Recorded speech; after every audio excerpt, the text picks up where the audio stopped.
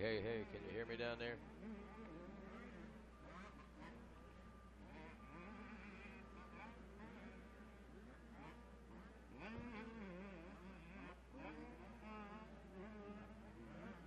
One, two.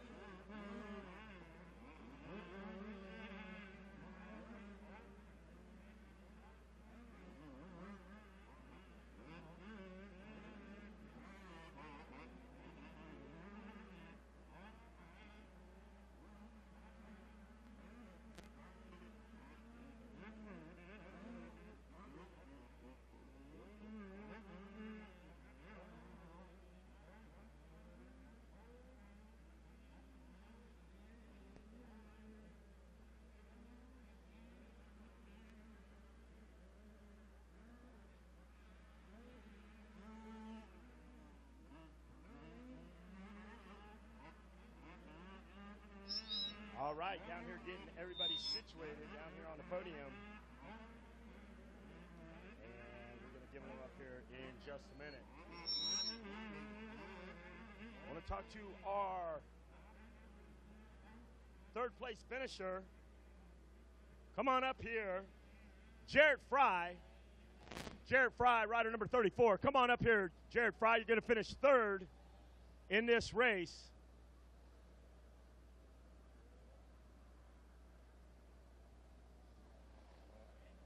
Jared Fry, come on up on the podium.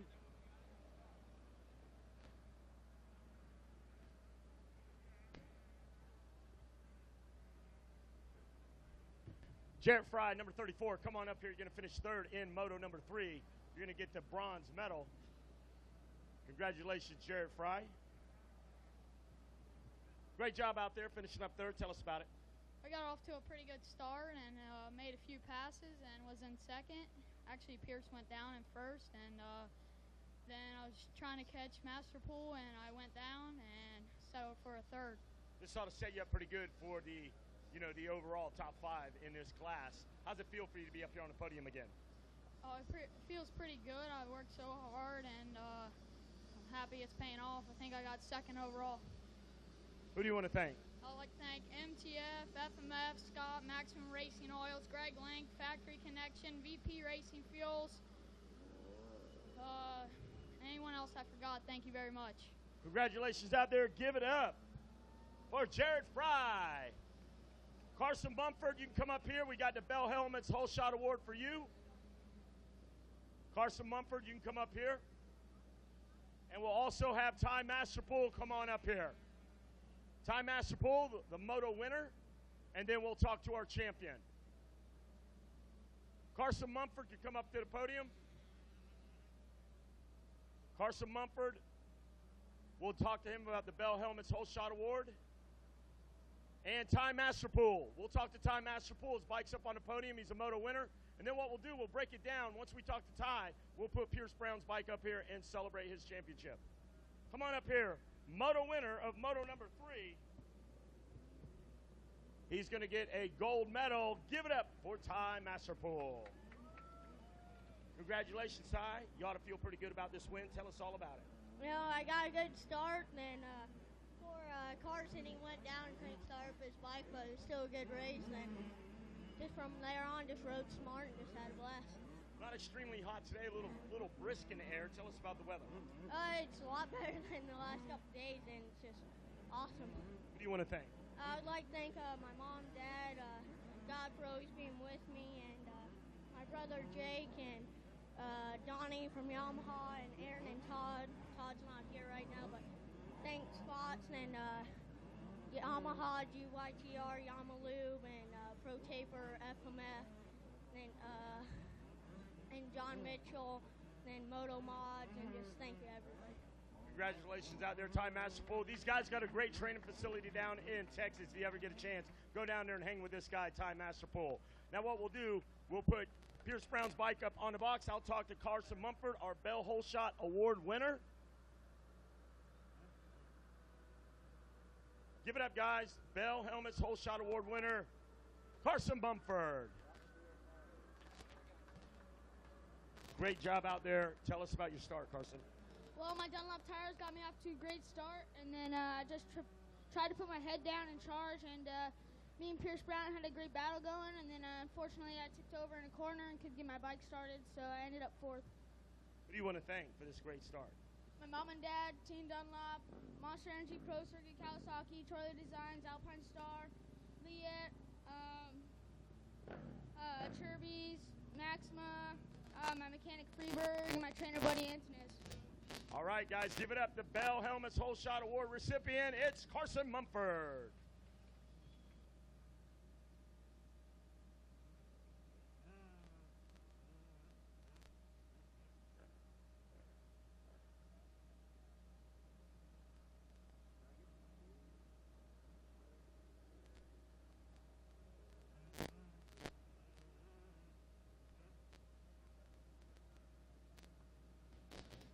Now, ladies and gentlemen, he hails from Utah aboard his KTM number 63, your champion of the Mini Senior 2, 12 to 14. It's Downtown Pierce Brown. We got a silver for you. Not only do we have that for you, Kip Bigelow's coming in with the number 1 plate. And we got that.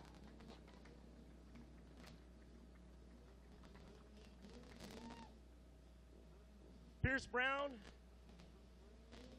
you about ready to move up to the big bikes. What do you got to tell us about that?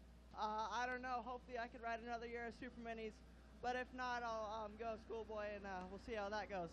Tell us what it means for you to win this championship down here at Loretta Lynn's. It means so much. I've been putting in the work all year. I'm so pumped that I got it. Tell us about what you did to prepare for such a prestigious event. Just go out and ride as much as possible. The weather conditions kind of worked out in your favor. Not as hot. Tell us about that. I know, it's pretty cool today. I got a all right start, not too great, but worked my way to the front in like this second lap, and then rode my own race until I made a little mishap over there. Kind of watered my brains out, but ended up second over the moto. Who would you like to thank for your success here this morning? Couldn't do without Red Bull, KTM, Trolley Designs, PR2, Scott, Dunlop, EVS, DT1, Alpine Star, Nihilo, Rockwell, Shannonide, RadMX, Red Manufacturing, ODI, and FMF. Everybody else, thanks so much. Congratulations, guys, with a big round of applause. Give it up for Pierce Brown.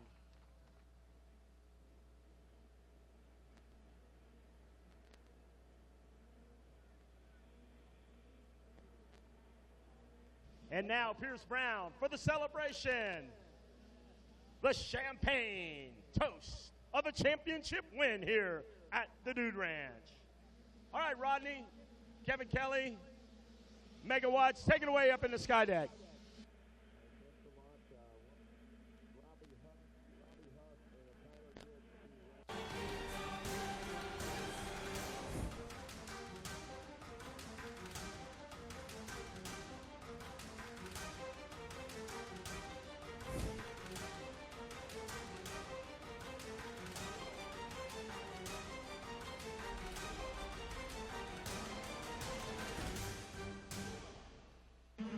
And good morning and welcome once again to the 34th annual running of the Rocky Mountain ATVMC AME Amateur National Motocross Championship presented by Amsoil here at Loretta Lynn's as we continue our race coverage here on a Friday. And third motos have begun, and we have begun crowning champions as we open up today's broadcast with race number 4 on the race docket, the 85 9-11 limited class, where Jaden Clow, the number 14 out of Elko, Minnesota, just grabbed the whole shot here in Moto 3, and what a day of redemption for him as he goes 36-18 in Moto 1 and 2.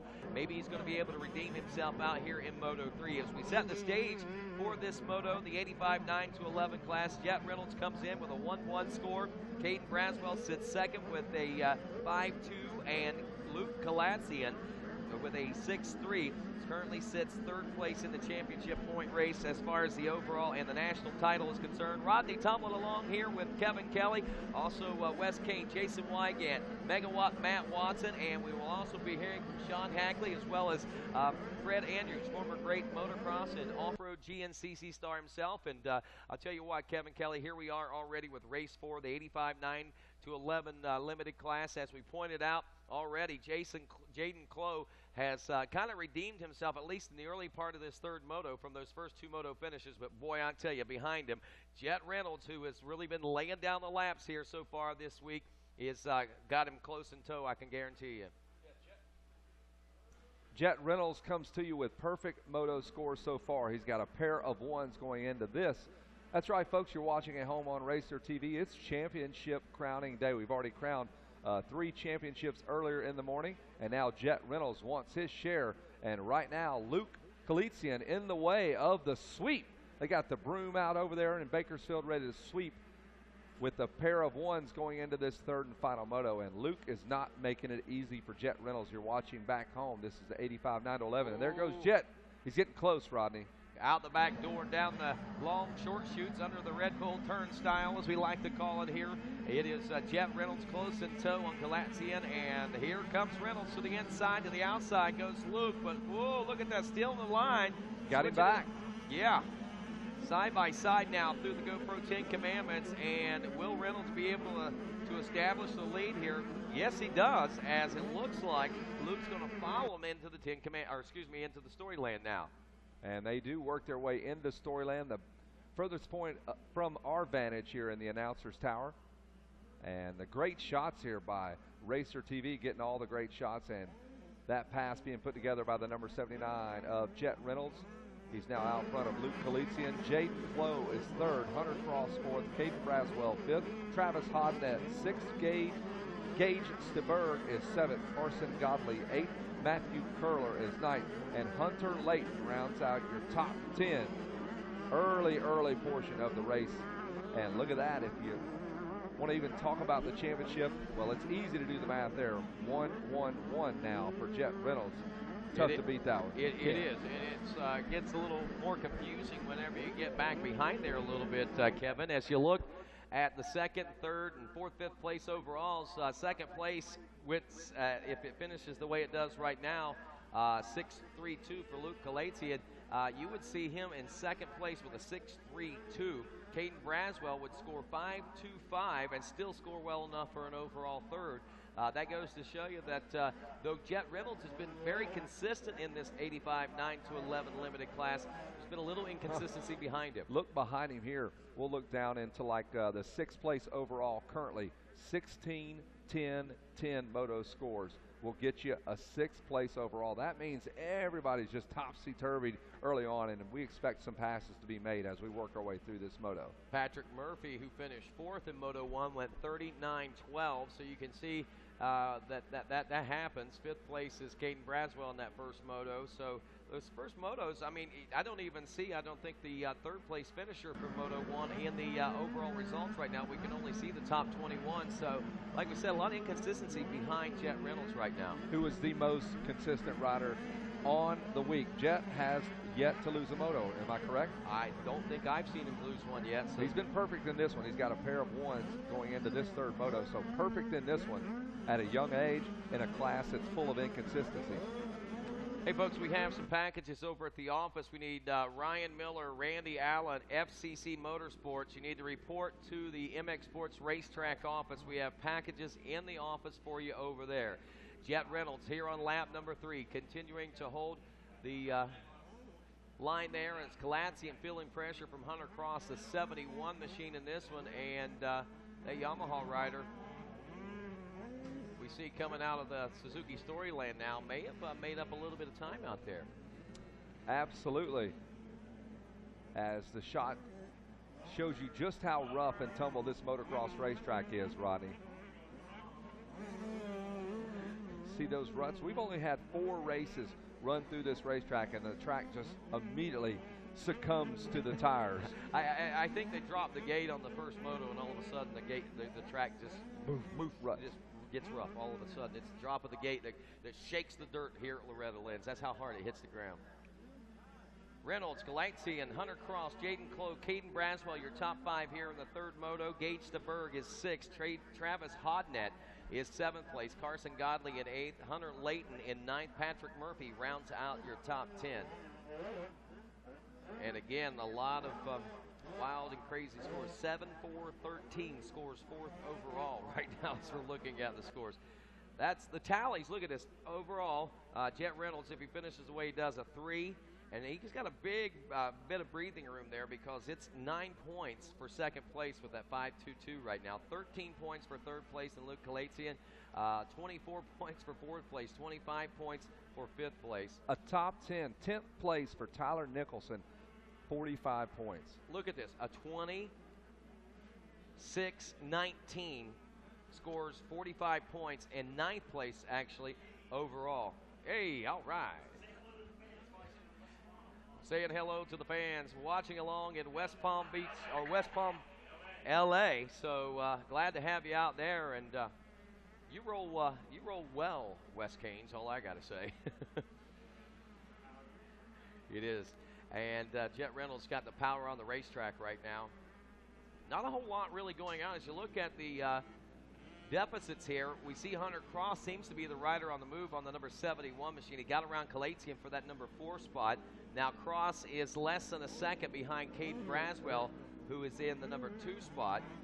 Cross did turn a 2:17.7 last time around, though, and Braswell a 2:15.6. I'm going to have to say I think Braswell actually made the pass on Cross that time now, but I think about it a little closer. So Braswell really putting down some good lap times. A 2:21 for Kalatsian. He slowed down a little bit. Jaden Clough, who got the whole shot, a 2:24 on that lap around. But again, redemption for him after those first 2 motos, grabbing that whole shot. Rodney, the cream's starting to rise to the top. This championship picture continues to change now. Crockett Meyer has found himself inside the top 10. He's up to 6th place overall. And Tommy Leclerc just in front of him championship-wise, along with Kalatsian, Braswell, and Jet Reynolds. Wow, did you expect to see this kind of topsy-turviness? I guess inconsistencies in the 85s. You know, normally, generally, the top 4 or 5, we have a real good consistent battle coming out of those in these classes normally. But again, this hasn't been your traditional week at Loretta Lynn's, I don't believe.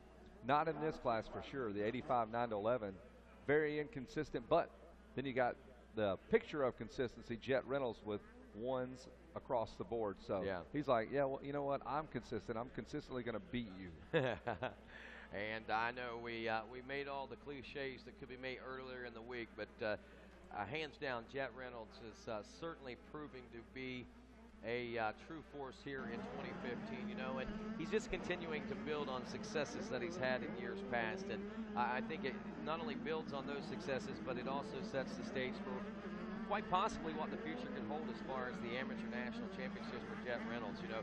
Yeah, you remember, he's riding up a class. He yeah. is still eligible to be on the 65. He played around with the 85 earlier at the Spring Nationals, liked it so much, they went full-time to the 85, and it's proven to pay off in dividends. So he is telling you that all that investment, all the money and hard work you put into my program, Kawasaki, I'm going to repay the debt. You know, it's been a while since we've seen a true prodigy make their way through Loretta Lynn's here in the amateur level. We've seen a lot of good talent making their way out, but, I mean, really a long time since a true prodigy. Yeah, we picked him up. I mean, he's won, and we've done the research.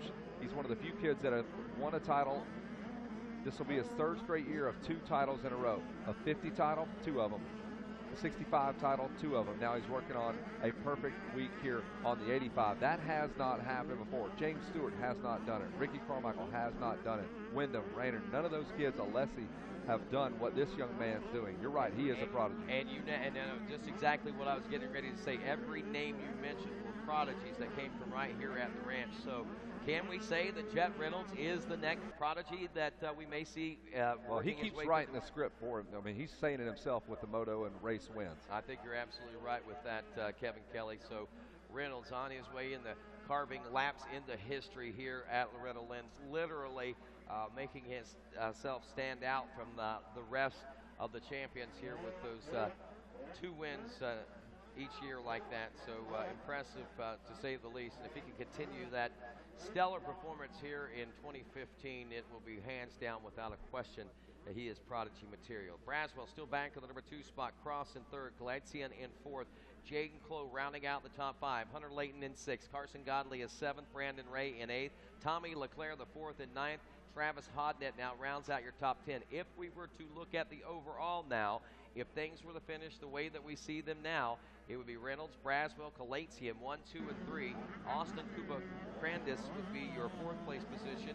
Tommy LeClaire with a 9.59 would be 5th overall. Crockett Myers 10.912 would be 6th overall. Hunter Layton 16.10.6 would be 7th overall. Hunter Cross 27.7.3 would be 8th overall. Tyler Nicholson 26.15 would then be 9th overall. And Lane Allison 11, 8, and 31. Yeah, you heard me right. 31 would score you well enough to be 10th place overall. That's crazy. And I'll tell you what, Caden Braswell is doing a great job keeping Jet Reynolds within sight. He's only 3.6 seconds back. So there's Caden. You're looking at him with the hand guards on the bike. He can see Jet right in front of him. He's like, I don't care about your records. I don't care you're having a perfect week. It's like the guy that breaks up the no-hitter. He wants to be the guy to get in between and win a moto and take that perfect streak away from Jet Reynolds. Won't change the overall picture for the championship, but it'll sure enough make that drive back home for Caden Braswell a little bit and sweet. he will have the bragging rights of being the person that was able to stop such a role that a rider is on. So we'll watch to see if that be the case or not. But Caden Braswell, I think, is probably given the most competition so far this week to the number 79 of Jet Reynolds. Lap times right now pretty consistent for both Reynolds and Braswell. Reynolds a 2:16.6 last time around with a 2:16.7 for Braswell. Then we had fastest laps at 2:16.157 was Jet Reynolds on lap 4 just a lap or so ago. But look at this, lap 3 at 2:15.6 for Caden Braswell. He's actually a little bit faster on the fastest lap. Yeah, he's coming right there in front of the announcer's tower. You can pick him up. Racer TV getting the shot. That's Caden Braswell going away from us here. Changed that section up a little bit. Used to be a 6-pack after that tunnel jump. There goes Braswell down to that really rough. That picture doesn't show you just how rough and how deep those ruts are. That entire straightaway will be a sea of ruts. One long rut, you just get in and go for about 150 feet. Look over to your right if you dare take your eyes off the racetrack to see what your mechanic's writing on the pit board. I have had so many people tell me that they do not even take their eyes off the racetrack. They don't even know the mechanics area is there. Yeah, I mean, it's a straightaway, and the ruts are literally the entire length of the straightaway. If you look over to your right to see what your mechanic's writing, you're going to have to crash and to see what he wrote. There's Jet Reynolds coming through those 10 commandments there, Rodney. Having a little bit of a problem there. Wasn't able to double through them. And yes, there are 10 jumps. And there is Reynolds on the Kawasaki going around one of the last riders. And that may cost him some time. It was 4.2 seconds he was out front of Caden Braswell. And Braswell might be sneaking into the shot here if we widen that shot out here. There's Jet, the number 79 out of Bakersfield, California, home of some of the loneliest, freshest, cheesiest dirt they got in America, right? That's why he rides his stuff so good, right? Exactly. I'm being facetious. That is hard-packed desert. The high desert is where that kid lives. And he can just ride a dirt bike. That's just bottom line. That's all he likes to do is ride his dirt bike. But Caden Braswell did come into that shot. Last time around, Reynolds was just a fraction faster, so the gap is still right about that 4-second or so mark between first and second. But I'm thinking that, like you said, coming through the 10 commandments, Jet might have lost a little bit of time, but at the same time, I think he might be picking it right back up. Yeah, and he's having to work his way through the lap riders. So when you're the first guy to come through them, you generally surprise them, and by the time the second and third place guys come through, it's a little bit easier for them. They've kind of moved out of the way. But Jet Reynolds, he's got that Hubert's Lemonade sponsorship back home there on his Kawasaki. You can see the big yellow, look at that, wheelies out of the rut there. Jet with 2 T's showing you the fast way around. We're 6 laps into this thing. He'll elect not to jump that big triple tabletop, whatever you want to call it, and I think it serves him well. Yeah, that's one thing we haven't been able to figure out, whether that's it's really a camelback. It goes up and flat, and then it's got the middle piece and goes back down, so you call it what you want.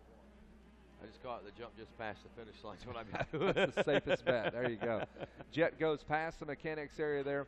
He's up in the trees there. We changed that section of the racetrack about 4 or 5 years ago, and I think it's been a hit the way it works out. It's so even. Me and Megawatt were talking about just how even this racetrack is from the inside to the outside. You can race side by side. We saw it in Pierce Brown and Carson Mumford. They raced from right here at the announce deck all the way back to Storyland. That was almost 1 full minute of side-by-side racing. That was what we like to see here at Loretta Lynn's also. Anytime you go to a racetrack, that's the kind of racing you want to see, and to be afforded that. I mean, that's a bomb went off in that turn. It is so rough. And those of you watching at home, and everybody always says, you know, that track doesn't look that rough. We've kind of gone on and on about it. But every pro rider we've had up here all have spoke about how rough this racetrack. Will Hahn says this place looks like a pro national track. Filthy Phil, dirty, nasty, gross Phil Nicoletti. He said this place is rough and nasty. I interviewed a couple of guys on the podium there late day yesterday, and to me, I guess maybe I've gotten used to it visually, looking up here and says, well, it looks like the track is smoothed out a little bit, and their eyes got real big. I said, no, man, it ain't any smoother. I promise you, it's not any smoother. You go to your home track, and they run 5 motos. The 5th moto, you can still see loader marks on some of the edges of the track. Dude, this place is completely thrashed, and they leave the racetrack like that, and I think they do it for a reason, to slow them down. It's made a safe racetrack. The injuries have been very minimal. I mean, you know, with this number of riders, you're going to have certain guys going to get hurt, but wow, what a great racetrack. It's challenging. It's been hot. It's been everything that Loretta Lynn's is supposed to be. It has, but I will say one thing. The last couple of days have really been pretty comfortable. At least yesterday it was really comfortable. We saw temperatures between 85 and 90 with a lot less humidity. And this morning, man, when I woke a little bit of a breeze. Man, if you got a breeze down here, it's awesome. If there's no breeze, it is like a wet St. Bernard is laying on top of you. It's miserable. Yeah, and the humidity is a lot lower again today, so hopefully it will remain that way, and these riders will have the opportunity to race basically all the elements as far as this championship is concerned. A little bit of mud there on Wednesday, the heat that came along with that, and then back to the more normal type conditions. So, yeah, I mean, this week we've been able to order it all up for everybody, and I think this is how we get our best champions won here, the championship. Well, one of the few kids that are capable, and I'm seeing Jet Reynolds kicks his right foot off of the bike quite often, so pay attention to that. Sometimes he doesn't lift it up, he actually picks it up and over, and I've seen him do that a few times. I'm not sure what he's doing there, maybe finding the brake or something. That's interesting as we watch the number 79 look over his shoulder there, and they'll go back home, look at that tape, and he'll probably have to do 1,000 push-ups for looking over his shoulder. I'm just making that up. My dad said, boy, I'm going to put a mirror on that bike if you keep doing that. Stop looking back is what my dad would tell me. But there he is, the number 79. We're watching you here on Racer TV. And Jet Reynolds working, one of the first guys that we've seen working on a perfect week so far, Rodney Tomlin. Yeah, once he makes it through this race tech last lap, there's a good chance that he will be one of the few that is able to sweep it. We saw Ricky Renner do it in the Junior 25-plus class a little bit ago as he took the second consecutive championship there in that class, and he did it against Sebastian Tortelli, who says he's coming back next year to try it again. Wow, I love that, man. I love to see the fire in Tortelli. I'd love to see Emmett come back. And we had Chad Reed on DMXS Radio, and he says, I want to come to that thing. He is talking about bringing Tate, his son, to come race down here. So all the riders, they want to do it. Will Hahn can't wait to get back here. Said he hadn't been back in about 7 years. And that seems to be the prevailing thing. They all want to come back and race this thing. It's amazing. You know, you work so hard to reach that level. Once you reach that level, how special all of a sudden this race becomes. You know, exactly. As an amateur, it may have been your most dreaded place to go in July and August. But there it is. There it is. Checkers are out. This ain't a dreaded place for Jet Reynolds. No stretch of the imagination for him. Get the broom out, folks. Sweep it, as he just did that in the 85 9 to 11 limited class. He's going to take that bike up to the box. That's a wrap, folks. You're right. That's a Reynolds wrap. We were waiting till the very end, Jason Hooper. That's what it was. So Jet Reynolds wrapped it up, and I think that right there was probably the heavy-duty foil he used to wrap that up with. That's for sure. Absolutely. Caden Braswell, second place in the moto, second place overall, and Luke Kalitsian makes it easy for Wes Kane. The top three, the same in the moto as in the overall championship. Reynolds, Braswell, Kalitsian, 1, 2, 3. And let's see how Wes pronounces that name, Luke Kalitsian. We'll see what Wes comes up with. He usually has his own version of your name. He goes, hey, that's how I want to say it. I'll say your name how I want to say it. Now change it. Hey, congratulations to Jaden Clough for turning things around here in Moto 3 after the tough things happening there in Moto 1. He got the whole shot also. Finished up fourth here. Hunter Cross will take the number 5 position. Brandon Ray in 6th aboard the 19. The 99, Hunter Layton in 7th. Tommy LeClaire, the 54, is 8th. Crockett Myers, the 41, in 9th. And Tyler Nicholson rounding out the top 10 on board the number 13 machine as we check out the CoolVest.com podium presentations getting ready to come up here. It's actually coolerthanYou.us podium presentations, but the folks at Cool Vest are the ones that we're talking about there, and we got Wes Kane down there. He looks pretty pumped and excited to get to interview our top 3 in the 85, 9 to 11, as he knows as well as everyone, man, these are special moments for these kids, and to get to share in these moments with these families like this, you know, are special times because, you know, they go home, they look back on these moments, they've got photos that they reflect upon, and, you know, that's Wes Kane, or that's Kevin Kelly, or that's Jason Wygant, or whoever it is that's interviewing them on the podium, and you get to become a special part of that moment. Wes Kane, I know that special thing is getting ready to happen, and you're as excited as they are. All right, third place up here is going to finish third in this race, 85, 9 to 11 limited.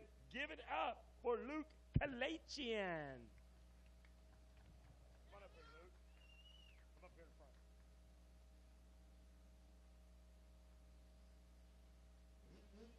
Come on over this way.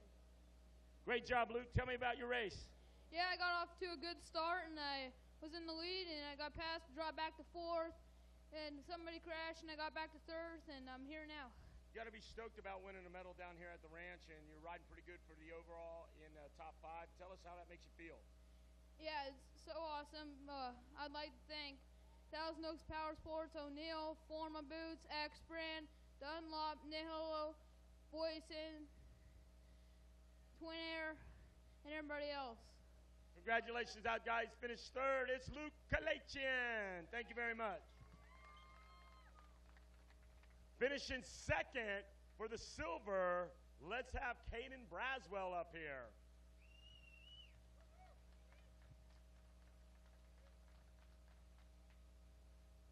Caden Braswell, congratulations. Great job out there. How's it feel to get a medal down here? Feels pretty good. Tell us about it. I got an okay start and then just charged my way up. Who do you want to thank? Jesus Christ, Mom and Dad, WMR, ODI, Fly, DT1, Dragon, Dunlop, FMF, Husky, South of the Border, Nihilo, Dunlop, and anybody else I forgot. Thank you very much. Congratulations, job well done. Put your hands together for Caden Braswell. And now, our Bell Helmets Whole Shot a winner, Jaden Clough. Come on up here. Jaden, congratulations. Hold that up. Come up here, front and center. Jaden Clough, ladies and gentlemen, with the Bell Helmets Whole Shot Award. Tell me about your start. My dad packed me a great gate, and I got off to a good jump, and then just held it onto the corner and got the whole shot. Who do you want to thank for that whole shot from an award from Bell Helmets? Limited Motorsports, Bell, Power Band, Vertex Pistons,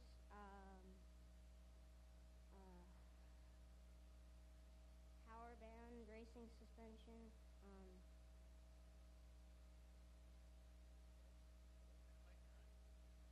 Kawasaki Team Green, and everyone else I forgot. Congratulations out there, guys. Give it up for Jaden Clough. and his Bell Helmets Whole Shot Award. All right. Good. That's yours. And I'll take this. And now, ladies and gentlemen, he hails from Bakersfield, California, aboard the 79 Team Green Machine with a perfect score, a 1-1-1. Give it up for Jet Reynolds. Kip Bigelow with the number 1 plate. Hey, buddy.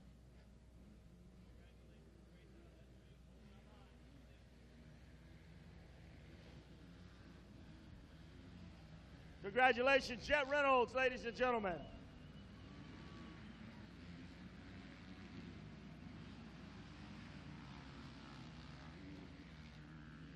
Jet Reynolds, a perfect score. Tell us about your race and tell how it feels to win another championship down here at the Rand.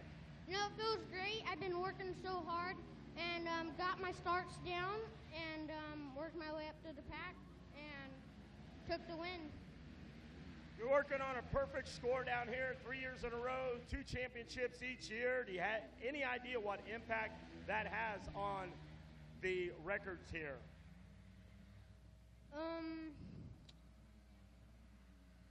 I think I have 5 now. One more race, and then you'll knock down 2. Tell us who's helping you out. Kawasaki Team Green, Oakley Goggles, Shivers Lemonade, Rentoff, Y Racing, Pro Circuit, Ride Dunlop Tires, AmeriCore SMX, SOB, InStyle, DT1 Air Filters, Mom and Dad, everybody else stinks. Congratulations out there, guys. Jet Reynolds, we're going to give you the champagne for the celebration. I'll get out of the way. Ryan Holiday, you might want to help him out up there a little bit. Ladies and gentlemen, Jet Reynolds, your 85 9-11 limited champion. That's right, your national champion at that. Congratulations, Jet, and keep up the good work, buddy. It's been a lot of fun watching you race so far. Rodney Tomlin here in the towers. We're joined by Andy over at GoPro. Andy, welcome back to the tower, and we were just talking off mic there just a moment ago. It seems like yesterday you were coming in talking about the first day of giveaways that you had, and you were coming back saying, we just gave away 2 GoPro cameras, and wow, now that we are here on a Friday, you've done it every night this week. You guys have been down there helping people, informing them of the GoPro. You have also not only been informing them of the GoPro, but you have been showing them how to work the GoPro and giving GoPros away. Yeah, I mean, I can't even tell how many cameras I've given away this week. It's been crazy. We do it every day. Someday we do 2. You know, it depends on how we're feeling. Well, that's awesome. I know that a lot of people are getting a lot of benefits and uses out of them. And what's really great is we want folks, if you haven't stopped by to check out the GoPros, please do so, because not only do you have the great traditional GoPros, but there's a whole lot going on there. You got the Hero 3s, the 4s, the Sessions, and all the accessories that you can show how to make it all work. Yeah, and I brought this new mount up. It's our wrist strap. It's got a couple different straps so you can mount it to, you know, your wrist, obviously your leg, your arm, a lot of versatile things. The beauty of it is, all these mounts that we make different size cameras, but the mounts are all going to be interchangeable. So it doesn't matter if we come out with a new mount and you've got the brand new Session, you've got a Hero 3, you've got the original Hero. They're going to work with all of them. That's awesome. And this new Session, what is it, 35% smaller? Or actually 40% smaller, 30% lighter or something like that? 35% smaller, 40% lighter. Okay, I got the numbers back. But either way it goes, man, this thing is like a microchip almost. It's getting down there. It won't be long until it'll be microchip size, that's for sure. It's tiny, and we're loving it. All right, so head on down, and if you want to purchase a new GoPro, go to a local dealer if you're watching on RacerTV.com, but certainly go down and see the great folks at Cernix, right? Absolutely. If you're here at Loretta's, Cernix is out of Sessions, but they've got that Hero 4 Silver for $100 off. Wow, that's awesome. All right, thanks a lot, Andy. Appreciate you taking the time to come down and talk with us. As we set the stage now for our next race, race number 5 on the docket. Sean Hackley now joining us here in the broadcast booth as we've got the Masters 50-plus class and the Senior 45-plus class, I believe, getting ready to take off here on this Friday morning as we get set to crown 2 sets of champions here in just a few moments. Looks like Maybe I'm looking at the wrong race order here. Let's see. Open Pro Sport, actually, I believe is what we're going to next, actually. So my papers here, I got to go to the back side and pick up the Open Pro Sport, which excites me even more because, you know, as excited as I was to watch the Senior 45 plus and the Masters 50 plus class, this Open Pro Sport class coming up here leaves a lot on the table. Get these scores. Benny Bloss coming in with a 3-1 on the number 33 Yamaha. He's leading it right now. Mark Worth going 5-2, and Marshall Welton a 1-3. So we've got 3 guys very well in contention of that, and we are about ready to drop the gate on this Open Pro Sport class, and we welcome back our family man coming into the broadcast tower. And Andy Boyer joining us here. Of course, we know him for many years working with RacerX Illustrated. We know him for many years just being around the industry, and we know him now from RacerTV.com and Supercross and everything. Andy, welcome to Loretta Lynn's, brother. Hey, man, it's good to be back. This place is just amazing. The place, it's been a few years since I've been here, but it looks beautiful. There's the whole shot for the 258 class. These guys are going to be going off, but we're here interviewing the invitees to the Monster Energy Cup, and a lot of those kids are excited. That's going to be coming up real soon. Right. Well, that sounds pretty cool, man. And where are you guys doing that out here on the... In various parts of the pits. We've been to KTM, Team Green. We've been all over the place. We're going to go into Nathan Schwartzendruber and myself are going to some of the racers' pits, and it's cool to see them get their invite plate, and they're all real stoked to come for the race. Well, Andy, good to have you on board, man. Good to have you here. Good to see you back. And good to see you on Racer TV all the time. Great to see you guys. Yeah, it's another season of Race Day Live with Jim Hawley and myself. So right for Supercross practice, we hope everybody tunes in. All righty, sounds good. Andy Thank Boyer you guys. here with us. Not a problem, brother. We get the 21. Speaking of Kawasaki's there, Isaac Teasdale out of Robbinsville, North Carolina, the 21 machine, grabbing the early lead here in the Bell Helmets Hole Shot Award. But quickly, a lot of folks went to work out there as we saw a lot of position jockeying going on, and we now, I believe, have a new leader, Sean Hackley. Yes, you know, Isaac Teasdale's got the whole shot, and coming out of the forest, he got under attack by 3 or 4 guys, you know, and going down the long, short, everything got shuffled up really fast. So, you know, as we come over the Rocky Mountain right here, the Yamaha rider coming out, we're going to see who this is. I believe it's Benny Bloss, is it not, aboard the number 33 Yamaha. He took a Moto2 win. He actually sits in the driver's seat as far as the championship is concerned. And maybe actually, is that It's Marshall Welton. Marshall Welton, yes. 28. So we were close in there.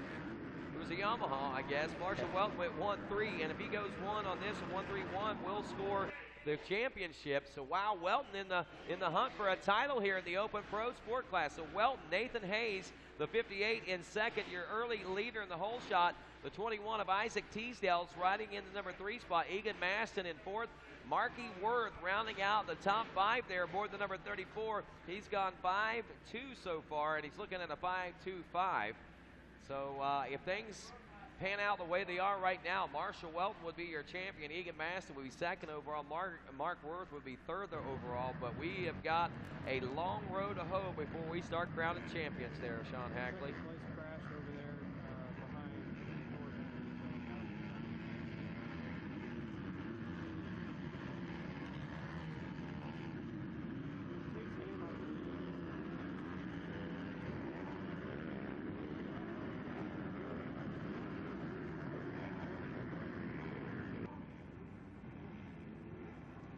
So checking out the action right now. Oh, look at this. We've already got passing taking place. What's going on out here right now, Sean Hackley? That looks like the battle for second right now. It's between Nathan Haas and Egan Maston. So, you know, they're just trying to get shuffled out here in these first few opening laps. Track looks like it's turning out great today. Chase Marquier, I believe, might be a rider that we're seeing battle up through the pack. If you saw the deficits between 3rd, 4th, 5th, 6th, and 7th, and 8th places, all or a 1/3 of a second to a 1/2 second has been the biggest gap. So to move up through the pack will be very easy here in this Open Pro Sport in the first couple of laps. If you can make those passes and find that line, I think that's what we're witnessing right now, is just exactly that. Well, another thing we're witnessing is the heated battle, the torrent battle that is starting to heat up for now, the number 2 spot. And actually, this is going to end up being, I believe, a 3-way battle for the number 1 spot as your new leader now makes his way down through the finish line region now. And then we had a rider go down right there. I'm not sure it was. It was one of the Kawasaki riders. So, you know, hopefully that Mitchell Harrison and those guys don't run into problems. All right, take that back. Welton was just ahead of that. That was Mark Worth. Mark Worth going down there. Maybe we can get that onto some replay. But Marky A is actually second. I said leading, but it's actually second. Benny Bloss is up to third. Egan Masson is fourth. Mitchell Harrison in the number 5 spot. Harrison, a rider that folks expected to see some consistency out of, and that's exactly what they've seen with 2 fourth-place finishes and running in fourth and fifth here in the moto.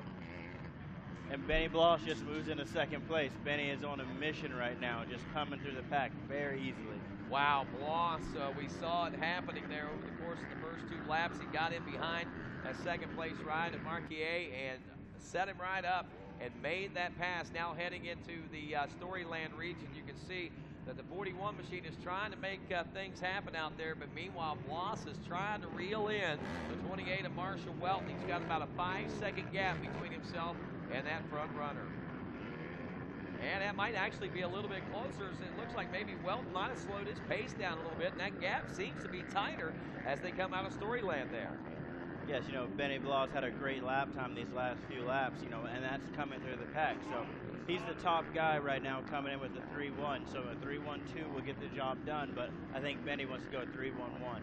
There you go, and Benny Bloss on the mission right now, moving into the number 2 spot and reeling in Marshall Welton as we roll into the Thor's Beach Sweeper now. We've got a battle for the number 1 spot in this Open Pro Sport class right here and right now, folks. Marshall Welton, Benny Bloss, now the drive toward the finish line in the wrap-up of lap 3. Still a long way to go in this moto, but wow, look at the intensity already taking place, and Benny Bloss is the man that's leading the charge as far as the intensity goes. Yes, and as the track's just getting so rough this entire week right now, Benny Bloss is one of the taller riders that we have here this weekend. You can see how he's using his leg to absorb the braking bumps and making a little bit of time coming up into these corners. Yes, you can tell a lanky young man, Benny Bloss, on board that Yamaha there, this Open Pro Sport class, through the bell helmets for us. Out the door, back door, we roll into the short chutes now. A hard left-hand turn, and here comes Bloss. He shows him a wheel now. Marshall Welton more than knows he's there. He feels him right there at each and every turn. On the outside, we're going to see if Benny Bloss can get the drive down through the 10 Commandments. Yes, Marshall went inside in the turn before the 10 Commandments, just protecting his inside lines. And that's what you need to do when you're in this racing situation. You can't go outside when someone's coming up right behind you, because obviously they can get inside you and take the line away. Far side of Storyland now, making their way back in toward the heart of this race course. Marshall Welton continuing to lead Benny Bloss, but Bloss making up a lot of ground out there on that racetrack, and have made a race here in this first part of the race. Actually working on lap 4, he quickly moved into position and is now making Marshall Welton work for this number 1 spot in the Open Pro class. Oh, and Benny Bloss pulls up right next to him, coming over the Rocky Mountain, and he has the inside, so I think he's going to take the lead. And so he does. Benny Bloss, wow, man, talk about making it look easy out there. Benny Bloss making the pass on Marshall Welton. And now through the Thor Sweeper as we head to the finish line region again, a new leader. Benny Bloss followed by Marshall Welton, and we've kind of lost track of what's going on back in the 3rd and 4th place spots. Hey, we got a vehicle. What was it again? A Jeep with Maryland tags that's parked down in front of the command post for the Humphreys County Sheriff's Department here on the hill. We need to get that Jeep moved immediately. If you're parked up by the command center in a Jeep with Maryland tags, please come move your vehicle ASAP. And as we head into the 4th lap right now, Benny Bloss sets the fastest lap with the 156.7. And, you know, he's just going out there. He's on a mission. He wants this championship. I know he's had a lot of great rides here in the previous years. Well, how about it for Egan Maston back in the number 3 spot. Chase Marquier dropping to 4th. Mitchell Harrison now in the number 5 spot. That's where he's been, but look, he's running about 3 seconds faster lap than Marquier, so we should see Harrison up to 4th place.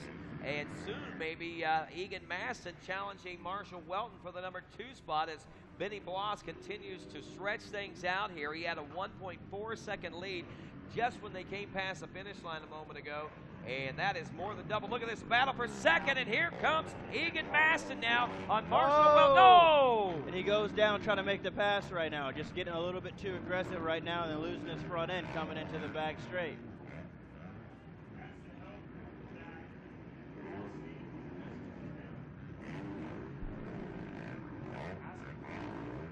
So Maston goes down, and looking at the overall points right now, Benny Bloss going in with a 3-1, and Marshall Welton going with a 1-3. I didn't realize that whoever beat who went to the championship. And I think right now we're going to take a look at the replay and see what just happened between that battle. We'll go back and take a look at that. Meanwhile, I want to remind, we got Roberto Rico. Roberto Rico, you need to move your vehicle. Here's the replay. What happened right there? Back that back up. Let's see that again. All right, here we come.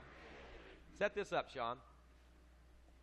They come over these two rollers right here, and Egan Maggins jumps a little bit too aggressive into there and loses the front end as he landed and just slides out. That's a big bummer because he was on a mission right there to pass Marshall Welton and try to take the number 2 spot and potentially go after Benny Bloss. Wow, how close he was to taking both of them out, though. Yes, that was close. That's racing, though. You're trying to make the pass and everything like that, and you're looking forward, not looking to see how close you really are to the next rider.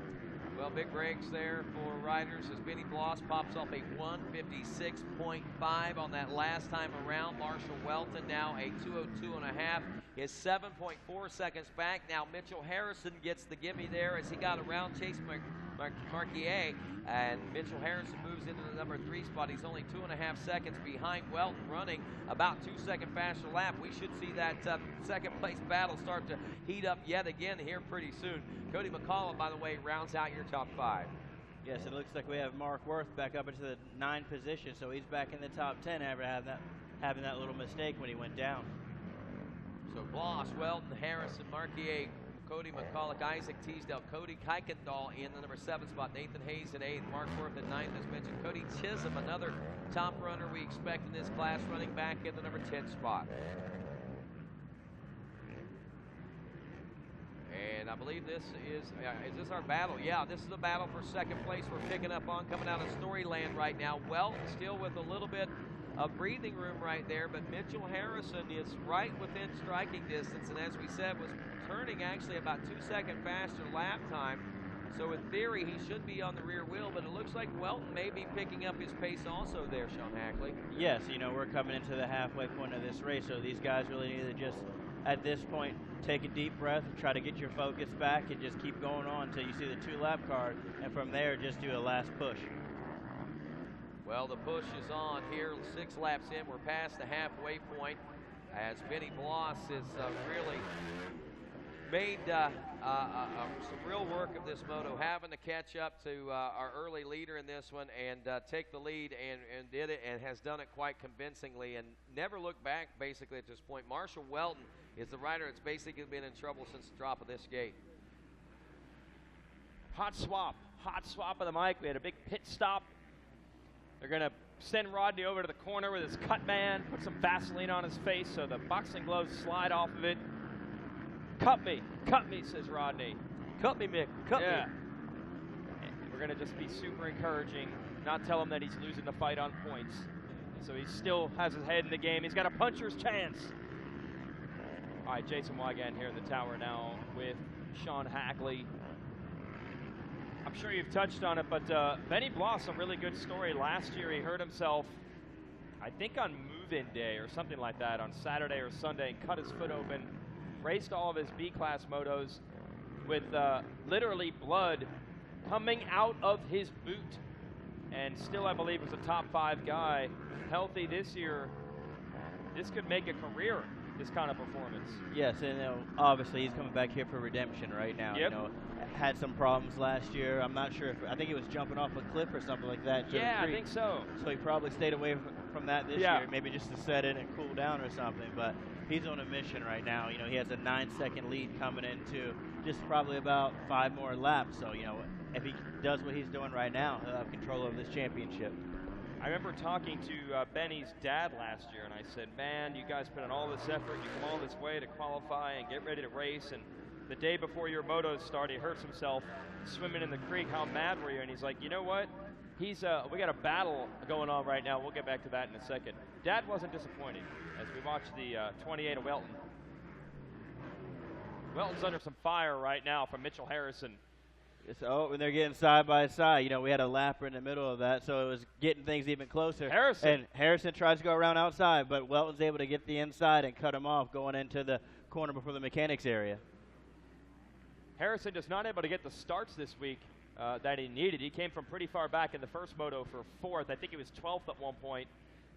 Needed to win that second moto badly, though, and didn't happen. So now he's got to hope for a miracle. Harrison with a 4-4. Could be a 2 if he can get Welton, but Welton has responded. Yes, you know, Welton kind of came under attack in the early stages of the moto. Benny Bloss got around him, and then somebody else did get him? Yes, Mastis, when they were battling, he went down. So that slowed Welton up a little bit. But Mitchell Harrison right now, I think, made a few mistakes after they were just side by side, so Welton was able to open the lead back up. Yes, Bloss, I found what I was looking for. Last year, 2nd place in 450B Limited behind Lorenzo Locurcio. So now trying to get a title. Welton, though, he's going to make a name for himself as well. Got that first moto win, potentially looking at a 1-3-2. What do you think? Has Harrison got enough for one last run at this? You know, we're coming up. We have about 4 more laps to go or so. So I think right now he should just get himself together, look at lines, study what Welton's doing, and then try to make another attack on the white flag or just after the 2-lap car comes out. Leap over that Rocky Mountain. Welton, 2 laps to go, is not quite out far enough to not have to worry about Harrison at all. Behind Harrison, you got Marquier, who was so brilliant early in the week with some good starts, but then had some crashes and some bad luck, and he's out of the title picture back in 4th. And Cody McCullough, 5th.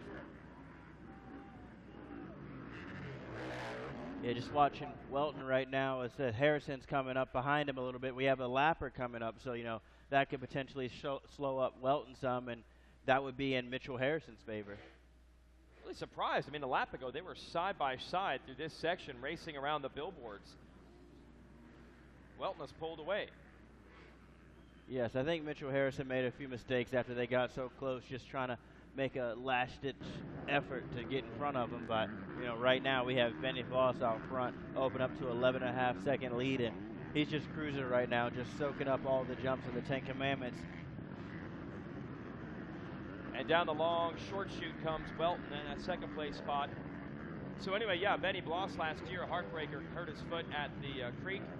Still managed to come in and get 2nd in the B class. And I said to his dad, I'm like, man, were you disappointed to get hurt early in a non-racing incident? He said, you know what? He's a good boy. He's not a rule breaker normally. So I can't get on his case one time when an accident happens. So that was pretty cool. And they've come back potentially in a big way to get a title here, looking at a 3-1-1 with about a lap and a half to go. Yes, and Benny's coming down right now as he comes over the Rocky Mountain. And you just see him taking it all in, just a nice cruise lap. He opened up a big lead just so he can enjoy this last lap, take it in, and come across, you know, put his hands in the air. Oh, it's going to be awesome for him. And the Blue Crew definitely stepped up their game the last few years. Into the beach turn we go with the 33.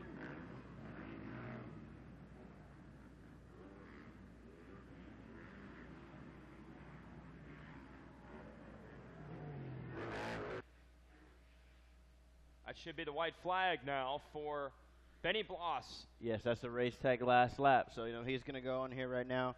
You know, we saw that he was, back the pace down a little bit and just cruising. He dropped his lap time to a 2:01. But his fast lap time was a 1:56.5. So he's enjoying this right now. All right. Yeah, the lead is 12 seconds, so he doesn't have to worry too much. Welton has 5 seconds on Harrison. I'm not sure what happened there for Harrison. He got to him. And the last 2 laps, all the ground he made up, he gave back. Yes, you know, I mean, the track's getting rough today. Track's getting beat down. You know, obviously it's been doing that every single day. Everybody's been not complaining about it, but talking about how rough and how hot it is. And, you know, maybe Mitchell Harrison got some arm pump. We saw a few of the riders deal with that this week. Yep. It's amazing, especially in this Open Pro Sport class, that if you're scouting it, it's a lot of riders still trying to make a name for themselves. I mean, we look at, say, 250B. You already know who those guys are. They've already won titles here, several of them in the class. Here, it's all over the map, and there are several riders I'm looking at. When you see the results at the end of the week, there are non-factors points-wise, but they had the speed. Certainly Mark Worth, he's going to end up probably 4th overall. He's up to 6th right now. Chase Marquardt led a lot of laps early in the week. He's looking at a 15-13-4. Josh Moseman was quick, and Egan Maston. Look at those scores, Sean. 2.6.36. So obviously ran into some issues that last crash he had during this moto, and hopefully he's okay for the other class that he's racing in. And Benny Bloss with his hand over there as he hits the Kawasaki tabletop coming to the sand beach turn. Taking a look over, making sure, is it real? Do I have the lead? Is it set? He's going to win the title. He's going to go 3-1-1. Congratulations, your Open Pro Sport champion is Benny Bloss.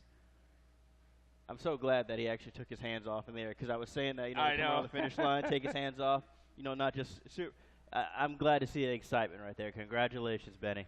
You just want to be proven right, man. Yes. When you say they're going to take 2 hands off, they better take 2 hands off. So nice job. Cycle Trader, Rock River Yamaha people are happy about this. And who knows where this leads Benny Bloss into the future. He'll have to deal with Wes Kane, I believe, down there at the podium for now. I think this will be the first rider like Wes Kane has to look up to. Yeah, it doesn't happen very often. Big old Jeff Loop. That's about Yes. it. Loop is ready to put Wes Kane in the ground. Marshall Welton finishes 2nd in the moto and 2nd overall with 1-3-2 scores. That's still a solid week. It came down to those two. Whoever won the moto was going to win the championship. They were tied coming in, and Bloss got it done.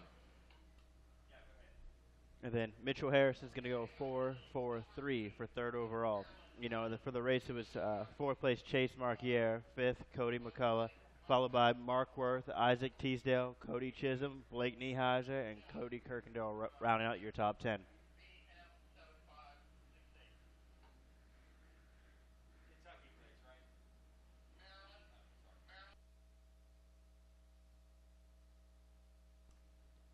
Hey, just an announcement real quick. We do have a silver Jeep with Maryland license plates. It's parked right by our medics trailer. We need you to move that thing. So if you have a silver Jeep, you're not in trouble. We just need you to move because you're in the way of our medics crew. Silver Jeep with Maryland license plates. Please move that thing over for us. Thank you. Got the championship celebration set down there at the podium. All right. Down here. Open Pro Sport, finishing 3rd for a bronze medal, Mitchell Harrison. Mitchell Harrison down there. Come on up, Mitchell. We'll do some talking. Big crowd down here, big crowd.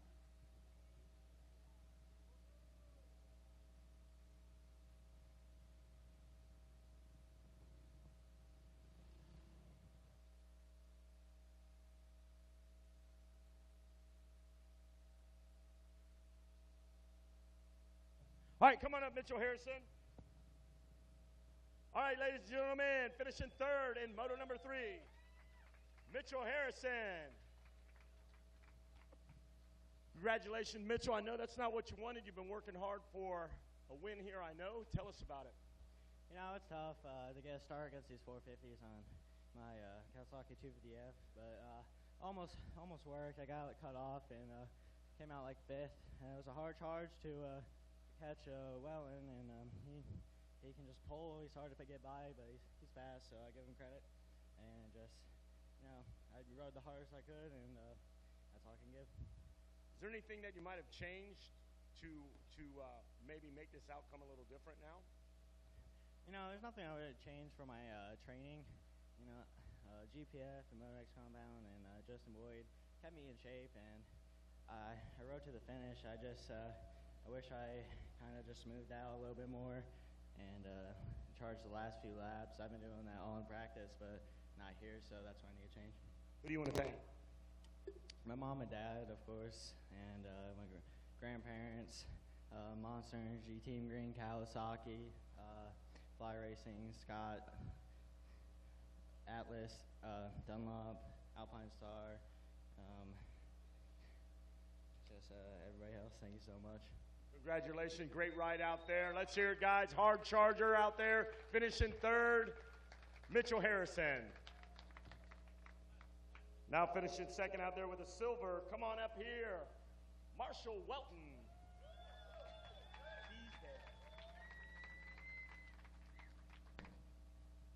Congratulations, Marshall. Great job out there. Tell us about the battle out there you guys were having. Yeah, it started off, couldn't have it any better. Great hole shot right up front, and I don't know, Benny was just on the gas, and I didn't have anything for him that time. Who would you like to thank? My dad, my brother Roman, Brandon, Mike from Club MX, Justin Barsha, Phil Nicoletti, Alias, 100%, and anyone else, thank you very much. I really appreciate it. I've improved a lot in the last 3 years. I really got to give it up to Club MX for getting me where I am. Yeah, those guys say they've been training down there real hard. Tell us about training down there, getting ready for this. Yeah, it's a full-time job. It's a lifestyle, and I mean, I wouldn't have it any other way. Who else you want to thank? That's all. Thanks. All right, guys, give it up. Marshall Welton. And now for our Bell Helmets Hole Shot Award winner, $100 going to my man here. Thank you very much. We'll get you back up here in a minute.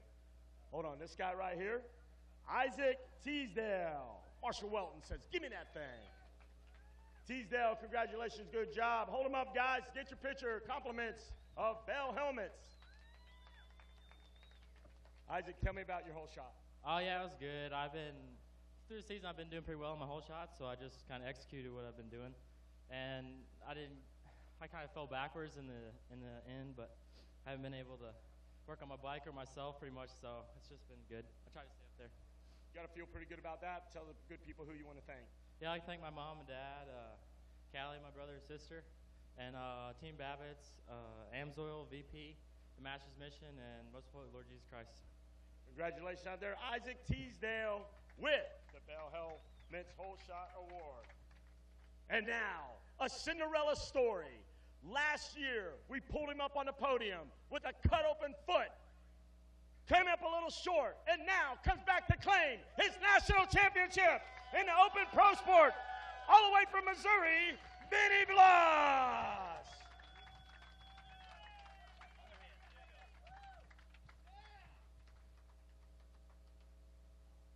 One more time, ladies and gentlemen.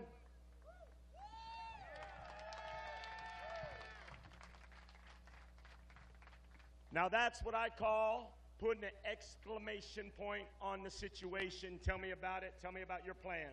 My plan was to get a hole shot, and that didn't happen. So I got a pretty good, decent jump out of the gate and ended up, I don't know, probably behind top 10. But I just tried to make passes as much as I could, and I saw that Marshall was in the lead, and I knew that I had to beat him to win. So, you know, I wanted this more than anything. I've been training as hard as I can down at RTC with Robbie Raynard, and finally got it. Tell me what it means for you, deep down, your family, the dedication, Robbie Raynard working hours with you. Has it really hit home yet that you got this #1 plate? It's hit pretty good. I don't know. Maybe it could get better, but it means everything to me. You know, first off, I want to say this is for my grandma. You know, she's not here to see it, but I know that she'd be happy. What's your plans now after leaving Loretta's? Go to Unadilla in the 450 class and see if I can mix it up with some of the big guys. Well, congratulations. Congratulations on your ride. Anybody else you would like to thank? First off, the man above, my mom, my dad, my whole family, my girlfriend, Cycle Trader, Rock River, Yamaha, Donnie Luce, Mike DeClose, FMF, Fly, Guts, 100%, Truck Central, Dunlop, tires got me a great start, somewhat, Bell, Roost MX, EVS, Gardner, RTC, Ashley Phillips, Robbie Raynard, everybody at RTC for pushing me, Atlas, anybody else, my mechanic Corey Clark, Pat Thrall, anybody else, thank you. Shout out to Missouri. Congratulations out there, guys. Give it up one more time. It's a champagne celebration. Your champion, national champion, Benny Blas. All right, thanks, Wes Kane. Congratulations. Been a good week so far for the Missouri gang, and Benny Bloss throwing it down, breaking the news. He's going to Unadilla next weekend in the 450 class, and he's going to see what he can do as a pro. Congrats to him. We're going to take a commercial break here on RacerTV.com. We'll be back to crown champions in our 50cc classes, so stay with us.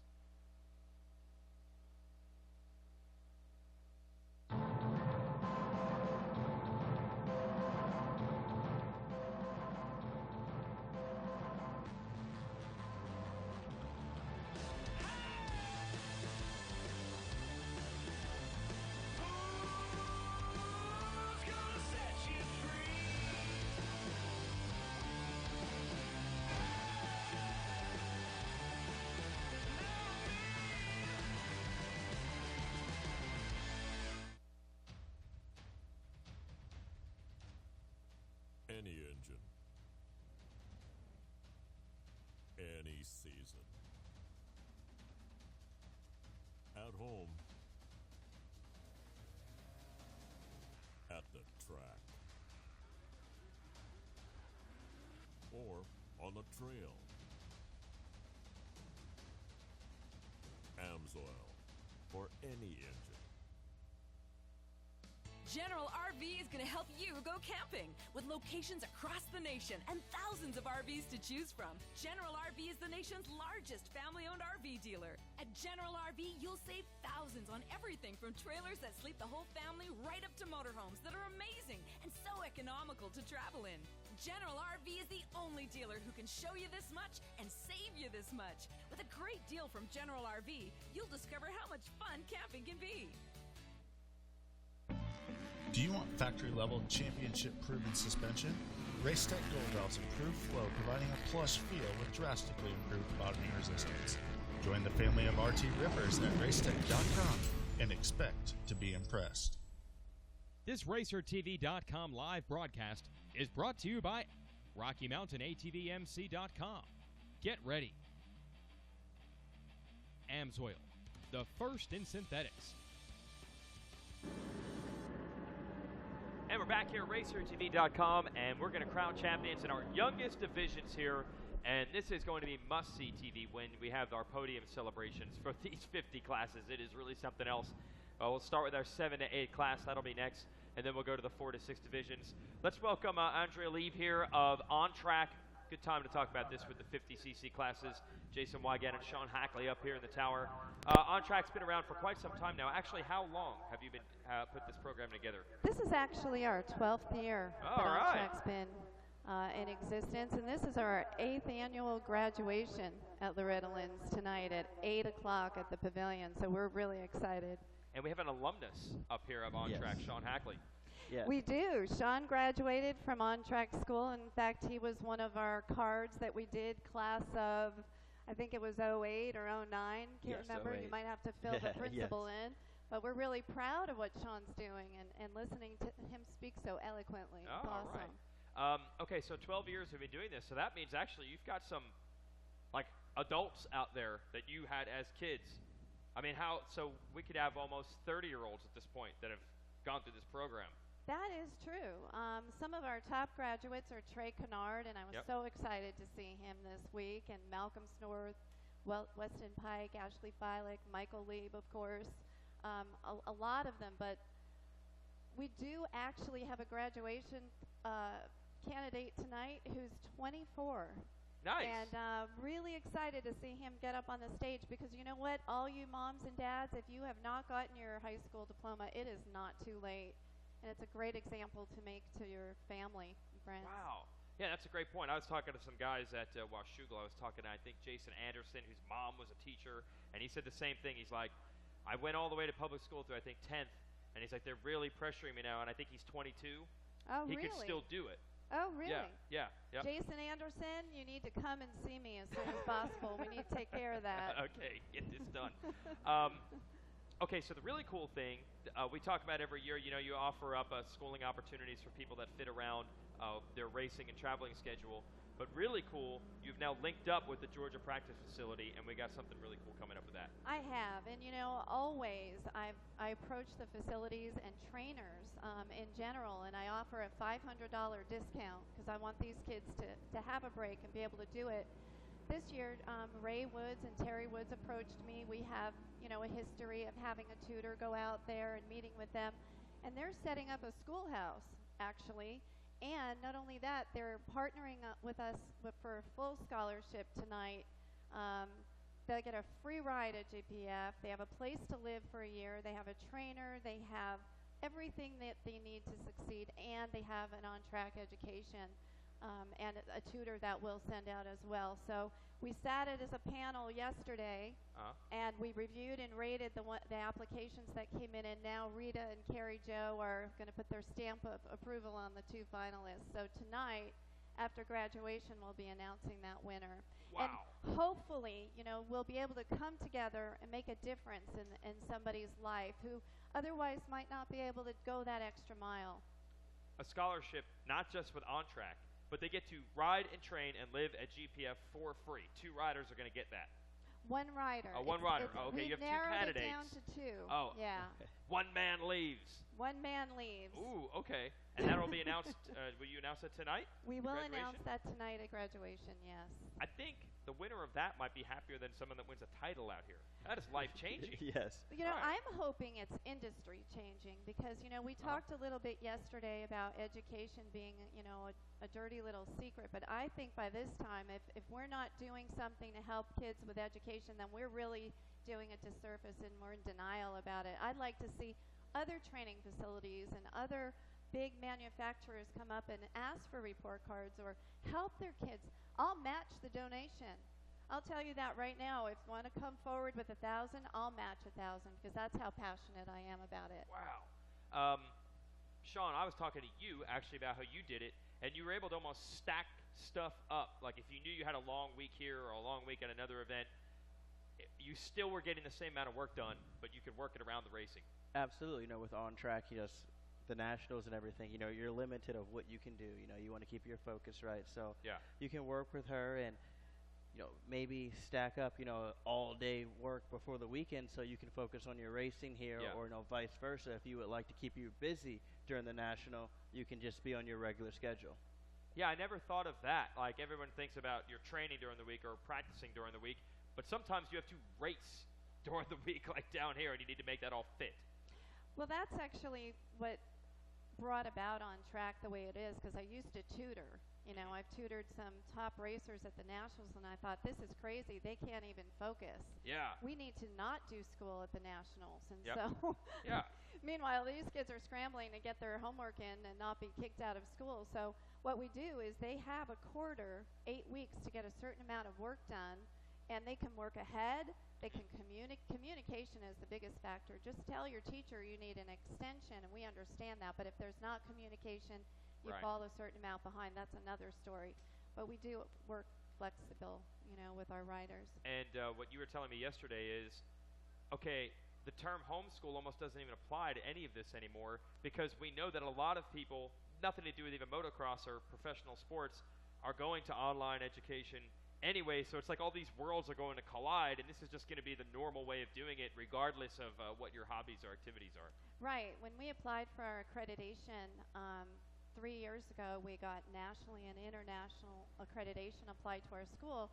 We learned that within the next 4 to 5 years, over 70% of high schoolers will be only online. 70%? 70%. Wow. So that's huge. Wow.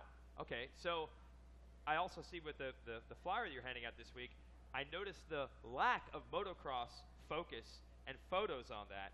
You're finding there's so many other people and so many other things that this online type education could work for. Well, I'm passionate about education and children in general. So anybody in the United States can be an on-track student. We get students that have been bullied. We have students that ride horses. We have students that do rally cars, kart racing. I tend to like the extreme sports, but hey, anybody is a fit for us. Okay. And we'll be working a campaign to really get into snowboarding, surfing, because we want to grow. Not to the point where we're so big, but we want to reach people because we've had such success with the students we work with. Now, Sean, you can speak on this. I know a lot of people hear this and they say, no, you just need to go to public school. That's just the way it needs to be. It's not really an option. It is almost impossible to pull off both and do what you need to do at an event like this and be competitive. I'm sure you would have liked to have done it that way. It wasn't really feasible. Yes, I mean, obviously it's fun going to school, getting to interact with friends every single day, Yeah. but if you're really trying to make it in racing at, to a certain point, you need to be at home, be able to get your training done, not spend 8 hours at school when you can get your schooling done at home, get straight to business and go practice. Right. Yeah, so did you get to that crossroads at one point? Yes, I did, and it was just coming out of, I guess, ninth grade. Ninth grade, we realized that I needed to take it a little bit more serious, buckle down and everything, and we were able to hook up with Andrea and on track, and it was able to help me graduate. Yeah, I even read a story, this goes back now like 5 years ago or so, as our parade lap's underway for 57-8. I think it was one of the, it was Ryan Scheckler, I think, a skateboard pro, yes. and he went back he said, I want the high school experience. He went back for a year, and then he started struggling. And his parents actually said, you can't do this. This isn't going to work. And it was the New York Times writing a story advocating for the online education, saying, this is potentially what you're talented in. This is your pursuit. And sometimes you have to take advantage. But I have to imagine that the online education is much more quality now anyway because it's much more common overall. Yes, it is. And we're a nonprofit private school. We get lots of discounts. We work with families, and we are right across from the Fox Tower. I'd love to meet with you, trainers who would like to take cards back. That would be great. We do have a school pack giveaway. Oh, nice. This is full of erasers and all kinds of cool markers, and if you pick a number 1 through 37, we can announce this kid. Oh, you want us to pick? Pick a I'm number. putting it on Hackley. I'm putting it on Hackley. Why would you do that to me? Yeah, because I don't want it to do it to me. Oh. All right, so you're going to pick 1 through 37. Sean Hackley is. And we will we'll have a winner of a school pack. So 1 through 37. Why would you put this on me right now? Sean. 13. I'll just go with 13. Nice. All Just right. the unlucky Lucky 13. number. All right, I like that. I like it. Michaela Trower. Come Nice. over to the on-track booth and check it out. Michaela Trower has one courtesy of On Track and Sean Hackley. Picking the lucky 13. Good move to wiggle out of that. I like that. Just want to remind our graduates, 8 o'clock tonight. So be there at 7:45. It's a little earlier than we anticipated, but it's going to be awesome. And how can people get info if they're listening on the web or watching on the web right now? They can go to ontrackschool.com and take a look at our registration information. Give me a call on my cell or email me, and I'll get right back to you. Call me on my cell. You're throwing that out there. Oh, yeah, 909-374-8851. Give me a call. Wow. I like the people, and I like motocross, and I like the fans, but I'm not giving them my number. That's okay. Yeah, all right, I understand. That's On Track, yes. For people here at the ranch, they have a booth set up like they always do on Vendors Row. We'll see you tonight. It's great what you're doing for the sport. In most facets of this industry, you would like to have no competition, but I wouldn't mind having 5 Andrea Liebs out here doing what you're doing to help spread the word. I'm sure you get spread pretty thin trying to help all these people out. You know what? I have a lot of teachers that are moms out there, and that's who I hire. Yeah. So I lead by a team Good. model. Yep. So if people want to join our program, I don't mind competition, but we've got something that's working really well, and I'd love to give some people some jobs because I think we're going to need them. Yeah, that's what I'm saying. Like, there's like 6 brands out here that all want to be the best. If more people are like you pushing the education thing, I think we'd all be better off. Well, so I thank you good for job being helping a us leader. do that. Thank you so much. Cool. All right, thanks for stopping by. Always a pleasure. Love seeing you at the races. And Sean, you got to thank her for the diploma, bro. Yes, thank you for all the help so I got my proper education. All right. Nice transition here as we go to our 50cc class. This is what these kids might be wrestling with in a few years if they're good enough where they really got to get to the crossroads and make the decision to go for it. Here are your standings heading in to our final moto. Big thanks to Mrs. Lieb here. Hayden Deegan working on some history right now, trying to go 1-1-1 and sweep it or at least lock down the title. Be careful. 2 moto wins, but not much room to spare because Casey Cochran has a pair of seconds. So any mistake from Deegan will open the door for Cochran. There's Josh Woods at GPF right now. They put the plan together, GPF and On Track, building a schoolhouse at the Georgia practice facility. That's a really cool thing, but honestly, in my opinion, that's an idea that's overdue. That could have happened a long time ago at any of these places, and we hope to see more of that. Honestly, to me, it kind of lowers the bar of entry to the sport. That's a huge decision to make. I'm sure it was a tough decision for you, your family, Sean, and anyone else to say, okay, if we're going to go and ride full-time, at age 16, which is when you need to do it, how is this going to affect everything else? If everyone makes it that much easier to make that decision, you'll still be able to get your education. That won't be a problem. Maybe that many more people want to participate in the sport in general. That's a tough thing for people to deal with, and it takes some stress out of it for them. Absolutely, because we all want our dream to come true and everything, but, sometimes things happen, and you would love to have that proper education if something does happen to you. Here we go. Oh, we got a pile up, man, before they even got the first turn in this 51-7-8. Hope everybody's okay there. Is Deegan down? We're trying to figure out if Deegan was one of the riders that was down. That is Hayden Deegan on the left side, the number 38. There are 2 riders left in the first turn, and he is one of them, and the motorcycles won't start. This is a disaster as they're trying to prevent the bike from getting flooded. I cannot believe this. All right, they're trying to explain what they're doing here by lifting the motorcycle up, Sean. They're trying to unflood the bike. It could have been upside down right now, so they're trying to get some gas into the carburetor so he can get the bike started and take off like he is right now. So here we go. He has some work to do. Woo! So one rider still doesn't have his bike started, and I think I see another rider sitting on a hay bale right now, so that's going to put Deegan in 40th or so. Meanwhile, Julian Balmer has your Bell Helmets Whole Shot Award, and we're going to put the radar out for the likes of Casey Cochran and Daxton Bennick. They were second and third in the points coming in. Wow. I feel like this only happens at Loretta. This is because of the 3 motos, so that's what just decides, our overall champion. All right, we're going to see what Hayden Deegan is made of. We know he's an amazing rider. We saw some incredible things in the first 2 motos, but this is going to be an all-time epic effort for him to try to dig it out from a big first turn crash. I mean, they couldn't get the bike started. He is way back. Meanwhile, Julian Balmer trying to take control of it. Cochran's on a Cobra, number 60, so he'll be pretty easy to pick out. Look at this lead. We're watching Deegan right now, trying to dig for it. You don't see anyone with him. We got a replay. Watch this. Woo! This was our leader. Unbelievable. No, that was our leader. So that's not Balmer in the lead now. That was our whole shot winner, Balmer, and he went, that is as head over heels or heels over head as you could possibly go. Did you see that, Sean? That was crazy. That's just justifying how big these braking moments are right now for these 50s. Went into that, just swallowed his front end and made him flip over the handlebars. And so Balmer goes down, and the benefactor is Daxton Bennick, and Casey Cochran is in second.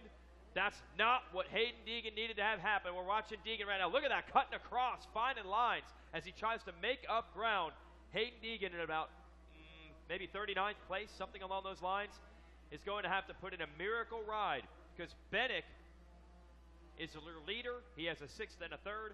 Cochran, 2-2 going into this moto, and second right now would have 3 second-place finishes. So here's the problem.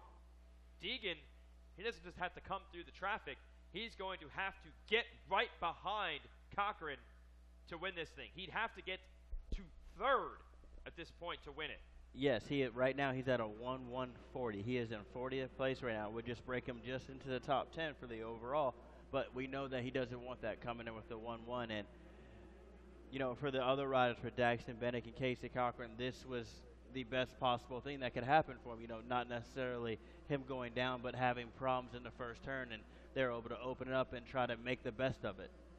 All right, so Deegan has to go from 40th to 3rd. He's caught the tail end of the field now after that big first turn crash. A couple other riders going down. Now, what I want to try to figure out is how far track-wise he is. Where are our leaders? He's into the 10 Commandments. And there to the Rocky Mountain. There is Daxton Bennick. I see him on the number 3. and our producer Jason Hooper saying about 46 seconds off of the lead. Our third place rider was 5 seconds back of that. So he would have to make up about 40 seconds to try to get to third place. I believe a 1:13 would do it. Would a 1:13 do it over a 2:22? I would do it. Yes. Yes. He's got to get to third, and he's 41 seconds. Yeah, Cochran takes the lead, and then it's over. Then Deegan would have to beat Cochran straight up. But Daxton Bennick's got plans right now. I see him on the number 3, KTM, checking out. The Orange Brigade rider, 6th in that first moto, could be costly. He cannot overhaul Cochran for the title just by winning this moto. He has to hope Cochran has troubles, and Cochran is back there consistent in the number 2 spot, heading over the tunnel jump and in front of the billboards. Yes, Bennick has a 7.5-second lead right now over Cochran. So, that's more or less in Hayden Deegan's favor. So we're going to see what Hayden Deegan's able to do around this lap. How many passes that he's able to make in just one lap. Because I know he's had a pretty big lead over, I guess the top 3 guys have had a pretty big lead over the rest of the field. So he could potentially come into third place. Oh, this is going to be so fun to watch. Unless you're part of the Deegan camp, this is not fun at all. Deegan's coming around the sweeper turn in front of us, the beach, making passes. Let's see, in about a minute, we'll have him through the finish line, and we'll know exactly how many passes he made. And the other problem working against him is these are 15-minute motos. He needs the full 20 to make up ground. Deegan just came through. Let's see where he is. I don't think he's even into the top 20 at this point. He's in 34th. Oh, man. But, I mean, he was pretty far behind the lead pack. So, he was making up some time, but it was quite a bit before he was able to get to any other riders. Pretty cool story here with Daxton Bennick, your leader. KTM hosted an Orange Brigade training camp for their riders on the East Coast about 2.5, maybe 3 weeks ago. Let their riders for the West Coast, for example, get to ride on some East Coast dirt under the tutelage of the great Nathan Ramsey. And Daxton Bennick and his dad actually hosted a lot of the riders at their private track in North Carolina. So it was a good opportunity for everyone at a private track to put in all the drills and all the motos they needed. And Daxton himself has certainly benefited from that, trying to get this moto in. So you're watching Deegan slicing through traffic, making passes. He's in the 10 Commandments. Hayden Deegan trying to dig this out. So, like right there, if he's able to do that in every turn or every other turn, he just passed 2 riders going through the GoPro 10 Commandments, and that's what he needs to do. Just keep charging and keep looking forward. Oh, airing it out is Hayden Deegan. And we saw this kid's not afraid to jump. He did that massive tabletop triple. It's a tabletop that has 3 knuckles on it, I guess. So it'll be a camelback. Camelback? Is that? Yes. Thank you. People are listening saying, tabletop triple, that doesn't make any sense. All right, camelback. He got all the way to the end of it one time in the second moto. Can he pull that out of his back pocket? Nothing to lose right now for Hayden Deegan. Another lap down for Daxton Bennick and Casey Cochran up front. Christian Janik has climbed to third ahead of Moon Garrett's and Logan Best. So Janik, the third place position, everything on the line there. That's where Deegan would have to get to win the title. He's got to get on the podium if things stay where they are. Cochran has proven consistent, solid in second on the number 60 Cobra. And Bennick getting away with the lead. It's Cochran right now, though, that would control the championship. Yeah, we need to get a camera on Brian Deegan. Can you imagine how insane he is going right now, cheering his guy on? As your leader, Bennick, is into the 10 Commandments. Woo. Get that guy mad. That's Skankhead. I'm worried. Is he going to take me out? No, he's a great guy. You guys need to go visit him down there. They are cooking up some great food. Oh, he just wants to come in and shake hands. Can I shake your hand? You're good. I'm not so scared. All right, here we go. Daxton Bennick continues to lead. Let's get our update next time around. Deegan has gotten to 27th, 8 passes on that previous lap, but time is running out. These are 15-minute motos, and we are 8.5 minutes in, so we are past the halfway mark. Deegan is headed around the Yamaha Mechanics area, still making passes in bunches. He got another 2 riders just picked off in this section alone. Another rider down. Looks like everybody's okay. Well, I'll tell you what, this one is going to be a race we talk about forever if Deegan can make it happen. The time that he came from last to third and dug out a championship, but it is not going to be easy. He's on the long short shoot now, of course, on the number 38. And he's in 27th now. Yeah, so I think 40th I saw, to 34th to 27th. Let's see if he can keep it up. I think I saw 2 or 3 riders already that he's passed. Here comes another one. I mean, he's just blowing by dudes. But as you've probably experienced, it is easier to pass, you know, from 40th to 20th, say. The further forward you go, the faster those riders are, the harder they are to eat up. Yes, and the bigger the gap gets from the top riders in the class. So, you know, we're looking at the leaderboard right now from 2nd to 3rd to 4th. They all have about 6 seconds in between them. So as soon as he gets up into the top 20, he's going to have a little bit more work to do. Yeah, and then there's a couple of gaps. You know, let's look at, say, 13th through 21st, or 13th through 19th. They're all only about a second or 2 apart. So there's some gaggles of riders, but then after that there's a 4-second gap between Jesse James Parker, who's 19th, and Evan Woody, who is 20th. That's going to be hard to make up. And then 12th and 13th between Owen Koval and John Carver, there's a 6-second gap. So he has a lot of work to do. Can you feel the tension up here, Wes Kane? Can you feel it? I felt it down on the first turn. You felt it down in the first turn area. Trying to start that bike. Every second counts. Wes Kane was down there, eagle-eyed, getting the scoops for us, breaking the news. Not easy for Hayden Deegan in this position, but Daxton Bennick riding brilliantly out front. Has the fastest lap time of the moto with a 2:25.6. Cochran about 5 seconds back in second, doing what he needs to do to try to go 2:22. Can Deegan get into the top 20 this time around? We'll see.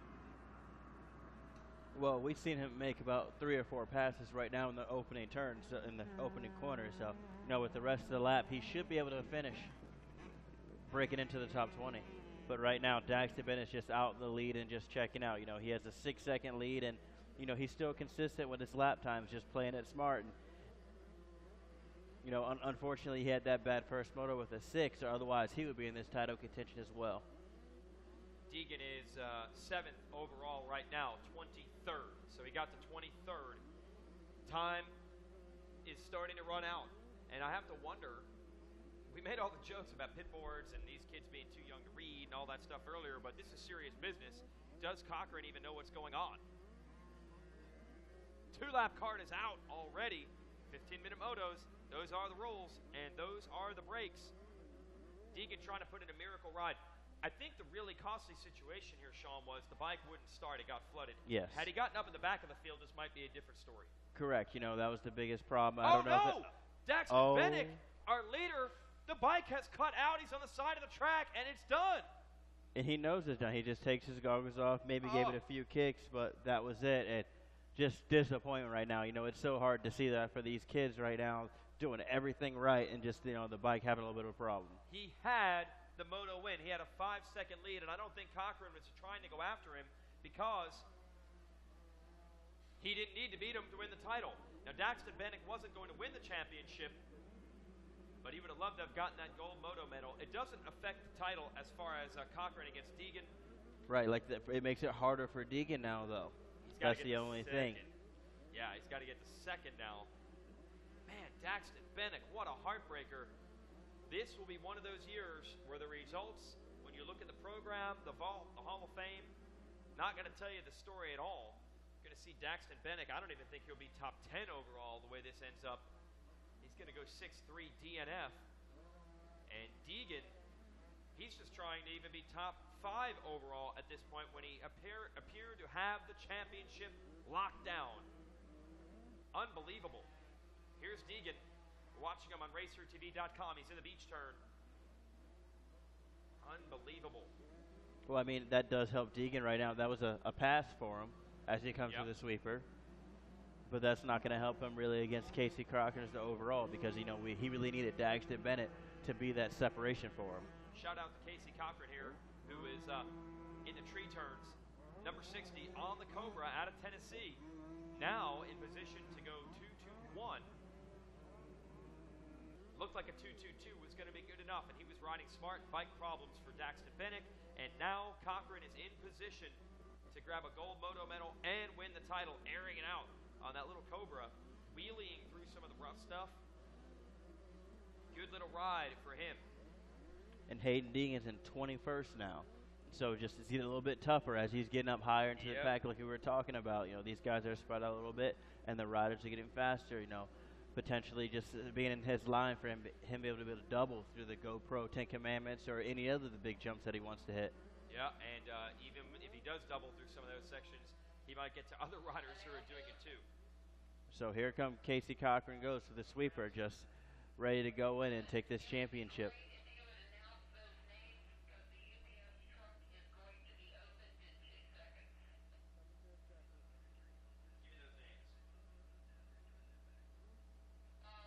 And there our leader is Casey Cochran coming over the finish line right out, taking a win and the championship. So I'm not even sure if he knows what's going on. He knows that he got a moto win, but I don't know if he knows he got the overall.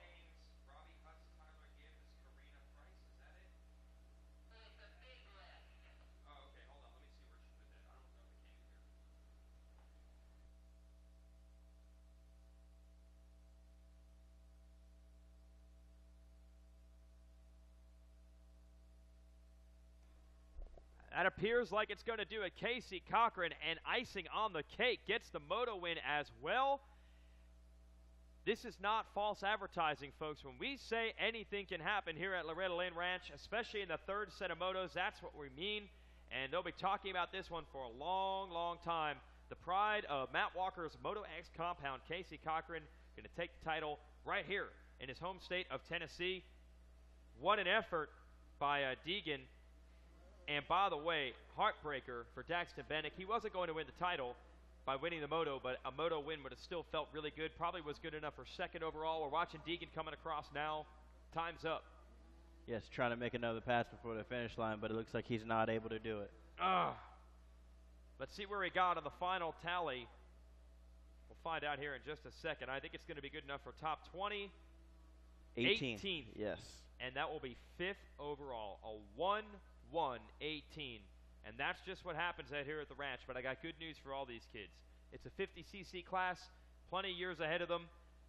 Careers aren't being decided in the 7 to 8 division. Cochran, Bennick, Deegan, they'll all be back. They'll have plenty of chance to prove themselves and get some championships in the future. But right now, it's gone Casey Cochran's way. He rode smart. He rode consistent.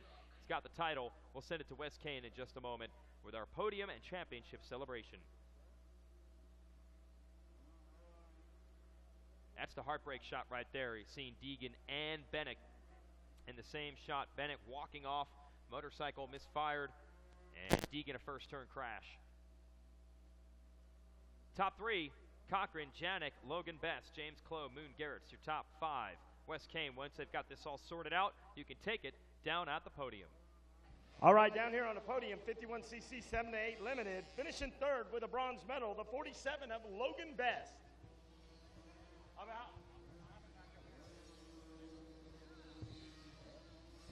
Come on, guys, let's hear it for Logan Best.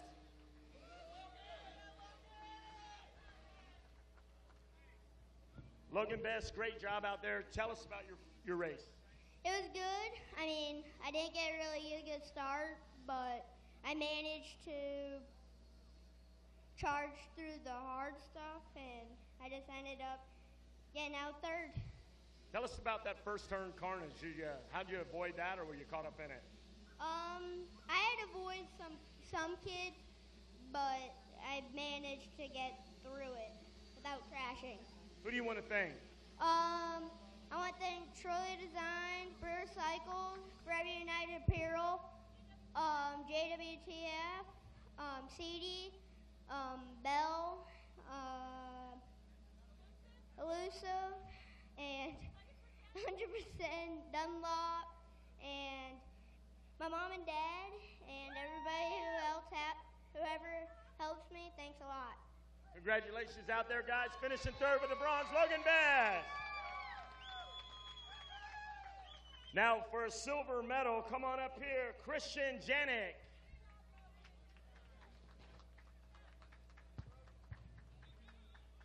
Congratulations, Christian. You're going to get the silver. Come over here a little bit so we can see on Racer TV. Tell us about your race. Yeah, I had a bad start. Worked my way up. Track was rough. So. What's it mean for you to win this silver medal down here at the ranch? don't know. Who do you want to thank? Mom, Dad, Alligamore Sports, Bauer Homies, Sky Goggles, Liat, 7, JMS Racing, Sandbox Kings, Power Band, and everybody I forgot. All right, guys, round of applause. He's going to finish second in race number 3 of the 51cc 7A. Give it up for Christian Janik. And now with the whole shot, let's have Julian Balmer up here. Julian Balmer.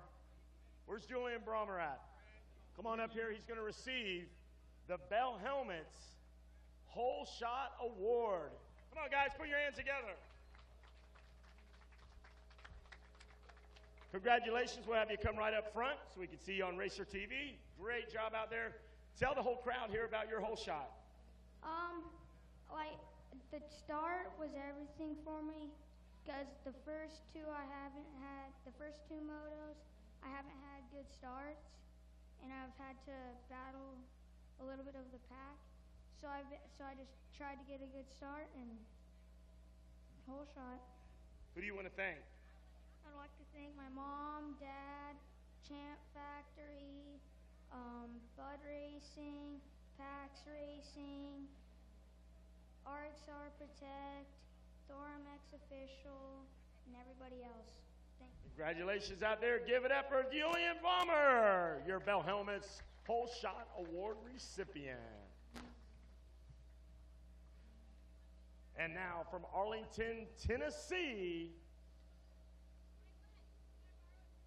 You want this? What do you want? You can have that. Thank you, Miss Jen.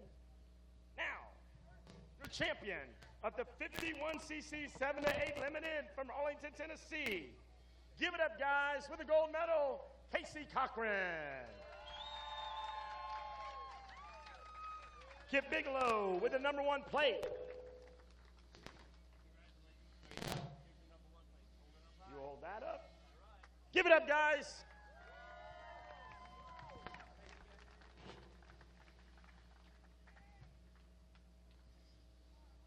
Casey Cochran, you had to come through a little adversity, major injury. You were able to ricochet back and win this championship. Tell us about what it took for you to come up here and win this championship. Well, I trained hard coming here with Matt Walker, and I just got a good start and won it. How does it feel now that you're holding that #1 plate? It feels really good to be holding this one plate, and it's good. Tell us about some of the good people helping you out. My mom, my dad, Lake Hill Trackside, Moto Rex, Moto X Compound, Radimax, Brop, Liat, Answer, 100%, Roost, Bell, Dunlop, Cobra, and everybody else. Thanks. Now you have that big station wagon to put all this stuff in and take it back home. Are you pretty happy about that? And tell us why. Yeah, I'm happy about that too, so it's good. Congratulations, Casey Cochran. You are the national champ here in our 51cc 7-8 Limited. Ladies and gentlemen, one more time for Casey Cochran. And back to you guys up in the skybox and the Racer TV event hosts, Jason Wygant and Sean Hackley. We got gummy bears, water.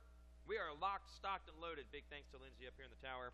Thank you, Wes Kane, for handling that 50cc podium. I'm sure it was quite emotional down there for Casey Cochran to get that championship. Oh, awesome news. They said we're going to take a commercial break, which means I can have some gummy bears and water. Wes Kane, you're out of luck. No one's going to help you down there. That's our 51 7-8. We'll be back with the 4 to 6 division right after this.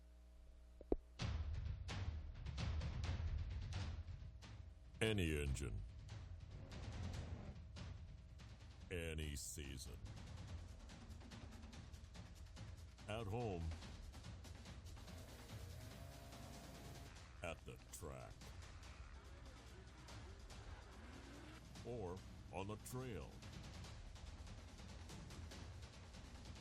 AMSOIL for any engine. Do you want factory-level championship-proven suspension? Racetech Dual Valve's improved flow, providing a plush feel with drastically improved bottoming resistance.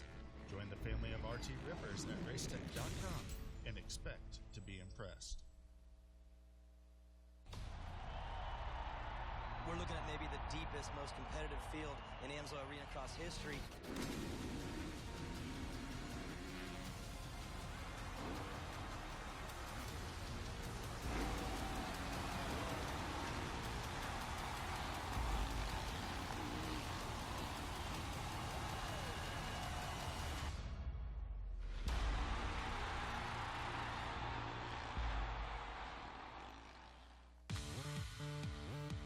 They're the best off-road riders in the world, and they're coming your way every day on RacerTV.com.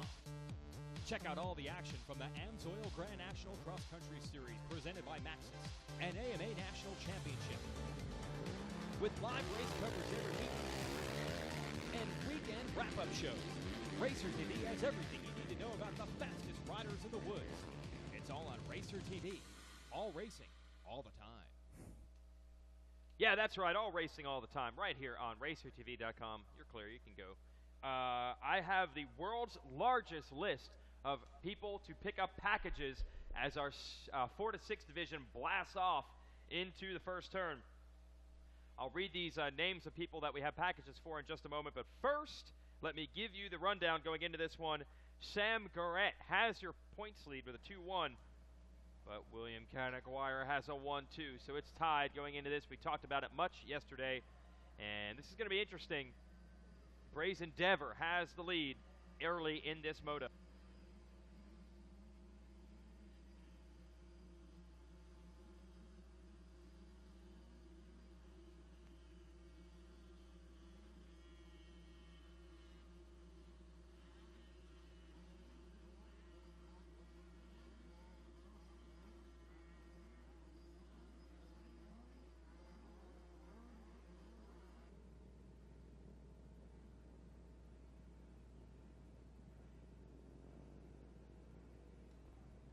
Now, here is the world's longest list of people to pick up packages. This is from UPS at the shipping depot or FedEx. We've got packages for you. Ready? Paul Brown, Terry Bostard, EBR Performance, Mac Epperson, Kristen Lord, Jake Gravinsky, the Grizz. We got a package for you. Isaiah Hempen, Brock Crayambole, Alex Kowalski, Elizabeth Lyle, Tara Masterpool. Packages for everyone here. 2 packages for Tara Masterpool. Allison Maywold, Bobby and Curtis Torres, Kathy Weber, Jen Webb, John Rookie White. Yeah, it's the world's longest list. That is a long list. Federico Policio, Wayne McCullen, Lane Allison, Connie Lenhart, Ryan Miller, Randy Allen, and FCC Motorsports. You all have packages to pick up, and trust me, if you don't pick them up, Rita is bringing them back to Morgantown, and we're swagging people out at a banquet at the end of the year, or maybe the employees. Trust me, it's been done before. Yeah, so, yeah, you think I'm joking. So pick up your packages. All right, the battle is on. We mentioned that Garrett and Canaguire are tied coming into this one. We're looking at the number 70. So right now, Canaguire doing what he needs to do. Yes, he was able to get in the lead right now, and he's just trying to look ahead and stay forward and just check out a little bit. He needs to watch out, though, because as we saw in the previous motos, these bumps will swallow these bikes up and flip you over the handlebars. Yeah, so that's exactly literally what happened. Normally you say stuff like that, like, dude, these braking bumps are so big you could endo. No, it actually happened. Yes, we watched it happen. So they just need to ride on the outside of the line, stay away from the rut, stay away from the big braking bumps. And, you know, the thing with that is, you know, that could be a little bit deeper on the outside, so you have to watch out for that as well. It's just really challenging for these 50 riders right now. And it's just awesome how it's shaped up. Our 2 riders tied in the points are 1-2 on the track. They're on that long straightaway after the start underneath the Red Bull Peristyle. Let's see if Sam Garrett in second on the number 52 can close the gap and make a battle on it. It's 2 seconds right now, the distance between Canaguire and Garrett. Then it's the 33 of Drew Adams. Brazen Dever got that whole shot. Bell Helmets giving him $100. He's fourth. Manuel Dumais is 5th. Grayson Jones 6th. Cash Vicenza is 7th. Sean throws up his hands. Not going to take a shot at that one. That was as good as I would have thought. All right, I just took a guess. Jace Williams, 8th. Cody Wells and Clark Robbins. That's the top 10. 4 to 6 limited. All right. Fans, kids hanging out in the pool section down in the center of the track. I guess it's getting hotter out today. Oh, no! Oh, what? Mistake Did for you our just leader. see that, though? Like, I could have swore he went down and, like, his handlebar touched the ground, but maybe the bike was so small it bounced back up. So I thought he went down, but he was able to stay up. So our leader, William Canagar, is able to keep the lead. But he has got a fight in his hands. That's what Sam Garrett needed. He needed the break to get to him, and now it's going to be a 1-2 showdown. They're just trying to make it interesting for us. Rocky Mountain Sweeper. It's going to be fun. Look at this. They're close. Yeah, I mean, they went 1-2 the first moto and 2-1, so they're like, all right, I'm going to slide out. We're going to make this a nice battle over into the last lap, go over side by side holding hands, and see if we both can get a number 1 plate. Okay. We appreciate that, guys. This is not Motocross of Nations. You're not on a team together. Look at this. Doesn't get any better than that. 4 to 6 title on the line. 1 and 2 in the sweeper turn, headed to the finish line, and they're wheel to wheel.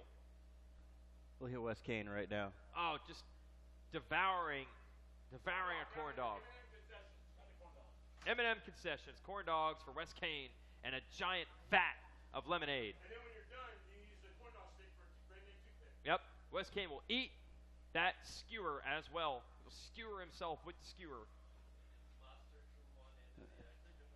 Canaguire has stretched it back out the slightest bit after making that mistake.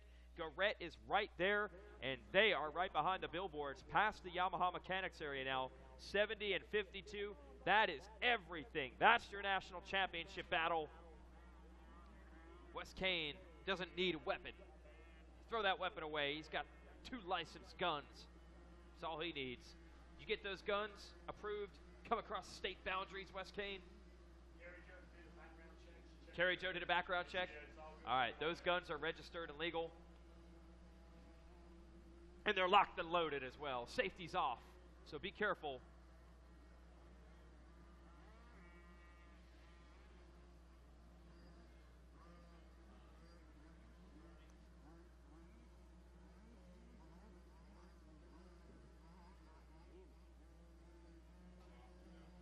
Into the 10 Commandments. That's still your fight for the lead. Now out of it and headed to Storyland.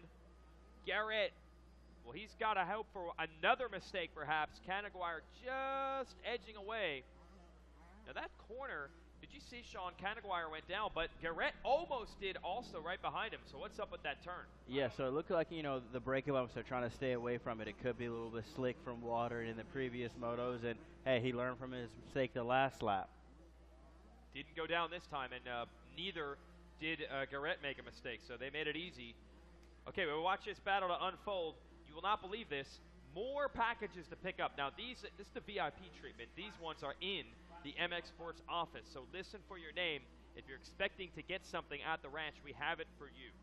At the MX Sports office, we have packages for Robert Monco, Robert Snyder, Christopher Burkeen, Cody Harrafield, Herndon Walker, Elijah Howard, C.P. Carrillo, and Karina Price. Those packages are in the office. And all I can say is thank goodness that I learned script writing back in the school days. I haven't written in script or read script in about 15 years. A good thing I can do it still. And by the way, the essays to win the GPF on-track scholarship had to be handwritten in script, and I got to look at them. I couldn't do that. I literally don't even know if I could do that anymore. Tightening up.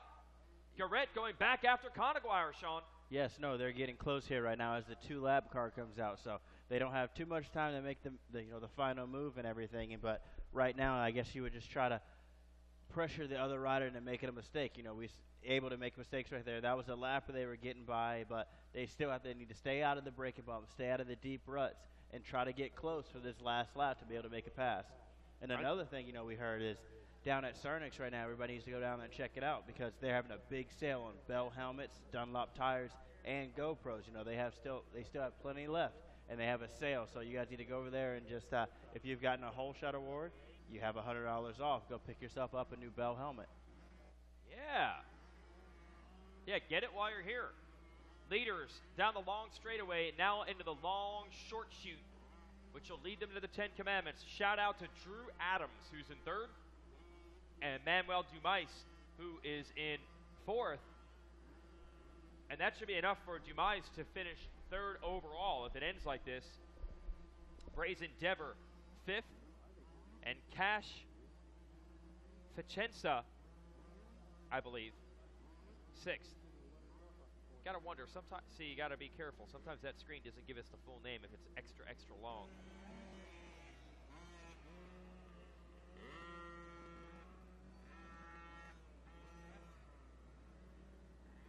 Who's gonna talk to West Kane down to the podium with the number 1 plate? Will it be Canaguire? Will it be Garrett? Looks like Canaguire has put the pedal to the metal and has gotten away.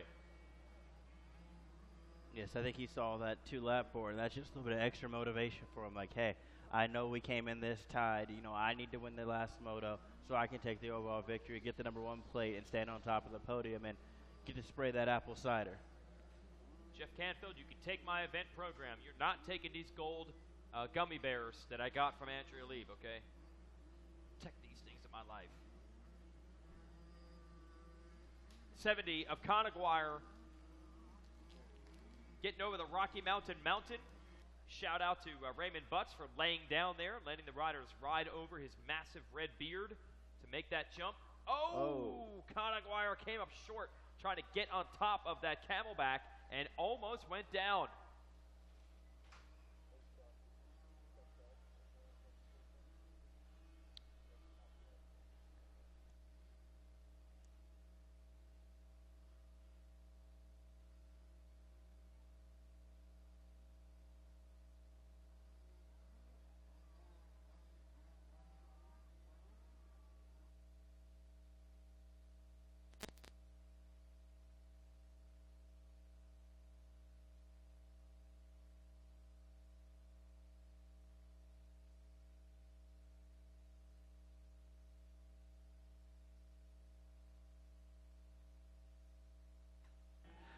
Okay, serious business up here in the tower. 2 riders are down in the Yamaha Mechanics area, and your leader is almost tangled with them and almost tangled with each other. Last lap, long straightaway after the start, wheel to wheel. I told you they were going to make this interesting for us.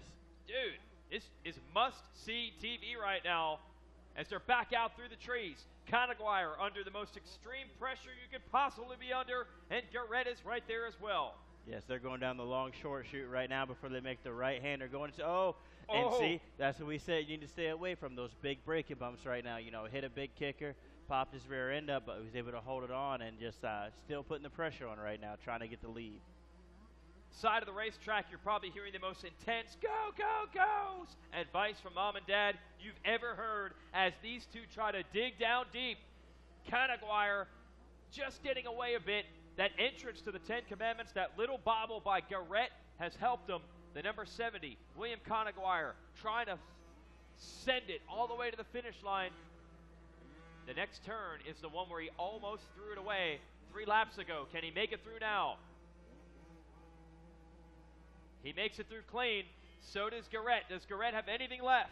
But they're coming up on a lot of lappers right now, you know, so potentially could run into some problems, slow the leader back down again, and give us a close battle going in through the sand sweeper. Hard left-hand turn coming up. It'll be the Rocky Mountain Mountain. Let's see if Garrett can pull up next to him on this final lap. Whoever wins the moto wins the title. And it's close again. Garrett almost able to show him a wheel. Not quite close enough to make a pass. Unbelievable. Well, they are so close right now, ladies and gentlemen. They're just going for it. And Canaguire still has the lead, but Garrett doesn't want to let down. He's still going, charging so hard. They know what's on the line. They know what they're fighting for right now, and they are still going for it for the last turn. Deep ruts right here, so try to stay out of them, guys. Here we go. Garrett on the inside, trying to make the pass. Wide open. They tangle. Canaguire holds on to take the win. They actually bumped wheels on the final jump as Garrett tried to pull off the pass, and they almost went down. He did keep it on 2 wheels. He will finish second, and that means William Canaguire will go 1-2-1 and win the championship. It doesn't get closer than that. They collided on the last jump. No, that was crazy. You know, just one of the best races and the smallest guys we've seen in the competition in every single class, from the vet class, the masters class, to the 4 to 6. So just great racing here at Loretta Lynn's this year. Seriously, that could be our 2 most dramatic championship fights we'll have all week. What we just saw with Hayden Deegan and Casey Cochran, Daxton Bennick in the previous moto, and what we have now. So take us through that final stretch, Sean. Garrett managed to pull up to him. That was as close as they ever got. Yes, you know, they came around and he realized what he had to do. He had to win the moto, so he gave it everything he had. You know, these are smaller bikes than the previous motos that we saw with Hayden Deegan and Daxton Bennett, so weren't able to jump the finish line and potentially make a pass. But as you see right here, he lands side by side. They almost hit bars. Back end goes to his front, and he's able to save it. You know, but you know, unfortunately, he lost his balance and everything. He wasn't able to take the win. Saw it slipping away. We'll show it to you one more time. This is it. He's trying to get all the way to the left, find an opening. Couldn't do it. Bumps wheels. Hey, man, you got to give it everything you got. It doesn't matter, even if you crash in that situation. Yes, it's racing. You know, just at that point right there, you know, parents can't be disappointed. He can't be disappointed because he gave it everything he had. You never know. Maybe it'll be these 2 battling it out somewhere in the future. Canaguire and Garrett. That's 1-2 in the moto. Drew Adams will take 3rd in this race. Manuel Dumais looks to be 3rd overall in 51 4-6 limited. Unreal. When Wes Kane has these riders locked and stocked, we'll let him talk to them, and we'll find out firsthand just what this battle was like under the helmets. Congrats to William Canaguire taking the moto win and with it the championship, and a pat on the back to Sam Garrett, who gave it everything he had and made it certainly exciting to watch from up here and also for you folks at home. All right, finishing 3rd. Thanks a lot. Jason Wygant, Sean Hackley up in the Racer TV Skydive. I'm looking for my 3rd place finisher with a bronze medal. Come on up, Drew Adams. Drew Adams, come on up, bud. And it is Garut. Garut. Jason Wygant, Garut. Garut is on fire. We'll talk to him in a minute. Right now we're going to talk to this young man right here. Congratulations, ladies and gentlemen, Drew Adams. Finishing 3rd and gets a bronze medal. Congratulations, Drew. Tell me about your race. It was very awesome. I just tried to get the whole shot, and that's all. What's your favorite part of the track, and tell me why? My favorite part of the track was the Kawasaki jump, and because it's fun to hit. Who do you want to thank for this bronze medal, 3rd place finish in this race number 3? Cobra Lake Hill, the dude that works on my bike, EBR, Mom and Dad, Emma, sister, Papa, that's all. Congratulations, guys. Give it up one time for Drew Adams, finishing 3rd with a bronze medal. Now, we'll do our Bell Helmets Whole Shot Award winner, Brazen Dever. Brazen Dever, come on up here. Brazen Dever, congratulations out there. Guys, Brazen Dever, Bell Helmets Whole Shot Award winner. Brazen, tell us about your start. I take off bad, and then I put them all out, and I pull a whole shot. Tell us what gate you started from and why it worked for you. What do you think? What gate? Tell us about your starting gate and which one you started from. The 3rd to the last one, over to the right.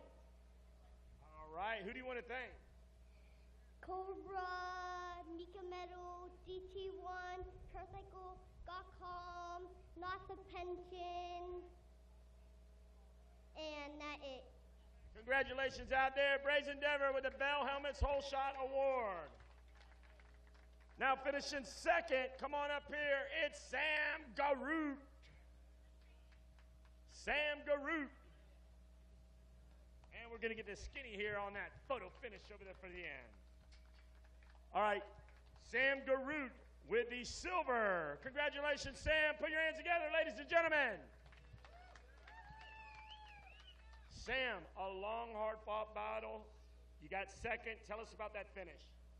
Oh, that was so hard. Well, tell everybody here about it. They want to hear about it. I got a bad start, and then I passed about 15 people, I think, and then just had a good race. You got to be pretty happy. Tell us what it means for you to get a silver medal down here at the Dude Ranch. It means so much to me. Who do you want to thank? My mom and dad, Answer, 100%, Pro Taper, Matrix Concepts, Atlas, 100%, and 60, and everybody I know. Congratulations, Sam Garoot. A great ride, a great way to end the week. He's got the silver medal holding up. Great job out there, Sam Garoot. And now our champion, our national champion in the 51cc 4-6 Limited. Come on up here with a gold medal, a moto win, William Canagar. William Canagar, there's your medal. Kip Bigelow. There you go. You hold that up. There you go, ladies and gentlemen, your national champion.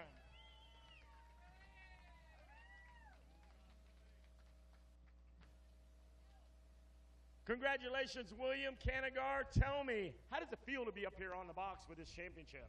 Good. Explain to the people just what's going through your mind right now. A lot right now. You got it, huh? All right. So you worked hard for it. Where you been training at? Tell us about how hard you've been training. Well, I've been training pretty hard. We went to a sand track. My dad mostly teaches me. What's your favorite part of the track, and why is it so special to you? What's so fun about it? Well, I like the finish line because if the first one across the finish line feels a good feeling. Who do you want to thank for this championship? My mom and daddy, my aunt, my mom, happy birthday, my dad, my brother, Bell Helmet, Scott, Seven, Liette, Motocross Fest, Allegan,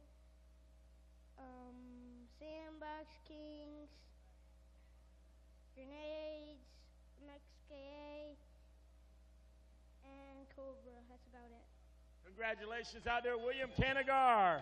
And now, if Dad wants to come up here, you guys crack open a celebration. This is for you guys out here. His hands are full. He needs a wheelbarrow to haul off all the accolades. There you go. Bust that thing open. Your national champion, William Canagar. Back to you guys up in the press box with the world-famous, world-renowned Sean Hackley and the infamous Jason Wiedelhoff. Yep, up in the press box here. Look at that. Spraying the, don't worry, it's just apple cider, sparkling apple cider. It's not really champagne. So Garoot and Canaguire battled down to the end, but what's really cool, Garoot said he had a great ride. Wasn't crying, wasn't disappointed. Knows he gave it everything he had, even though he ended up second. And that's great to see. You know, these kids are putting everything on the line right now. You know, you're just not getting too worked up at what it is. They have so many more years to race here and do battle. This is going to be the smallest group, the PW 50 division. That's a special limited and then special limited shaft drive. So these are the youngest riders and the slowest bikes of all. Ground pounding horsepower. We'll look at the championship scenarios coming into this moto. Sean, what do we got? Who are we looking for in these divisions? If you got it in front of you there, special limited first.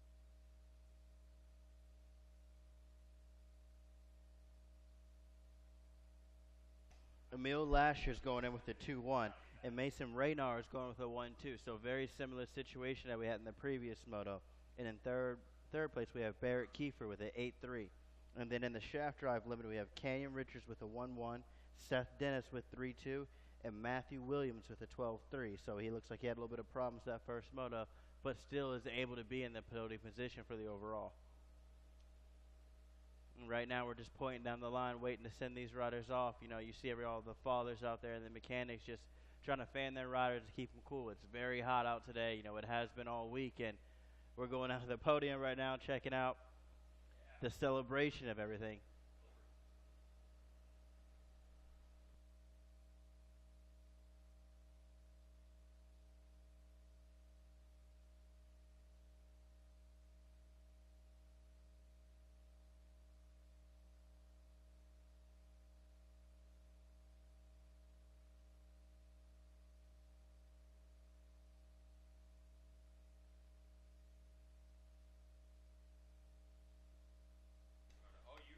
And they're off. So, you know, as the 51-46 special limited class comes in, we're going to see who can get the Bell Helmets whole shot as they head into the forest right now. You know, it looks like they're going pretty fast down there. You know, and these bikes have been smaller than the previous bikes, so they need to watch out. And it looks like Ben Kongmani just getting the whole shot on the 96 KTM. So he's going to try to check out right now and leave everybody else in his dust. Wow, a man of many Kongs. Kongmani. Like a gorilla down there, just a scalded ape looking to crush the Empire State Building. Ben Kongmani on that fire-breathing, nitro-burning, high horsepower, ported and polished 4-6 special limited Cobra. Venomous Cobra. Feeling the bite when he twists the throttle on that thing. Feel it seep in. What's that?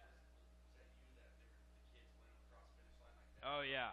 That was unbelievable. Yeah, that was me doing the screaming. It was much like me over at the FMF World Karaoke Championship last night. I'm sure you've done your duty over there, Dano. Absolutely. You probably own it. All right, gates down now for the PW Special Limited Shaft Drive class. I think that's number 16 right now, Canyon Richards.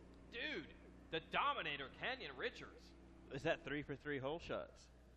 Yeah, I know he's going for 3 for 3 moto wins, and I think you're right on the hole shots. I know he got the second moto. So he's able to take his 3 Bell helmet certificates right there down to Cernix Racing and pick himself up a new Bell helmet. He's pretty much earned a freebie. Yes. Yeah.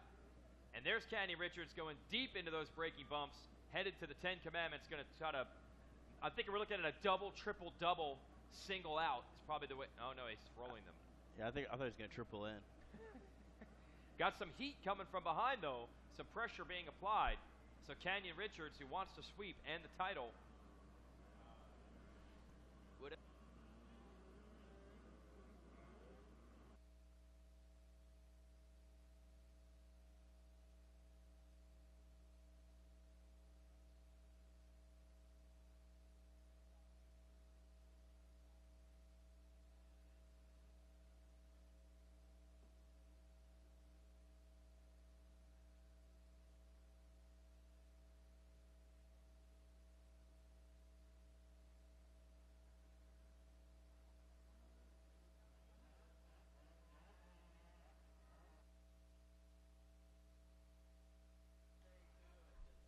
Mason Rayner and Emil Lasher are doing exactly what we expected them to do, and that is come out here, and they're going to duke it out for a title again, just like we saw in that previous class. Mason Rayner and Emil Lasher, a 2-1, 1-2 tie, and they are 1-2 on the track. Someone is down.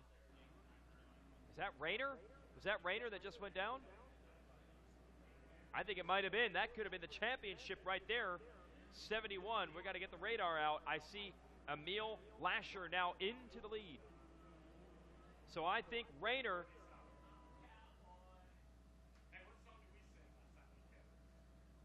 I'm trying to remember, what was that? Yeah, Lit. That's right. Yes, yes. Kevin Kelly was planning on singing, and then Wes Kane, you did a good job coming in there and backing up your boy. We just gang rushed the FMF karaoke last night. Bum rushed it. Yeah, I had to seal the deal. I saw Barry Karsten in the crowd. We made eye contact. We had to do it for New Jersey. So I sang some Bon Jovi for the kids over there at the FMF karaoke. That is a brilliant idea. Huh? Wanted dead or alive, bro. Oh, yeah, absolutely. Okay, Mason Rayner, he's got some work to do. Sean, he went down. He got cross-rutted in the turn as they went around the billboards halfway there. Yes, that's Emil Lasher right now in the lead, and I think he's followed by Brody Barth. So, this is a good race right now. These guys, were able to have the fortune of, the rider having problems to potentially give them the overall. Canyon Richards has just been on rails right now. They're coming through. He's opened up to almost a 3-second lead just on the first lap. So, with the shaft drive class limited, Seth Dennis is right behind him, followed by Hogan Mims, Bobby Billings, Bryce Curtis, Matthew Williams, and Braden Carpenter for the top 7 before anybody else comes around. Watching our screen right here is ahead of the Rocky Mountain sweeper, and I think it's Mason Rayner trying to make ground back up, trying to get back to second and put some heat on your leader, Emil Lasher. He's got to do it, or the championship is going to slip away. Lasher and Rayner tied in points coming into this one. Rayner had the lead. Rayner had not a big crash, it's a little mistake. Catch it back up, though. 71 going to go to the outside in this big sweeper turn. No, he switches back to the inside. Couldn't get enough air to get over the top of that camelback. And that's what a lot of these riders have been saying in the smaller classes. That's their favorite jump right there. That's the one jump they can really air out and get some air time here at Loretta Lynn's, where the other races, all the other part of the track has a lot of big braking bumps and ruts to deal with. Rayner has done it. He's caught back up to the leader. Actually, here's what's changed. He's caught back up to his championship rival. No, okay, my bad. They are still 1-2. So it's still Lasher and Rayner. But Rayner, what a job to come back 1 lap ago. In this next turn, he lost the lead. He's caught back up. And we got a 2-rider fight for the championship in the final moto. Again, the 50cc classes are bringing it this week. Yes, these guys went 1-2, and right now they are 1-2 for both motos right now. Rayner's trying to make it past on the outside, but it looks like Lasher just cuts him off a little bit, just defending his line. Rayner definitely carrying some corner speed, trying to make it work. He's going to run the high line. Oh, hold on to that thing. Almost threw it away. Trying to get around a lapper right there and lost a little bit of traction, so he's looking for some smooth lines, true, to potentially make it past another lap. We're going to do it. We're going to do it. We're going to have the bike giveaway. All right, FCA bike giveaway. We've got someone in here who's planning on winning it. After we do these podiums for these 50s, we'll give away a Kawasaki courtesy of the FCA. Is it too late to get some raffle tickets? Or all right, you got it signed up, sealed. And all we got to do is do the random giveaway. We'll see you on the podium. That's going to be awesome to give that bike away. Yeah, go ahead, man. Hey, this is going to be a big podium. Yeah, it's going to be nuts. You want me to go down there with you? I'll do it, bro. Oh, okay, you got Megawatt. All right. Yeah, it's tough. So they've got 6 riders to deal with, and they're all about 6 years old. 50 parents. 50 parents, I do. Good. Well said, Wes Kane. When you're down there on this podium, you have to deal with 50 parents. Not 50cc, but actually, literally, there are 50 parents down there on the podium area at the end of this moto. Battle is still on. Yes, Rayner right there just going a little big, jumping, trying to hit some jumps, make up some more time. Got a little sideways over that jump, but seems as if he was still able to keep it on 2 wheels and close up the gap to Emil Lasher in first place. Rayner going for it. He's made a couple of huge mistakes because he's pushing that pace. Here we go into the Rocky Mountain sweeper as we're watching our fight in the shaft drive class. Canyon Richards has been passed by Seth Dennings. It won't affect the title, though. Dennings is a 3-2 coming into this one, but the first time we've seen a real challenge for Canyon Richards this week. Yeah, it looks like Canyon Richards ran into a few problems, but he was just able to make the pass back in the lead around Seth Dennis as they come into and out of the forest just that fast. But it doesn't look like Seth Dennis is going to let this just slide too easily. He wants to get a moto win, too, just to add that to his account. Yeah, he is not going to let him just steal his lunch money. He will fight you over the lunch money. Canyon Richards says, I want not just your lunch money, but yours, yours, yours, and yours. I want all of it. I want all the moto wins. I want all the whole shot awards, and I want the championship. Back up just front. Just a clean sweep. It's looking good. It could do that also as chores. Yes, and the 2-lap board right now is out for Emil Lasher, who still has the lead. Mason Rayner is trying to keep close, closing the gap out each and every lap, but it just still hasn't seemed to be able to get the job done and pass it to the lead. Yeah, there's been probably half a dozen times where I thought, oh, Rayner's got him now. But Lasher doing a great job of holding him off. And with 2 laps to go, Rayner's really going to have to find something special now. They're both through that Yamaha mechanics area. Because this is for the championship, and I think they know that. We saw this in the last class. 4 to 6-year-old class, they know what they need to do. You need to win, not who needs to beat you or who can beat you. You just need to get first place so we can get that #1 plate. Yeah, surprising consistency actually in the 50 classes this year. They have not been all over the map. They've been in one particular spot of the map at the top in every moto. The distinctive red helmet of the 56, Emil Lasher, into the 10 Commandments. Right now, not under complete pressure. I don't even know if he can hear Rayner behind him, at least yet. Yeah, Rayner's dealing with a little bit of lap traffic right now. He's having to go outside to get around those guys, and that's a little bit slower line for him right now, because they're not able to go outside and double something, but they go outside and just lose up a lot of ground.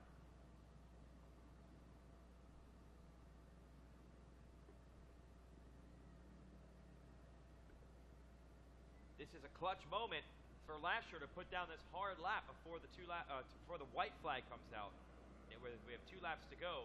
Uh-oh, this is going to get tricky now. Lap traffic.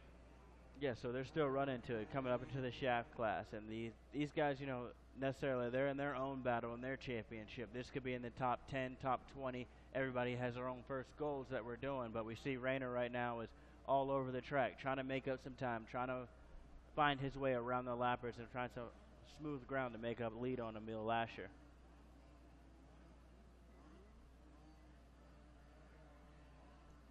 And you can hear the people on the fences going nuts over these pair of 50cc classes.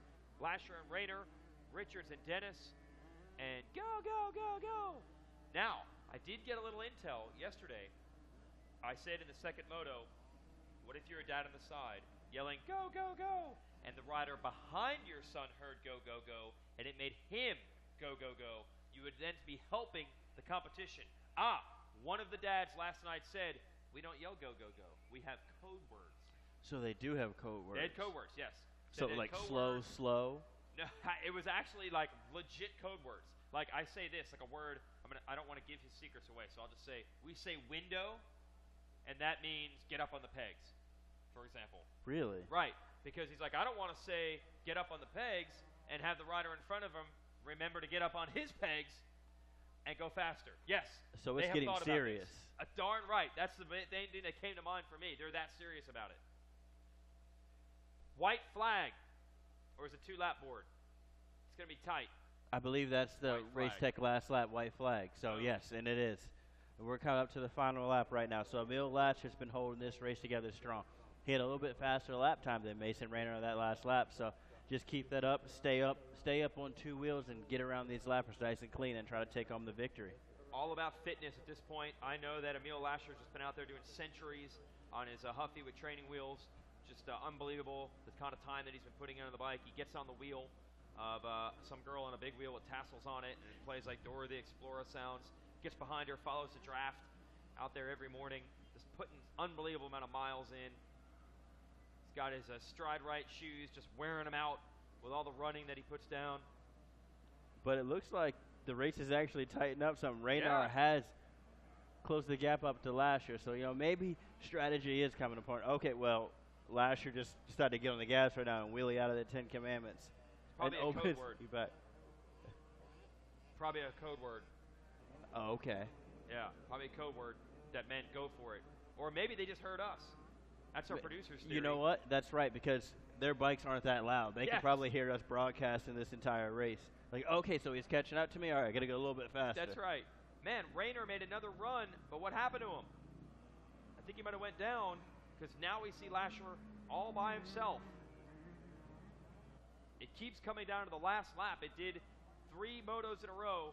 That wild moto with Casey Cochran taking the title as Hayden Deegan went down to the first turn. It came down to the last jump. Oh, that's it.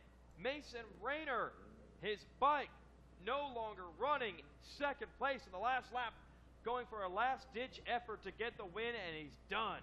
Wow, so the same thing that we saw happening to Daxton Benton, I believe, in the previous moto, just coming in to close this stage of the moto, having a little bit of bike problems. But for Emil Lasher, that's going to make it a lot easier for him. He probably doesn't even know it because he knows that any bike behind him could be Mason Raynard, but he has a nice little, he has a really big gap, a 37-second lead to the new second-place rider of Barrett Kiefer. You need to have code words for that. I wonder if there's a code word for the rider behind you second in the championship and the last lap is out. What would be the code word for that? Don't fall. Don't fall? Waterfall, waterfall. Okay, waterfall. Yeah, there we go. Okay, that means his bike broke. So now it's all Emil Lasher. It was a championship-style showdown, a 2-1 and a 1-2 tied going into the last moto. And under pressure all the way until the last half a lap, Lasher did not fault, and he wins the championship. Put your hand up, buddy. You just won. Yeah, you got to celebrate. Oh, yeah. There we go. See, he's like, yeah, thumbs up. Dude, he legitimately. So, yeah, he can hear us. That's yes, awesome. He legitimately Congratulations, buddy. That is awesome.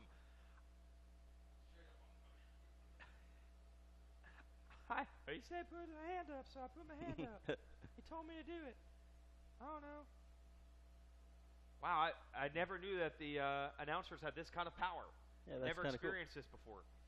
I think we should get like a little just earpiece for all the riders so they can hear what's going on and just what's going on in the race, just so they know. And Jen Kenyon down there with the Orange Brigade. I know a lot of you folks are watching Racer TV. You had the milk carton out wondering what happened to Jen Kenyon, who was a hostess of a Racer TV show the last couple of years. She's still at the races, now works for KTM. People are probably like, wait, in the background, she's still alive. Get that bike up on that stand. Do a better job than Jen did with it yesterday. Nice job, Road and Dirty. Yes. So Lasher is going to take the win. Barrett Kiefer, good job calling that. Moving up to second, Sean. And Mason Raynor was second, but the bike quit on the last lap. I remember interviewing Nick Gaines about his bike. Oh, look at that split screen. Yeah. Remember announcing Nick Gaines when his bike blew up in the 50 class. Geez, 12 years ago now. I said, what happened? Bike messed up. Bike messed up. Yeah, don't know what happened. It's Bike messed up. Dropped a valve, but these are shaft drives. You know, you can't say my chain broke. No. No valves either, man. They're 2 strokes. Bike messed up. Canyon Richards looking for the 1-1 sweep over Seth Dennis, who has ridden very well all week long. And the pinner, Preston Payne, is third in this moto and would also be third overall. Hulk Hogan Mims and Bryce Curtis looking to be at the top 5 in Shaft Drive Limited. Brody Barth, congrats, third in the Special Limited class. Gannon Lawson and Bryson Tolliver. This is actually a battle for the lead right now. Again? That's Canyon Richardson and Seth Dennis. Seth Dennis is just right behind him. So I think Seth just saw the pace that Canyon had and was like, hey, I can match that, so let's keep going. What I know is that your eyes are a whole lot better than mine. I don't know how you're able to pick out these numbers on this screen, especially these small bikes. So will Seth Dennis break up the sweep in the Shaft Drive class and prevent Richards from winning all 3 motos? Richards just needs to win this championship on the 16, and I think he's going to get everything he wants, including the moto win. I don't think the PW50 Shaft Drive, they ever have like any bike problem or issues. Oh, right down the line. So Canyon Richards is able to go 1-1-1 and get the overall, but Seth Dennis didn't let him take that last moto easy. Look at the gap. 0.2 of a second, the final margin of victory. Good job, Canyon Richards and Seth Dennis. And Preston Payne looking for third. We will send it to Wes Kane, who is going to be looking at a lot of 50cc riders here with our double podium. And after this, by the way, our FCA bike giveaway down at the podium.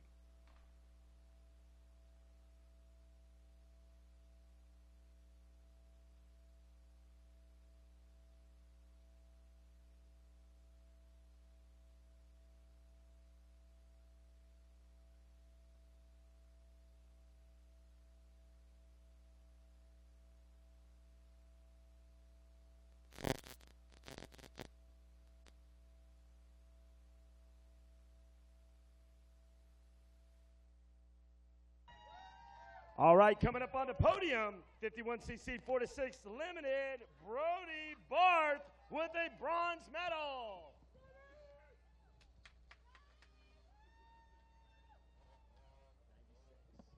Congratulations out there, Brody. Tell me about your race, man. You're pretty pumped. Tell me about it. I got a good hole shot. I almost fell in the first corner, but I stayed on 2 wheels. That's all. What's your favorite part of the track? The finish line. Yeah, that's about probably everybody else's when you see the white and checkered flag. Tell me who's helping you out. My dad, Team 2, Scotty, Judd, Micah Medals, Scott Goggles, Mom, Dunlop,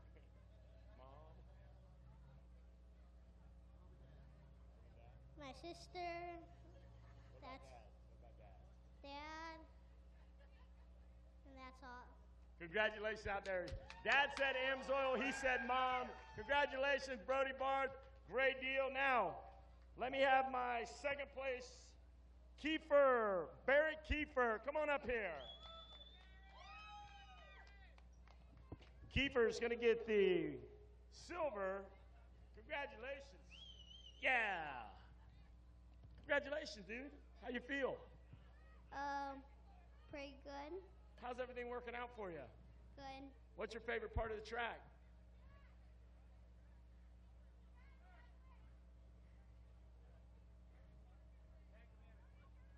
Commanic. You like that, right? Well, tell us about your medal. Show everybody your medal you got out there, dude. Look at that medal right there. You got the silver, huh? You like that? Who's helping you out? Mom and Dad, MGX, Pink and Gray, 230 Cafe. That's it. Congratulations out there, guys. Give it up.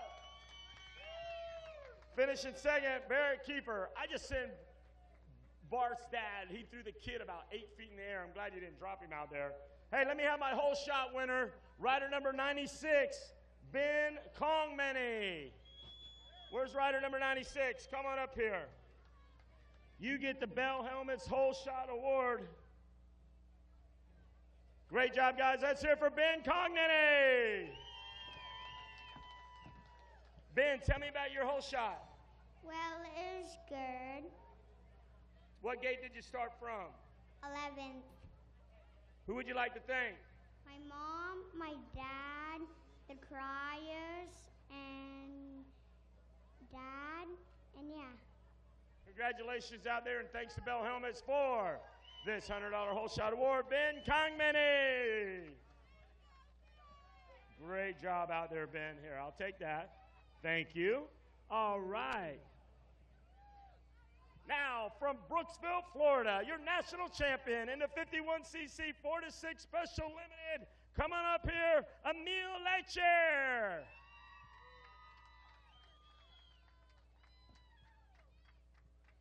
There is your gold medal. Step behind your bike right over here. You're going to meet Kip Bigelow from the AMA, race director here. And you're going to get this. You hold that up. There's your national champion, Emil Lecher. Thank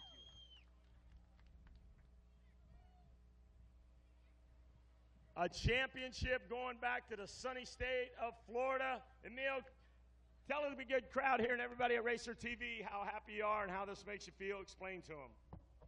Awesome. Yeah, is this what you dreamed of, what you've been working for? Yeah. So what are you going to do now after you're done here? You're going to go play in the creek? What's your favorite? What are you going to do now and hang out? I'll ride my 65 at home. Yeah? Good deal. Who do you want to thank? My mom, my dad, Pro Action KTM 612, Answer, Pirelli, Aero, Smith Optics, Twin Air, Atlas, Matrix, CBS, Bulletproof, Radamax, Rob, Tim Ferry, KTM, Randy, Marissa, and that's it. All right, celebration time. We got the champagne. You guys want to get up here and help them out? Here you go, guys. Come on, Dad. Celebrate. And just remember, we got another class right behind you. We got to load in here. All right, Emil Lecher, ladies and gentlemen.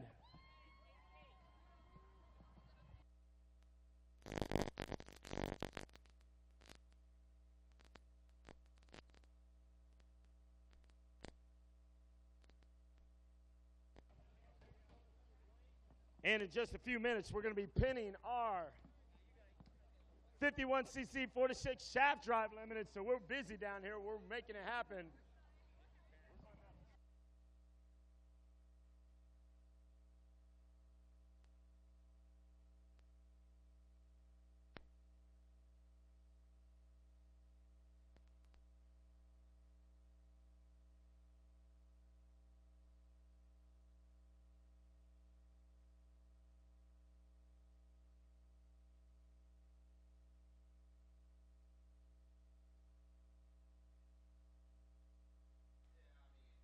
Boy, is it complicated down there in the podium area getting this all settled. And we have intermission now and track maintenance. And the FCA will be giving away their new motorcycle. I hope you folks entered. It's on vendors row all week long.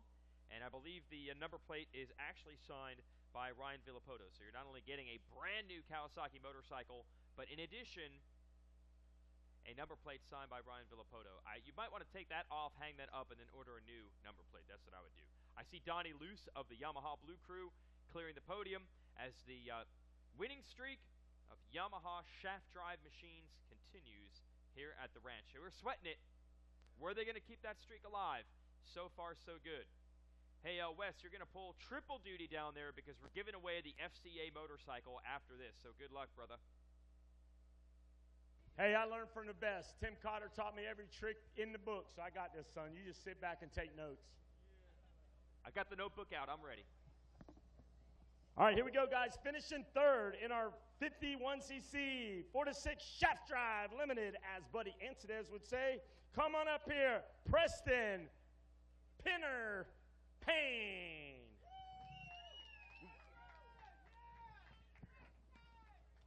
He's going to get third in this moto. We're going to pop the bronze on him, put some bronzer on him, tan him up a little bit, got another medal. Congratulations. Come on over here so everybody at Racer TV can see that smiling face of yours. You got some medals there. Tell me all about it. Tell me about your nickname. Where'd that come from? What's your favorite part of the track? What kind of cereal do you eat in the morning when you wake up? Lucky Charms and Cheerios. Really? Well, you know, I had Frosted Flakes this morning. What do you think about that? So what's your favorite thing to do in the morning when you wake up? Do you go train? Do you go to school?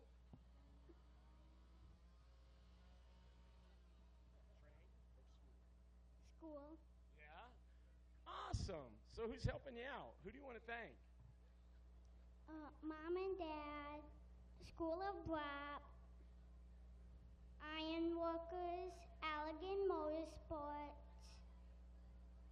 Kyle Travis, and anyone else I forgot. Hey, will you make a promise? Don't tell anybody, but I like Lucky Charms too. All right, so give me a high five. All right, there he is right there, Preston Payne. Finishing second with the silver. Come on up here, Seth Dennis.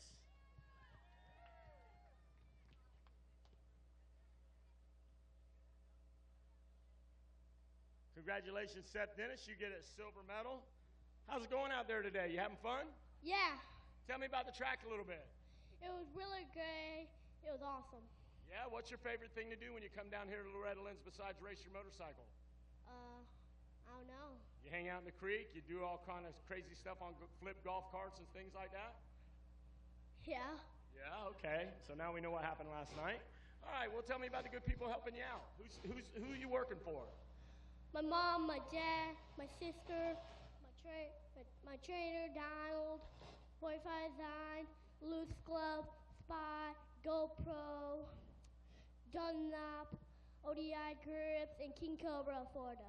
Congratulations out there, guys. He gets a silver medal. Give it up for Seth Dennis.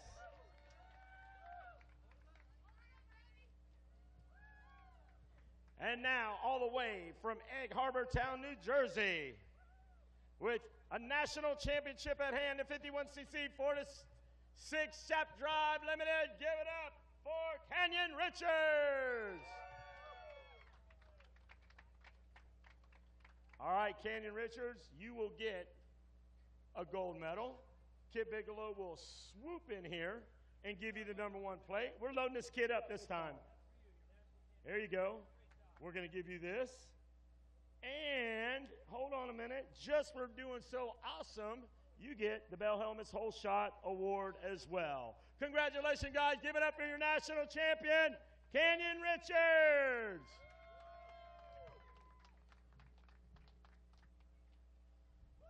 Good job out there, Canyon. Now tell everybody how much fun you're having down here and what it means for you to win this championship. Good. Oh, boy. You know what this is right here? You got that big shield right there. You did something really good. You know what you did? You won the title. You know that, right? Yeah. Well, how's that make you feel? Good. Who do you want to thank? Jesus, my mom and dad, winter chiropractic, hard band, 100%, Traction MX, DT1, Fun Factory, Ransom. Tell us about your whole shot. Tell me about that. Take me back to the first turn. Tell me what happened. I got the whole shot. Yeah? You had to work hard for it? Yeah. Well, I'm going to let you celebrate right now. You hold that stuff up right there. We're going to give you the bottle of champagne. Dad, you want to get up here? You guys want to celebrate a little bit? Here he is, guys. Hold it up high. Canyon Richards, your national champion here at Loretta Lynn's. Yes, and that's how we do it. Thanks a lot, Kid Bigelow. You're coming in for the assist. I thought Megawatts was going to be here. Jason Wygant, that's how you take notes. You always ask them what cereal they eat. It's a winner every time. Same with you, my good friend Dano. All right, now, after this, we are going to give a bike away. Yeah.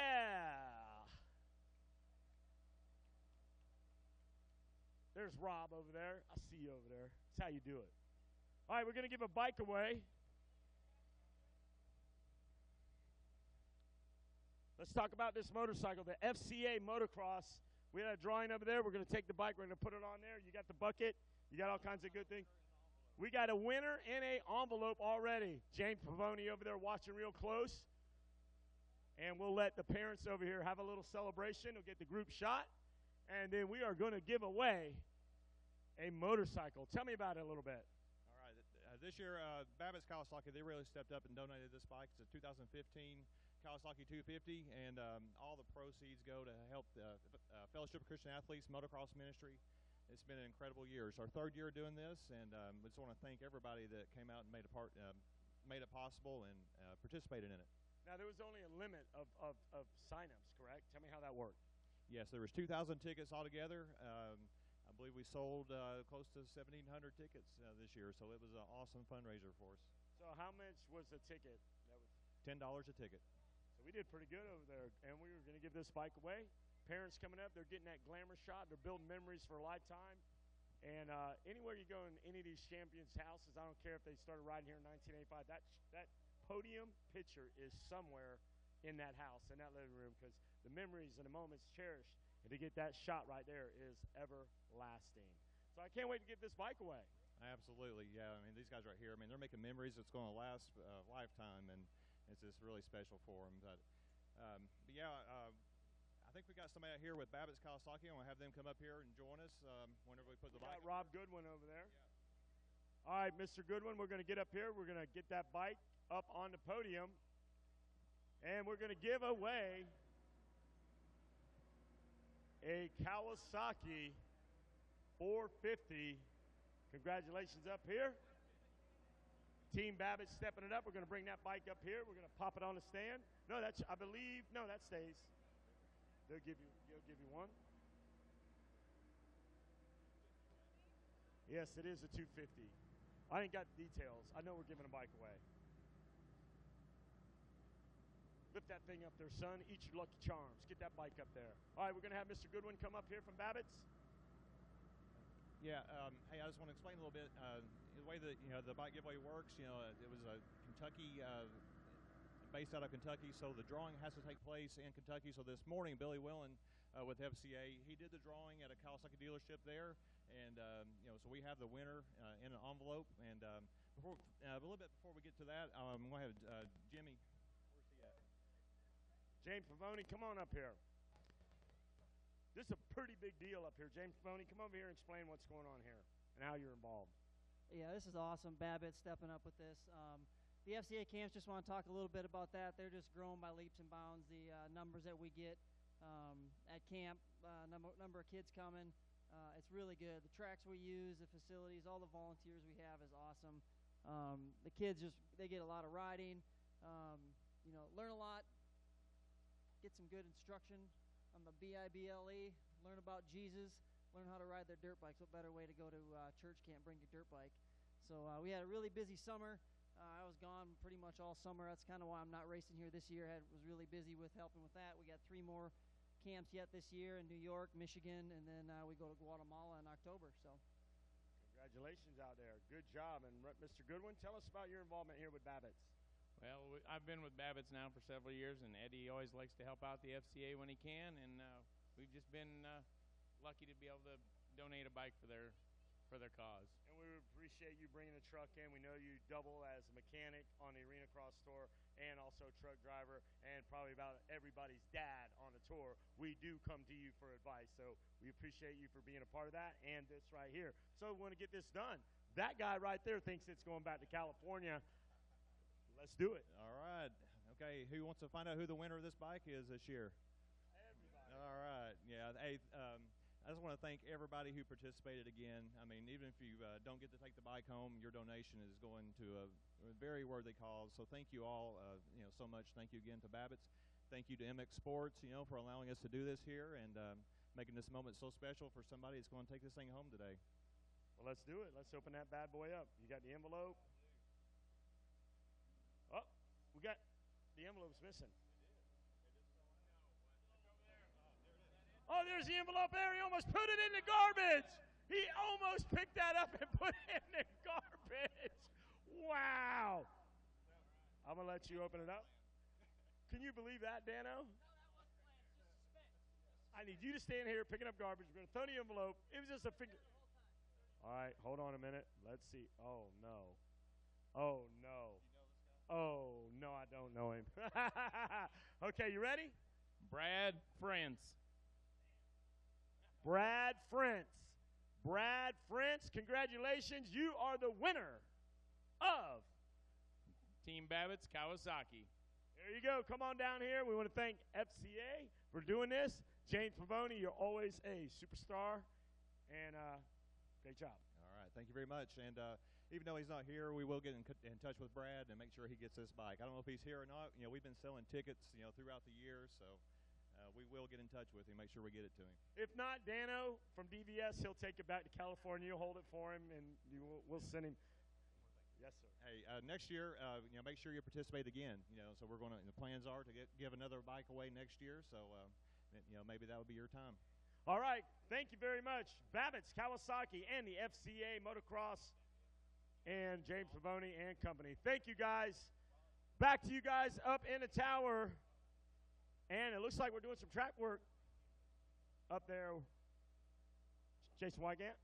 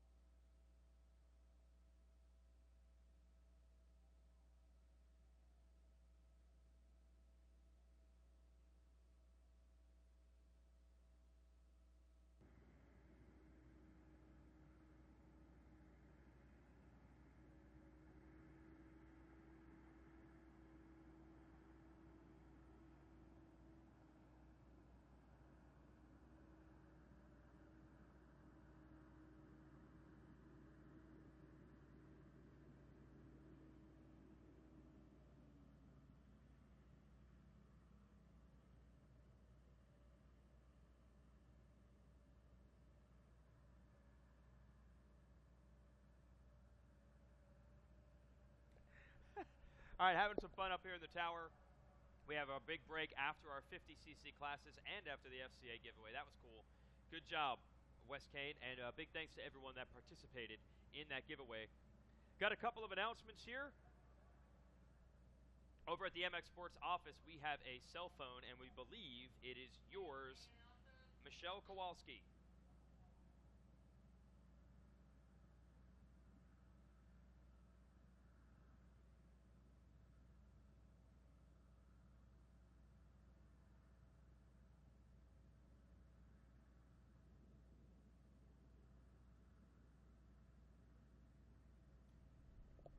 We're looking for number 25 from the PW class. He might still have his bib on since he just raced. We're looking for number 25. If you see him or you know where he's at, let us know over at the MX Sports office. We're looking for number 25 from the PW class.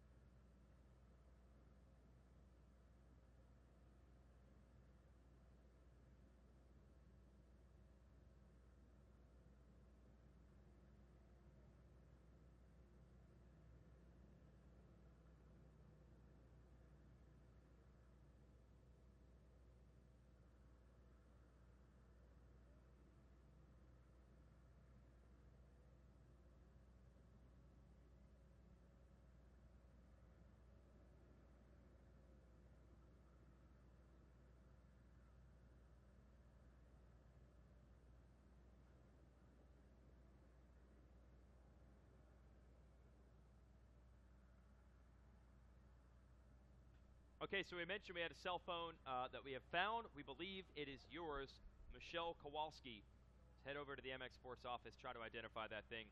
We also have a massive pile of goggles in the lost and found, again, at the MX Sports office. That's the gray trailer.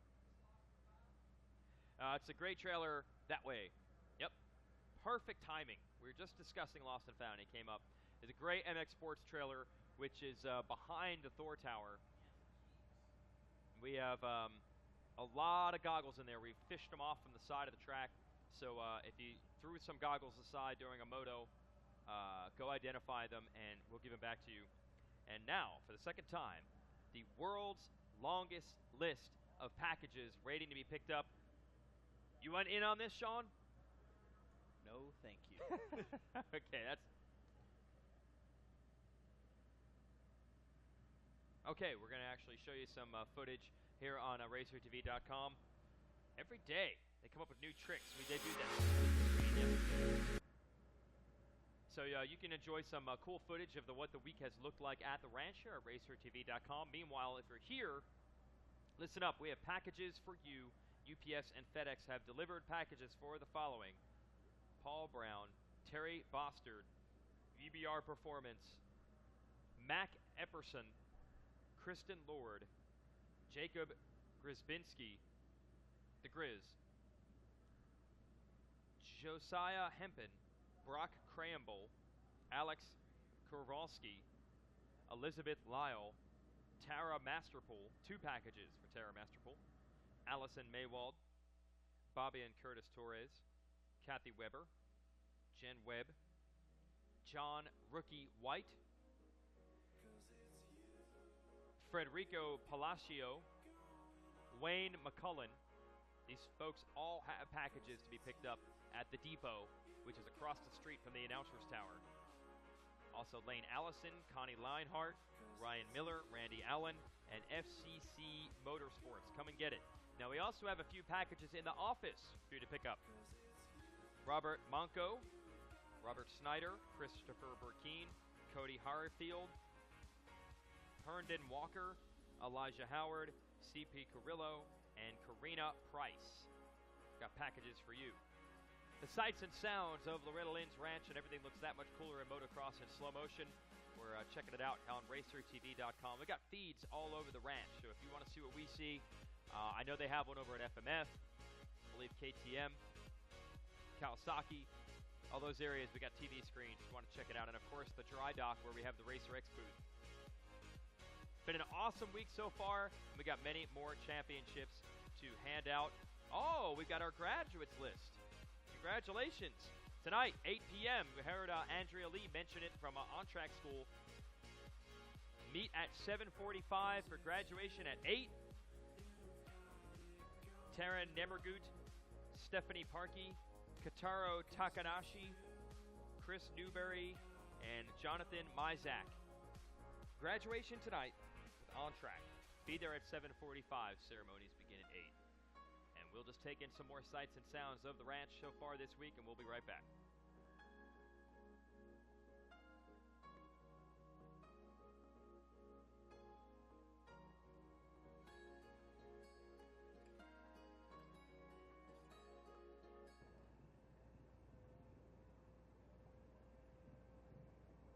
Take one more commercial break while we perform some track maintenance here at the Rocky Mountain ATVMC International. I'm Jeremy McGrath.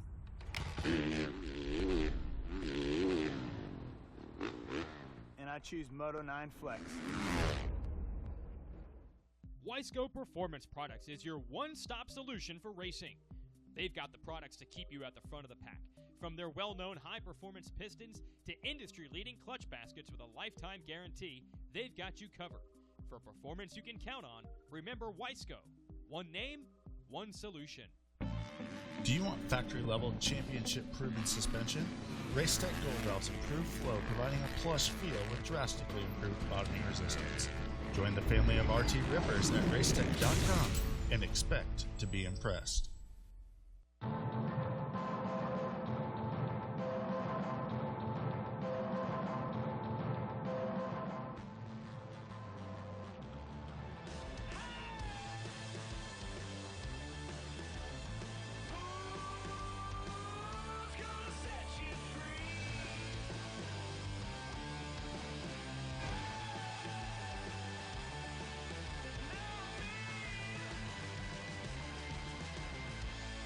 The pros use Evans Coolant, and so should you. Evans Coolant will not boil over, and it doesn't build pressure, so you can open the cap even when it's hot. Evans Coolant is a lifetime coolant, so there's no need to ever change it. Evans Cooling. Find a dealer near you at evanschooling.com.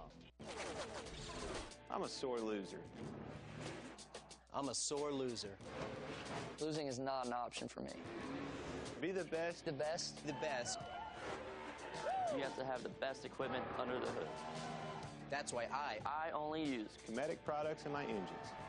Cometic gasket. Cometic gasket. Cometic gasket. Cometic gasket, a superior quality gasket for those of us who demand the highest level of performance.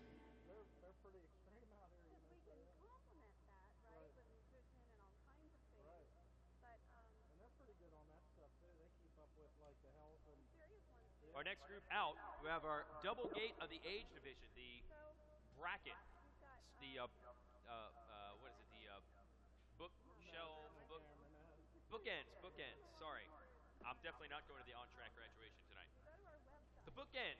We had a back-to-back 50cc moto, and now we'll have a back-to-back 50 and 45 plus age division moto coming up, and there have been some tremendous battles down to the last lap in some cases in these 45 and 50 divisions. And these guys are familiar foes. They're practically rematches from a year ago. I know John Gruey trying to work on a title, and Earl May as well. But you got Barry Karsten and Rodney Smith that want to take it away.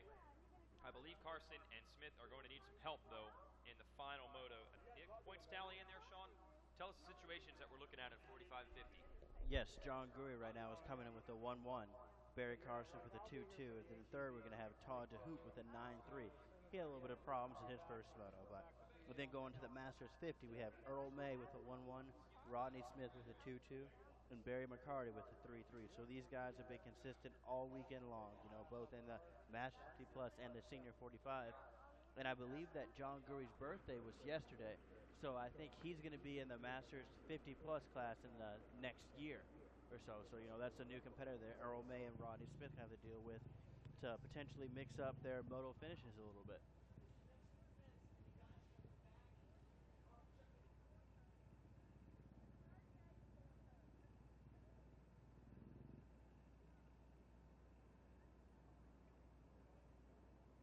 Right now, while we're on break right now, we have a Moto X compound, the new section after the finish line, the new triple, how to handle that. So let's see what Matt Walker has to say about how we handle this new section.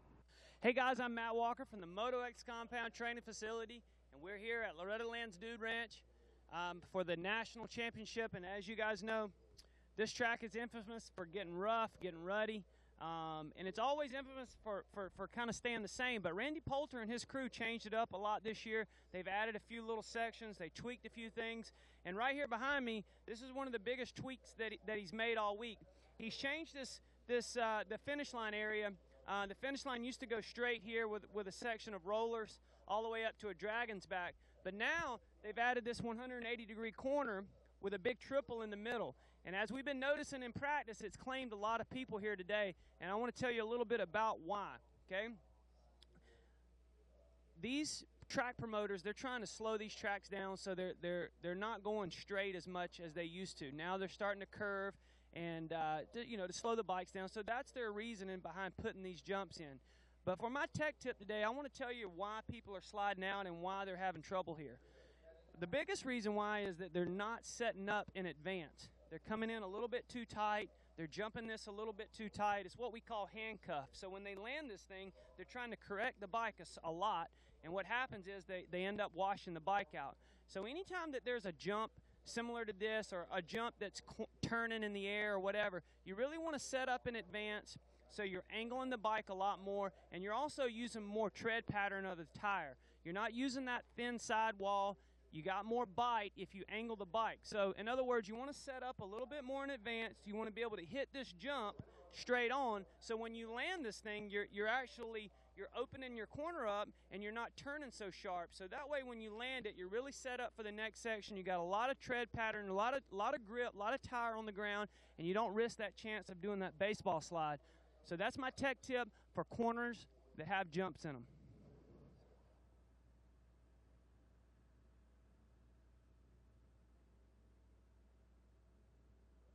There you go. Matt Walker helping us a little bit with a little bit of track advice on how to handle these sections, and he's exactly right what he's saying. And, as we're waiting, coming up for the guys to go on their hot lap for the 45 plus and the Masters 50, they're enjoying this. The track's getting prepped for them. It might be a little bit easier for them, but at the same time, it's going to be very challenging as well because the track's getting some water, which is going to make it slick. Some of the braking bumps may be covered up. We may not see how deep they really are. Stuff's going to be soft, so these guys are still going to have a really challenging track out here for them.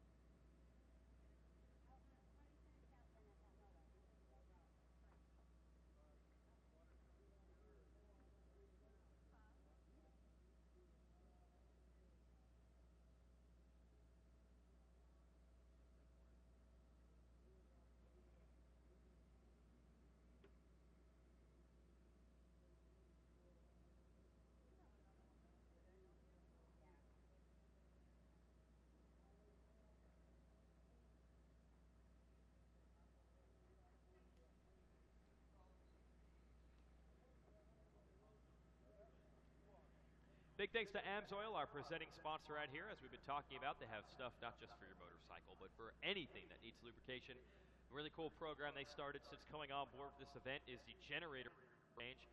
Let's be honest, you never, ever, ever, ever, ever think about changing the oil in your generator, your lawnmower, things like that. But AMSOIL has products for you even there, first in synthetics.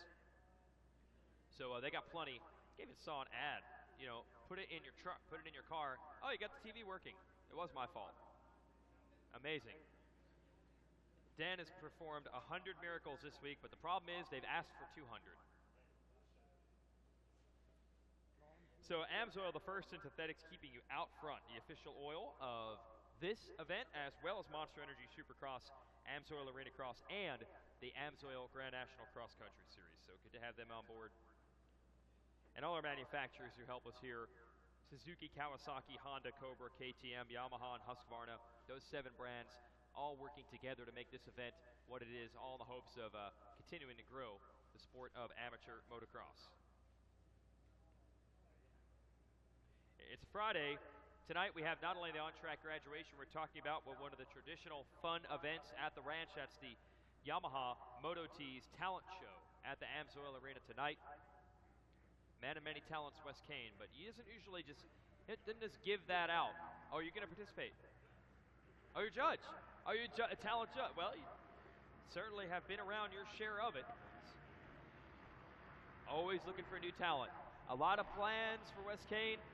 Who's going to get on his back? Who's going to jump on board? Oh, he is. He is looking for that, too. Oh, yeah, yeah. Wes likes that. Parade lap underway for our 50 and 45-plus class. And Sean ran through it right now. The Kawasaki men are trying to lock it down. John Gruey and Earl May. You know, Gruey and May, they're probably right up there all time. I believe May has the most motos ever run at the ranch of anyone, and Gruey probably not far behind. He raced this event a ton.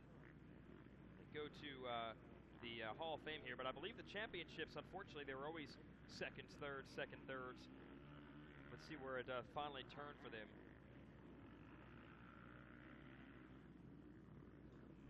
I think it's about time that Barry Carson wins one. I know, man. Close every year, but Gruey's been able to get the better of him. 2004, Gruey won the Vet 35-plus class and then went 10 years until last year. He won the 45 and 40-plus. So Gruey, all that battling, and I know he was here the first time in 1982. I believe he was a pro for a little bit in between, but been racing at the ranch 34 years. 2004, finally got that title. 10 more years went by. Won 2 of them last year, working on another one this year. Good job by Gruey, the Michigan Mafia man. And Earl of Pearl May, who was up here talking with us in the tower yesterday. Earl May, as we said, most motos ever logged here at the ranch, as far as we can tell. How about that? Mirror images. Earl May finally won his first title in 2004, just like John Gruey. Then went 10 years before winning another one, just like John Gruey last year. Identical. Unbelievable. Mirror images, and they both run in those number 1s. That's pretty cool. Maybe they did that themselves, just to time like, hey, we're just going to take a break, take a few years off, or just let other people win for a few years because we know we're going to come back and dominate in the 40, 45, and 50. I don't think they missed a year. I swear, 04 they won those titles. 05, 6, 7, 8, 9, 10, 11, 12, 13. Those guys were in it every year. Seconds, thirds, fourths, moto wins, just not quite getting those titles. The one problem everybody had to deal with was we had Doug Dubach coming to the ranch Okay, I was for a going long to say, time. I'm like, who was there beating them? Oh. You say the doctor. Okay, that, yes. Yeah. You know what's up after that. Yeah, Kevin Walker, I'm sure, was faced up against him in some of the age classes. I don't know exactly how they all work out in age, but I'm sure at some point they all cross paths. Walker, Dubach, Gruey, May, and then not to forget all the guys who are established pros. Emig coming down here, Travis Parker coming down here. So that makes it tough on these guys, but no Parker this year. And Emig was making a big push to race here last year and got hurt. Yeah, like a week before the event or something like that. Broke his collarbone. Had big plans. Yeah, I think we found out. Yeah, that doesn't help anybody when Kevin Walker was rolling through in his day. But then you go to Dubach's page, no slouch either.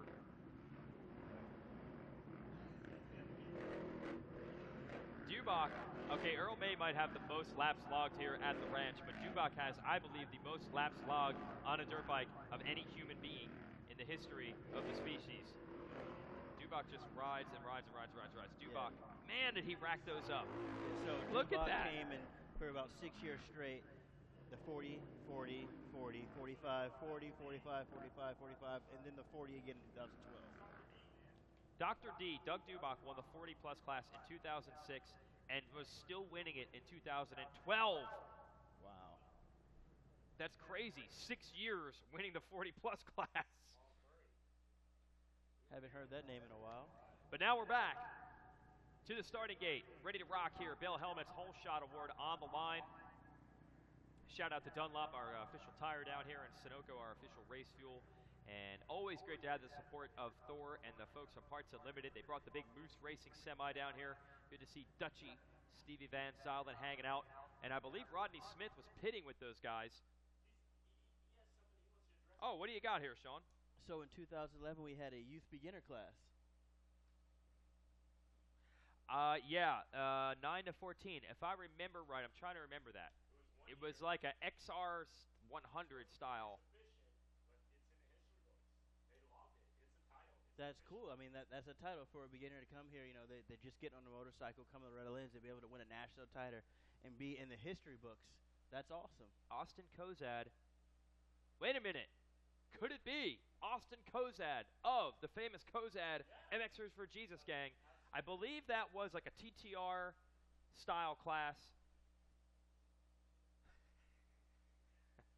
I believe there was a TTR style class out here. And a lot of times they cycle in and out of these. We have more 50 classes than ever. A lot of it is based on what the AMA sees at the local level, trying to get more people to participate at the races, become motocross racers, kind of grow the sport. So, yeah, we did a youth beginner class. There's a couple of weird ones in there. I'll show you the weirdest one of all that I know of. Do you know who won it? I got to find, there was an international class. Who's the, Chad Reed's cousin, who raced here 1 year in the United States. He's Australian. Was his number 103? Yeah, you know what I'm talking about. He even won Southwick National 1 year. He won what they had one time, the international class.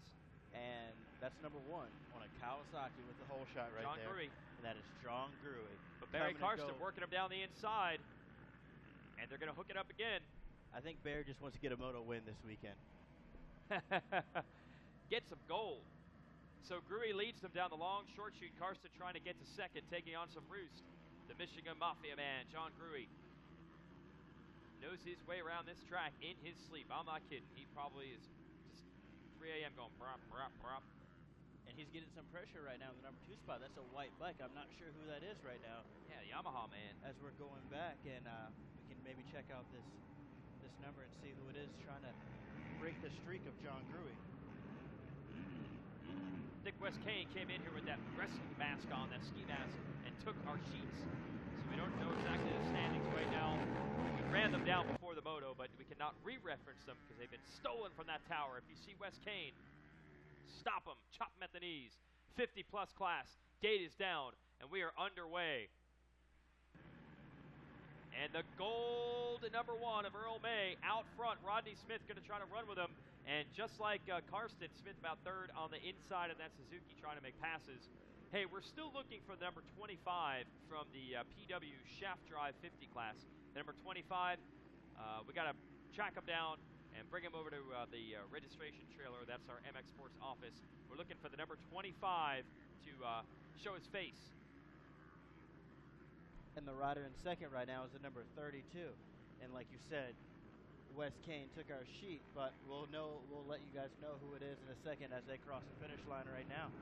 Wes Kane came in here, he said, I'm going to come in here to wreck your announcing. I'm taking your announcer sheets away. And it is Todd DeHoop. So you know, we have some big names up here right now. John Gruey, Todd DeHoop, Barry Karsten. Round out your top 5 would be Terry Bogstard and James McIrvin. Honestly, man, we should have known that from the previous motos. DeHoop has had some good runs, led a lot of the first moto. So, double Michigan Mafia. Gruy and Todd DeHoop, a former 125 East Supercross champ. That's what I thought. Suzuki. I didn't want to like stumble upon myself, but I'm pretty sure he's a previous Supercross winner, if not champion. Yeah, and I think that the old Honda Troy team kind of credits DeHoop as their first guy, their first rider of that very successful Honda and then later Yamaha Troy division. But the most successful guy out here of all, John Gruy, getting away from DeHoop, Karsten, Terry Bostard, and Jimmy McElvain. And Barry Carson right now is trying to make a pass on Earl May in the opening stage of the lap. They're getting aggressive. I told you, Barry Carson wants a moto win this weekend. No, that's 50. That's Rodney Smith on the 31. I know it's hard. You have two Kawasaki's with a number 1, and then a number 3 Suzuki, and a number 31 Suzuki, and they're battling like this every time. Rodney Smith gonna squeeze him off on the inside. Rodney Smith, the 5-time champ of Grand National Cross Country Racing and a former World Motocross Grand Prix winner, taking it from May. But Smith, it's been late in the motos where May has done his damage. May trying to get him back. Wow, so that's right, just a Kawasaki and Suzuki. But Barry Carson's 3 this weekend instead of 31 of his normal number. Oh, even worse. You're right. That's normally the Barry Karsten number and the Rodney Smith number. Dude, what a battle between these guys. This is crazy right now. They're coming down the long, short chute, and it looks like Earl Smith is going to go inside and try that rhythm while Rodney Smith goes outside to try that one. Man, and I think Rodney's going to edge him out. Yes, and Rodney Smith. Okay, 1/3 of a lap it took to make that pass stick. Yes, these guys are battling. Obviously, they've had great races all week, going 1-1 and 2-2. But needless to say, they battled through this entire motos. So Rodney in some trouble now. He's got the lead, but he needs someone else to get up there. Maybe Barry McCarty on the Yamaha Banshee. Barry McCarty, former ATV racer. Smith needs him to get in there and run some interference, beat May, push him back to 3rd. Then Smith will have a chance at the title. So it is Rodney Smith. Did a lot of his racing down in Brazil, multi-time Brazilian national champ. And then the story is that they had a Grand Prix, came to Brazil. Rodney was the local hero, even though he's from California, but he was the national champ Brazil, and he smoked those dudes. Won the Brazilian Grand Prix, and then the Grand Prix team offers came his way. But through it all, he was a Suzuki man. Been with Suzuki since the 1980s. We go back to John Gruy, rolling in the 45 plus. DeHoop and Karsten going to fight 2nd and 3rd. This looks like Gruy opened up a little lead right there after the coming into the second lap. He has a 5-second lead over Todd DeHoop, and then Todd DeHoop has a second over Bannister. After that, Terry Barstard is 9 seconds behind Barry Carson, and then rounding out your top 5 is Pedro Gonzalez Sr. So right now we're watching Gruy come over the Rocky Mountain before he hits the Kawasaki dinner table going into the sand sweeper. We got the beach right there. We saw a couple kids in there swimming earlier in the day, trying to cool off some while they watch their friends or their parents. Oh, that's the Kawasaki dinner table. I thought I found it over there in Greenville last night. They had the adults only night with a great dinner plan. What do we see there? You missed out? That's just John Gruy right there, just taking the finish line. I missed the dinner. Oh, you're mad you missed the dinner. Yeah, apparently Thursday night was where it was at. I really don't have many skills in life, but finding free food, that's right at the top of the list. I feel like I'm still like a poor college student the way I seek that out. Here comes lap traffic, and in between it, the 1 of John Gruy. Remember, a double gate here, so the traffic is going to be outrageous because half the riders started half a lap behind. DeHoop and Karsten, I guarantee you they had some battles in the late 80s at 125 Supercross. So if you think about how crazy that would be, 25 years later, they're still fighting and they're still equal on speed. As we go back to May, now in the 50 plus. Yes, just always having to deal with someone. I know Barry Carson, he was infamous for getting the whole shot. He would race both classes in Supercross. Yeah. Try to get the whole shot in the 125, and then try to get the whole shot again in the 250, and he was more competitive in the 250 class against those riders. Just trying to stack up as many checks as possible. Whole shot checks, Suzuki contingency checks. I can't believe Suzuki is even still in business with the amount of money they had to pay Barry Carson in contingency. And this guy picked up his fair share too. Rodney Smith, who is starting to pull away from Earl May on the 31. They just have those guys on payroll right now. Yeah, at this point, it was a deferred payment. Could not give you all this contingency money in 1 year. Here's Rodney. Well, Rodney was a full-on factory Suzuki guy on the off-road team, and he rode for the factory Suzuki team in Europe, the Chesterfield Suzuki team, in his Grand Prix motocross days. 1989, I believe, was actually battling for the title. I think he finished third, fighting for that championship. And then he told me, man, the lights were out at that point. He's burned out, had lived in Europe and Brazil for 7 or 8 years, and didn't want to ride anymore. Came back home and started riding some trails, showed up at a local hair scramble or something in California and won. And the Suzuki guys called him and said, hey, you want to ride for the off-road team? And then he ended up doing that for like 12 more years. Yeah, see, I wasn't very familiar with Rodney Smith, but I guess that's why, if he stopped in '89, that was the year I was born. Think about so that, I couldn't follow motocross Yeah, too you much. probably never saw him race motocross. No. I think it was like 92 or something where he got the off-road thing going. And one of the greatest. He won the GNCC title at 40 years old. Wow. Yeah, he was 40 years old, 2004, won the title. He's a bad dude when it comes to... Rodney's specialty is he's one of the smartest riders you'll ever meet. In 3-hour races, that really worked in his favor. The things he'd tell you after the race of race strategy and when to go fast and when to go slow, saving the motorcycle. He is the master of riding smarter, not harder.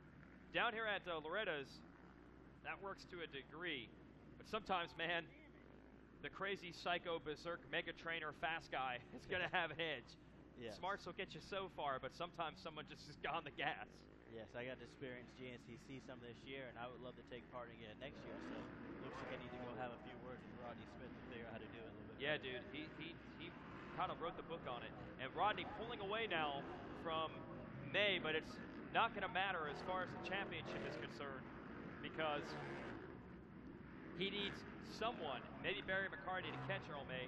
Here's the craziest thing. So Rodney Smith, because he lived in Brazil, learned to speak Portuguese, and now he trains a bunch of kids from South America because he's probably the only professional motocross trainer who can speak to them. He speaks Portuguese. Wow, yes. So he's got a whole army of kids that were racing here, and then I think he came here to check it out with them and then said, why don't I try this? He was pro before this event began, so he never got to do it on the front side. And Rodney Smith is taking his best approach over right now, going out, getting early, trying to check out.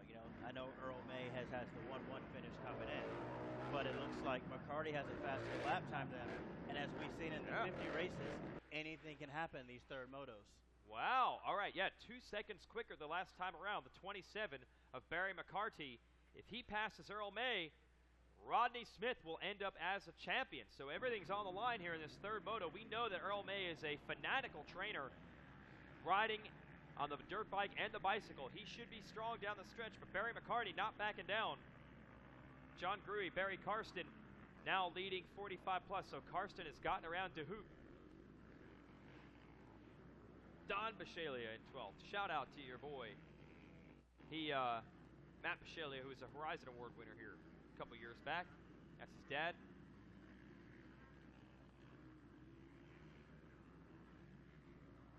The story about Don Bisceglia, Matt Bisceglia was telling me, so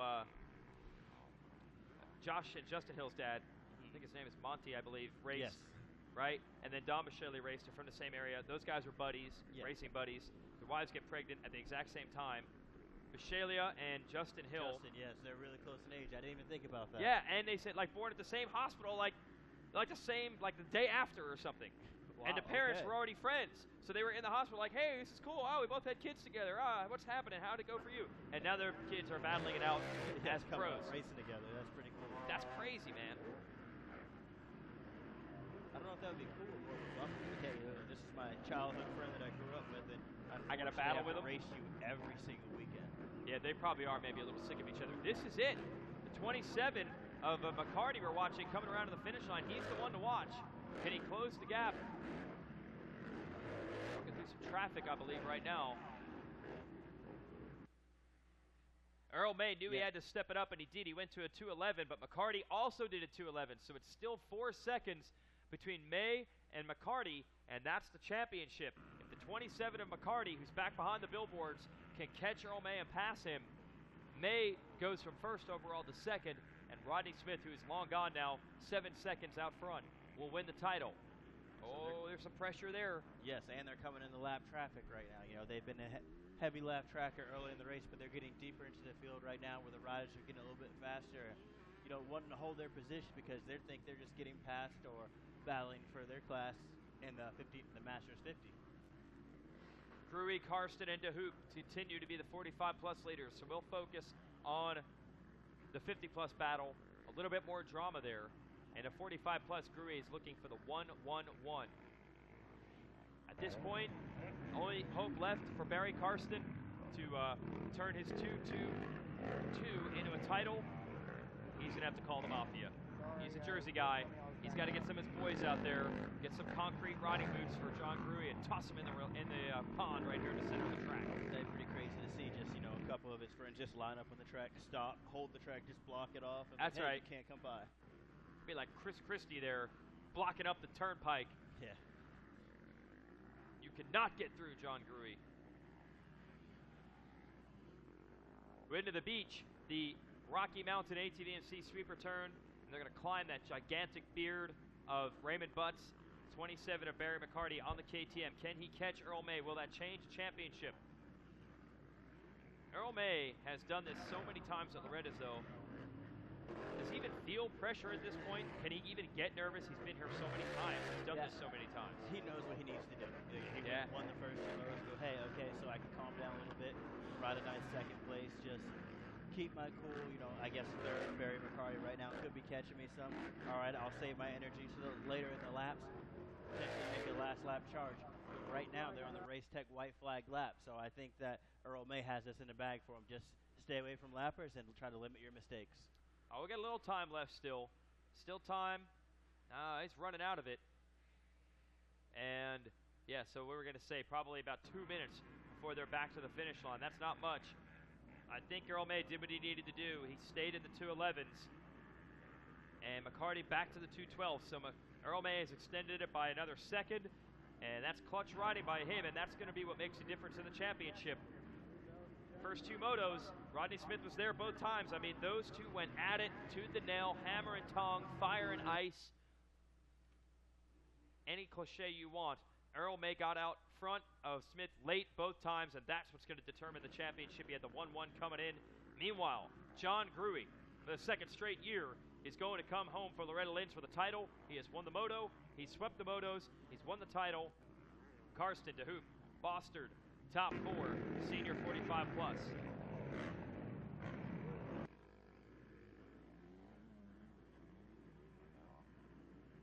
And that's Rodney Smith right now making around these lappers on his final lap, and he's just cruising. You know, he has a 6-second lead right now, so he doesn't need to stress out about anything too much. He's just cruising down. He's come along the beach, the Rocky Mountain, just go in and get a moto win. But, you know, unfortunately, he's not able to take the title with a 2-2-1 score against Earl May's 1-1-2. As long as nothing changes up to these closing laps.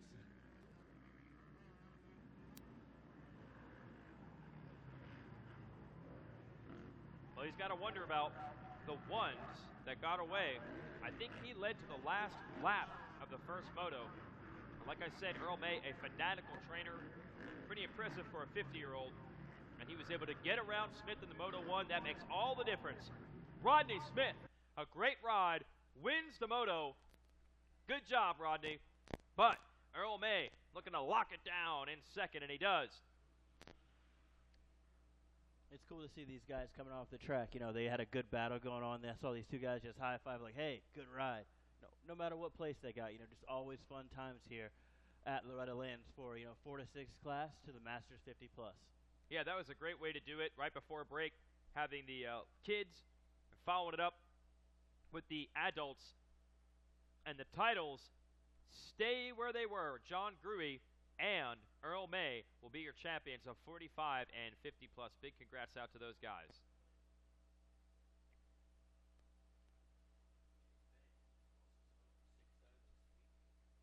Schoolboy 1 will be next, our two-stroke schoolboy division. That's going to be fun to watch. It always is. Shout out to the rest of our top 10 of 45 plus.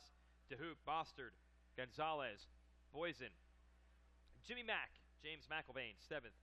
Donald Baker, Alan Julian, and Kerry Wisdom. That's your top 10 45 plus. Wes, got a lot to do down there. Get to it when you got the chance. All right, down here on the podium. Plus 45, third overall in that moto right there. Give it up for Todd DeHoop. Congratulations, Todd. Welcome down to the ranch. Tell me about it. Yeah, I got off to a rough start, man. I jumped out good, and then Barry went motoring by me, and I actually hit neutral halfway down and clicked back into a gear and then held it wide open through that wood section, and luckily came out second behind John. What's it mean for you to be back down here at the ranch? I'll tell you what, it's been 30 years since I've been here. I won in 85, yeah, and I wanted to bring my family down and show them what this is all about, and they've actually never seen this and never actually seen me ride. My daughters have never seen me ride, so they're 14 and 16, and I just, they're not interested in it, but they're a lot more interested in it now. So, well, good deal out there. Who do you want to thank? Definitely want to thank Epic House Media. They're my main sponsor for my bikes, and then Babbitt's along with them.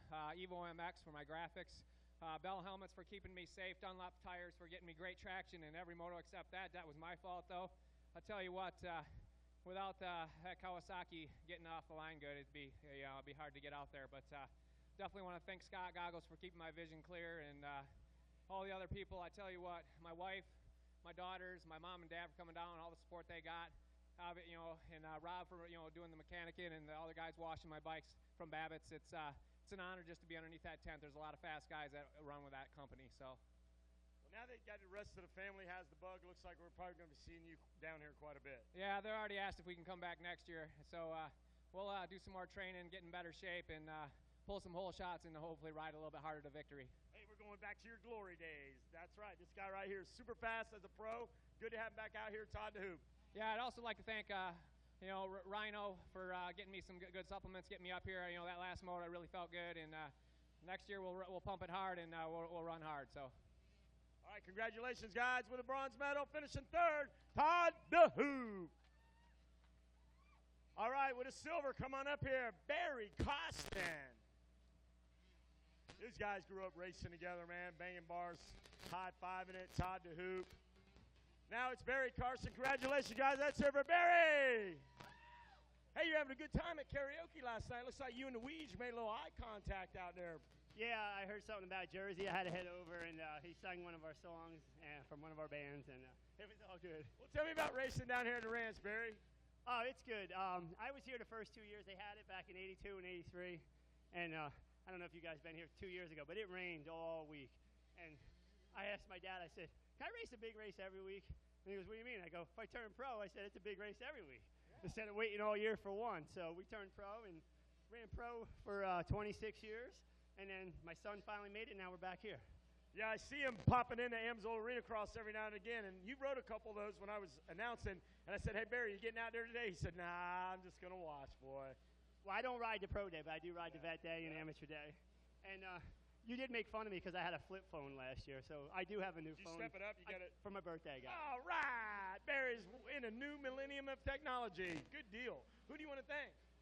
Again, Bromley Suzuki, Suzuki Contingency, MSR, Scott, Twin Air, Dunlop Tires, Decal Works, Bell Ray, just so many. They've been with me so long. I'm sorry if I forget somebody, but I'm having a good time, and I hope they do this for another 10 years and win one of these. This guy's awesome, guys. Give it up, Barry Karsten, superstar. I love that guy. And now your champion and Bell Helmets Whole Shot Awards recipient, come on up here, John Chewy Gruey. You can re-sign him in a minute, Ryan Holiday. We'll lock him in for another 10 years. You have him up here in the 60-plus class. Kip Bigelow, you're sliding in there. Great job. All right, John, we're going to put this Bell Helmet Whole Shot Award over here. We're going to hand you this shield of a champion. Guys, give it up. There he is, John Gruey.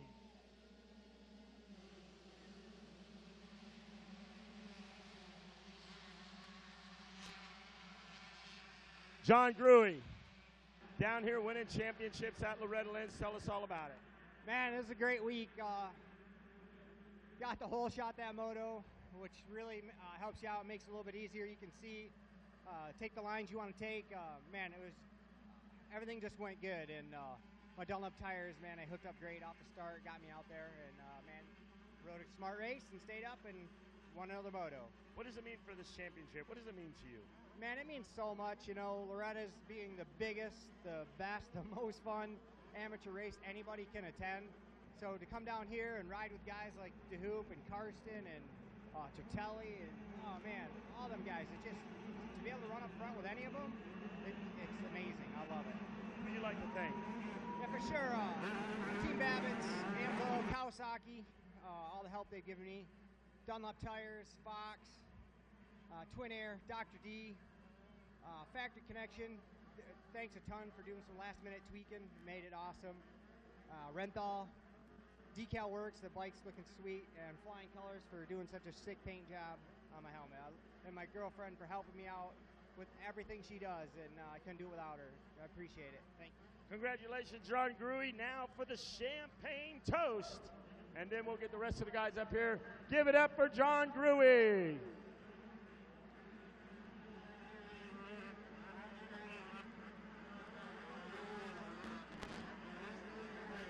Wes is going to reset down there for our 50-plus class. I'll just give you an update. Jason Pennington leading the way, Schoolboy 1 BC. Mitchell Falk is your points leader with a 6-1 coming in. Brock Pappy a 4-2 right behind him. So it's going to be a showdown heading into this final moto. Marco Canella a 1-3. Canella's actually the points leader. Then Pappy, then Falk. Any one of these guys can win it. Don't round out or count out Carter Hallpayne either.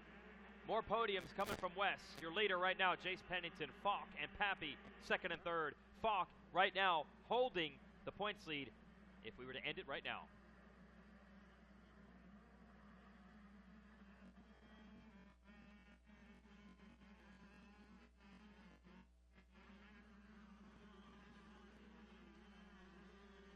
Pennington, unbelievable, 22nd in the first motos.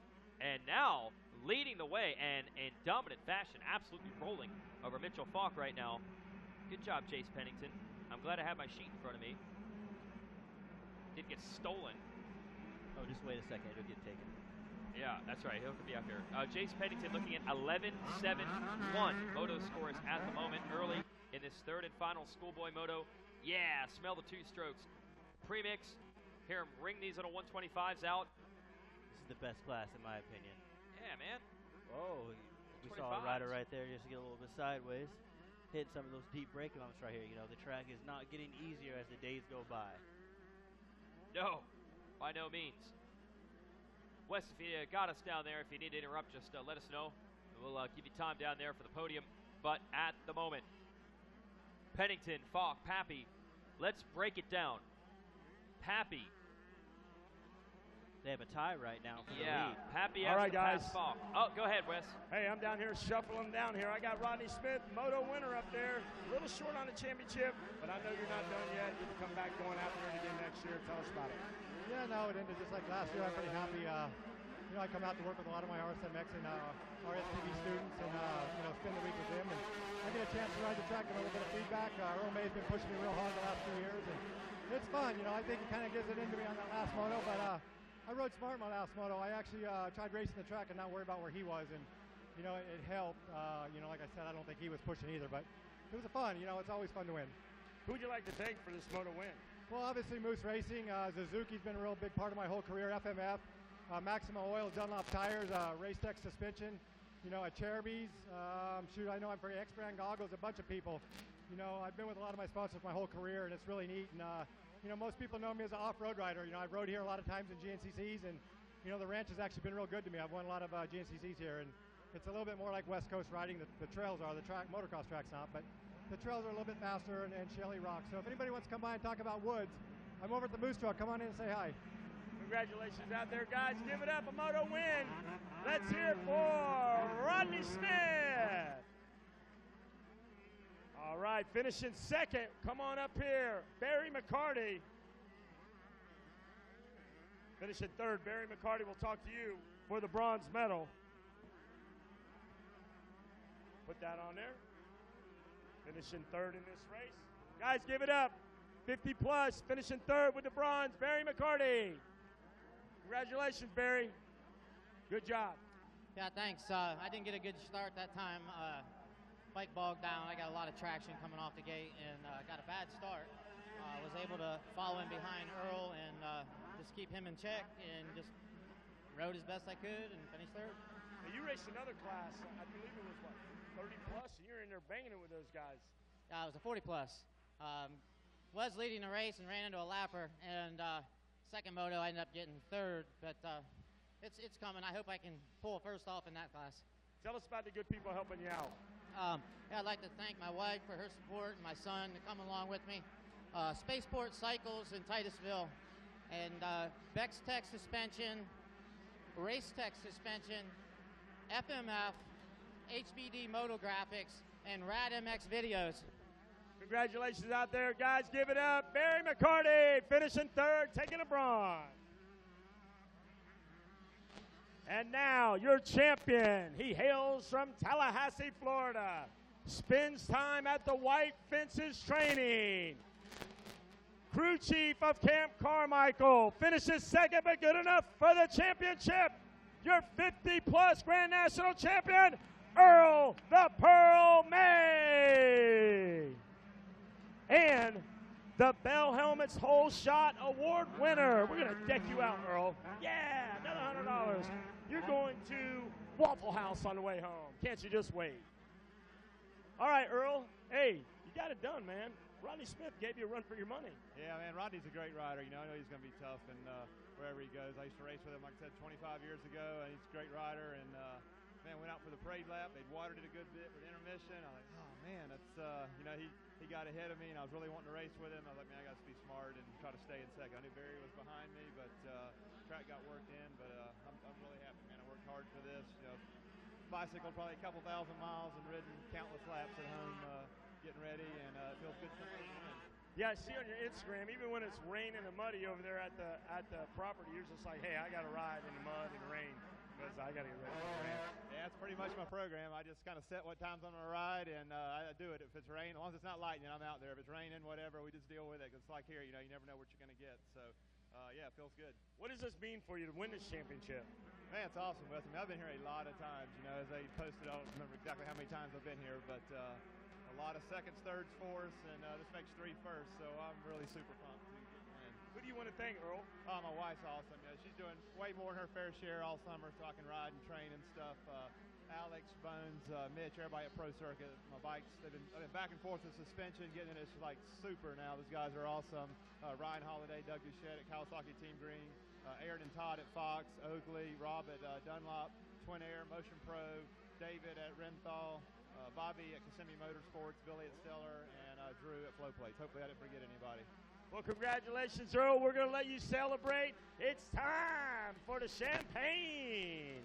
A little celebration. There's the champagne. You got to get the shot. I'm out of here. Do what you do. Thanks, Back Wes. to you guys up in the skybox. All right, thanks. Congrats out to Earl May and John Greer with those titles. Who will we be congratulating in the schoolboy class when it's all over? Pretty complicated scenario here. Chase Pennington is the spoiler. He leads the moto. Mitchell Falk wants to beat him badly. Right now we are looking at a 3-way tie on points. If it ended like this, Falk, Pappy, and Marco Canella will all be tied. And Falk would get the title because he has the better finish in the third moto. But if Marco Canella, who's in 5th, can get the 4th place man, Austin Smith, Canella will gain 1 point, break the 3-way tie, go into the lead, and win the title. So, if Canella can make a pass, what can Falk do? Well, he can try to go from 2nd to 1st and get around Jace Pennington, your leader, on the 31. So Pennington leads. 2nd is Mitchell Falk, 62. Brock Pappy, that's who you're watching on your RacerTV.com screen. Just kidding. He is 3rd. Yes, and we saw Falk all over the back of Jace Penny in the earlier laps, and we were looking at it and said, why is he stressing about this too much? He has the lead. But as it's going right now, Marco Coletto is in 5th place. If he gets around the rider that's in front of him, Austin Smith, who he's right behind, then he's going to take the lead spot. So Falk needs to try to close that gap right now and back up on Jace Pennington, just in case something happens that he is in that position to be able to take the overall. So your rider you're seeing right now out of the Yamaha Mechanics area, Marco Canella on the 64 is trying to pass Austin Smith. If he does it, he takes over the championship lead. Right now he's in a three-way tie, but he'll lose the tie. So he has to make this pass. The 2 YZ 125s down the long short chute and headed to the 10 Commandments. Austin Smith, he's not in the title hunt, went 34-8, but all of a sudden now this 4th place spot he's in is so critical. And he probably has no idea that that 4th place is going to affect the championship. He just wants a good finish for himself. Yes, and for the guys that have the three-way tie for the lead right now, even if they have pit boards, this is just too much information to try to get to you. Yeah. Really to focus in such a rough mechanics area straightaway is just pretty much go for the win. Yeah, Mitchell Fox, 2nd place. You got to get Jace Pennington. But, man, Pennington has pulled away. 5 seconds is the gap. Look at that last lap time, 156. Falk a 158. Pennington is not letting up. And the lap before that, he had set the fastest lap of the race right now with 155.5. So these guys in the 2 strokes are still moving really fast. You know, these are some of the best lap times that we've had all week to any of the classes. Yeah, you're down to the 155s. You're doing something right. Still watching the 64 of Canella in 5th. He's about to get in the sweeper by the beach around the pond.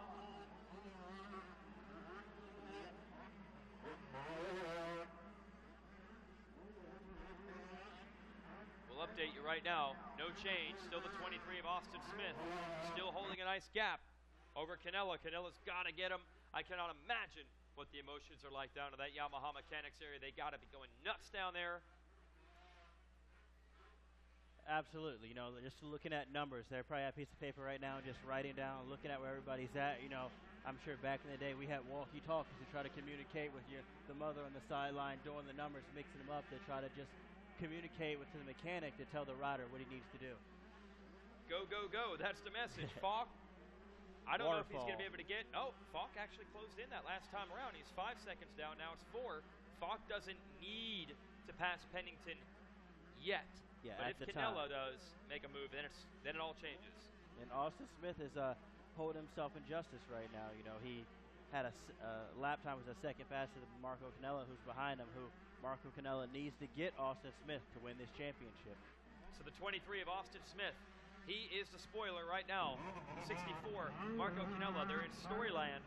If Canella can make the pass, Canella is your champ. If he can't make the pass, it's going to be Mitchell Falk. And Brock Pappy is tied with these guys in points.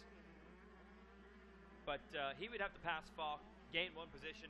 That would change it. But Falk has been pulling away from Pappy throughout this moto. So Pappy, he needs a mistake out of Falk. Falk goes down, then the title could be Pappy's. A 3-way tie, classic warfare in the 125 schoolboy class. So we have 2 spoilers in here right now, Chase Pennington and Austin Smith. Yeah. So, you know, just we have to see which rider is the first one to break. You know, if neither of them break, then one of the riders have to step up. Across the billboards, Chase Pennington, the 31. Shout out to him out of Walnut Hill, Illinois. And see the 62 of Mitchell Falk, KTM Orange Brigade rider out of Costa Mesa, California. Can he bring the title all the way back to Costa Mesa? California, by the way, I think it's got a big win streak lately with this state trophy. Dominating year after year. I think it's been like 2007 or something since they haven't won the state trophy, which is the trophy that goes to the state with the most titles. Although I cry foul on it 1 year because Jason Lawrence got credit to help California win titles. Lawrence is from Jersey, bro. Yeah, he's from New Jersey. Come on, man. I don't know, I think Texas back in a few years ago when they used to dominate the C class. Had to. Yeah, the C, you know, they got like all 8 titles in C class, but yeah, I'm sorry. Mum's a word on dominating the C class. Falk, let's check the last lap time. A 158.1. He has it down to 3.5 seconds on Pennington. Again, he doesn't have to get him, but if Canella makes a pass for 4th, then he will have to get him. So this could be a matter of 2 passes happening at the same time. Man, this is good racing.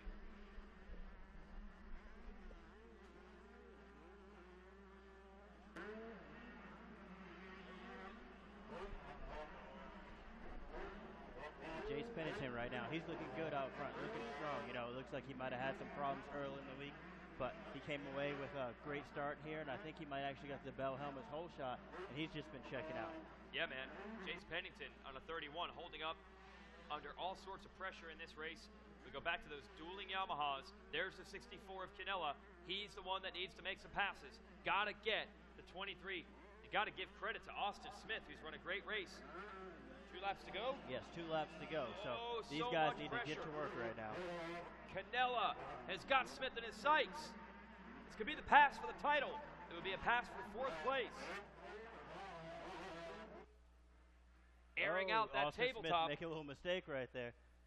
But he was squeezing his bike, you know, so obviously he was listening to Matt Walker's Moto X tips that we said earlier. It was over the loudspeaker, so he's like, okay, so that's what I need to do to try to get this title. Or at least get a better moto finish in. And look how long that rut is right there. It's like a train track coming. And, Canella's getting caught up behind a lap rider right there. Oh, that's going to cost him. Now he's got to go back to work. A lap and a half to try to pass Austin Smith. Now everyone's going to be hot and tired at the end of a moto like this. You're not going to not be tired. But if you are tired, Austin Smith, not nearly as much to gain. It'd just be a decent moto finish for him. Canella has a title on the line. How much of an edge is that going to give him in this scenario? That's just going to have to cook him into the afterburners right now, just like And he's doing it right now. He's trying. Woo! He's switched up his rhythms, but Austin Smith is holding strong right now. A very impressive ride right now that he has going. In the 10 Commandments, tripling through the middle. Canella doing everything he can to try to make this pass. But it's still not enough. 3-way tie in the points. Mitchell Falk will win it if it ends like this, but if Canella on the 64 coming out of Storyland can make this move, then the title is his. Falk up front, riding so hard to try to catch Jace Pennington to give himself some insurance. 3.2 seconds though the gap. Jace Pennington does not care whose points are where. He just wants some gold. Oh, side by side. Wide open on these YZ125s. They're headed into the big sweeper. Down the inside goes Canella. Does he have him? I don't know. The outside's been fast all week long, and Austin Smith is still able to hold on as of right now, but coming to the final turn for the finish line, we're going to see the white flag right now. Oh, and Canella almost getting tangled up in his back end, so he needs to try to play this smart right now coming to the last lap. And Smith weathers the storm again. Last lap. Canella has to make this pass. Oh! Yeah, Yamaha, I don't know if there's any team tactics here at the schoolboy level. These aren't factory level riders. Did he just make the pass? Did he get it done? Yes, Austin Smith made a mistake coming in that long rut before the mechanics area, so Marco Canella was able to give him by, but right now he needs to hold strong and try to ride a wide bike because now he has the championship. He almost threw that thing away. Big swap out of the corner. These guys are going to be exhausted. That's when you make the most mistakes. There's pressure on. And one more thing, there's no way. This is too complicated, the math. I don't think that these guys know necessarily what they need to do. I don't know if Canella knows that was good enough for the pass. In fact, he's in 4th place. He probably isn't feeling good about it. Probably not sure if that's enough to get it done. Yes, Last time around, Pennington put the hammer down and pulled away from Fox, so I don't think Fox is going to be able to get the position he needs. Yeah, Canella coming in with the Moto 1 score, so he knew what he needed to do. He coming in good intentions, but then he got a 3rd, and so, but a 1-3-4 will take the championship right now if things were going to stay the same. Unreal. This is a 125 action at its best. It's close. It's a good contest, and a lot of ambitious young kids. There's probably 5 or 6 that were capable of winning the title, but who will be the one that actually does it? Mitchell Falk needs to pull something crazy out here now on the final half a lap if he wants to win this title, because Canella, with a clutch last lap pass, has moved into the points lead. Yes, and the Jace Pennington coming across to the finish, so he's going to be the winner of this. Mitchell Falk in 2nd. You know, there's a little pretty big gap behind Mitchell Falk. 14 seconds to Brock Poppy, and then another 8 seconds until we'll see if Marco Canella can take this victory. Last turn for Canella. Don't Fred Andrews it and blow it in this tree turn. Oh, he's clear, and it looks like Marco Canella has pulled it off with a 4th place finish. Okay, so he knew. He knew what he had to do because he's excited right now. Nah, bro, he just heard us. Okay, you're right. Yeah, he's listening to the announcers. Oh, yeah, they don't have loud bikes either. It's just 2 strokes. Just That's right. That's right. So Canella is going to go 1-3-4, and with 8 points, that is going to edge Falk, who goes 6-1-2, and Pappy, who goes 4-2-3. 1 point, the final margin of victory. This is all unofficial, of course. We'll wait for them to sort it out down there.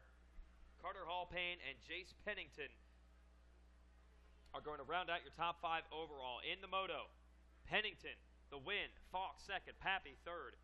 Canella and Austin Smith, he ended up being the difference maker, the decider, and he finishes 5th. Canella made that pass behind the billboards. We've been talking about it, Sean. Those aren't ruts. Those are just ditches. Yes, that's just a long, long train right there, you know. In that case, you know, if you lose your balance, you might as well just take both feet off and try to just move the bike under your legs right there. And that ended up making the difference. The mistake from Austin Smith allowed Marco Canella to get by, take 4th, and that will swing the championship his direction. Jace Pennington, 11-7-1. Good moto performance for him, but he's only 5th overall. We'll let Wes Kane take it on the podium.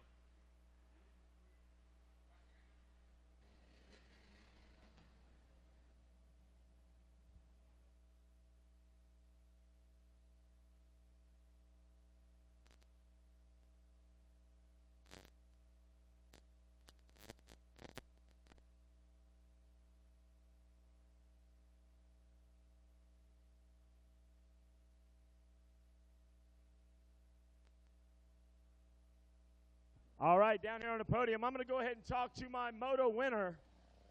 Come on up here, Jace Pennington. We're going to talk to Jace Pennington.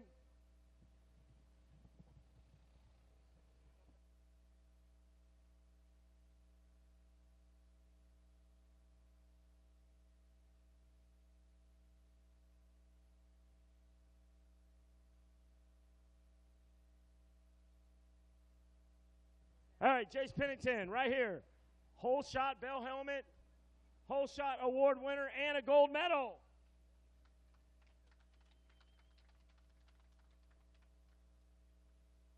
Congratulations out there. First and foremost, let's talk about your whole shot. I knew I could get the whole shot again. It was my 3rd whole shot in a row. I just had to focus and just pick my gears at the right time, holding on longer than everybody else. It was definitely a mental thing. Who do you want to thank for that whole shot? Seven, Pirelli, Arai, Bond Zipper, Tag, Power Band, Asterisk, Garnier, KTM, my mom, my dad, SI Motorsports, Real Link Graphics, Nihilo, and just everybody. Thank you so much.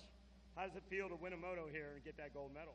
It feels great. I've been working so hard the past week and a half. I got hurt, had to take a few weeks off, and I just came back swinging and proved what I can do. Congratulations out there. Jace Pennington with a moto win, a gold medal, and the Bell Helmets Whole Shot Award recipient. Guys, give it up one more time for Jace Pennington.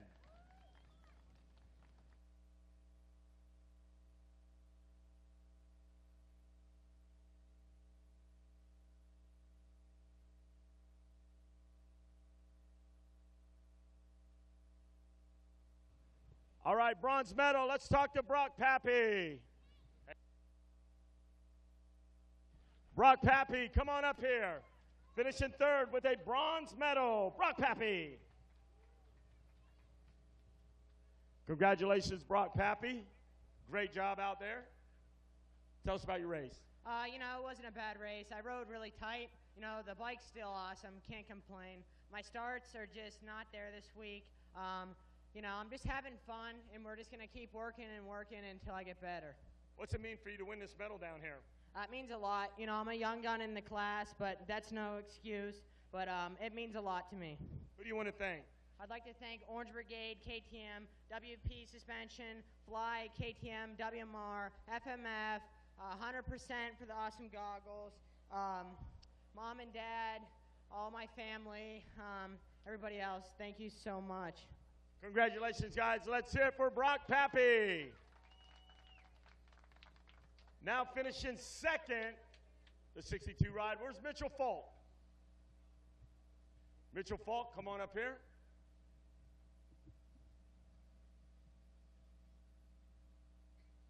Great job out there, guys. Let's hear it for Mitchell Falk with the silver. Congratulations. Tell me about your race. Yeah, my race was pretty good, and I just messed up my first moto with a 6th place. And if I had 5th, and if I could have got that, shoulda, woulda, coulda, I would have got the title. But I came up a little short, and so I've learned a lot. I've gone through a lot, and to get back to my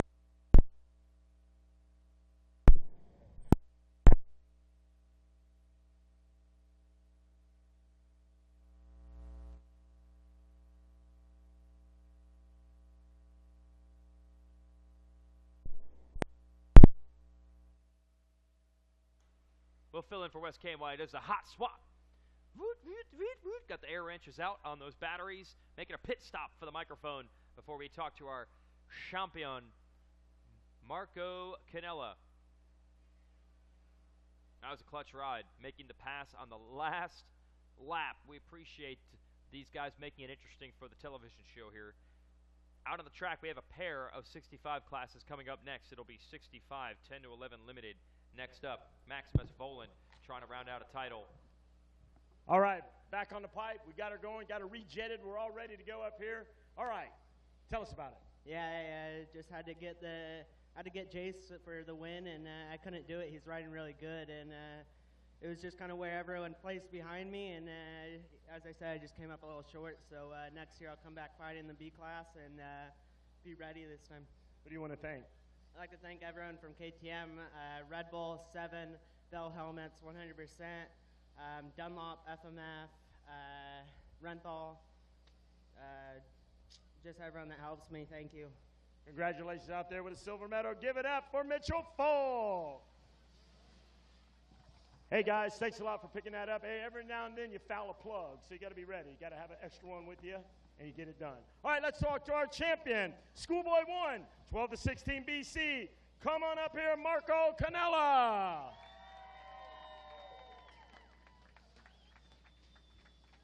Kip Bigelow. Marco Canella, ladies and gentlemen, your national champion.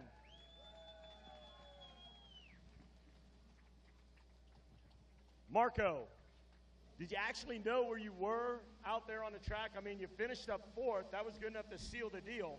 I somewhat knew. I told my dad if I need to pass someone to write pass on the pit board, and he had passed the whole race. So I was just trying to get the guy in front of me, pushing as hard as I could, and the track was really fun. I had a blast out there, and everyone else was riding so amazing, got off to a good start, and just had fun. At one point of the race, the top 3 guys, the finish 1, 2, 3, they were all tied. So those guys had to actually beat another one, but you slipped up, and you were the dark horse, and you take the championship. Got to be excited. Tell us all about it. I mean, it feels so amazing. I've dreamed about this so many times, and for it to become a reality, it's just awesome. Best feeling in the world. Who do you want to thank? I'd like to thank my mom and dad so much for supporting me throughout all this. The whole Crown family for supporting me so much. Defiance Lifestyle, Rob over there just supporting us. Atlas, Rhino Power, Dragon, Fly, Rhino Power, Orthoflex, Moto Park, Yamaha, anyone else I forgot. Thanks, guys, so much. I really appreciate it. So now after this win, what are we going to see you next? You stepping up? What are we going to do? Not sure yet. We still got one more Schoolboy 2 moto, and then we'll go from there, see what happens. This guy's going to Disney World. All right, Marco Canella, congratulations. Great job out there. Here's the bubbly. Pop the champagne. Get in the mix. It's time to celebrate our national championship winner, Marco Canella. Your sound system can't contain Wes Kane. That was an awesome schoolboy battle. Congrats out to Marco Canella, and also congrats to John Danes and everyone who runs our result system, because without their help, there is no chance even by now we would have figured out who won that title. So big thanks to John Danes, Trackside, and everyone from My Laps for helping make this possible. Now into the 10 to 11 65 class, Crockett Myers with your Bell Helmets whole shot and leading near the end of lap 1, but here comes Max Voland. Looks like Crockett might have had a little bit of problems in the earlier races with the 4-9 moto scores in his first 2 motos right now, but coming away with the Bell Helmets whole shot, he's trying to show everybody that, hey, I'm one of the top contenders as well. Max Voland great performances earlier in the week. 1-1. Second right now would be enough to make him champion, but he wants to go after Myers anyway. Here they are, back behind the billboards. Whoa! Crockett Myers able to get the wheels in front of Voland. Yes, Maximus Voland, he's this is his second year in the class coming back. That's why he's running the number 2. So he finished second last year. He wants to walk away with this with the number 1 plate. Max has been pretty strong the last few years here, but this would be, if he gets it, his first championship. Wants to join his dad and his uncle, who locked down titles in the early days here at the ranch. Here comes Grandpa Ferry scouting. He and Gary Bailey now talking. I cannot imagine the amount of motocross knowledge, the amount of races that those two have seen. Be some great It's a bench good race. racing. Yeah, it'd be some good bench racing right there. We need to get a microphone on that. Speaking of good racing, Max Voland going after Crockett Myers Looks again. like he made the pass. Yes, Maximus Voland was able to make the pass into the lead. But Crockett Myers not letting him have it easy. He's coming back, and let's see. Maybe they'll be done battling by the time they get to us, but hopefully not. Voland just didn't lift around the outside, that left-hander.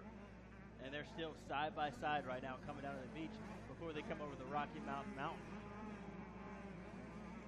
Great fight as they're in there, 2 different lines. I believe Voland has finally made the pass stick.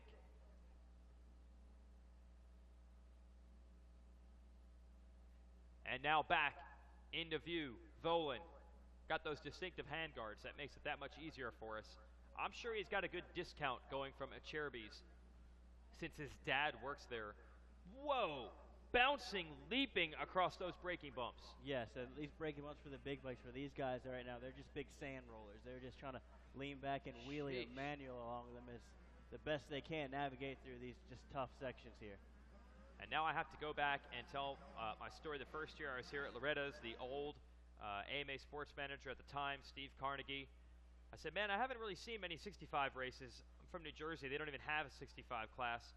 Dude, you see a kid with a good style on a 65. It looks awesome. There's a Blake Baggett out here. Unbelievable style on a 65. Some of the 65 kids had the best style out here. And that's what you're seeing right now. Max Voland and Crockett Myers. Dude, they got good style. Look at Myers coming back after him. If I would have closed my eyes right now, I think I just would have pictured Steve Carnegie talking. You remember just Steve, right beside yeah. me. He was raving about this 9-year-old Blake Baggett kid. What did he ever turn out to be? Yeah, look at him now. Crockett Myers trying to get Voland back. We're on the long, short shoot.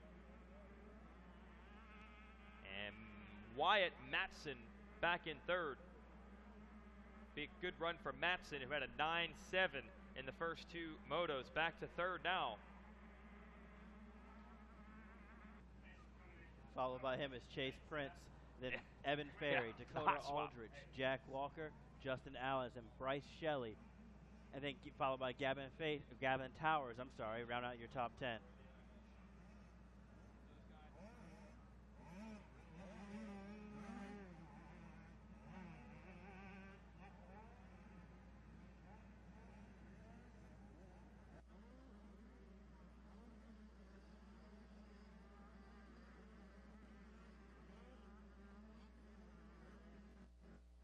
Total teamwork up here.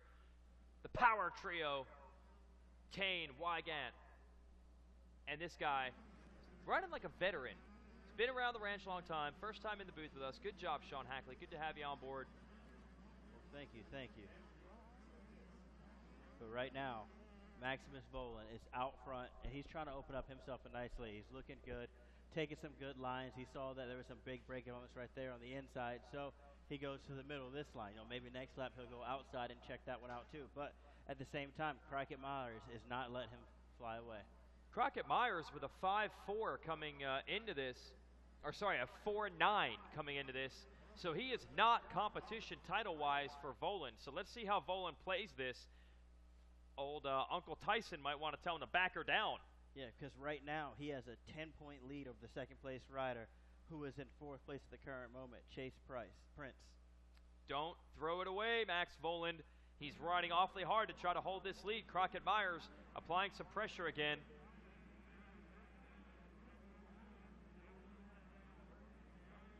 And they have a pretty big gap right now over Wyatt Matson in third place. So they're looking at about 12 seconds, but they have a great battle going out in front. So they're really not worried about what's going on behind them.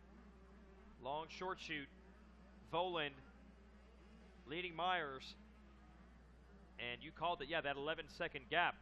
If Voland were to make a mistake, he could still conceivably get up in second place, but you don't want to even take the chance of going down. Maybe this is the pace he's comfortable running. Absolutely. We never really think about that. Like, hey, you should slow down and let that rider go. Well, hey, I could be comfortable at this pace. We're just riding and having a little bit of fun out here. Yeah, I always say they don't have calculators on the handlebars. They can't just set the dial and be like, turn it to 97%. I'm going to go 97%. Or they could have like their smartphone in like their back pocket or something like that with Bluetooth. And like, hey Siri, just do the calculations for me. Help me. That's one of the few that could have probably figured out that schoolboy class. Well, it was a super schoolboy class we just had. I love watching these kids manual through this rough stuff on those 65s. Some little Travis Pastranas there manualing across the top of everything. And it's pretty cool looking at this age right now. They could be riding their pit bikes around their 110s or something like that. And in all reality, that's good practice for them. Just good bike control because their bike is pretty much the exact same size. Oh, it looks like the lead opened up a little bit. I saw Crockett Myers make a small mistake. I don't know if he went down or anything, but no, he's right there. Weren't you the one telling me you could ride in a parking lot and get something out of it, skill-wise? Absolutely. I love riding on two wheels. I can do anything. As long as I'm on my bike, I'm happy. That's cool. Voland, he's happy right now. He's leading it and just starting to edge away. There's a few sections, though. This area right here seems to favor Crockett Myers in second. So we'll see if Crockett Myers can close in past the billboards. Excellent observations, deep analysis coming from within the realms of the Racer TV box, the jail cell. So much work to do down there. It's actually, we just bring them in, lock the door on a Monday afternoon, and we do not let them out. We have a little mail slot. We just drop in some raw steaks and a fire hose, just turn it on a trickle, get some water out of that. Racer TV crew just locked in that box. And when they go out in the sunlight about 4 o'clock on Saturday, just going to see like a flash fire. Have not been outside in 5 days. I'm serious. You folks go past the announcer's tower. It's not very visible. It's doesn't seem like anything crazy, but there's a beige, gray, steel box, and that's where the Racer TV crew is working out of. They can't break out, can't break free, and if they start getting crazy in there, we'll have Wes Kane tip it over. It literally does have bars on the windows. So many people want our proprietary technology. I guess that's why. Can't get inside that thing. And also, can't get around Maximus Voland. It's like Voland has a set of bars around him as well. Everything Crockett Myers tries to do to break him down just can't quite get there. Yes, obviously Maximus has been dealing with this all week. He's had a pair of aces coming in here. Nice. And hey, he's trying to do, three of a kind right now, just a 1-1-1 and take that easy victory. Well, I wouldn't say easy victory, but, to determine the overall factor with the 1-1-1, obviously, who the championship's going to go to. That's right. Make it easy on us. Here we go. Big sweeper, right-hander for our leaders. Chase Prince has gotten around Wyatt Matson, so he is third. And Evan Ferry up to fifth. We've seen some real signs here from Ferry. He's one of the younger kids in this class. He could come back next year, and he has been top 5 level throughout the week. So good job, Evan Ferry. We could expect potentially big things from him next year. He'd like to be where Maximus Voland is, and that's a really good sign for the sport to see so many good second-generation riders coming up through the ranks. It reminds me of seeing Josh Hansen out here. He was one of the first sons of a former pro and a former champion superstar, Lil Haney. Just Haney now. Somewhere along the way, the Lil got dropped. Remember, Lil Haney had to actually race Jeff Emig in his 250A class when he's here. Emig made a comeback, and Emig was cool. He said, listen, I'll race one age class, but I don't think it's fair for me to beat 2 age classes, so I'll always run the fastest class, see how I do, and one age class. So he ran like 30 plus or something and 250A, and he was able to beat Hanny. I think he might have actually lost the age class, but beat the A class or something. I think the same thing too. Yeah, you know, and yeah. Hey, we have Robbie Rayner to here, Sebastian Tortelli. He's gonna have a lot of tough competition coming back if he decides to do that. Yeah, he was gonna go 40. Maybe someday we'll get Emick back here. Are these guys still going at it? Are you kidding me? They're just going hard this entire. This is the last moto. You know, maybe for some of these riders, this is their last race of the week. So it's about time that you give it all you have right now. Just leave it all on the line and try to come away with a moto win, or a just overall championships. Interesting thing, Crockett Myers, second place rider, doesn't even have the helmet. Just runs the coonskin cap. Davey Crockett Myers in second. The coonskin bell helmet. Got the flowy tail there in the back. Soft cushion, but probably not very well ventilated. That's going to be tough on a hot day like this. Davey Crockett Myers in second. Yeah, remember the third moto on the pit board. Crockett Myers.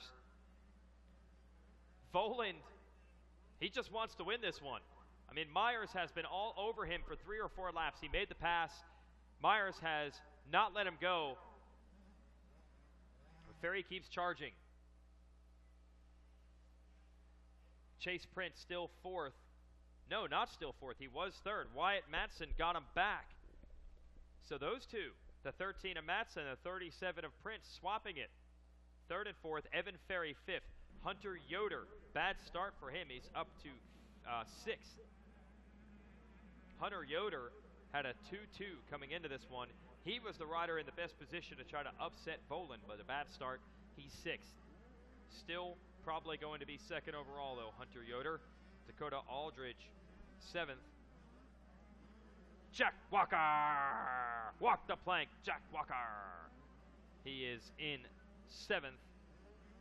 Actually, he's eighth. Aldridge, seventh. Walker, eighth. Bryce Shelley, Justin Allen, top 10. And that rundown brought to you by our good friends at Red Bull. How good of friends are our friends at Red Bull? I'm not sure. They haven't came and visited in a while. Yeah, we would talk to those guys. Yeah, I know. I want to see how good friendly they are. If they could maybe stop by with a care package or two. Long days here at La Ranch. Hackley's got to drive back to Texas, man. He's gonna need some fuel for the road. Oh, okay. We're gonna the folks at the Racer TV box say if they want to drop some Red Bulls in the mail slot, or how they're fed and watered. Actually, take some hay bales, bust them up, and just throw some of the hay in there. There you go, guys. Chew on that. Looks like Voland has finally opened up a little bit of a gap. Yes, I'm not sure if Crockett Myers made a few more mistakes or what not, but Maximus, they both have been riding great this entire moto, just giving us something to watch and giving us some entertainment. But when it coming down in the closing laps of the race, I think this is going to be the 2-lap card coming out right now. And right now, Maximus, all he needs to do is just keep it on 2 wheels, avoid the lappers like that. I saw a lapper right next to him just make a mistake, but just keep it on two wheels and keep a safe and smart ride. Do love watching a kid with a good style on a 65. Oh, hey, Steve. He's back. So that should be 2 laps to go? Yes, 2-lap cart was just out. So not Crockett Myers, I'm sorry, but Maximus Voland saw the number 2 out, which is his number right now. So he's wanting to see the white flag, 1 lap, so he can have that number 1 plate going over to the podium to talk to Wes Kane.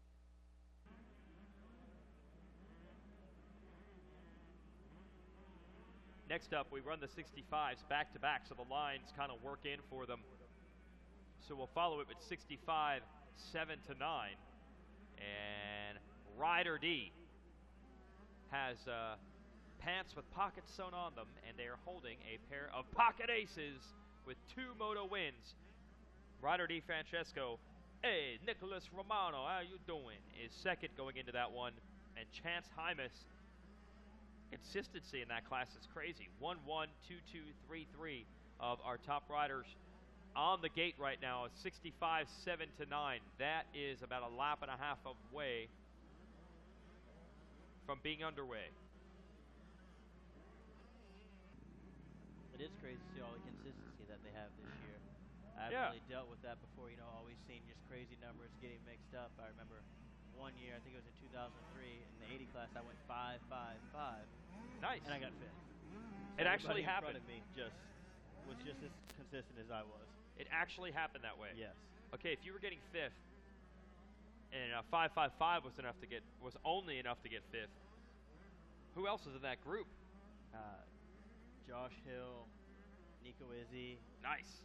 Stroop, I think, was in there. Dude. Yeah, it was a pretty stacked class. I was really tall at that time. It was about time for me to get onto a big bike. So Yep. I had no chance. I just figure if you could get 3/5 and there's somebody else doing so much better that was only good enough for fifth overall, there must have been some pretty good riders. Yeah, as well as Osborne. Dude. So there was the 4 riders that were in front of me.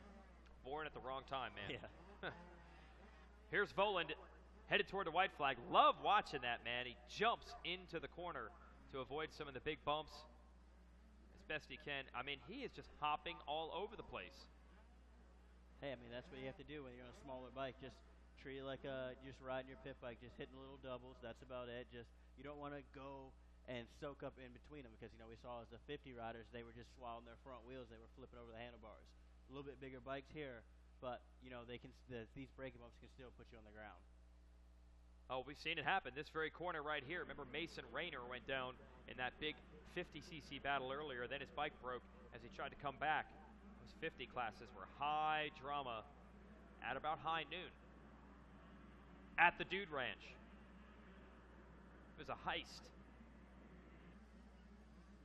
So Voland has finally shaken off Crockett Myers. He put in 2 good laps to get that 4-second lead because guess what? The last time around, they matched each other again. 2:21s, both of them. You cannot get more even on speed than these two. No, their lap times have been very close. Their fastest lap times were 2:17.3 versus Crockett Myers 2:17.9. And, in the early stages of moto, they had about maybe a second and a half in between them. So it was just a little bit of gain here, lose here, just battling back and forth on lap times.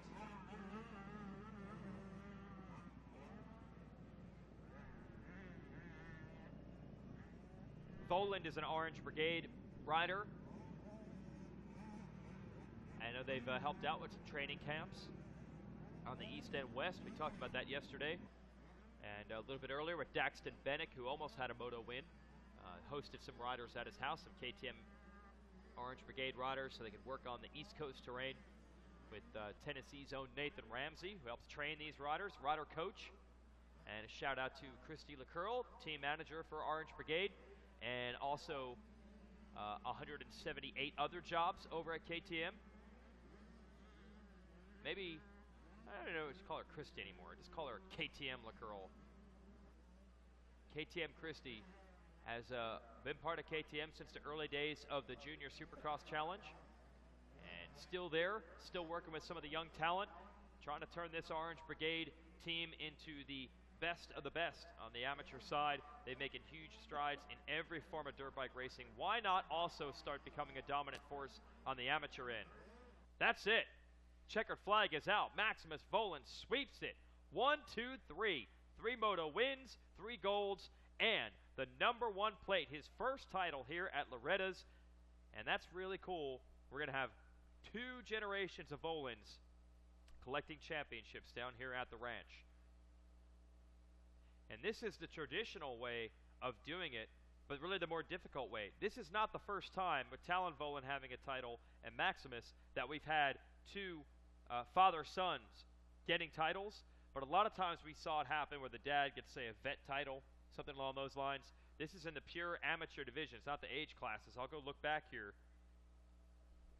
Well, the craziest thing was the first year I think Eli Tomac came here. They were like, oh, this Eli Tomac kid is really fast. He'll probably win a title. And his dad, the mountain bike legend, you know what he did in his spare time? He just came out, won a vet title at Loretta's. Yes. No worries. I'm John Tomac. I got this.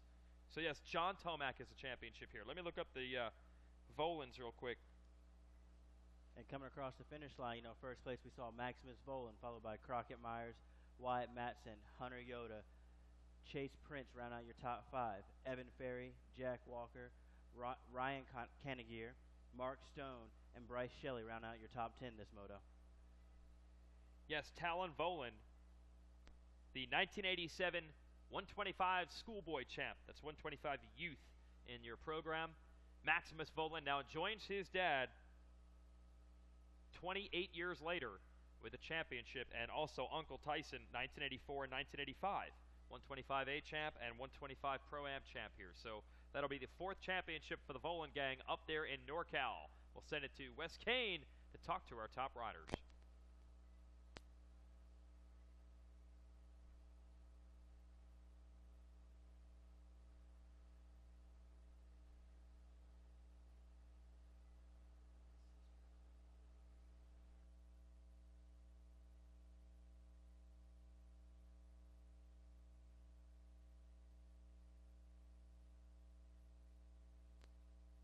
All right, down here in the podium, finishing 3rd, 65-11. Let's talk to Wyatt Matson. Well, Wyatt Matson up on the podium. Wyatt Matson with a bronze medal, finishing 3rd.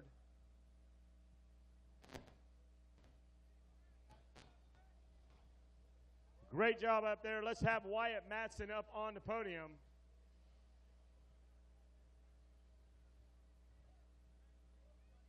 And Wyatt Matson coming up here. Congratulations, Wyatt Matson. Good job. Congratulations. Tell us about your race. It was awesome.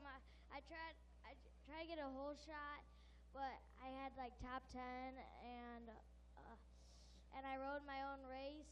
Try to keep in front of the battle and everything. Tell us about the track a little bit. It was rough, dry, and a little wet in some spaces. Who would you like to thank for this bronze medal? Allegan Motorsports for keeping my bike fresh. Seven, Scott, Bell, Garnet, Sandbox Kings, Dunlop, Power Band, Cycle Gear, DC Cobbs, Woodstock ATM, and everybody else. Thank you. Congratulations out there finishing 3rd. He's going to take the bronze medal, Wyatt Matson. And now, with a silver medal, he's going to finish 2nd in the 65-10-11 Limited and the Bell Helmets Whole Shot Award. Come on up here, Crockett Myers. Crockett Myers, ladies and gentlemen.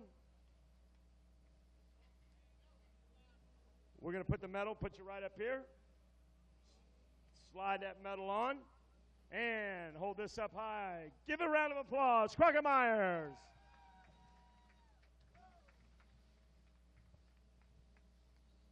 Crockett, congratulations on your Bell Helmets Whole Shot Award. Tell us about your start. You know, I got a good jump, and it was just a whole good race. With start is 99.9% of the race, so it was good. You got a 2nd in this race, good enough for a silver medal. Tell us about that and how that feels. Feels great. First time to be at Loretta. I had a broke leg last year, so I didn't get to come, but this year I came back strong. Finally got a medal here, and I'm pumped. Who would you like to thank? Jesus Christ for keeping me safe, Mom, Dad, Rooster Mix, Scott Goggles, Dunlop, Munn Racing, JT Racing, and everybody else I forgot. Thank you. Oh, Power Band Racing, and Matt Walker. Congratulations out there, guys. Give it up for Crockett Myers. All right. Good job out there, Crockett. And now, ladies and gentlemen, your Loretta Lynn's Amateur National Champion in the 65-10-11 Limited. Give it up from Grand Bay, California, Maximus Volin. There's the AMA plate, championship plate, and the trophy. Give it up, Maximus Volin.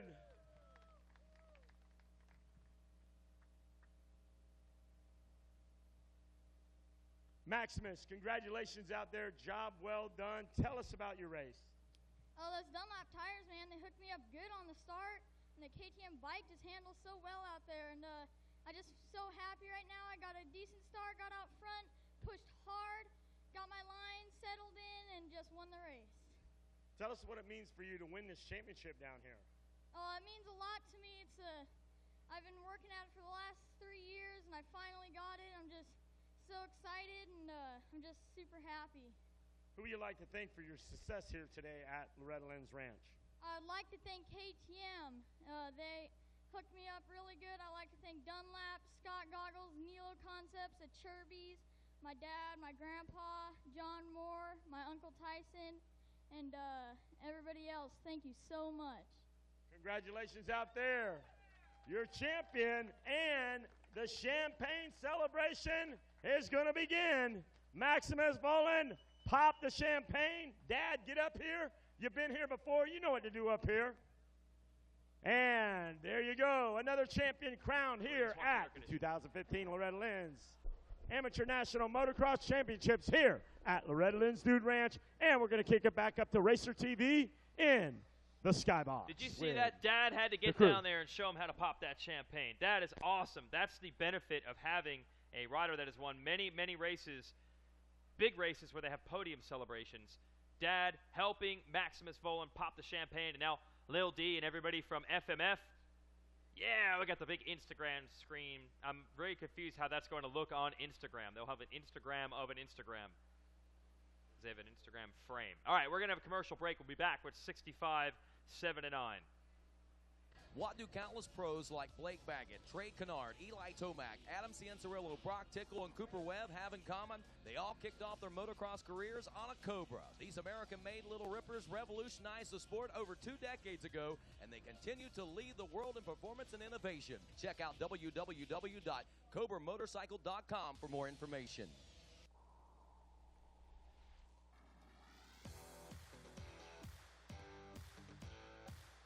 Heat is harsh. Be cool with Cool Vest. Check out the all-new Cool Vest at coolvest.com. Cooler than you.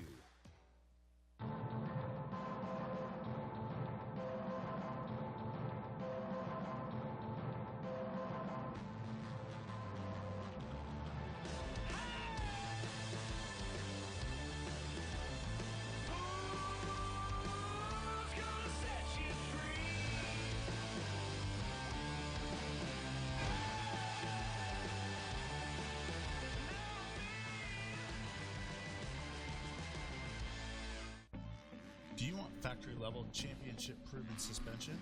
Racetech Dual Valves improve flow, providing a plush feel with drastically improved bottoming resistance. Join the family of RT Rippers at racetech.com and expect to be impressed.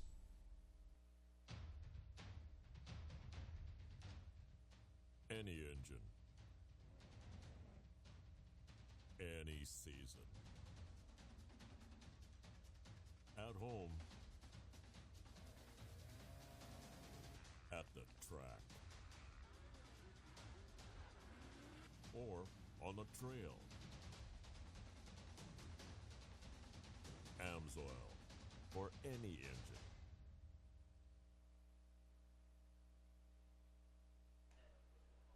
We're back here at RacerTV.com. We're going to welcome Ray Butts from Rocky Mountain at ATVMC.com up to the booth. And that means that Rocky Mountain, you had to get a fill-in over there? Somebody else got to lay down, put the beard out? Yeah, I got 2 or 3 guys laid out over there. I take up about 2 guys worth of space. Okay. A big man, Ray Butts. I'm happy to have you here, though. And 65, 7 to 9. You were saying that your son was racing here. What class would he been? Does he normally race? He would have been the 10 to 11 limited and the 7 to 11 open. Hopefully, Yep. if he would have qualified. So he would have been in the race we just had. Yeah. 10 to 11, yeah. Yeah. So, he has quite a few buddies in that class. Definitely he's trained a little bit with Max actually, and oh, cool. And we're pretty decent buddies with the Yoders and a few of the other kids. That's a crazy group in that class. Crazy fast It kids is. in that. Yeah. There's some real rippers out there. We chase them. We're definitely working to get the speed up to where we can go up and battle with them. But there's some dedicated kids, and they really put it down the track. Yeah, that was fun to watch that group. Now this one, the Superstar, and boy, he's already showing you what he's made of. Look at this, Ryder D Francesco already checking out. Your whole shot went to the 98 Randall Myers on the KTM out of Birdsboro, Pennsylvania. So he has money from Bell Helmets. But the Kawasaki boys have been the ones to watch in this group. Romano and Ryder D have gone 1-2 in the first 2 motos, and DiFrancesco trying to do it again. It's looking good. Are you kidding me with the speed that these guys have on 65s? I cannot believe what I'm seeing. Like hauling. Deegan, I believe, races this class, but DNF 7 are his scores. I think that might have been him, though. Yeah, 38. And he's going to have revenge in the mind because just a heartbreaking scenario in his 50cc race. He won the first 2 motos. I don't know if you saw that, Ray. Yeah, Dude. That was a bummer. But you know what? I mean, he dug deep. He came back. I don't see how any of his sponsors are going to be disappointed with that performance. I mean, you're going to fall over once in a while. You know, I always tell Cyrus, I'm like, you know, I don't give a crap where you finish. Just do your best. And you know what? I think Little Deegan did his best. I mean, he came back to what, like 15th or something? Yeah. After being dead last like 15 seconds down. Yeah, couldn't even start the bike. Yeah. Right. Yeah. So we'll see if Deegan can get in here in this mix. We see him on your screen, racertv.com in the 38, trying to get Romano and Ryder D. DiFrancesco, part of that Bakersfield, California gang. Deegan battling it out with Leland Golazewski, 3rd and 4th, over the tunnel and onto the straightaway in front of the billboards. 5th place is Chance Imus. That's one of Cyrus's buddies too. They're out of Pocatello, Idaho. That kid's legit now. He's overcome a broken leg in the last year, and he's definitely getting his speed back. His nickname's Super Chunk, so the Super Chunk's back. Super Chunk? Yeah. Really? Is there a, dare I say, reason for the name? Just his nickname. Okay, yeah. all right. Chunk Imus, that's what he's always been, and then he became Super Chunk. Okay, so Chunkimus is in 5th. This is a battle right now.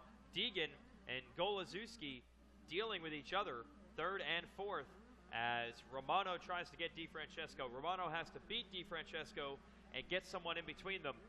So if you're Romano, you got to cheer for the riders behind you and hope that DiFrancesco makes a mistake, and then you can take advantage and get them shoved in there as well.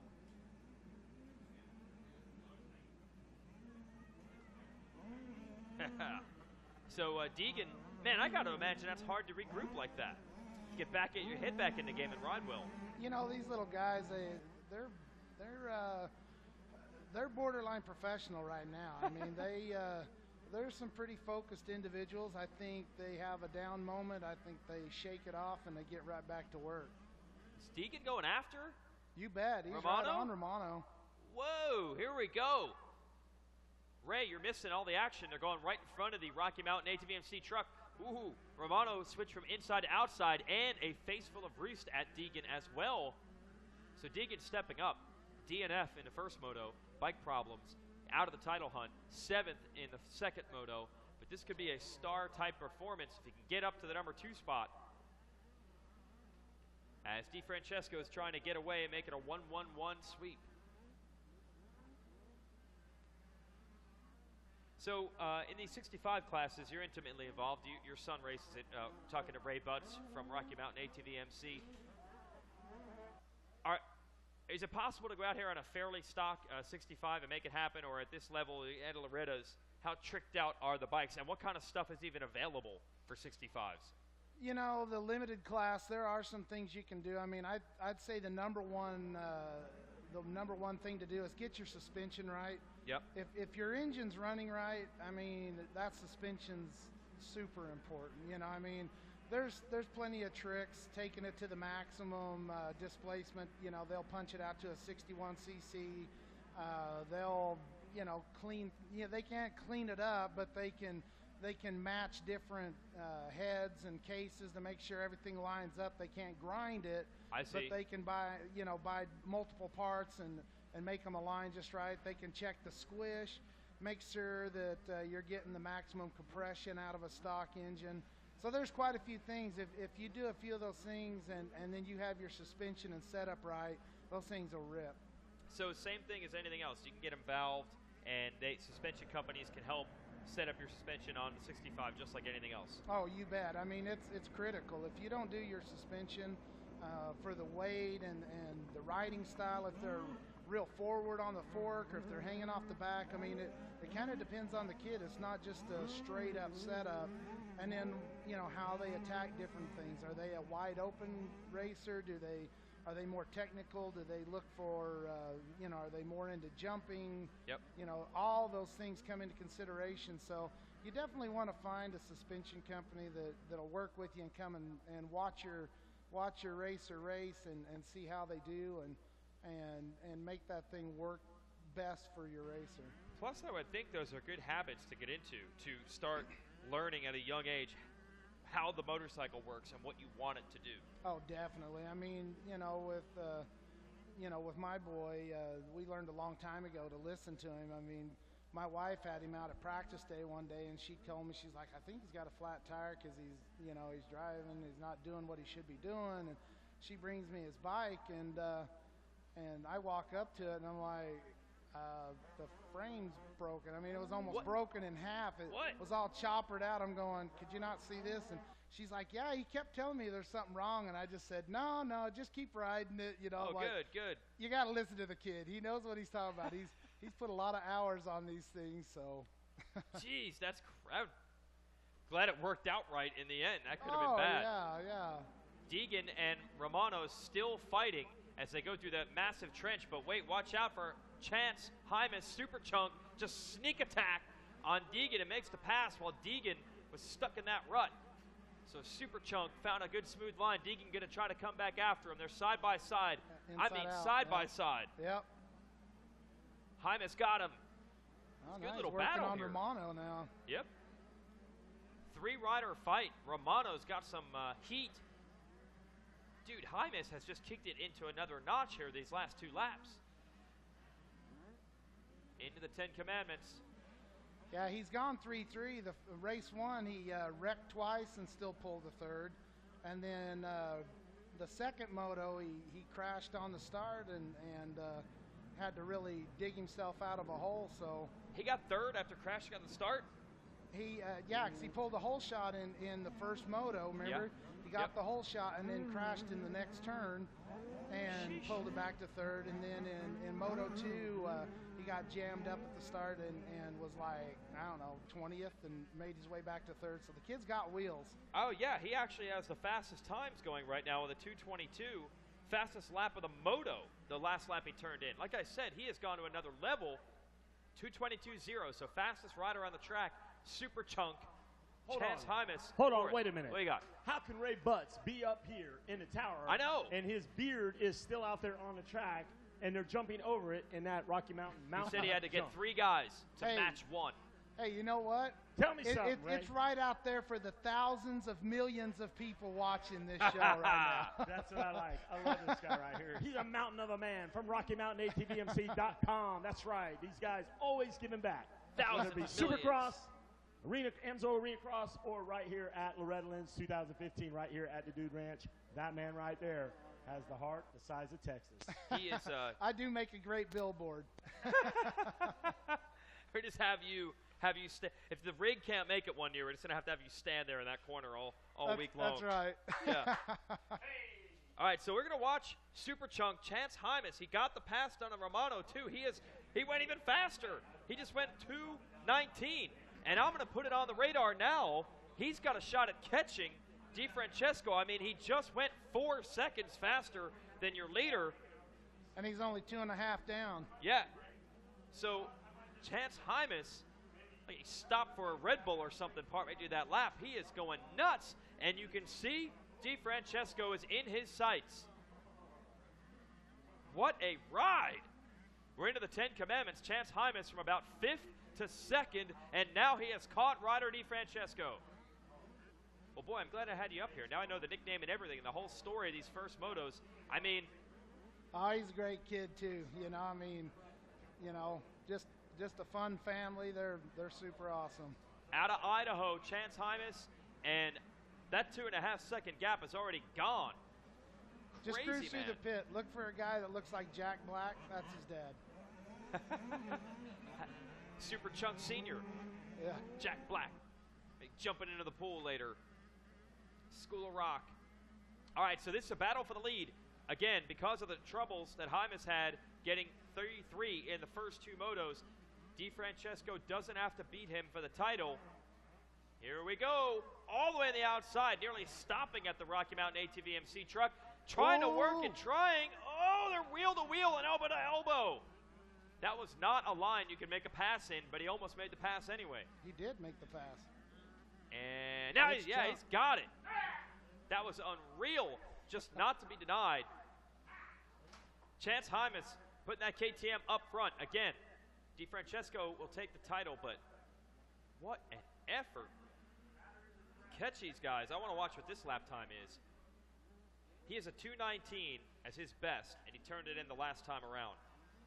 2:23s are the best anyone else has been able to come up with. Wow. 2:20.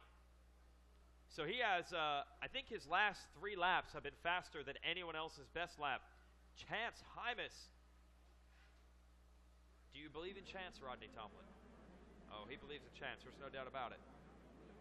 Destiny and chance. Rodney just takes his life and just throws it up. Let God decide. Believe in destiny and chance. Let the cards fall where they may. His dad actually built Cyrus's race engine, so he's quite the tuner. Well, I was going to say, we do have the 165 class that is not a limited division. So what kind of work goes on with the bikes in there? Oh, you can get into pipes, porting, you know. Really, I mean, just like a 125 or anything else? Yep. You got to open them up, let them breathe, and oh, we got more? Big John coming in here saying, check out my packages. All right. Oh, yeah. Yeah, absolutely. This is the way that works in this announcer's tower. You're probably smart that you don't come up here very often. It's just very ruthless in here. Yeah, if we could get this. We got Big John on one side and Ray Butts on the other. I hope everybody's cool. we can have a weed sandwich. Yeah, I'd be done. I'll tell you what. I'd just be like the mustard packet in the middle. Hey, these two. Jeez. You're going to stack up me, Rodney, and Kevin? Get Hackley in there? Stack them up. Be a club sandwich. I hope you two never get on each other's bad side. No rumbling between Big John and Ray Butts. Okay, so as we watch Hymas getting away, I got to announce some more packages need to be picked up at the depot. Paul Brown, Kristen Lord, Jacob Grisbinski. We have packages for you. Josiah Hempen, Elizabeth Lyle, Allison Maywald, Bobby Curtis Torres, Jim Webb, Rookie White, packages for you.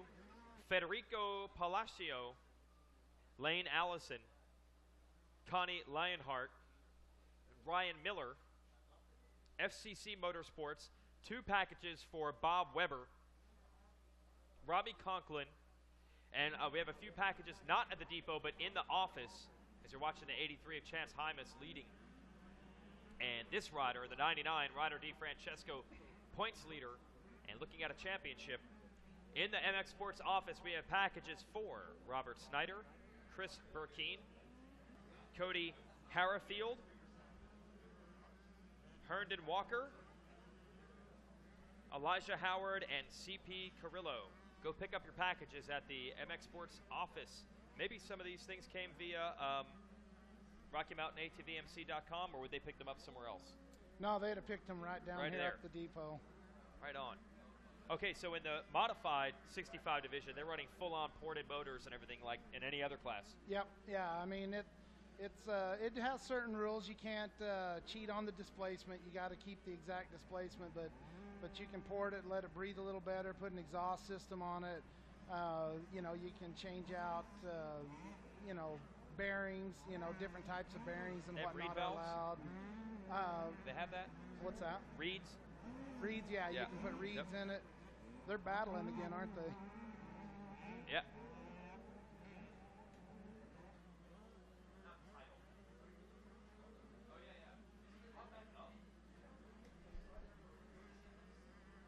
All right, this is a strange race, the type you only see at Loretta's. Chance Hymas, blistering lap times, catching everyone.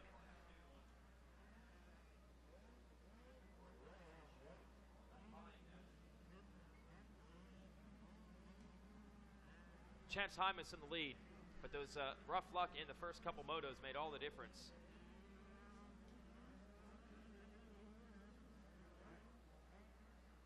And you're watching Ryder DiFrancesco here headed to the beach.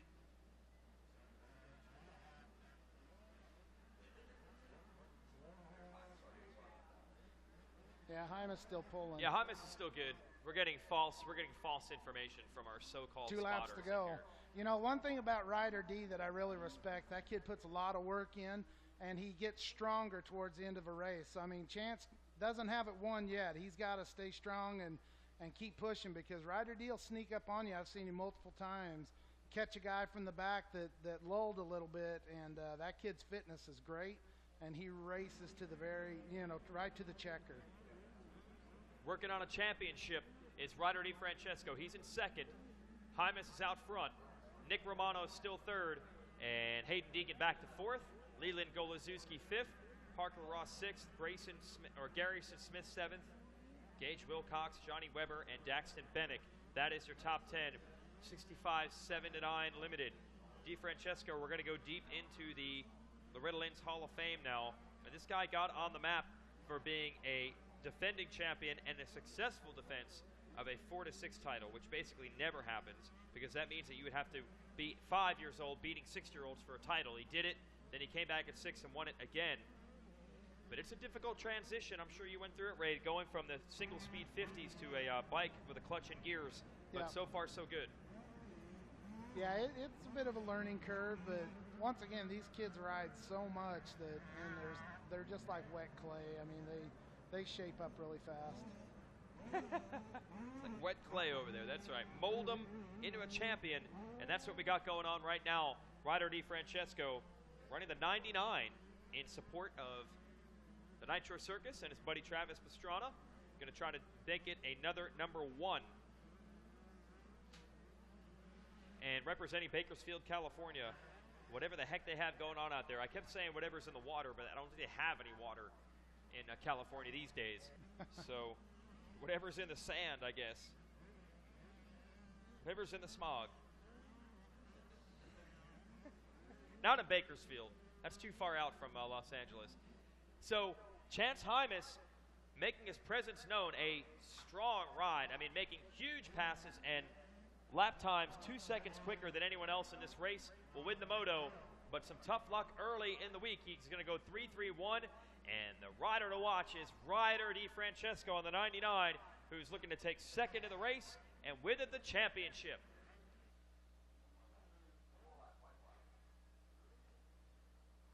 Let's see DiFrancesco in our Hall of Fame here. We got too many champions now. I have too many pages to look through. I need to shorten this up. Just gonna have to cut some champions out. Sorry, we've reached too much print and ink. Yeah, we're gonna pick a couple sacrificial lambs. Yeah, it was 2011, 2012 when DiFrancesco did that very impressive back-to-back 4-6 championship. This will be his first championship since a 2-year dry spell, massive dry spell, 2 whole years. Looking to come back here in 2015, get the job done. He's riding pretty smart here, Ray. He's backed it way down on lap times, 12 seconds back. He must know what he needs to do. Yeah, I'm sure his dad's, giving him the pit board to, because you're not going to lose the championship coming in second, but you can definitely lose it if you push too hard and fall over, So I'm sure his dad's telling him to be smart, wrap it up with his second, and go home a champion. It's cool to go 1-1-1, but we don't give you cool points. No. And honestly, no one remembers eventually. They just know that who won the title and didn't. That's the heartbreak for some of the other guys, like that crazy 50 class we had earlier. Deegan going down, bike problems for some other guys. They can say all they want about winning motos. The only thing they're going to remember is who won the title. Yep. That's what we're looking at in the book right now. So Ryder D could be his 3rd championship at Loretta's. Not too bad for just starting out in the 65 class. Nick Romano should be right in the fight. Will tie for 2nd overall, but Hymas, I believe this moto win is going to give him 2nd with a tiebreaker. Romano will be 3rd overall. Parker Ross and Johnny Weber 4th and 5th. There he is, your leader. The 83 Super Chunk was super fast out in this moto, and he's going to go 3-3-1 for the week. Congratulations, a gold medal and a moto win for Chance Hymas. And we're waiting on Ryder DeFrancesco to come across, bring that familiar number 99, the Team Green machine across. And there it is, career title number 3 for Ryder D. And he's going to go celebrate, get doused in some hubris lemonade. That's for the kids. High fives all around. He knows how to do this. Been on the podium many times. Got the awesome hairstyle as well. Just a fierce, I mean, you just look into those eyes and you just see. Would you, Ray, when you see him walking around, would you even think he races, let alone he's good? It's like the most mild. Yeah. You would not think there's any aggression in that guy, but that happens all the time in motocross circles. Looks like a little Cupid doll. Yeah. Hey, he's having a good time down there. Ha! As Kevin likes to say. All right, so that's going to wrap it up for our 65 double feature. We have back-to-back 65cc motos. Ray, thanks for stopping by. You bet. I don't believe, we don't have Saturday package pickup, unfortunately, here at the ranch, right? No, This is too rural out here, so we had to stop ordering yesterday at 4 to get everything here in time. So, but yeah, we appreciate everybody coming over to our booth and hanging out yesterday, well, all week, and you know, hopefully we was able to help a few people out. Hopefully everyone's gone and picked up their backpacks. If you haven't, bring your cards over. We'll get you hooked up. Cool. You know, get your swag bag, and you know, if you ever need anything, just give us a holler. Yeah, I mean, there's more racing and riding to be done after this. Yeah, no doubt. All right, so go visit the folks at Rocky Mountain 8 to VMC. We'll see you around, Ray. Good to see you. Come on up tomorrow if you want. Meanwhile, Wes Kane is going to scare these riders by screaming in their face, celebrate a championship.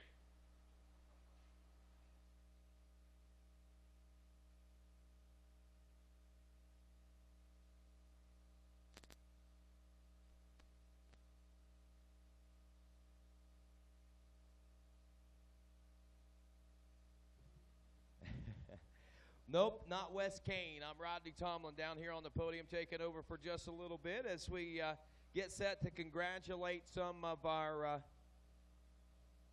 top finishers here this week. And wow, what a great turnabout and turnaround here in this 65 class. Made for a very exciting conclusion to this championship and mix things up a little bit. And this young man not only got himself a moto win, but he also got himself a second overall by doing that.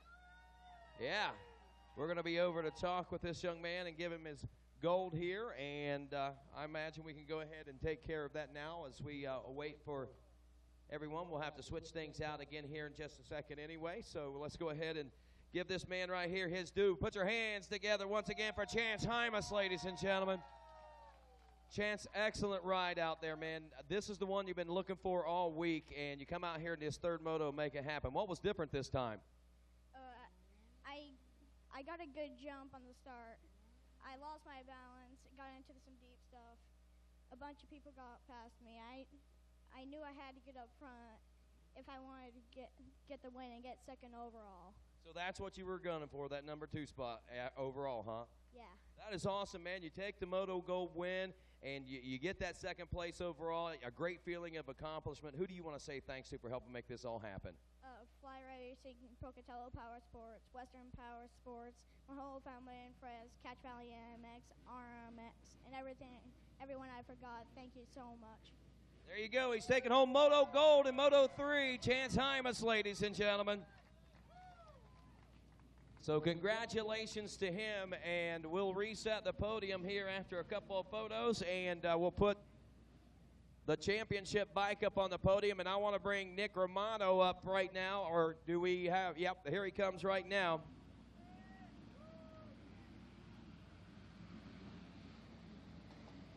And we'll let these guys go by right here. Let's step on over here in the center of the box there, Nick. Big smile on your face. You got to be happy right now, right? Not as happy, I guess. He's not a bit happy. Ladies and gentlemen, put your hands together right here for Nicholas Romano. Nick, a good championship week for you so far. You got you a couple of seconds, and out here in Moto 3, tell me what happened.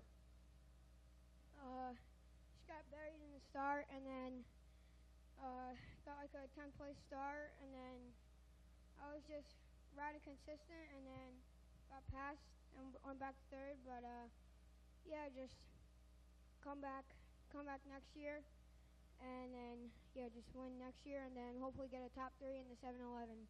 There you go. Good job in this year as well. Who do you want to say thanks to for helping get you here?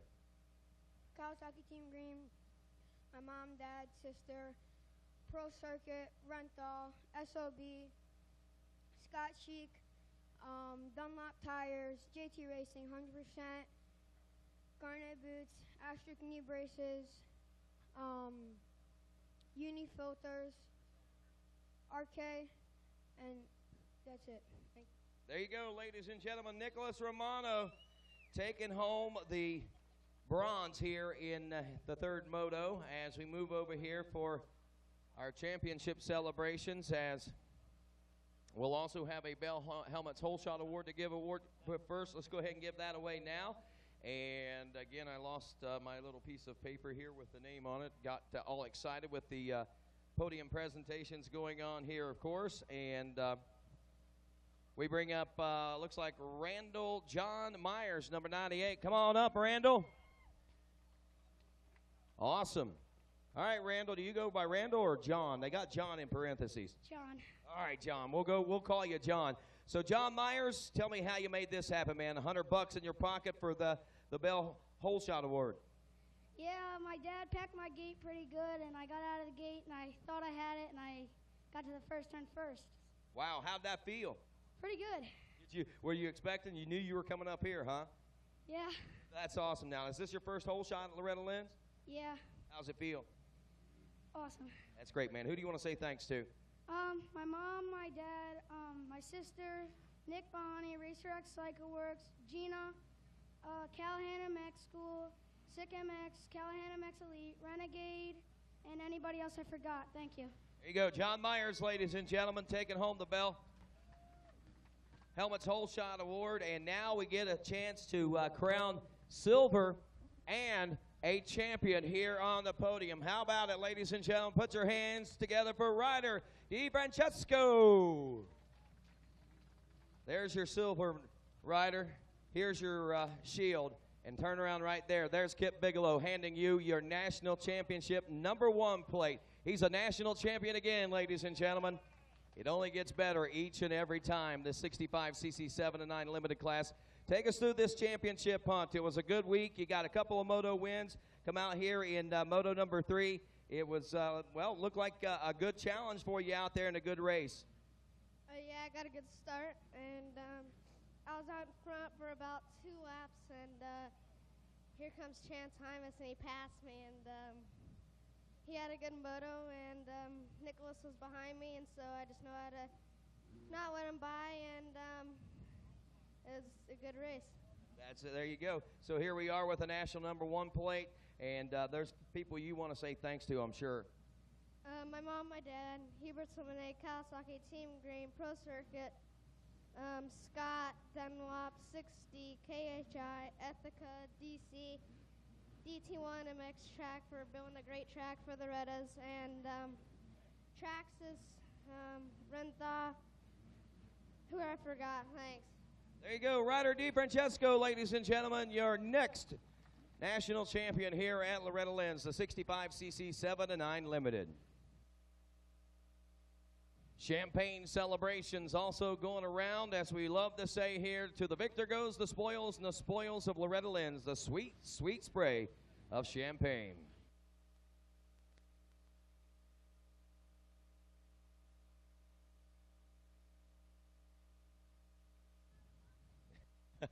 He's down. I don't know how to pop it. There, he's got it. Now he knows how to spray it, I promise you that.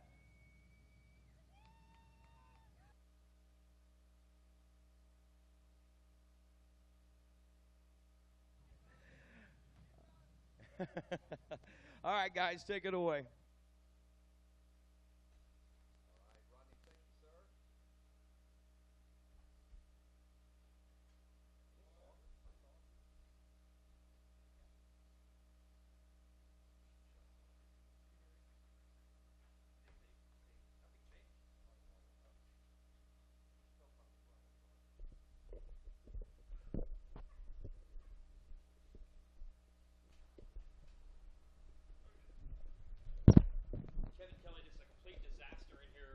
Just a complete disaster in here, Kevin Kelly, trying to sort out these headsets. Jeez. They've been tangled, twisted, twisted steel. Sex appeal. That was actually rider D-Fran Sesko taking the championship. Rider D-Fran Sesko. That's right. His uncle follows along intently back home in California, and he's always posting on Facebook. So we want to get it right, man. I think it's Rider D-Fran Sesko. And coming up next, 250B class, we've got the matchup, Austin Fortner, Chase Sexton, and Sean Cantrell, Michael Moseman, Jordan Bailey. That's how they sit in the championship. Fortner has 1-1 moto scores. Sexton has 2-2 moto scores. Sean Cantrell with 3-3 moto scores. And Michael Moseman with 4-4 moto scores. So very consistent here as we are off and running. And the familiar number 21, the Kawasaki out front and a Yamaha in tow. Is it Chase Sexton? Can you see that? The number 86 in that number 2 spot? One would have to guess it is. So it's number 21, Austin Fortner out front. There is a Yamaha in the number 2 spot and the number 11 in that number 2 spot.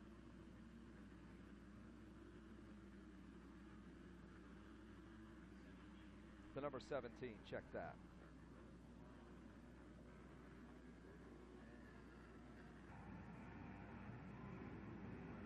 And that's John Ames. We'll remember yesterday, John was going after Fortner. In fact, he's doing it again. Put heavy, heavy pressure on Austin Fortner. And Austin Fortner is taking on all comers. There's the KTM running around the outside. Is that the number 37 of Cantrell?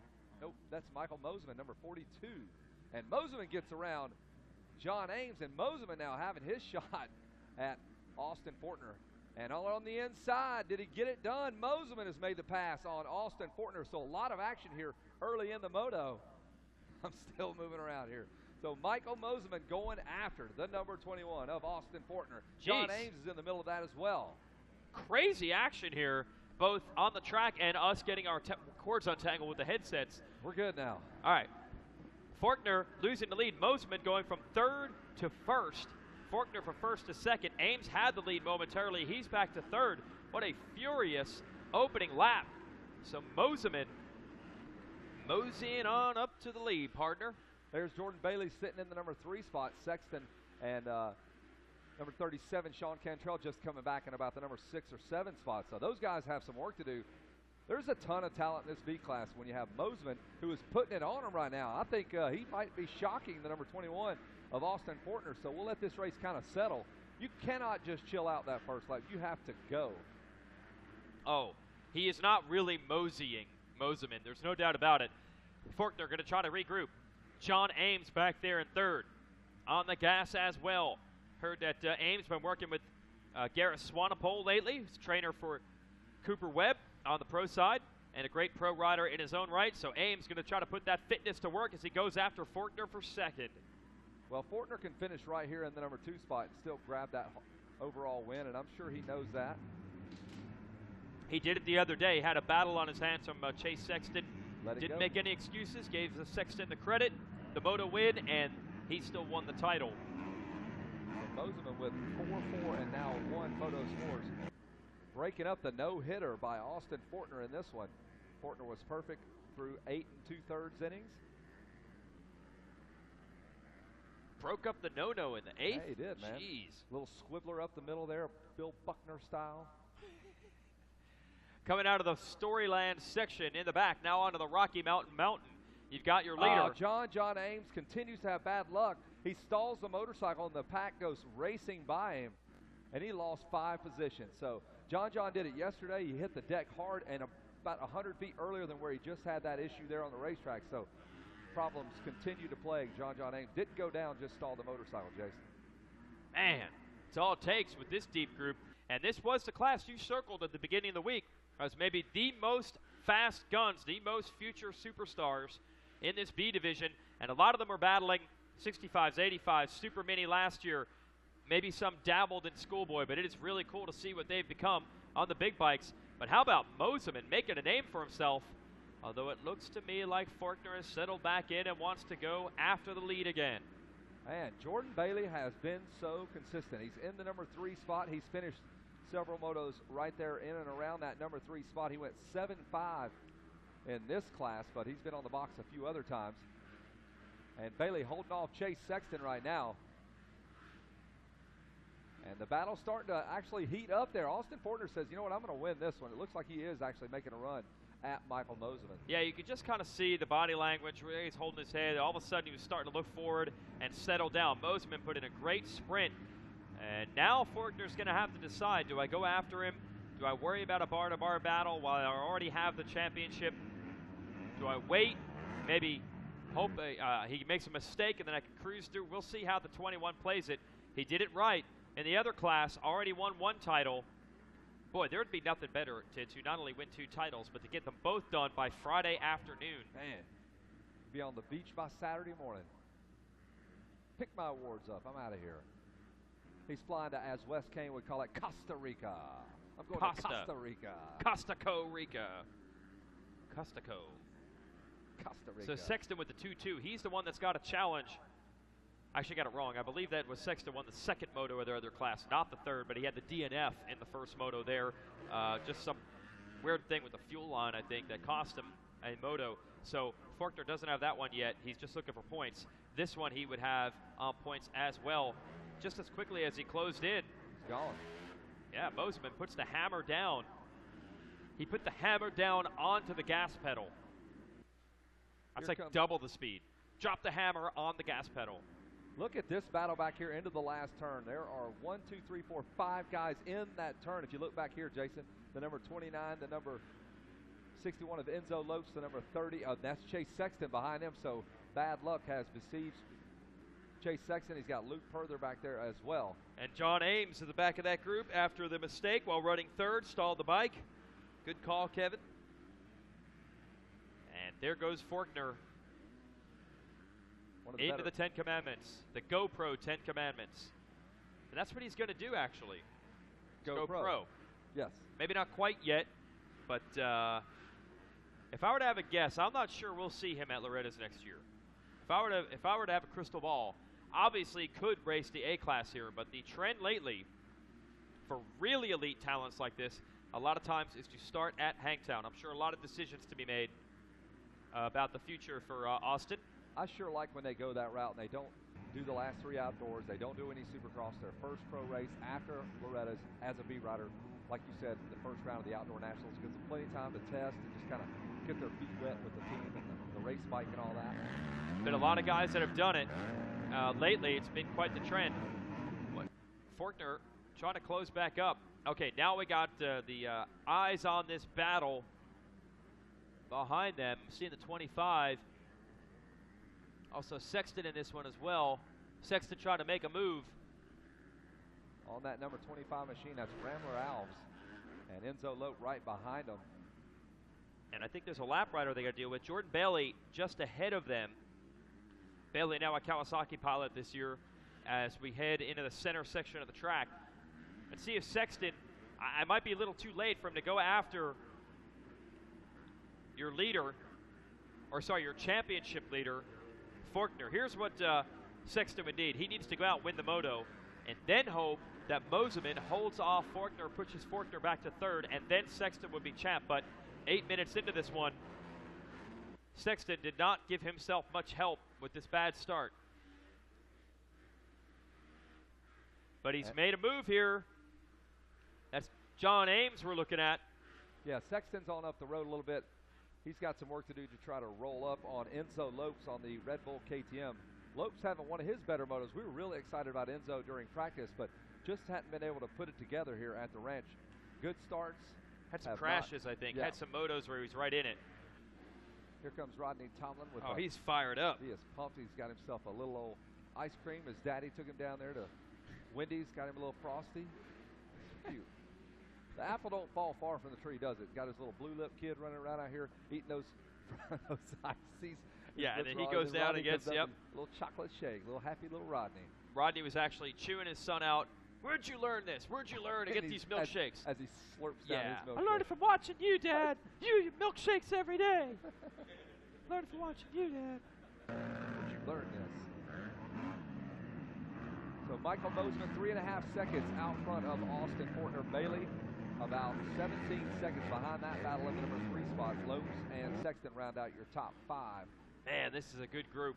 to watch as B class. Remember these names for a long time, and I really feel that that's where the power has shifted in amateurs to the B ranks, because again, a lot of the A riders, they already had their deals made. Some of them skipped their final year. You know, we didn't see Cincerillo or Webb race out here in their final year. They moved ahead to race nationals I think early. Wyndham did that too. I think Wyndham did not ride an A class out here. Really?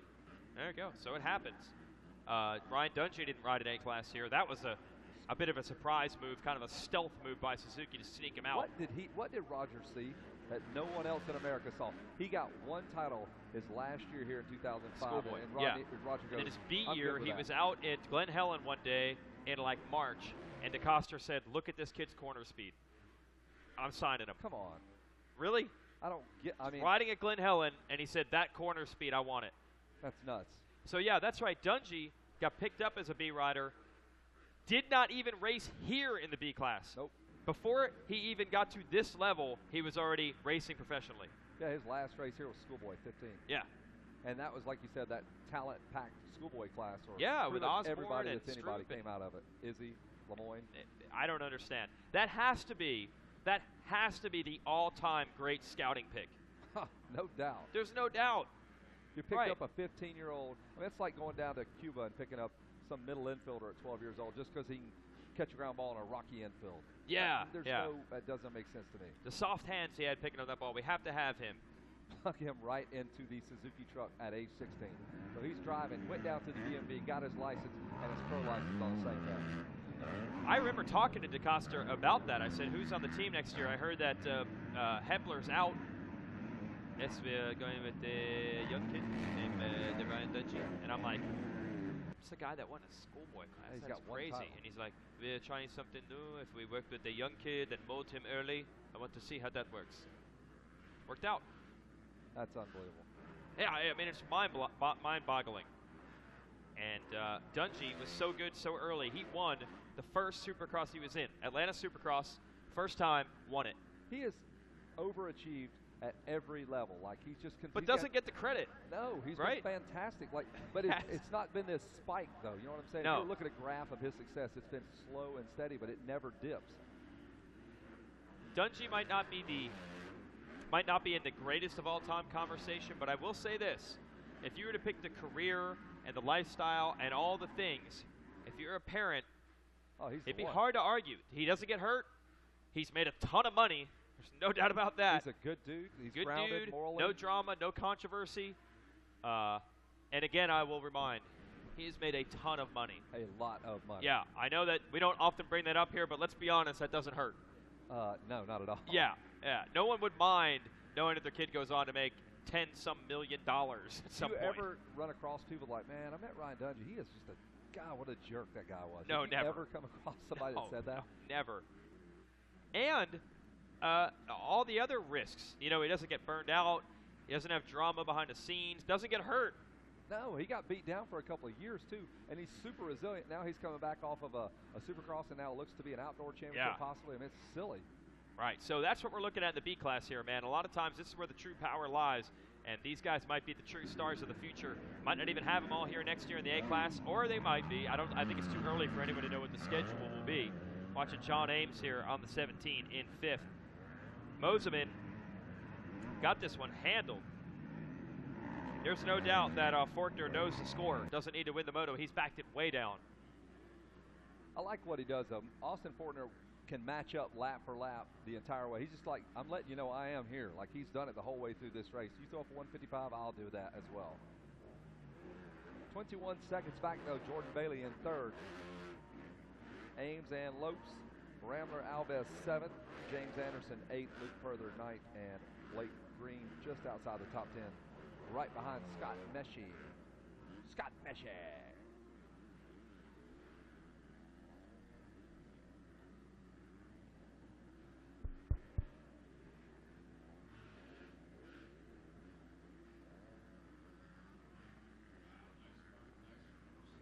Comes Ken Roxon. Really There's number struggling with 94 Loretta. KTM. His Fox gear on, headed toward the tower. Good to see Ken back here in the B class again. Struggling, man. Coming back for that title he didn't get. It's weird how Yeah, they I let would the not pro have riders. expected a 450 national champ to race to B class. Well, maybe that's a different number 94. Not sure. Yeah, indeed, it's Luke Perther on the number 94. Hey, Sorry he's on about the KTM. sorry about that. Sorry. People were probably got the protest money in hand. No, Ken Roxon's racing? You cannot do that. Yeah, Ken Roxon did race here in the B class, but kind of a struggle. I think like 10th place or something like that. But I guarantee you for him, he probably, as soon as he opened the door to the rental car and stepped into this heat, done. Done. Over. I don't even think they allow humidity in Germany. Period. Oh, it's outlawed. They just do not have any humidity here. Wow. Very strict with their rules still. The technology was there. They've sucked it away, sucked the humidity out. Dehumidifiers at every corner of the street there. Watching Michael Moseman on the number 42. Sebastopol, California. Dad's a contractor. Going to have to build a big old room for all their metals, man. Both the kids running around. The 19-year-old Masterful, the older brother, drives little Michael up and down the road to practice and stuff. They got their own little Sprinter van. Nice. Working together. I asked them, I said, you guys ever get in fights or whatever? And they're like, nah, because I need him to take me up and down the road to practice. So I try not to mess with the guy too much. I got that thing going on. But he's about to turn 16, so when he gets 16, he's probably going to, he was going to go, I'm going to smack you because I owe you for 3 years of not smacking you because I don't need a ride from you to the track anymore. Might be two Sprinter vans next to each other, just following each other everywhere, but never together. Never together. It's like the Beckington brothers, Jeff and David Beckington. They both had matching huge RVs with trailers back in the late 80s and 90s. The brothers had separate matching RVs. I don't know if they're matching. I just remember seeing their whole setup. It's like the Tedders. They'd have to bring a transport truck just to get all here. They had to bring they brought the RVs in on a flatbed. Yes, they had unbelievable RVs on a flatbed trailer. Wow. What is the deal?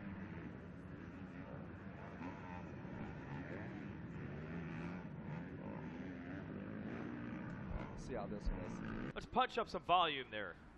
All right, we got you dialed in, Kevin. I don't know. Hey, Kevin Kelly. We each going to the free hat he was given by Little E last night. I've gotten one item of swag. Got one FMF hat out of this deal. I didn't even grab one of those. I should have grabbed the Thor hat. See, I always make the mistake. I see this stuff, I'm like, all right, I'll come back and get something. 8 seconds later, gone. Just rabid dogs just ripping through the box. Yeah. I think there's supposed to be a set of Oakley glasses in it for me somewhere. I don't know. I have no clue where they are. Those. Did you select your Oakley glasses? Did you choose the ones you wanted? That was the idea. Not much of a hat guy. I can never get, as we watch Moseman take the white flag, I don't understand the bill. Like, I just never get it right. Like, what, is this supposed to be like this hat? Or is it supposed to be like this? What is it supposed to be? It's regional. It's like dialect, regional dialect. So you need to bend that thing till basically your thumbs grab should this touch here. when Like, you this bend it. hat has brakes built in to bend it or to flatten it. I don't know. Is this it? No, for you, no. That it? You're not pulling that off. What's up, brah? No. What's up, When you bro? wear cargos and that hat flat, it ain't working. Yeah, wait. Let me go get my plaids. Let me go get my plaid shorts real quick. What's up, brah? I ride for Bro Circuit, bro. No, you Bro Circuit. You flat socket. You flat socket. They're like Nikes, Westgate? but they are from the outlet. Oh, they are the low end Nikes. They're like, $30. Yeah, you got them on sale though. They're 05 Roshis. Yeah. that I are, had those one like size famous, different. Yeah, that's a size 9.5 on 1.10, and that's why they're cheap. I had those famous. I had those Andre Agassi, like 1990. I had those. I had them like 5 years after that, and people were like, "How do you have those brand new?" Like those are old. Like who has a brand new? It'd be pair like of Agassi's. Someone with a fresh. I'm taking out of a crate a 2006 My motorcycle. kids like those shoes. That's funny. So we're watching the final lap for Michael Moseman. Looks like he's going to knock down a moto win, so he'll go home to Sebastopol a little bit happier there. He's got the gold medal coming up. And we're taking a look at him, Austin Fortner and Chase Sexton. 1, 2, 3. Sexton has worked his way into the number 3 spot, and there is Michael Moseman one more time. Got that Fox gear set up on the KTM. My, oh my, if you just checked into the sport after about 10 years of a hiatus, you would not believe how many KTMs are located here at the ranch. KTM has a huge presence, and Michael Moseman pays them back. The number 42 will pull down a moto win. Congratulations there. Go get a big old hug from your great big old dad. Helen Moseman down there high-fiving everybody down there. There's Christy. Jen Kenyon doing backflips there. Jason Wygant still struggling with the hat set up there. Even Hooper, our producer, says he's really struggling. It's not right. No, you're good. You're good. The most serious look on your face has been when you've tried to adjust your bills, what Hooper's saying, and I concur. I'm just not a hat guy. I just cannot pull off hats, which sucks because then I got to pull off hair, which is really difficult. Really hard. Pulling off hair is very challenging because I can't pull off a hat. I got to pull off hair. Well, the number 42 machine down there on the podium, Rodney Tomlin's got the medals in hand, the hugs, the champagne. It's all going down on the podium. That's a great place to be, Rodney. You're in a good spot, man. Have some fun with this one. And we will toss it down to Rodney Tomlin with Michael Moseman, Austin Fortner, and Chase Sexton. That's the top three in that moto. A little bit different overall championship. The championship was Fortner, Sexton, and Moseman. Take it away, Rodney. All right, thanks a lot there, Kevin Kelly and Jason Wygant, as we are down here ready to begin our celebrations. Let's go ahead and grab Magic Mike Moseman and bring him on up here. And I did hear that that is an official nickname, so we got maybe a special treat coming up for the ladies.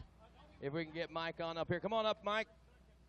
And let's head on up here to the podium, and let's put our hands together, ladies and gentlemen, for our Moto Gold winner here in Moto number 3. He takes home the gold in first place for third moto, and it moves him into third place overall for the championship. Magic Mike Moseman. Yeah, look at that. That's gold, buddy. That's gold right there. Talk about it, man. It's been a good week for you, it looks like. I know you come up a little short those first couple motos, but you came out and made a statement this last one.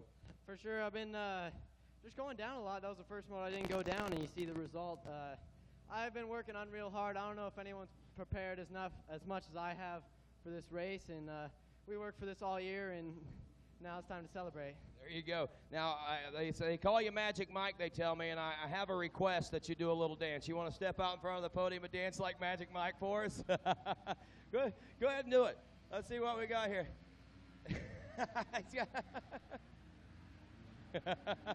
He's got the moves. You got the moves. That's why they call you Magic Mike, man. Anybody else you want to say a big thanks to?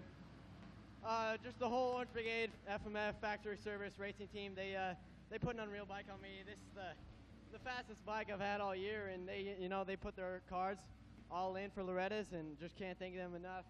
The whole Fox guys, my mom and dad, everyone's just been unreal supportive. FMF, Dunlop, GoPro, just so many people behind me. I can't remember them all, but I just have the best people, and that's why this stuff happens. There you go, Magic Michael Moseman, ladies and gentlemen. Taking the Moto Gold, he gets third place overall. As we bring up, I believe, which would be, we'll switch out the bikes while we talk to this young man right here. He comes away with I believe, a bronze in Moto number 3 here. And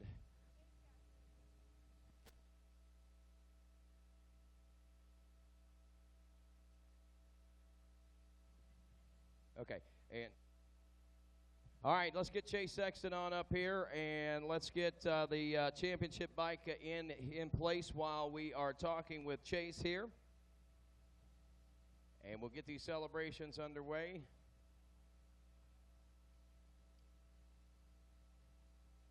Chase? All right, here he comes. Put your hands together, third place, Moto 3 and bronze in this moto. Chase Sexton, congratulations to you, Chase. Good series it looks like. Tell me about this third moto. Yeah, it was all right. I got a terrible start again, and I was charging my way through the pack and made a mistake and went down and had to pick my bike up and get back to third, and yeah, it was all right. There you go, man. Here you are. You got your third, and you got that bronze. Who do you want to say thanks to?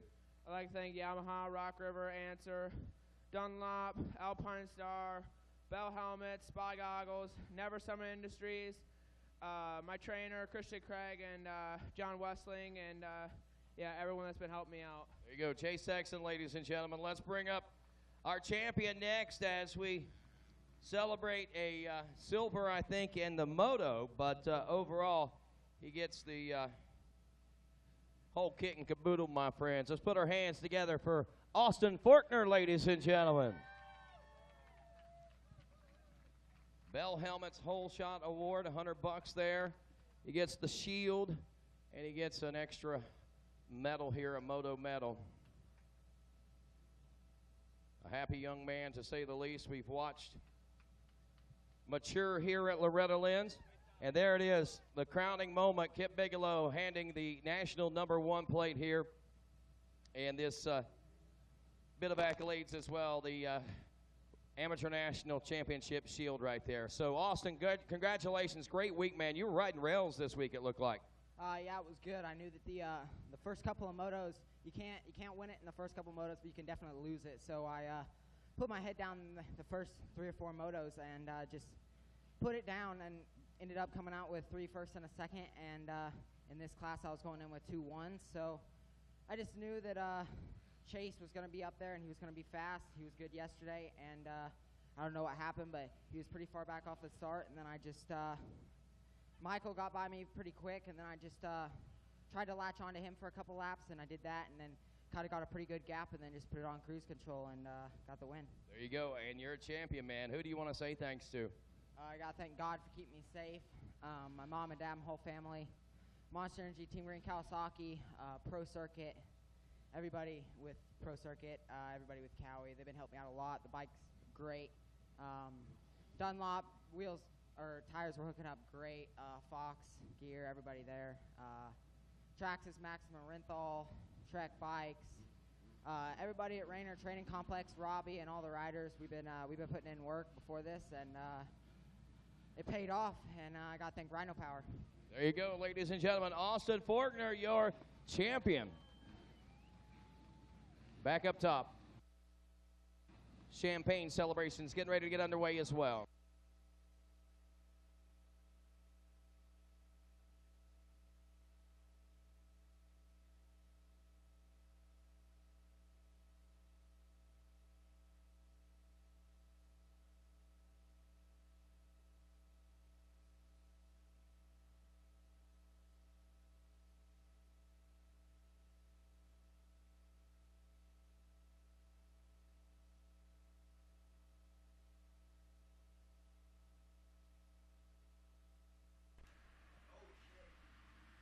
Here we go.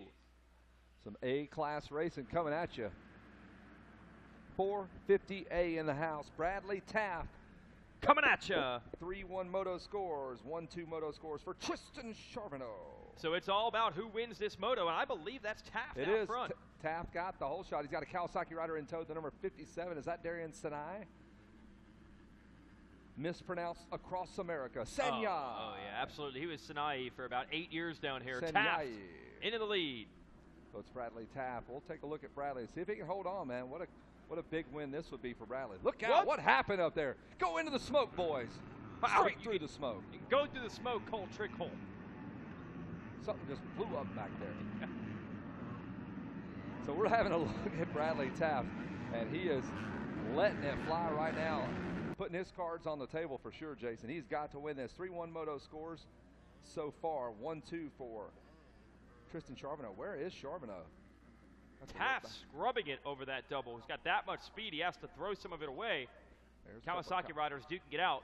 Mentioned Sinai. He's on the inside, 47. Yeah, not a good start for Charbonneau.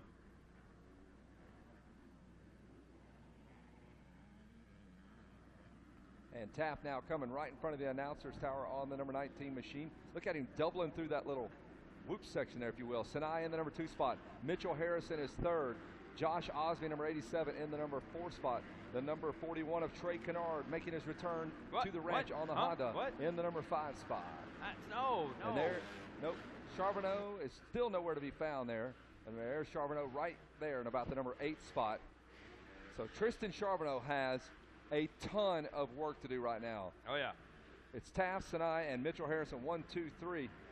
Osby 4th. Henry Miller is 5th. Chase Marquier is 6th. Lorenzo Lucrucio 7th. And Tristan Charbonneau. Woo! That's a high score back there for Tristan back in the number 8 spot. He's got some work to do. Actually, it's Harrison who's sitting in the catbird seat. A bad first moto for Taft. He came back and won it very impressive fashion in Moto 2. That's not going to be enough to get the job done. Here we are into the 10 Commandments. Taft, GoPro section. Got some discrepancies in our scores here. Maybe this is a different one. No, this is 250. Okay, that's why. This is 458. That just lined up only by luck and chance. Destiny and chance.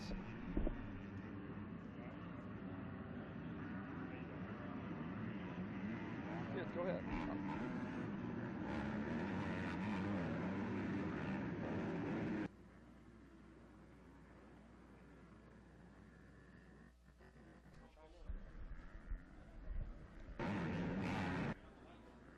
So Bradley Taft doing it right now. And Tristan Charbonneau, not the way he would script this third and final moto, back in the number 8 spot. So we'll see what Tristan can do. He has basically got to beat heads up. He's got to get in front of Harrison, Sinai, Taft, all those guys to even think about a championship, because he's sitting Yeah, he's got a lot of work 6th to do out place. there. Back in about 8th right now, but it's only first lap, Kevin. We've seen this before, but tough break for Mark Worth. He got about 20 feet out the gate, got pullmanted, and I don't even know if he made the field. They were still over there trying to pick the bike up and get it started. He looked like he got a little jam up under the chest protector. Tough break for Mark Worth. He was definitely a... Don't look at this. I confused it too. This is 250A, and this thing's totally different, because Tristan had a 14, and I was calling him with a 1-2. That thing needs to be out of the mix there. We had some wrong intel up here, so now we're good. Look at that. So 2 1-4s for Mitchell Harrison right now, who sits in the number 4 spot, and he would be your champion. And he's got a pretty comfortable lead over Darian Sinai, about 4 points to give to Darian Sinai, who sits right in front of him, a couple of spots in front of him on the racetrack. But on Racer TV, we are trained and checking out Bradley Taft here on the number 19 Yamaha, tripling in those 10 Commandments. He'll double there, double again, and single out. You can go through those things just a million different ways, Wes. Yeah, it's super fast out there, but Josh Moseman back there in 11th, Ryan Strath in 10th, Nathan Haas 9th, Henry Miller 8th, Chase Marquier in 7th, Tristan Charbonneau up in 6th already, Kevin, so he's starting to make some ground. Tristan Charbonneau 6th, Lorenzo Lucurcio 5th, Mitchell Harrison 4th, Josh Osby 3rd, Darian Sanahi in 2nd, and the guy that's trying to solidify and put a final nail in that coffin is going to be Bradley Taft. He's going in. He's on fire. Let's see what happens out here. But there's Taft right there. He's got a little Darian Sanahi, maybe. Let's watch this one now. Is that Charbonneau? Looks like 2 riders going at it right there. Is that Taft? Is that Osby on the KTM? I believe that is Josh Osby out there. Whoa! Look out! Off the side of the Feet track off there. The pegs. The KTM rider a little bit wild there, and we'll pick up our leaders who are now coming around the sweeper. And it is, in fact, Darian Sinai now out front on the number 57 machine. And then you have Taft in the number 2 spot, then Osby, then Harrison, and Charbonneau now coming up to play. Check out this freight train. So a big mix-up in the scores. Mitchell Harrison's got to stay out of trouble. He has got to be careful with getting mixed up and involved in that. You well, don't right now. Yeah, PW class. All right, Rodney. Great job out there. Yeah. Mitchell Harrison out now on point.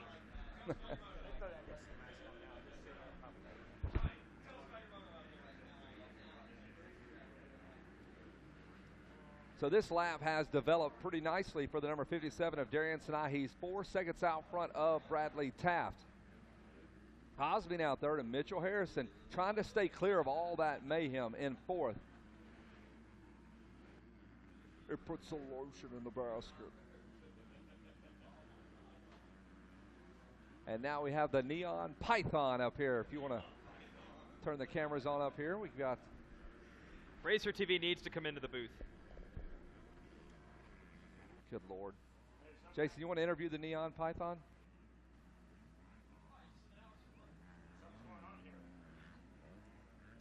All right, we seem to have lost our screen here, but now we're watching those riders out there battling. Rodney, what happened? Plug that thing in, Rodney.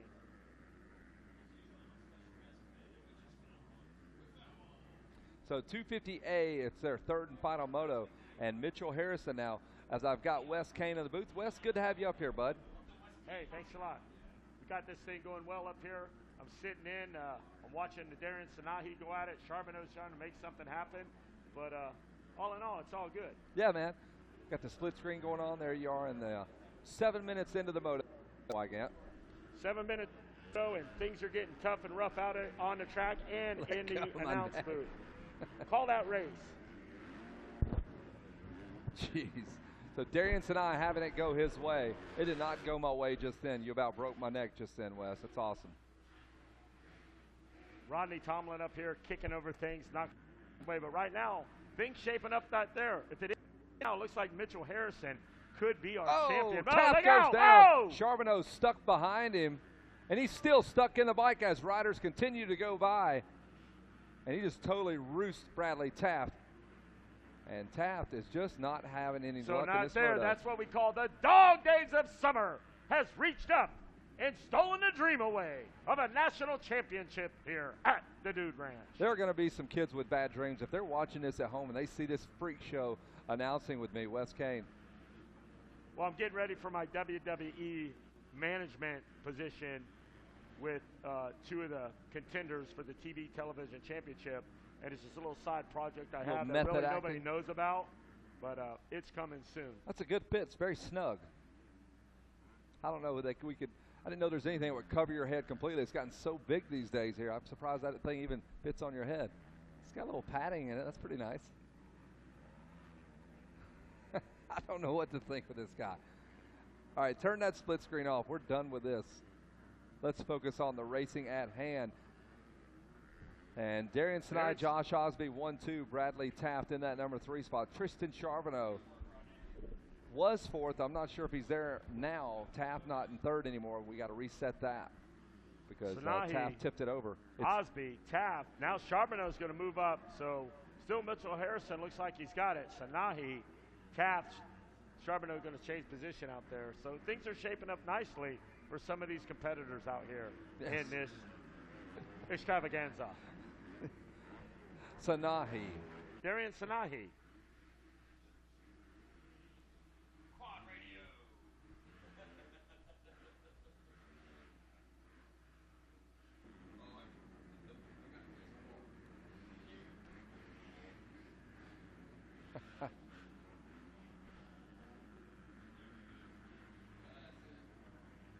So there's Mitchell Harrison trying to run down Osby. Harrison moves up to 3rd now. Osby in 2nd. So now he's still out front. Lorenzo Locurcio moving up to 4th. Chase Marquier 5th. Henry Miller 6th. Tristan Charbonneau 7th. Ryan Surratt 8th. Josh Moseman and Weston Marshall Welton in the top 10. So the camera trained on Josh Osby, the number 87 KTM, heading off into Storyland, and we'll pick back up with our leader, number 57. It's Darian Sinai. He's been waiting on a moto. He has had a slow start to his week, and I'm sure he feels pretty good about the way this thing's working out for him now. Darian comes in with 4-5 moto scores and now a 1. That'd be good enough for 2nd place in the championship. So Kawasaki's looking to go 2-1-3 for Harrison. And Darian Sinai with 4-5 1 moto scores. So Harrison still has some room to give. 4 points separating Harrison and Sinai. 6 points for Mitchell and 10 points for Darian Sinai. 159s for your 1st and 2nd place rider, or 158 for Mitchell Harrison. Tanner. Yeah.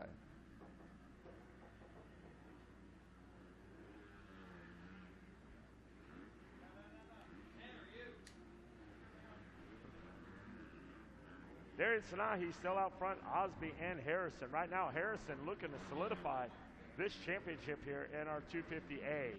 We are looking for Charbonneau, but Charbonneau got hung there behind Taft and kind of added to the demise of this unfolding here.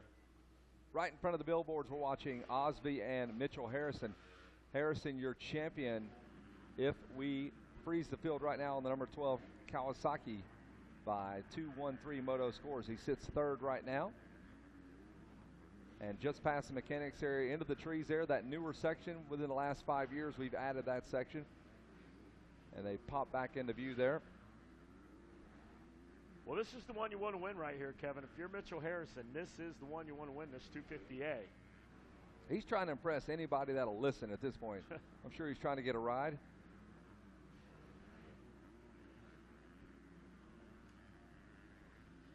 Sanahi, Osby, Harrison, Lacurcio, and Chase Marquier break out the top 5. But here's your leader right there as we watch him coming through. It's the number 12 ride of Mitchell Harrison. Smooth sailing ahead. 3 sheets of the win is Harrison out front. We got Craig up here in the booth from Scott Goggles, looking after his rider. The bird's eye view for Craig as he looks over Darian Sinai. Darian wearing the Scott goggles. Mitchell Harrison, I believe, got some Scott goggles. Who else got the Scott goggles, Craig? Moseman, Taft, Marquier. That's quite a few guys there in that top 5. Henry Miller now looks like he's starting to make something happen. Stone Eller back there. Cody Chisholm giving him a notable shout out. Didn't get the start they needed, but definitely riding a respectable ride, each into their own right out of the top 10. Bradley Taft, Kevin, back up and running, back in 16th. Little Andrew Pierce in 17th. Shelby Peterson, Stone Elder, Josh Moseman hanging back in 12th. Right now it's all about your leader out there, and look at him go right there, Kevin, right in front of the billboard. That's the battle for the number 2 spot, and every time Mitchell Harrison gets close, I think he kind of backs it down on purpose. I don't think he wants to tangle with any of those guys. And Lorenzo Lacrucio right behind Mitchell Harrison, but he is several points behind him in the championship. So Mitchell could let Osby go, he could let Lacrucio go and really be out there on his own and still have a comfortable points lead. He's got 4 passes, essentially. 4 people can get around him before it really becomes a problem. So things looking pretty good for Kawasaki as they sit 1-2 in the championship, Harrison and Darian Sinai. That's a great way to finish off your pro career at Loretta Lynn's. One would guess both of those kids are going to head off to the bigger C's, the pro ranks, and try their luck. We had Harrison show up already at Amsoil Arena Crossing. He bagged him a couple. Got his points. Finish, yeah, he got it done. He was up on the podium. I think he won an overall.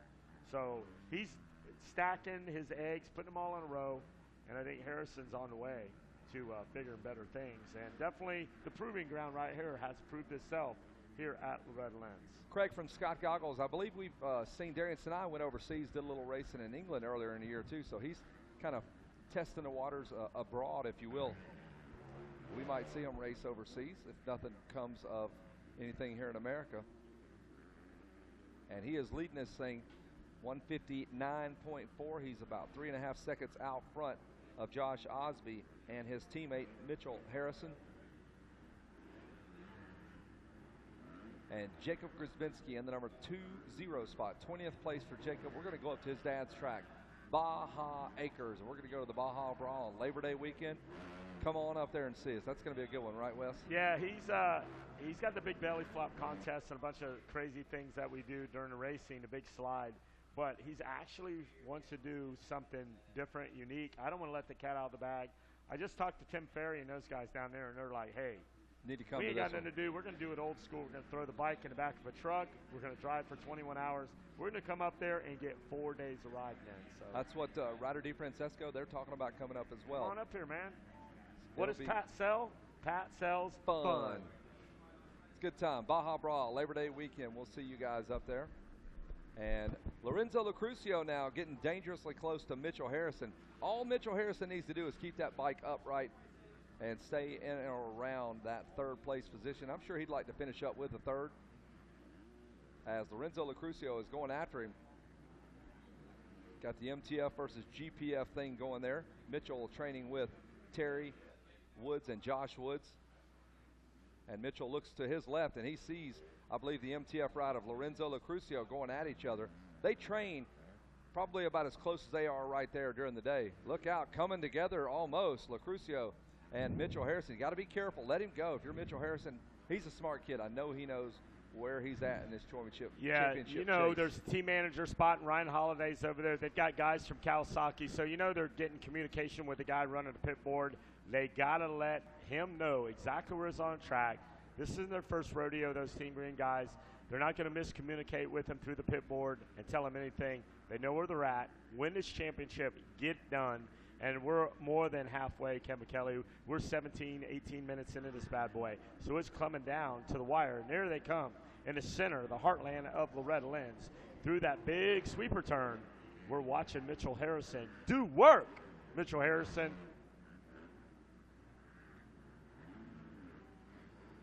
We're at about 18 minutes now, and that's lap number 9 is what they're on. I would imagine they've got one more lap to go there. White flag is out, Kevin. White flag. Okay, one more to go, and then Mitchell Harrison will pop the bubbly and the champagne. Craig from Scott Goggles is going to roll out of here and go check on about 10 of his guys. So Darian Sinai going to get himself a moto win, and with that moto win, put himself in the number 2 spot overall for the championship. His teammate Mitchell Harrison had a little bit more consistent finishes. 2-1-4 moto scores for him. Lorenzo Lucrucio all over the place. 7-8-3 moto scores. Chase Marquier very consistent. 6-7-7 moto scores. Look at this guy, Tristan Charbonneau, 14-2-5. Now Charbonneau has one in the bag. Absolutely. That's coming a little bit later, so let's see how that goes.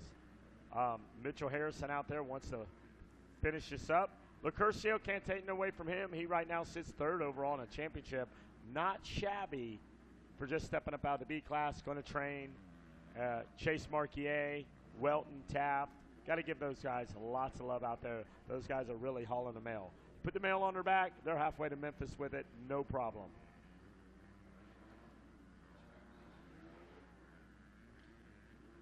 Charbonneau, Welton, Marquier in the top 7. Mitchell Harrison coming around. There's your leader right there over that tabletop. Headed down through the twisties. There he goes right in front of the Rocky Mountain ATV MC.com semi. And we're going to pick up Harrison now over Rocky Mountain. Kevin, you can pick up your leader. You can see him there. He'll be popping out of those Kawasaki arches in just a moment. Believe you got him on missile lock. There he is. Bring him home, Kevin. Just a few more moments remain for the number 57. You're right, Darian Sinai is going to get the moto win. There it is, the checker flag flies. So that's a good, strong finish for Darian. I'm sure he's pumped. He's got the hand in the air. He is stoked. But Mitchell Harrison will win the battle. He'll make the left through. And the number 12 will knock down a national championship for Team Green Monster Energy Kawasaki. There he is with the high rev, the fist pump. The old Jeff Ward fist pump, a Kawasaki tradition right there. There they Ryan are. Holiday, got it at 12 o'clock. Watch out, Hang on to that thing, son. Ryan Holiday says the budget on the back fender is a little tight right now, Mitchell. Don't mess that thing up. He's going to wheel that machine right up onto the podium there. That's what I'm talking about, big dog. Mitchell Harrison cut his teeth down here at Loretta. It's kind of under the radar. And that kid's got pretty good indoor skills, too. So when they throw him up as Supercross, it's kind of be like a little extra bonus right there. This guy is no stranger to the game. Oh! Bless you. What was that? Yes, I heard that. Wow. And there's Jason Wygant down there. Look at that. Sorting through everything. Looking good, look Jason. At that hat. Looking good, Jason. Yeah, cover that big. So yeah, I think Jason Wygant, let's bend that flat bill. Let's get that flat bill shaped up there. You look like you're a longshoreman or you're catching fly balls for the New York Yankees or whatever you're doing over there. Cats. Look, she's telling right now, you look like a dork with that hat on. Nope. He says, no, I'm not doing it. All right, we'll toss it down to Jason Wygant. They're getting things set up on the podium there. The number 12 Monster Energy Kawasaki ride of Mitchell Harrison. Rob Fox in the mix there as well.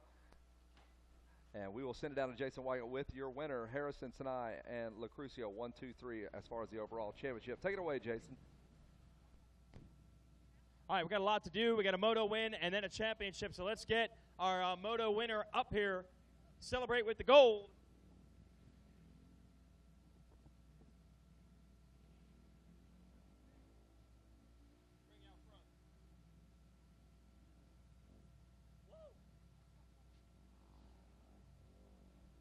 Not the championship, but it always feels good to get the gold. Let's hear it for Darian Sinai. We'll keep you in the shade here. Man, there's stack class, a lot going on. I can't even keep track of the passes. How'd you get the lead? Yeah, I think I was about fourth off the start. It was a decent start, and I knew I just had to fight in there this time. That's what I was lacking in my last few motos. I was right behind Bradley, trying to put some pressure on him. He tipped over. That gave me the opportunity to come out in first, and I just wanted to rip it from there. You did rip from there. Who do you want to thank, Darian? Yeah, I'd like to thank Lord Jesus Christ, my mom, my dad, all of Club MX, everybody over there, Sarah, Mike, Brandon, Deborah, Brent, Ben over there. They've been helping me so much. We definitely would not be here without them. I'd like to thank a new sponsor, DBS, and then all my other sponsors, Monster Energy, Team Green, Kawasaki, Scott, Answer, Dunlop, Pro Circuit, I said Answer, Shoei, AP Designs, just everybody, thank you so much. There it is, Moto win, Darian Sinai. Yeah. Popular moto win there. Congratulations to him. We got to bring Josh Osby up. It was our second place finisher. And we see him back there. So the Orange Brigade brings this one on up. Great strong ride for the 87. Will be runner up, and for that he gets rewarded with the silver medal. Let's hear it for the Osby Show. Josh Osby. It always flips the wrong darn way. Okay, we got it. Josh, that was a good ride. You're under some pressure. You held strong. How did it go? Yeah, got a pretty good start. Worked my way around those guys pretty quick. And I ride with Darian every single day at Club Mex. So it was kind of fun, like just kind of pacing him. And it was good. We actually talked about that before the moto. We said, hey, let's go 1-2. And it's cool to go out like that. Awesome. Who do you want to thank, Josh? Definitely everyone from Club Mex. That's been like the biggest part of my program this year, and everyone from KTM USA and the Orange Brigade program, Dunlop, FMF, Fly Racing, 100% goggles, my mom, dad, Lord Jesus Christ for keeping me safe, and just everyone that makes my program go round. Thank you. There it is, your runner-up, Josh Osby. Whole shot, we'll do the whole shot, then the championship. Heartbreaker for this guy. He was leading, but he will pick up the whole shot award. We'll bring up the number 19 and give him $100, some Bell helmets. He led until he tipped over, and this will be a little bit of a parting gift for the A-class this year. Let's hear it for one of the fastest guys here this week, Bradley Taft. Bell helmets, whole shot award. I know you wanted the moto win there. What happened? Yeah, you know, I got out to a great start and just tried to put my head down and getting a little bit of a lead, and ended up going down after the 10 Commandments and got back up and was still in third, I think, and I ended up making the pass back for second and ended up going down again after in the billboard turn. So tough luck, but I'll be back for 450A. So that's cool. Yeah, you got some wins this week. Who do you want to thank? Monster Energy, Alias, Rock River, Yamaha, Dunlop, Scott, Grindstone Compound, Kerry Shearer, Brian Shearer, everybody over there. Gareth Swanepoel, Johnny Louch, my mechanic Jordan, Black Diamond MX, my mom, my dad, my brother Daniel, Shannon Creason, and just everybody, thank you so much. There it is, Bradley Taft, your whole shot winner. I think turn that in and they'll give you $100, something like that. Hold on to that. And now it's time to talk championship in the A class. Let's bring up our third place finisher, and that's going to be enough. Where'd he go? Where's he at? There we go. Okay. He was consistent through the first two motos, and that makes the difference in the end. And he is your champion of 250A, Mitchell Harrison. And the number one plate presentation, Kip Bigelow from the AMA. And he's got it. Let's hear it for him again. Yeah.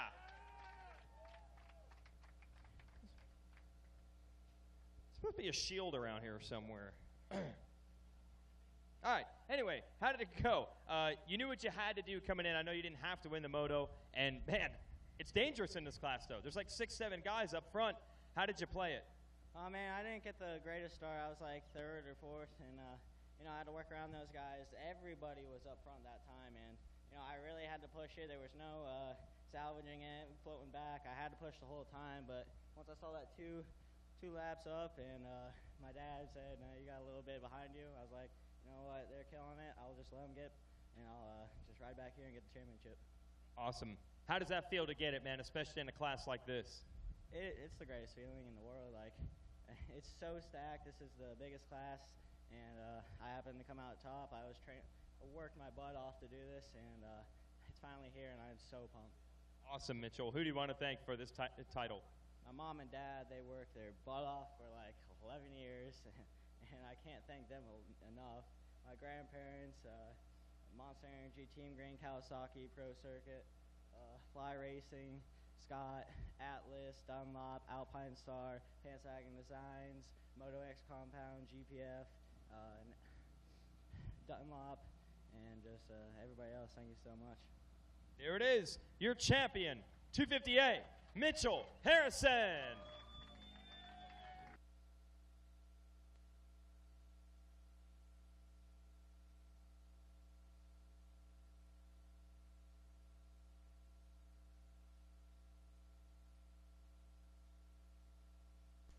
There he is. We got to bring our third place finisher up. That's the championship for Mitchell Harrison. I think I missed a late pass. Come on up, Lorenzo. Well, I'm going to learn. That's what happens when you're gathering stuff on the podium. All right, Lorenzo Curcio takes third. Let's hear it for our third place finisher. Well, take me through that battle. How did you end up getting third there? Well, I've been struggling with my bike all week. We finally put the practice motor in, and it worked awesome. I got like a 7th place start, worked my way through, and then I caught Mitchell and passed him 2 laps to go. And then I tried to give it a run for Osby, but he was riding good. Didn't make any mistakes. I made some mistakes, but did the best that I could, and I'm here on the podium finally. All right, just get a little confidence at least. Now that the bike is running right, you feel like your riding's good? Yeah, I know my riding's been here. My fitness here too, just been crashing a lot. I was third in my 450 motor and hit the tree by the sand section, so that didn't go so good, but came back to 4th. So my week's been a roller coaster, but looking forward to finish strong. All right, Lorenzo, who do you want to thank? I want to thank my mom and dad, my sister, my uncle, everyone that's been in my pit for helping me out, helping me to become a better rider and even in the tough times, and then MTF for all the help and riding and fitness, mental coaching, Donnie Lou's Yamaha, Factory Connection for the awesome suspension, FMF, Dunlop for the awesome tires, Pro Taper, Answer, EBS, Bell Helmets, Atlas, Garnet, MGX, and everyone that I forgot. Thank you. I appreciate your help. Thanks for sticking behind me. All right. Good ride for third, Lorenzo Locurcio. That is your A class. And champagne celebration for Mitchell Harrison. And we'll send it back up to the box. Thanks a lot, Jason. And we'll be right back here on Racer TV. Take a short break. Pause for the calls. Pay some bills. We'll be back in 2 and 2. Setting your sag is the simplest, most overlooked adjustment that you can make to drastically improve the handling of your bike. Slacker makes it a simple one-man job, so now you can make it part of your regular bike prep, and your bike will always handle perfectly. Check it out at motool.co. The Andersons discovered life is easier with an Outlaw RV. The Outlaw is a complete home on wheels with a multifunctional garage. Getting on the road has never been quicker. The Outlaw is made to fit the lifestyle of today's active families. So stop roughing it and start enjoying your weekends. Find the Thor Motor Coach Outlaw that fits your needs at GarageRVs.com today. Shop ProX for OEM quality engine and maintenance parts. OEM quality replacement pistons and connecting rods have the same durability as OEM manufacturers. From front wheel to back wheel, ProX Racing Parts has you covered. Go to pro-x.com to find a distributor near you.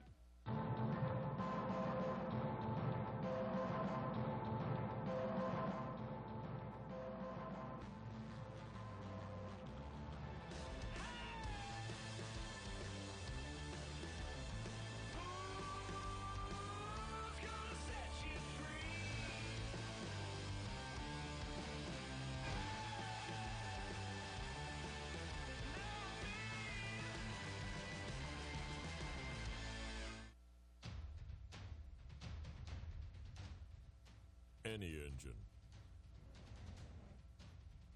any season. at home, at the track, or on the trail. AMSOIL for any engine.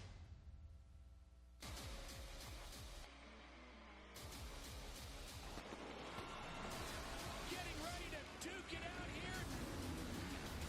Here he comes. He's going inside. Fighting right back. There's no way. Does he get to take it?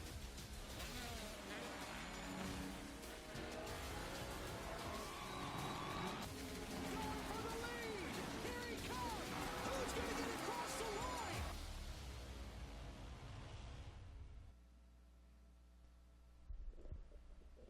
And welcome back to Racer TV's coverage of the AMA Loretta Lynn's Amateur National Championships. We've got a sight lap underway. Watching race number 9 just finished up with the 250As. Congratulations go out to Team Green Kawasaki's Mitchell Harrison. And now race number 9. That's what we're going to watch next. 450C class. 450. Dylan Gillespie out of Lakeside, California. Check it out. 1-1 moto scores. Pretty good for Dylan. And I have no idea after that. Looks like a 5-3 maybe for Trey Palmer on the number 18 Kawasaki out of St. George, Utah, the hotbed of motocross there. You got Garrett Marshbanks from Utah. You got Andrew Pierce from Utah. Gray Davenport, well-timed guy, been around for a while. Gray Davenport's up there teaching some of these guys up there. You've been up to Salt Lake City, Kevin. You know what goes on up there. Absolutely. And then Zachary Robinson with a 210 moto score. Tanner McMullen with 3.7 moto scores. Devin Oxshear with 7.6 moto score. So just a few of the players here. 1-1s though, man, for Dylan Gillespie out of Lakeside, California. The number 92 Kawasaki is the man to beat. He has got plenty of points. So if you need some points, he's got some to spare because he's looking pretty solid out there. 450C class. We've crowned a bunch of champions. Tanner McLovin from Roosevelt, Utah. McLovin. It looks like it. Tanner Let me read it. McLovin. Nah, it looks like McMullen. McMullen. Yeah, we just talked about him from Utah. 2 of them from Utah there. Tanner McMullen and Trey Palmer. A couple of Utes. And the C-class circulating around on their sight lap as every class does. Remember, we spent the entire day on Monday, had a full day of practice for these guys, and some of them may only be in one class. They may go a couple of days without even riding a racetrack. So this serves as a chance for them to see the racetrack, kind of get the blood flowing there, and get loosened up. Every race here has a sight lap, all 3 motos. I like that. And that is the 450C class, the world's longest sight lap. It's fine. What are you doing? You gonna spit in my drink?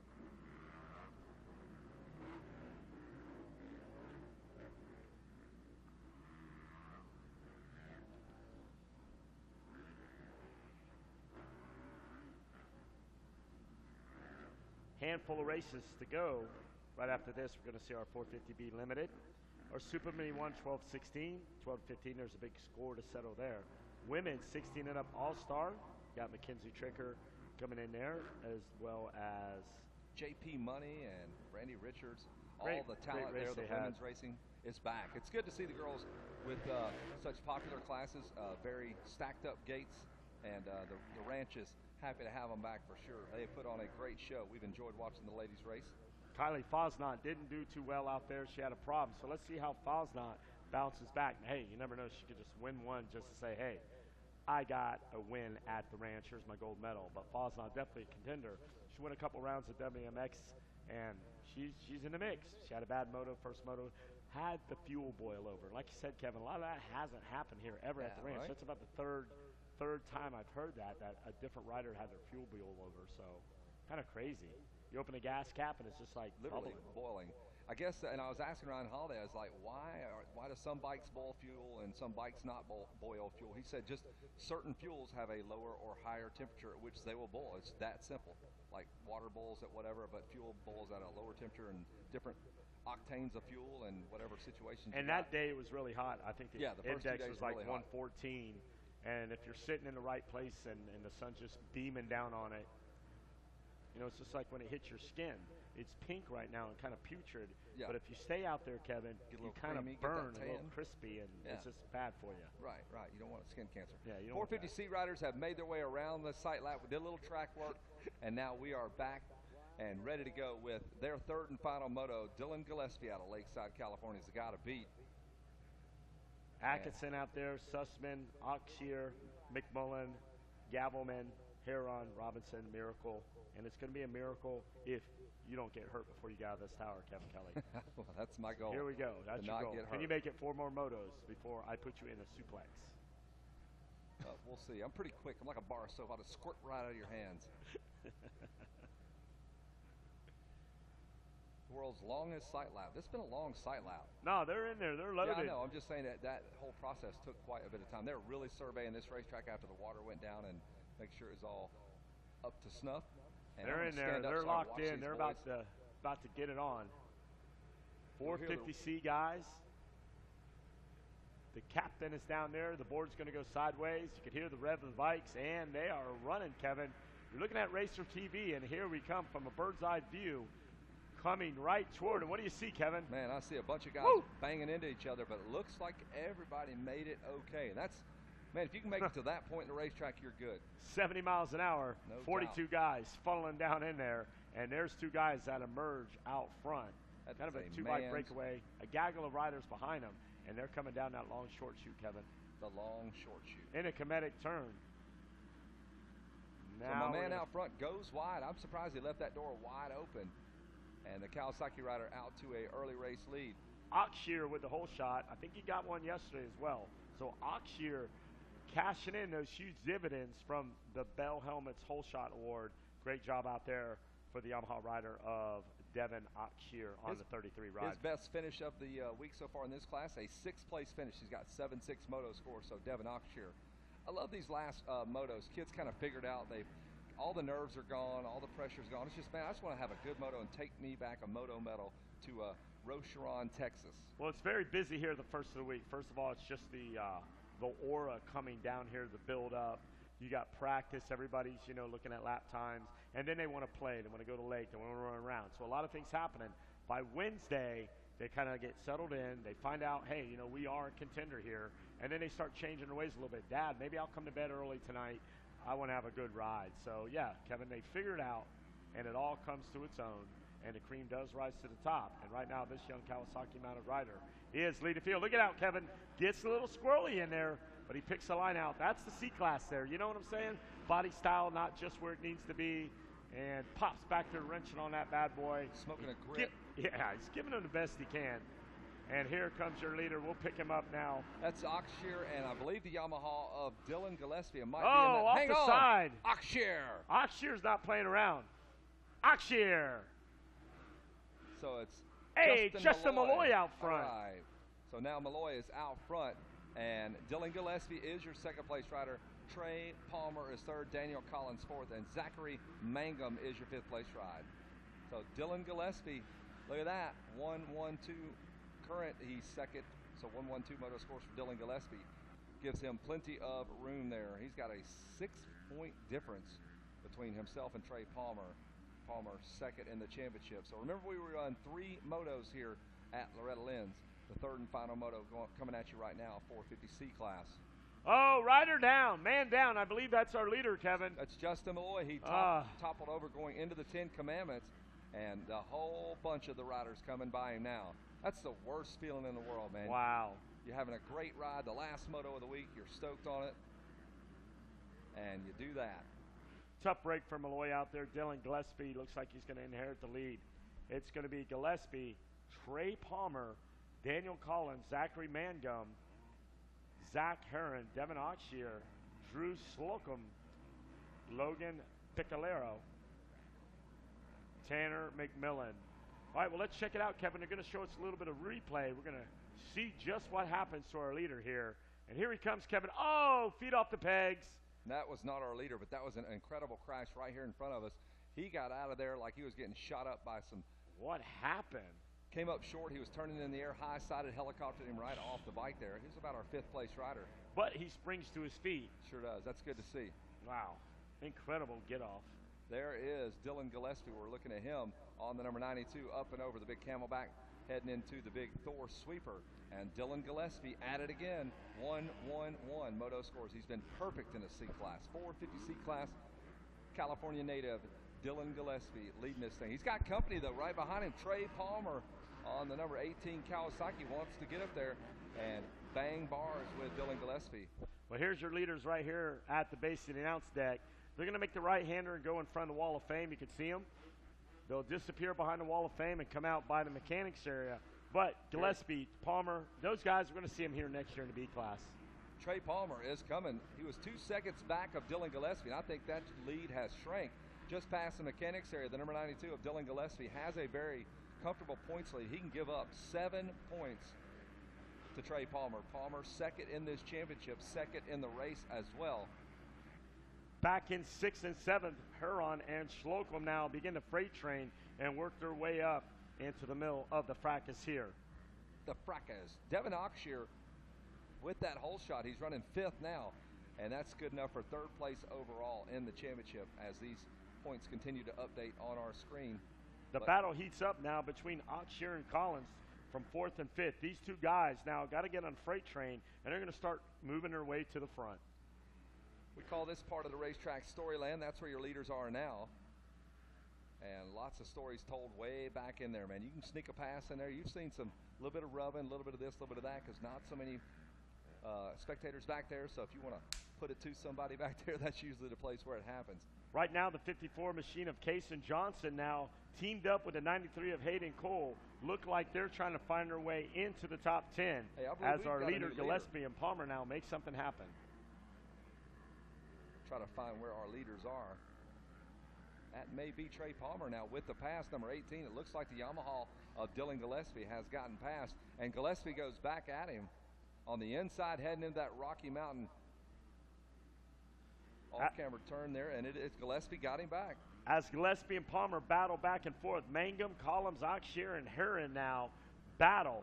Those riders right there jousting for position, 3rd, 4th, 5th, and 6th, as our two leaders now try to separate themselves from the rest of the field. It's a gaggle of competition now as they come through. That's our leader going past us here. Sorry about that, folks. The number 92. It's still Dylan Gillespie. We're watching a different battle. That's Daniel Collins and Mangum. And Gillespie and Trey Palmer are still about 4 seconds apart. Steady as she goes now as your leaders now trying to find their way. Heron, Slocum, and Graham now back 6th, 7th, and 8th. Had a good rhythm going as they're working their way around this Loretta Lynn's ranch.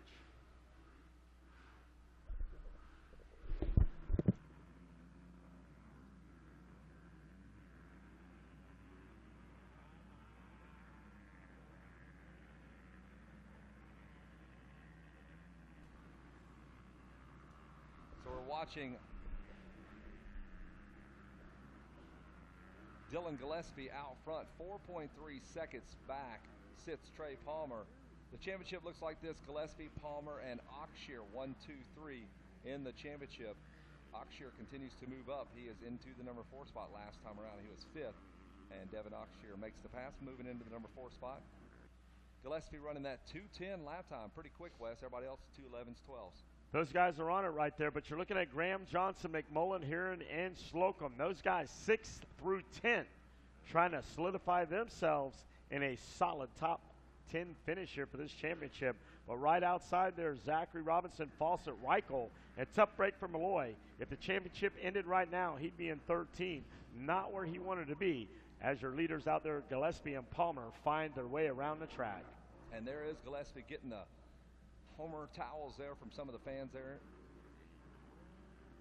cheering him on as he is working his way around and towards a national championship in the 450C class. There is the number 92, Dylan Gillespie, the blue Yamaha, blue gear, white helmet, up and over the Kawasaki Camelback into that whooped out, beat down Thor sweeper.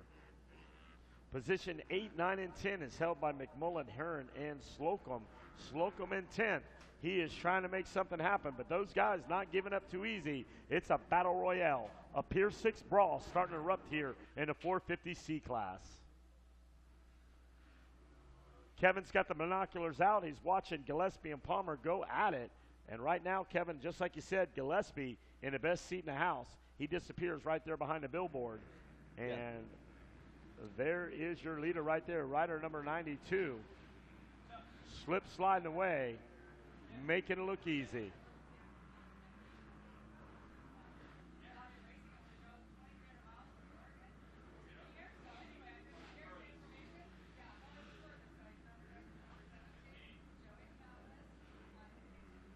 Gillespie got a 4.9-second lead, and what that means is he gets his choice of the lines he wants to run. He is not trying to hold anybody off and having to protect any of the inside lines. So you're in a good spot if you can get about 4.5, 5 seconds out. Dylan Gillespie, your leader.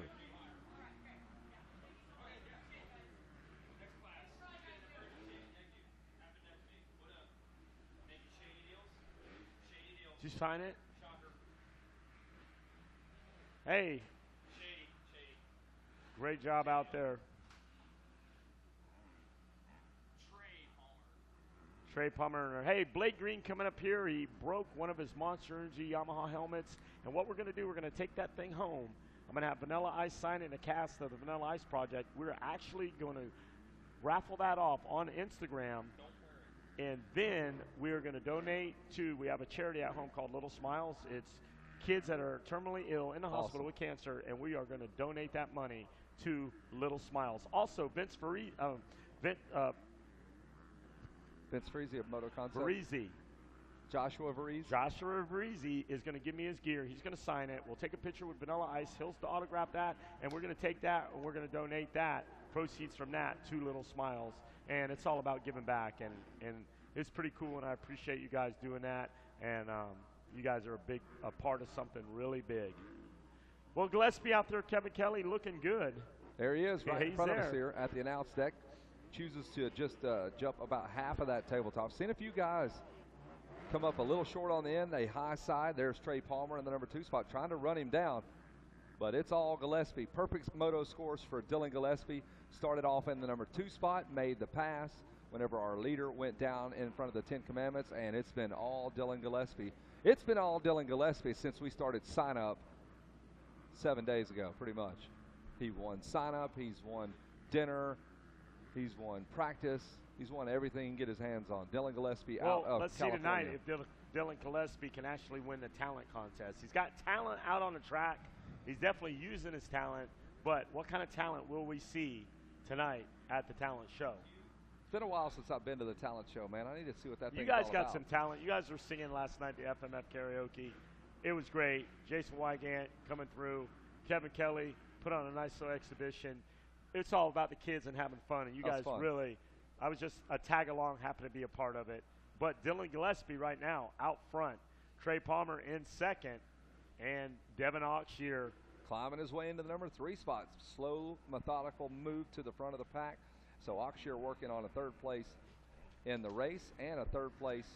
That's pretty easy for Jason Wygant. Gillespie, Palmer, and Auxier in the moto. That's how they look in the championship as well.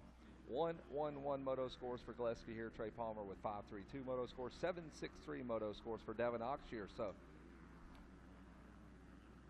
12 minutes into this, Kevin. About 12 minutes, 30 seconds into this one. So it's going to be winding down.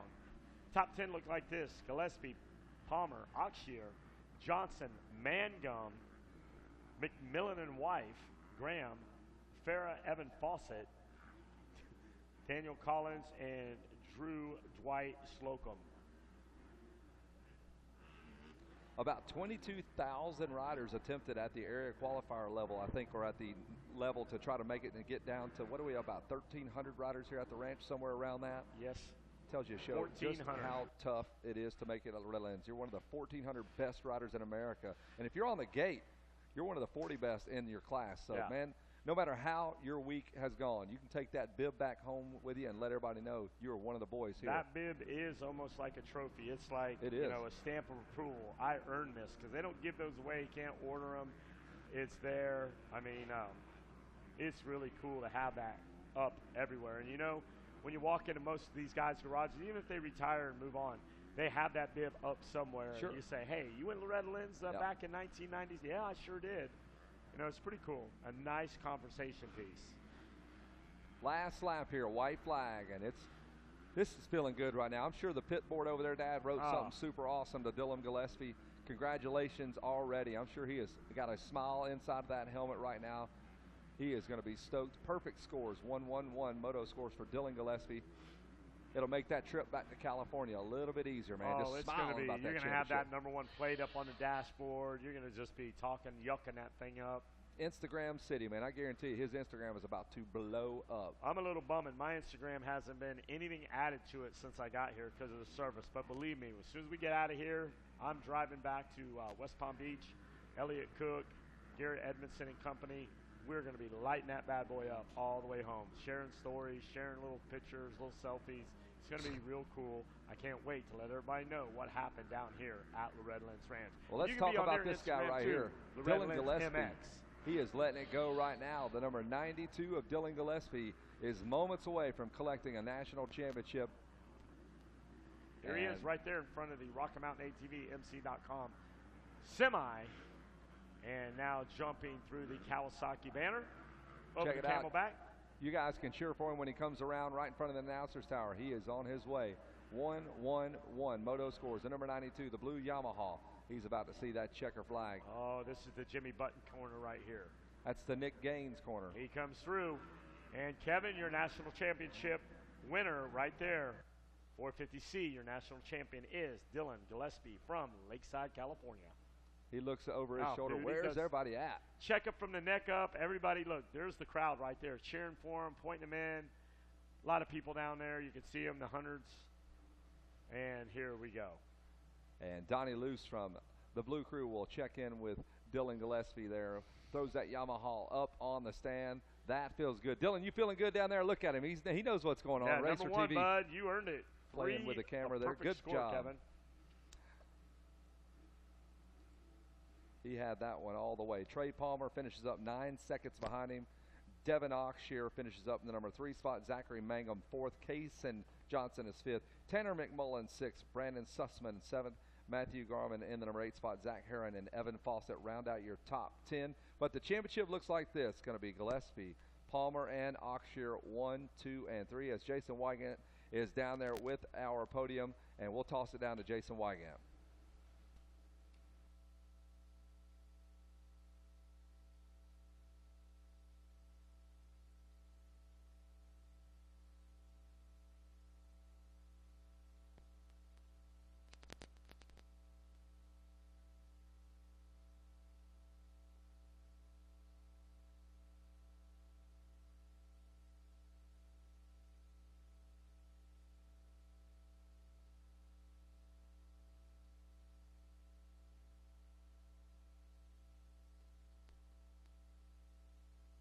Going to bring Devin Oxshear up for our third place finish.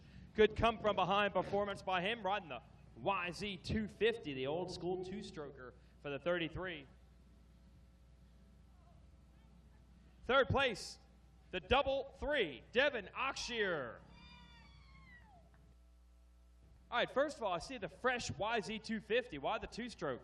Oh, dude, you know, I've always liked the two-strokes. I started riding the 125s, and then I was tired of the 250Fs and wanted to try something new, and we just gave the 250 two-stroke a shot, and man, dude, it's just been nothing but good stuff. Yeah. Good comeback in that moto. Yeah, man, thank you. I guess looks like I tend to be a pretty good comeback kid, I guess, because it seems to always happen, but. That's all right. Who do you want to thank for a good, solid week? Oh, you know, well, the man above for just getting us through this week. Not done yet, but just letting us have fun and keeping us safe. You know, and I'd like to thank my mom and dad, just in and out and everything, you know, getting me here and everything. It's just great. My grandparents, my aunt, my uncles, Scott Goggles, MMW, Motorcycle Machine Works. My motor builder, I don't know what I'd do without him. He just hooks me up with a great motor and can't complain. Like to thank Enzo Suspension, Craig Decker, the best stuff that is out there for me, coming from me. Pro Circuit, hooking me up. Don Long at DSL. Fox, Texas Yamaha, hooking it up all the time. And everybody else I forgot, thanks a lot. All right, let's give him the whole shot award too. Grab the big cardboard, hold that up. Devin Oxshear, whole shot, third place in the moto. Congratulations to the 33. 2 whole shots this week. Yeah, that's good. You're going to get a good cheap helmet. Second place in the moto will be Trey Palmer. We'll bring the number 18 rider up.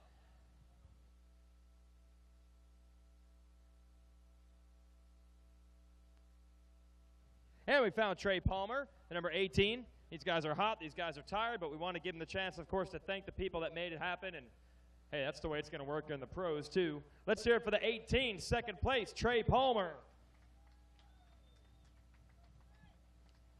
Take us through that one, Trey. What's that? Take us through that race. How'd it go? I got a pretty good start and just kind of worked my up to where I was comfortable and just kind of paced it from there, but felt pretty good. Move over here so they see you better. It's really loud, these bikes behind us. Okay, who do you want to thank, Trey? My Uncle Judd, and then my Aunt Michonne for getting me out here, and then my cousin Deegan for doing my goggles, and then my dad for supporting me, and that's about it. All right, let's hear it for the 18, Trey Palmer. And your national champion ends it with a moto victory. Let's bring him up. Bring the champ on up. And we got the shield back. Okay, so we'll start with the gold medal. That's good.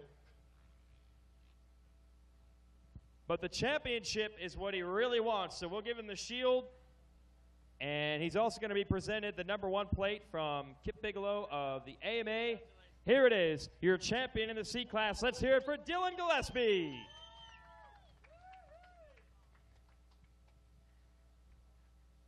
And Dylan's got it, snapping some photos here while we got our parade lap underway for our next group. Okay, Dylan, you got to take us through it. You knew you could win this one coming in. Were you nervous going into this final moto? Yeah, a little bit. I was pretty nervous. I'm glad at least you admit that. I mean, this is a big deal, right? Yeah, I've always wanted one of these. Take us through the moto. How'd you get it done? Well, my Rod Dunlop tire hooked up really good on the start. I came around third or second, I think, and third actually, made the pass for second going around the Red Bull 180 and followed the leader for a little bit, and he went down unfortunately and made the pass and then rode my own race from there. Man, that's awesome. Who do you want to thank for taking the #1? I want to thank Yamaha for building such a great bike, One Industries for everything they do for me, Maxima, Yamalube, GYTR, my dad with anything, he wouldn't have done anything. Scott Goggles for keeping my eyes all good during the race. Bell Helmets for giving me a chance to let him put them on the podium up here. And UTI Clothing, apparently, too. All right, there it is. Your champ from California, the #92, Dylan Gillespie. Take your time. Take all the photos you want. Well done for the #92.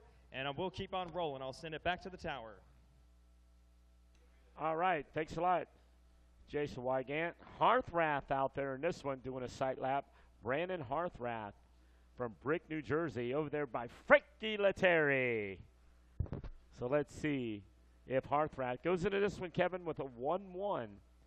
Joshua Guffey back there with a 12 and a 2.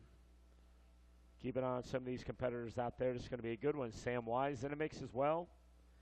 Kai Mackay, Nathan Hall, Bryce Malden, Joshua Guffey, Richard Tate. Well, right now with a pair of pocket aces with a perfect score out there. Race number 10, 450B Limited, Moto number 3. You've got Brandon Hartrath out there, the number 40 ride, aboard the Yamaha. So let's see how he works this out. Going to be a tough one. See how Hartrath can handle the pressure here.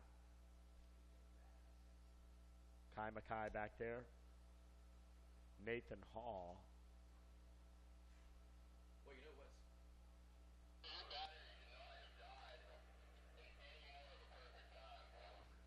Yeah, Rodney, what do you got?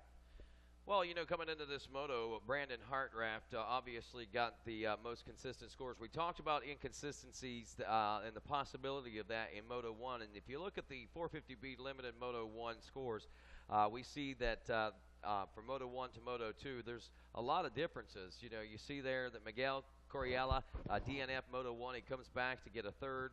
Josh Guffey finished up 12th in Moto 1. He came back to get a second in Moto 2. 20th in Moto 1, Dustin Winter came back to get a 4th in Moto 2. 16th in Moto 1, Bradley Esper up to 5th there in Moto 2. So just to go to show you, you know, things were a little different there in Moto 1 and Moto 2, and now it's time to find the law of averages.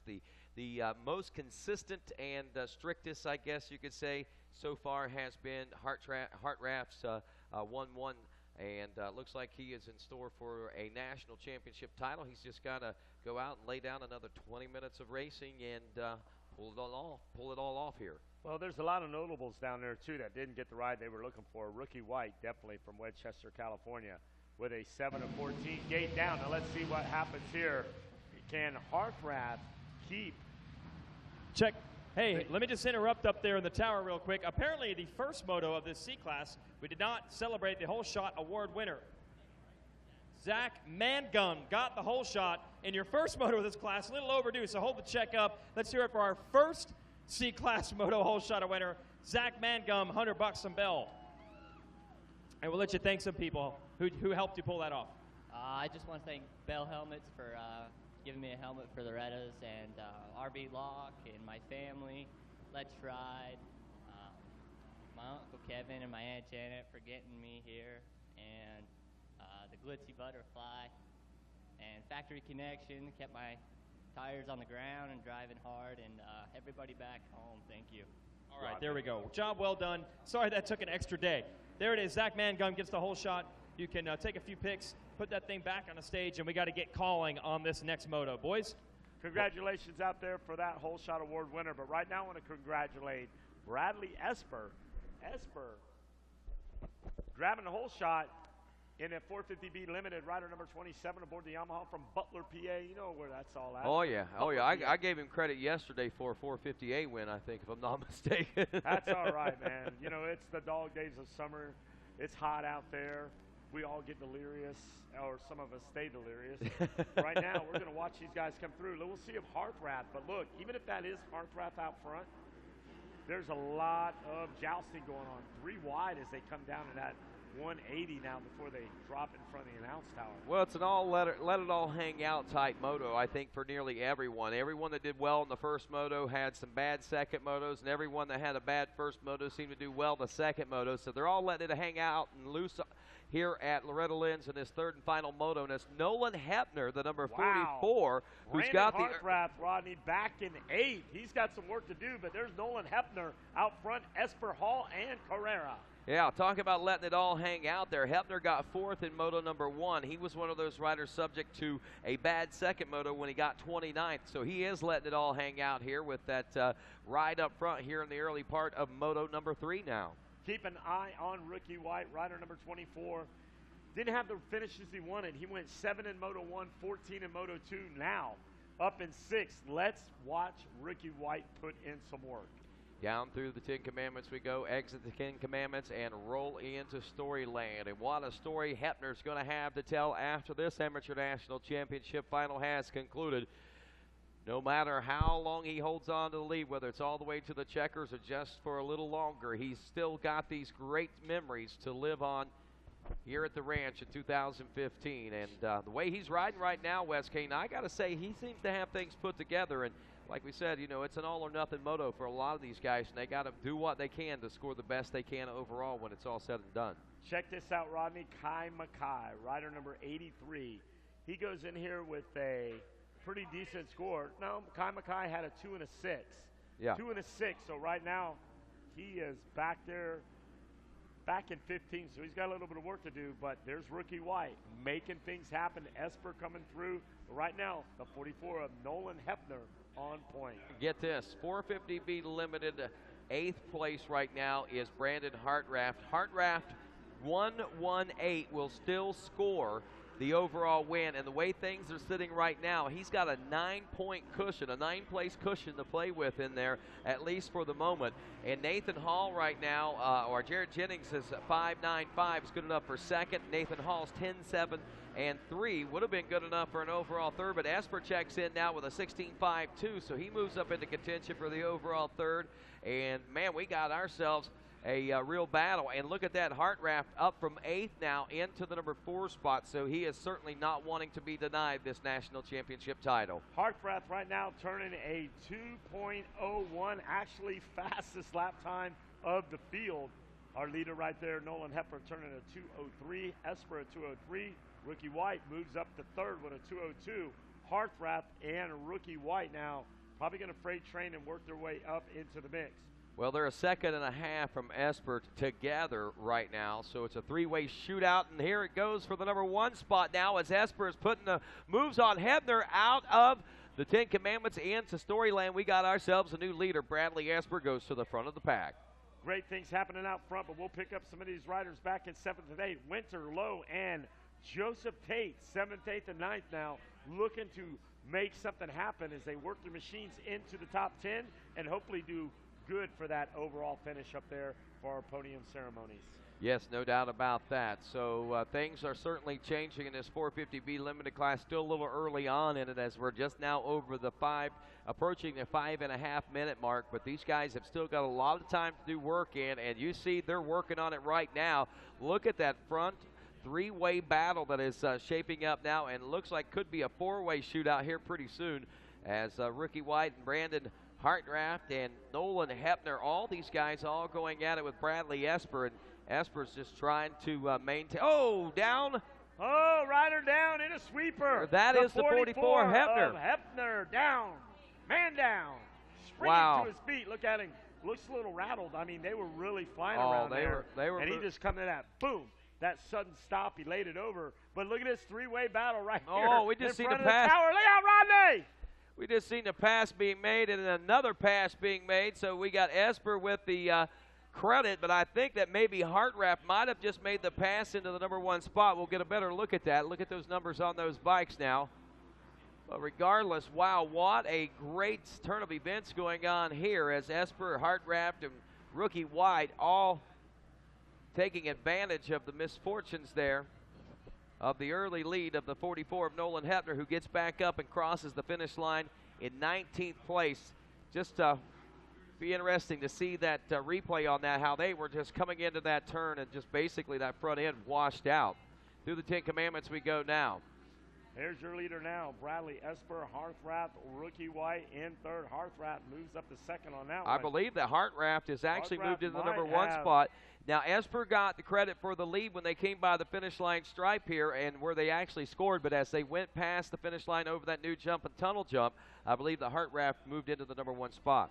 Yeah, well, that's when they disappeared behind that billboard. It's kind of hard of us to make it out. They'll come back around. We're watching our leader now as he goes through. Comes out of Storyland, and we'll pick him up right there. That looks like it is, could that be the number 24 bike? No, that wouldn't be Rookie White. It looks like that's Hartraft in front of the Rocky Mountain ATVMC.com. We'll pick him up, though. It's Esper, Hartraft, White, Jennings, Winner, all in the top 5. And our leaders should be coming out from the Rocky Mountain. He's going to be jumping through the Kawasaki. There's your leader right there. We'll pick him up. Rodney, what do you see there wheeling through that? Is that the number 4 ride? I see Brandon Hartraft right now. That is Hartraft. Out front is Brandon Hartraft. And he don't, hey, solidify it. Go 1-1-1 and get the job done. Yeah, no doubt. Get the broom out, boys. He's ready to sweep this one. But the thing about it is he is looking as though he is riding a victory race here. He is in a true comfort zone as far as this 450B limited class is concerned. Talk about being in a zone. He has virtually been untouchable. We have watched him through the first 2 motos, and the amount of confidence that he has been able to gain out there is why we are seeing him ride with such confidence and style here in this 3rd and final moto right now. Rookie White back in the number 2 spot, only a second and a half off pace, and we all know that Rookie White has a few things that he would like to prove for himself. He comes into this moto with not near the scores that he had hoped for. He finished 7th in Moto 1. That was a bad moto score. He wanted more out of that, and then comes back and backs it up with a 14. So, he was certainly aggravated.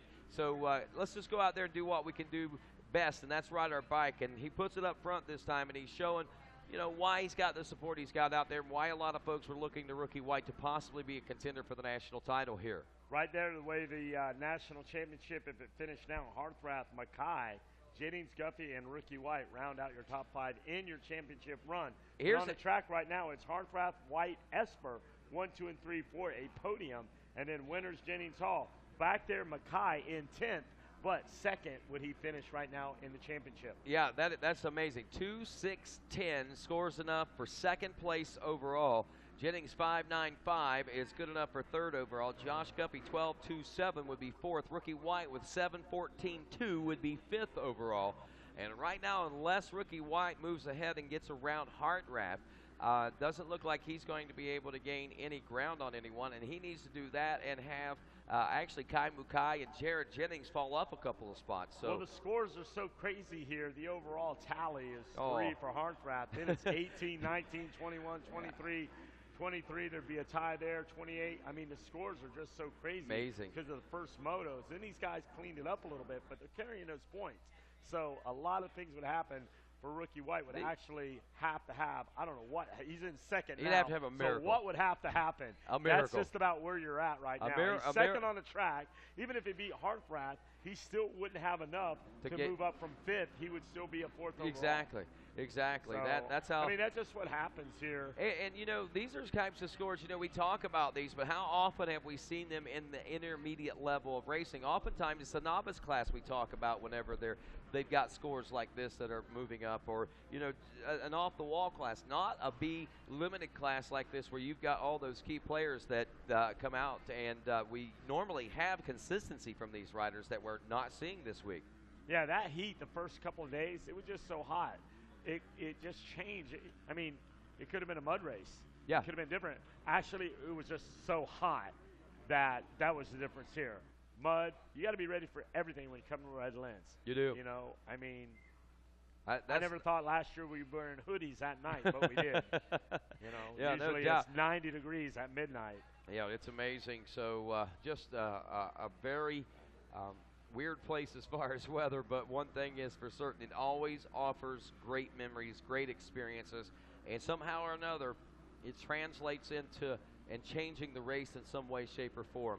And I can tell you, Hartranft, hot, cold, muddy, whatever the case may be, this kid I don't think was set to be denied any whatsoever. He was destined to win this 450B limited class. At least it's looking like that's the case right now as we see him in the process of rolling toward a 3-moto sweep here. Still got a little more to go, so we can't necessarily hand him the title just yet. A few more laps to go to make this all a reality, but well, Hartranft writing's on the probably wall. The way the score is work in his favor. Like you said early on, he could give up 9 spots, 8 spots almost, and still win the championship. Writing's on the wall. It looks like this one was destined to be his, so it's a matter of just rolling through these final victory laps for Brandon Hartranft at this point.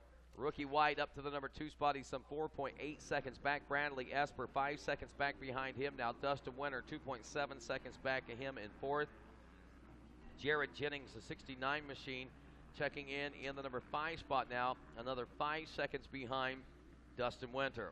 Then it's Nathan Hall, Josh Guppy, Tyler Lowe, Kai Mukai still back in number, well, we don't know. We'll wait till he checks in for the 6th lap, but at the end of 5, he was back in 9th. Now he's moved up to 7th place, so Kai Mukai more solidifies that 2nd place position with a 2.67 now.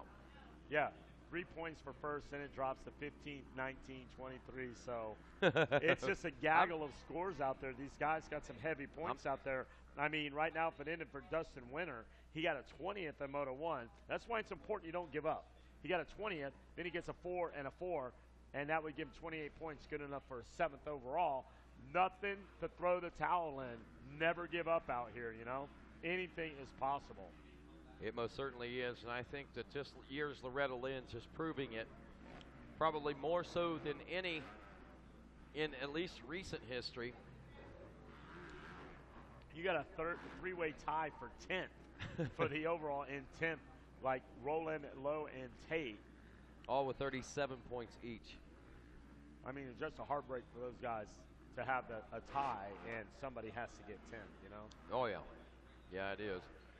But some bragging rights, if they did tie anyway, they can tell about it. But Hartranft trying to work through some lap traffic as this moto basically, I think everybody's got the same mindset when you look at things going on there. It looks like Tyler Rosa might be one of the only riders really putting forth challenge from back in 10th place. He is challenging the number 91 of Justin Boyd. He was 0.3 of a second behind, was running about a 1.5 seconds faster lap time. So we may see a new 9th place ride at the end of lap number 7 here. But other than that, I think things are going to remain pretty much the same. However, Rookie White Still running consistently 2:02 lap times, but Hartraft has dropped off to almost a 2:04, so that gap closes up nearly a couple of seconds. Now we're down to just 3 seconds separating the first and second place positions. And White, if nothing else, I'm sure is looking for some bragging rights here, so he is digging deep with everything he has to try to make it happen. Like I said, it's a nothing to lose everything to game type moto for a lot of riders in this class. Well, there's your leader right there. We can watch Hartrath now head in to Storyland. Hop, skipping, and jumping. He blitzes through the 10 Commandments, headed back to Storyland, and what a story he is going to have to tell. 3 moto wins, a perfect score. Had to really put in some work in race number 3. Had to come back from an 8th place deficit. Yeah, and what a he handled that quite well in a couple of laps. Was right in position to make the pass and right into the number 1 spot, and pretty much checked out from that point on. We're talking about that battle back there with Tyler Rosa, who was 10th place. Well, he's gotten around a couple of people. We had to see some changes as now Tyler Rosa is now 8th, Sam Wise in 9th, and Trevor Hooten rounds out your top 10. One to keep an eye on, though, right now might be the 78 of Sam Wise. We've seen some glimpses of greatness out of that rider a couple of times this week, and we might see a flash of brilliance. Sam Wise up on the podium. Yeah, he was in 3rd in Moto 1, so he's got 3:10 right now, and actually he's looking at 4th overall with the ride that he's putting forth with a 3:10.9. 4th overall, top 5 in the B class tells you what. You're going to A class, mandatory next year. And here comes Wise. I think that he's reeling in Rosa, so he'll challenge him, and I think he'll also challenge quite possibly Kai Mackay if he can make up that other 5 seconds. But we are running short on time here as we are approaching that 20-minute mark at nearly 16 and a half minutes right now. Brandon Hartrath out front. Job well done out there, Hartrath. Just a few more laps to go. Rookie White, can't say enough about you. Doing a great job moving your machine. Top 5 for the overall, but definitely going to get a medal up there. You're good enough for that silver right now. Bradley Esper doing a great, fabulous job out there. A lot of good riders out there in this 450B Limited. Nolan Hepner, the rider that grabbed the whole shot in this class, has dropped off to the number 17th place position after 7 laps of racing there. So some really great memories for that rider here from Moto number 3, as he'll carry a top 20, it looks like, in Moto 3, as well as snagging the whole shot. Hartrath, White, Esper, Winter, and Jennings still solidly, very solid, and a great performance out there in. Well, looking down at these scores again, Brandon Hartrath looking at the championship. Kai Mukai in 2nd. He's up to 6th place now, so he's looking at a 2.66. Hartrath's comfort zone is shrinking a little bit, but at the same time, and watching him ride, don't think he needs that comfort zone so much. Jared Jennings, 5.95. He's still set steady the entire moto, it appears, back there in that number 3 spot. Sam Wise, though, working up through the pack. Up to 7th, he'll move into 6th, and if he can get into 6th and then challenge Jennings, he might be able to better his overall on the week as well. So a lot to gain, not a lot to lose for these riders, and these final closing moments should probably prove that point, as a lot of riders going to let it hang out. We saw them letting them hang out there in the first part of the moto. Now they're digging deep here in the latter part of the moto. Down through that mogul field billboard region where these riders make their way around behind the billboard now by the mechanics area. Final few times through this is the Race Tech last lap through the Bell Helmets Forest, through the back door, and down the short chutes we go now toward the Kemetic turn into the world famous 10 Commandments. Seen some passing going on there this year. It's not been as critical a place on the racetrack as we have noted it to be in years past, but has still offered up plenty of excitement and a lot of good setups for passes before the end of the lap. Hartrath, Rookie White, Bradley Esper are going to go gold, silver, and bronze in Moto 3.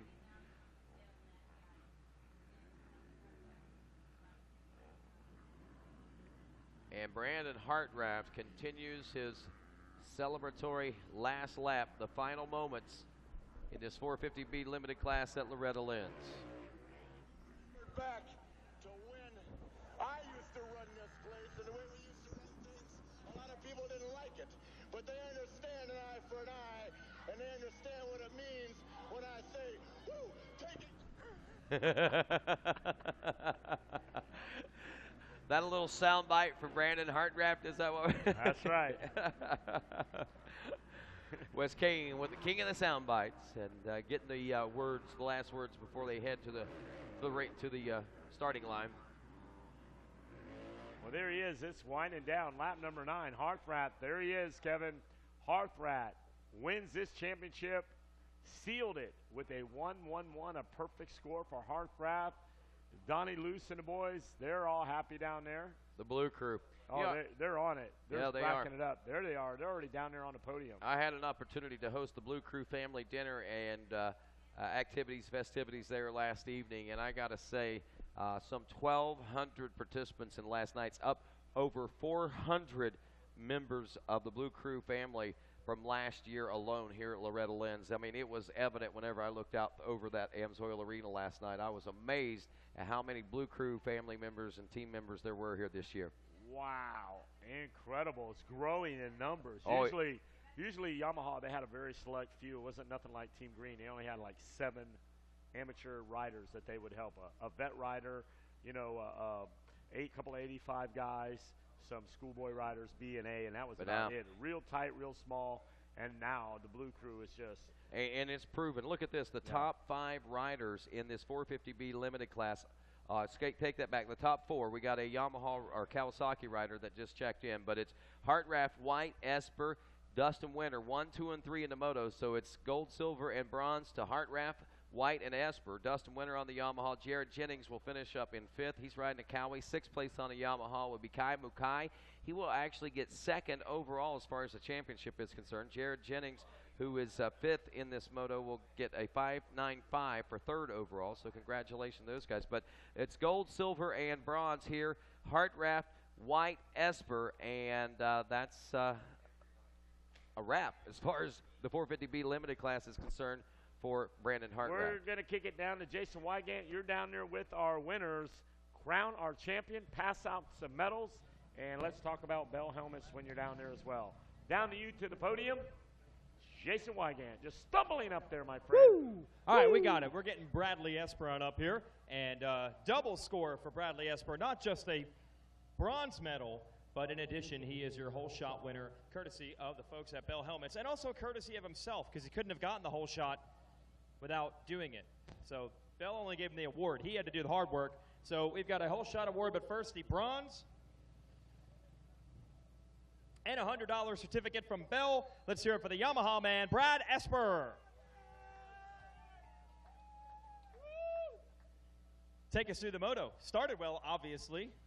Yeah, I got ripped the fat whole shot and then just tried to stay up from there and ride my own race. How tough is the track this late in the day? It wasn't as rough as I thought, but it definitely was rough out there. But never going to be smooth. Who you want to thank, Brad? PR2, my mom and dad, Chris Durham at PR2, Kyle, Answer, Garnet, Yamaha, Rock River, Renthal, 100%, Cycle Trader, Dunlop, everybody else I forgot, thanks. All right, let's hear it for Brad Esper taking 3rd place and your whole shot award. And looking for a 2nd place, rookie White, 2nd place. It's down under the tent there somewhere. There he comes. They're listening. They're keeping us on our toes.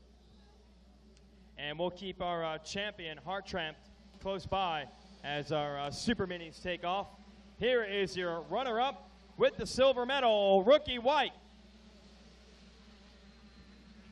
We'll go in front here. They want to see you. All right, rookie, 2nd place. How'd that moto go? I got a bad start, got hung up in the gate. Worked my way as fast as I could through the first 3 corners to get up to the front. So, I don't know. I had a race a couple motos before this, so I was a little tired coming in, but it fatigued me, and I probably could have, mounted a better charge, but, that's the way it goes. Absolutely. You're still solid in second. Who do you want to thank? Definitely my mom and dad, they support me through and through, ups and downs and everything. It just means a lot to me, and can't think of enough.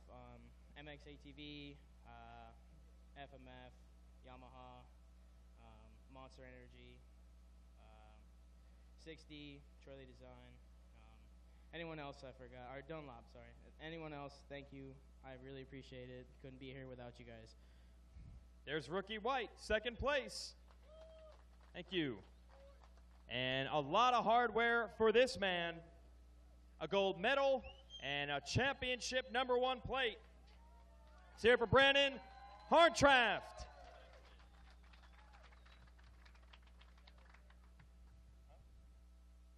Yeah, geez, keep stacking them up. We got to go medal, goggle, hat, shield, and #1 plate.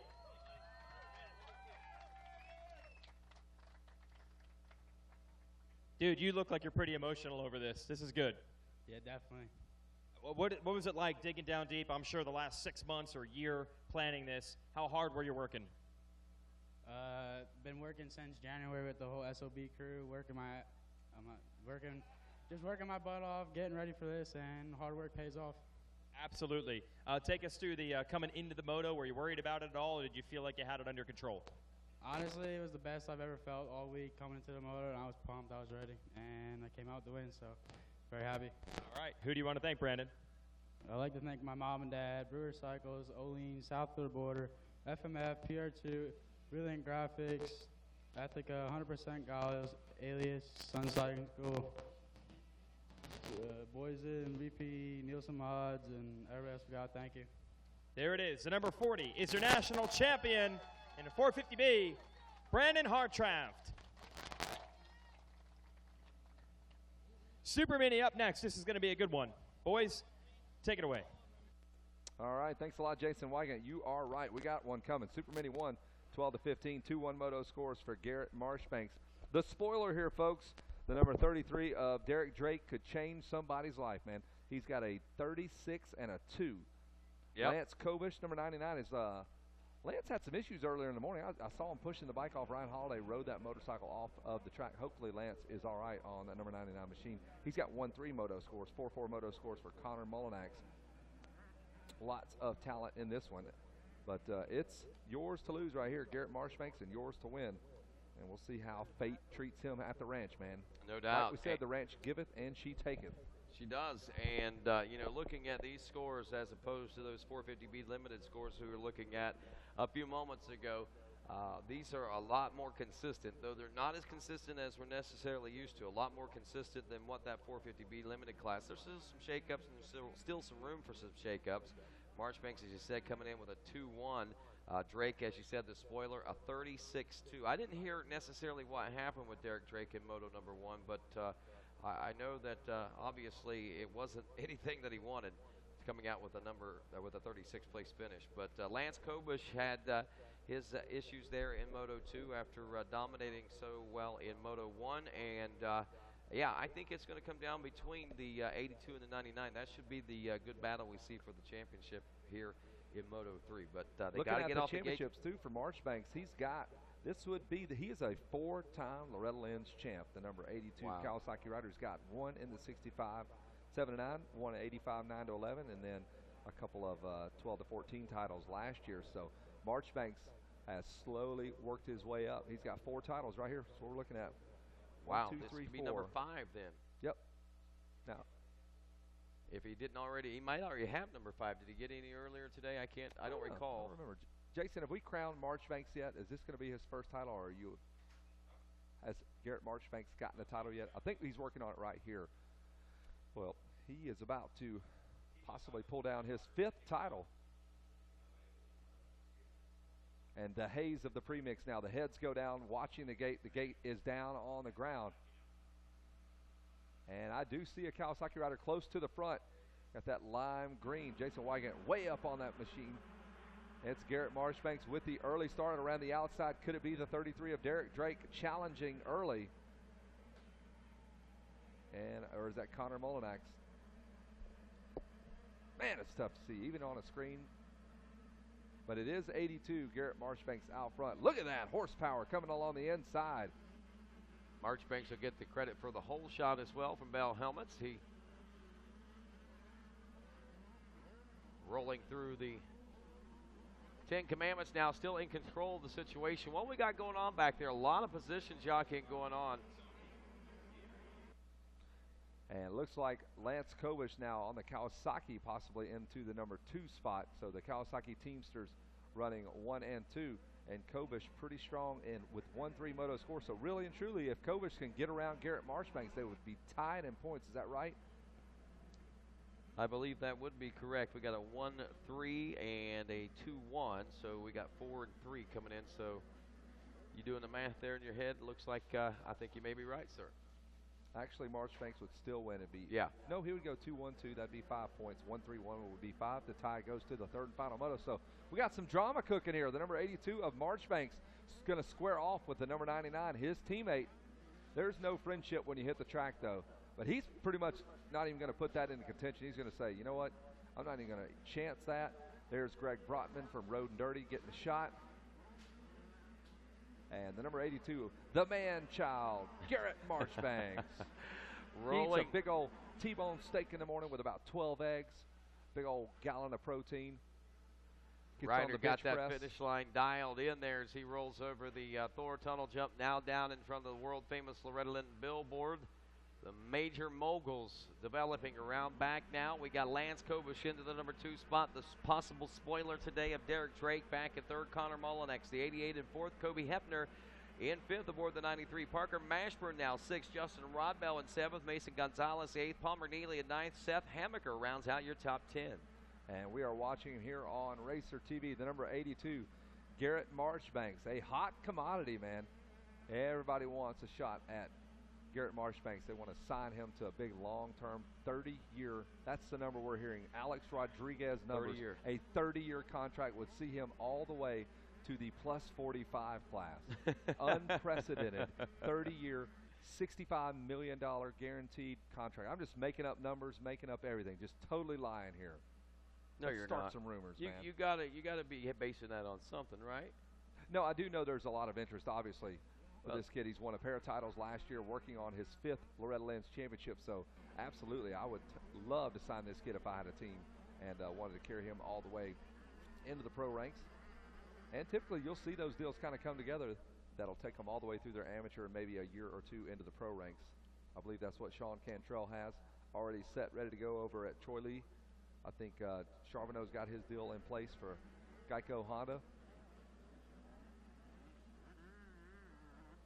They're still waiting on Fortner's. Fortner got his deal signed, sealed, and delivered. They just have not announced it. I believe the deal's done, just haven't made a formal announcement.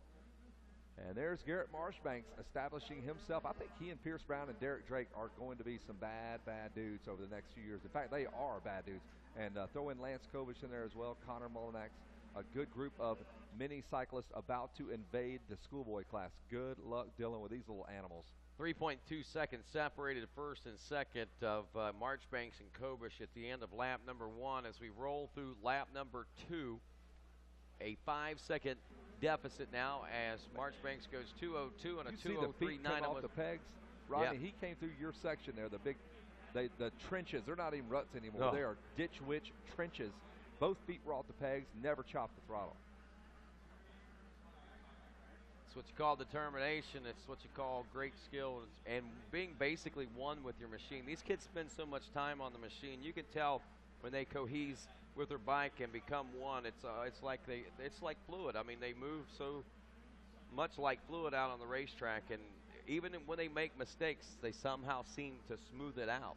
Chase Stallow up here popping the shoes off. Smells like vinegar here in the tower, folks. Woo, mercy Man, it smells sakes like potato alive. It chips. hit me about the time you said it. You smell It that? smacked me right in the face. Chase Stallow, 7 hours with the shoes off, letting the puppy's hair off. He's that guy when he gets on the plane, pops those shoes off there barefoot on the plane. Everybody's like, what is this guy? I mean, barefoot barefoot on a plane? Chase Stallow rolling the dice here with foot and mouth disease, all the other diseases you can get walking around barefoot at the ranch. I'm afraid to smile. I feel like I got to scratch it off my teeth right now. We're watching Garrett Marchbanks here on Racer TV, getting it done over the Rocky Mountain itself. And he is out to a comfortable lead, 5 seconds, leaving nothing to chance. Lance Kovish, if he wants this championship, he has got to catch up with Garrett Marchbanks. Well, one of the tightest races I see on the racetrack right now is Parker Mashburn challenging Connor Mullinex as they headed into lap number 3 there. There was 0.6 of a second separating the two and a full second in difference in their lap times. We'll see if we can catch up with that coming up here in a moment as your leader, Marchbanks, nears the completion of now lap number 3 at 2:01.8, which is the fastest of the moto so far. He had a 5-second lead over Lance Kobush last time around, and this could put him as far as 7 seconds if Les Kobush picks up the pace. Look at that, man. Perfect form coming out of that left-hander. Kept the bike centered right down that rut. It is so easy to catch a peg. I mean, seriously, those ruts are that deep and that wide. You can really tweak an ankle if you are not careful and don't keep those feet kind of kicked up a little bit. You let that toe drag, it'll snatch your foot right off of that peg. This is where a lot of experience can come into play for these kids, even in the Super Mini 1 class, when you get track conditions as technical as this, I believe, Kevin Kelly. Yep, going into the 10 Commandments, the GoPro 10 Commandments. And Garrett Marchbanks, nobody can handle this kid. Try to wrangle him up at the number 82. The man-child, too much, too strong. All right, you know, watching him ride here in the second and third motos today, I got to scratch my head and wonder what happened in Moto 1 that he got second place. That's a good question. I don't recall announcing that race. A 2:01 for Garrett that time around. A 2:05 is the next fastest lap out there. He was 4 seconds quicker than anyone out there. Almost a sub-2 lap time for Garrett Marchbanks. That's amazing on one of these super minis, especially. He's a big kid. I mean, typically he's a big kid. He's going to be slower because the bike's got to lug his big butt around. But Garrett, man, he sees no brakes. Just take that brake pedal off the bike. Sometimes riders find that groove, like we said, in that flow, and he's that fluid right now. And Garrett Marchbanks still continuing to stretch lead out. I wonder how things are going to be going for Mashburn and Mullinex this time around. As we said, a 0.6 of a second deficit. The last time, actually, they turned identical lap times that last time around, so there was nothing gained there by Mashburn, nothing lost by Mullinex. Very interesting. The way they turned it, 2:08.53 and 2:08.57. That's nearly as identical as you can get in speed. And again, we continue to watch Garrett Marchbanks destroy this racetrack right now at 2:03 that time. So the wheels coming off now for Garrett Marchbanks. There's that battle we're talking about. The KTM riders slicing and dicing. Not sure if that's Mullinex and Mashburn, but it's Orange Brigade teammates, no doubt. That's the number 88. That is Mullinex with Parker Mashburn. Look at them side by side. Mullinex on the machine just in front of Parker Mashburn in that all blue. Mullinex got a little bit of white on his jersey in front of the billboards we go. And they have got Justin Rodbell. Yeah. Looks like he's coming to play as well. Mullinex actually losing some time there, it looks like, on the 88. I think that's Rodbell that is challenging Mashburn now instead of Mullinex, to be honest with you. You might be right. Well, looking at the times, none of them are racing anywhere close to each other now. We may be looking at lapped riders at that point. A lot of things changed on that lap, though. If you look at that, we go to a 10-second gap between first and second, 4.4 seconds between second and third, 9 seconds back to fourth, 7.2 back to fifth, another 7.3 back to sixth, and then 1 second back to Mason Gonzalez, the number 22 Husqvarna rider. Kobe Hefner, another 3 seconds back in eighth. Palmer Neely is ninth. Seth Hammaker rounds out your top 10. He's a half second off pace with Neely now. And as we look 11 through 20, just scoring them here now at near the halfway point. We got Exenderis aboard the 71 in the 11th. Chase Fosnot is 12th. Austin Black, the 55 and 13th. 21 of Bryce Hansen in 14th. Marcus Phelps, the 35 and 15th. The 85 Caden Niffing in 16th. 42 Logan Boy is 17th. The 20 Anthony Rosemeyer is running 18th. Luke Neese, the number 12, is 19th. And Ezra Hastings, the 51, rounds out the top 20. We continue to watch this battle on your Racer TV screen. What a great battle. A couple of KTM teammates going at it. 10 minutes into this race, Super Mini 1, the third and final moto. Garrett Marchbanks marching away. He put a couple of heaters together and was able to open up 10 seconds over Lance Kovish. Kovish needed to beat him. He would have tied him on points, and tie being broken by the third moto, but never close enough to Garrett Marchbanks. And we continue to watch. It looks like maybe Derek Drake there. God, I wish I could see that screen better. I believe that's wow. Some changes going on there. As I believe that may have been Rod Bell. Molinex back up to the number 5 spot. So that was Molinex, and then Rod Bell was right behind him by a couple of seconds. So we see Molinex actually in that battle did make that pass and move back up. So they've been kind of yo-yoing back and forth right there, man. They have had a good battle this moto. Probably one of the most competitive in the whole field of riders out here. Oh, no doubt. You can see him on your screen. Oh, and he goes right for him on the inside. I'm not sure if he made the pass. Look at the world's fastest pan as they work their way down the straightaway that leads to the right-hander into the 10 Commandments, and they have just not let each other go. They're going to talk about this race when they go home, man. We were killing it. Oh, this is the bench race of the century. Into the 10 Commandments we go. The pass is made again. The race that just won't go away. Go away, race. So championship number 5 in the balance for Garrett Marchbanks. Kovish 11 seconds back. It's all Garrett Marchbanks. He's been a couple of seconds quicker than Lance Kovish since the drop of the gate. Kovish looking good, though. He's second in the championship. Connor Molinex fighting to hold on to that third place. He is third place in this championship run. Sits 5th in the moto, Rod. Rod the Bud. All right. Hey. So Molinex gotten back around Rod Bell again? Is that what we're looking at? I don't know. I don't know. All I know is they just keep swapping back and forth there. Barry. You know, if they finish up the way we do now, we'll start talking about top 10 overalls, because I know a lot of folks are curious about that. Marchbanks, Kobush, 1 and 2. Connor Molinex going 4.45 would score right now 3rd overall. Actually, just checking in there with a 4.45. Now he goes to 3rd overall. Justin Rodbell, 6.56, goes to 4th overall. So this is really a battle, not only for position on the racetrack, and though they may be battling for 5th and 6th place position right now, that battle between Molinex and Rodbell is actually a battle for the 3rd place overall position. So there's a lot more weight bearing down on this particular race that we're watching between these two than probably what we realized. These guys have been battling the entire moto. Fantastic race going past the mechanics area.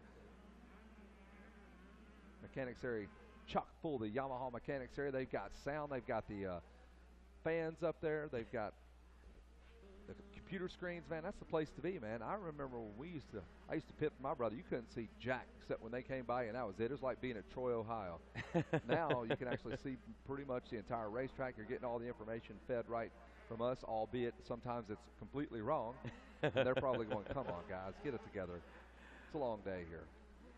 Well, the battle we're watching on screen and have been watching for the last bit was the battle for 5th place between the 88 of Connor Molinex and the 58 Justin Rodbell. Again, the battle for 3rd place overall. Garrett Marchbanks with a 2-1-1, looking to have the championship locked up here on board the number 82. Lance Kobush to the 99s. 1-3-2 would be good enough for 2nd. And like we said, that's the battle for 3rd. We've been watching, and now picking up on your leader, the 82 of Marchbanks, as he punishes that motorcycle.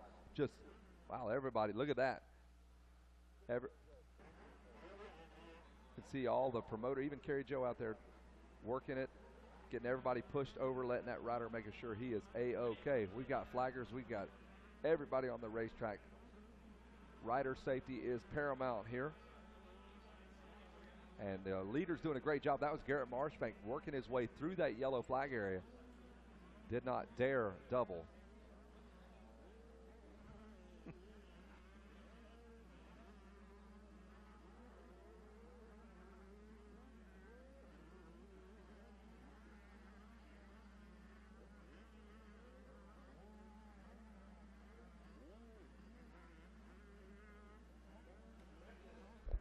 So Marchbanks making it happen here at Loretta Lynn's in 2015. Kobush 10 seconds back in second. He still has the number 2 plate here for 2015. And again, Mullenix and Rodbell swapping back and forth. Actually, Rodbell just dropped back to 7th place, so I think Mullenix may secure 3rd place overall with a 4.45 now.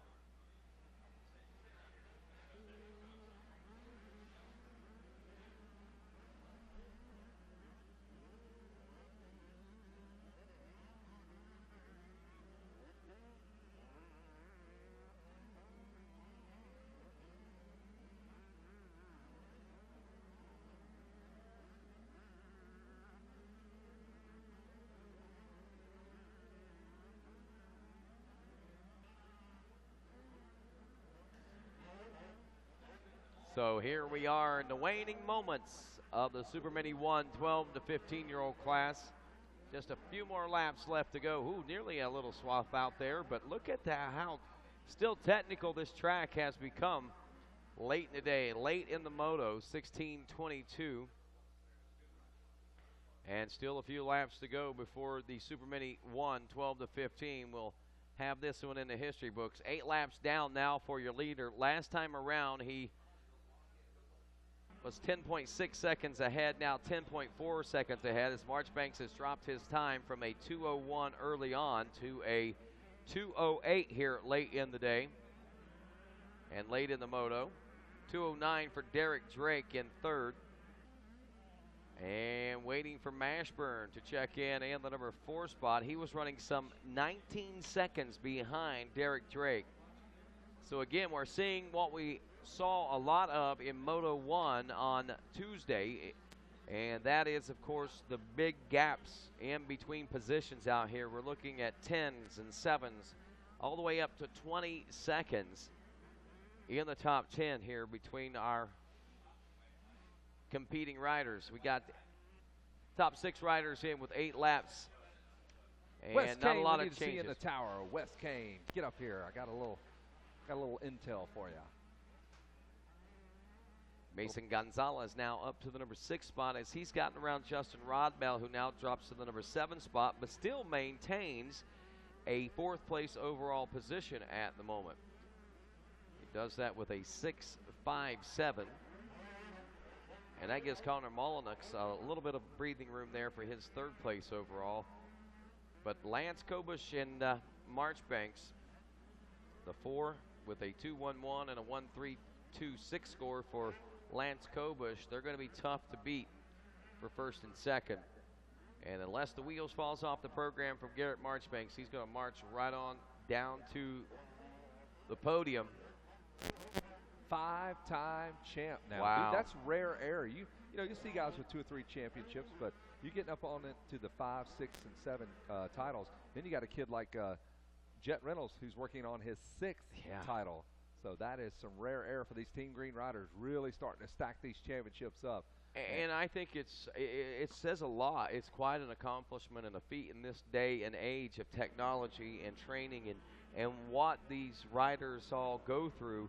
Not just 1 or 2 elite riders, but there are several elite riders out there. And when you got this much talent coming together and you're able to still rise above the competition like that many times, yeah, you're right. That is pretty impressive. Out of Utah and the hotbed of motocross now. That's where you want to live. Looks like everybody's going to move to Utah.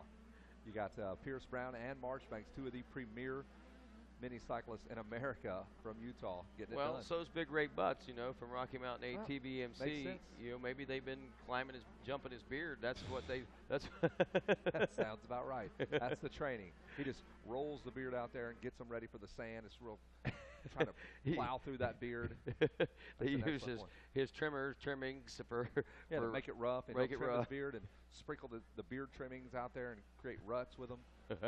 We're ridiculous. 19 minutes into the moto here, Super Mini 1, 12 to 15. Garrett Marchbanks, he is comfortable out there. He's 10 seconds out front of Lance Kobush. Kobush is going to do good enough to get 2nd in this championship. And Double D Derek Drake with that one miscue, that 36th place for Derek Drake.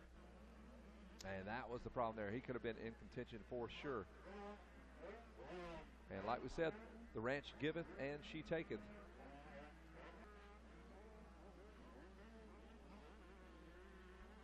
It most certainly does, you know, and we've seen a lot of exciting turns of event. You know, this year has offered up a lot of excitement, I think, from a lot of different standpoints, from a lot of different families. Though some have probably lived a dreaded week, many others have lived a dream week, a week that's better than what they thought possible coming down here. White flag is out on this one as we are in the Race Tech last lap, and checkers will be flying as Garrett Marchbanks makes it 5 championships. Wow, he's running out of fingers, man. He's done with one hand. He's got 5 championships.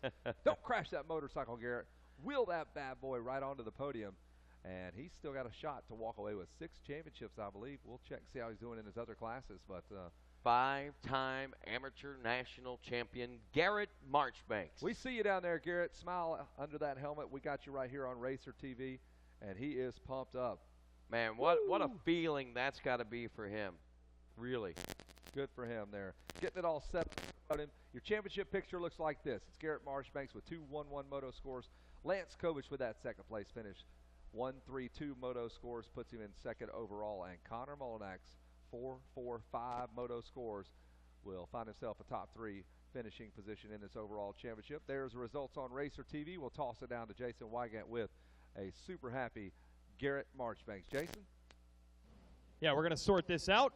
Got Lance Kobush in second, and we're going to go to the 33. Tough luck this week for Derek Drake and some of the motos, but a nice bounce back to show up and put it into third.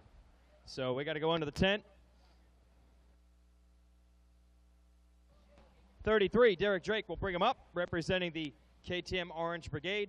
Like we said, he had some tough luck early in the week, but a good, solid moto here in what is always competitive, and I actually think more competitive than ever, the Super Mini class the last 3 or 4 years.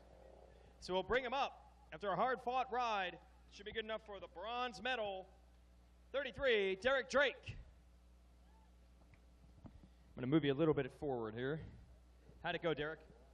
It went all right, not the best I wanted to, but yeah, I just got some work on some things. Yeah, I'll be good for tomorrow. I know you had some bad luck earlier in the week, but you feel good about the riding you've put in? Yeah, I do. I'm happy with my riding. Well, except for that moto, that wasn't very good. Yeah, we'll see tomorrow. Cool. Who do you want to thank? My mom and dad, Orange Brigade, KTM, Choy Design, Spy, FMF, Factory Connection, Pro Taper, Link Racing, 2X, GoPro, Stance, Alpine Star. Yeah. Oh, Nihilo. Thank you. There it is. Let's hear it for our third place finisher, Derek Drake. We'll bring up our second place rider on the Kawasaki, the 99, the Jet Fighter. I don't even know if he runs the dark goggles anymore. That's probably a thing from like 5 years ago in the 50 class. Looking for the 99.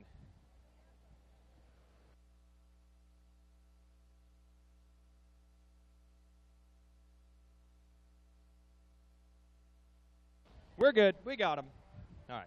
I was blinded by the fan.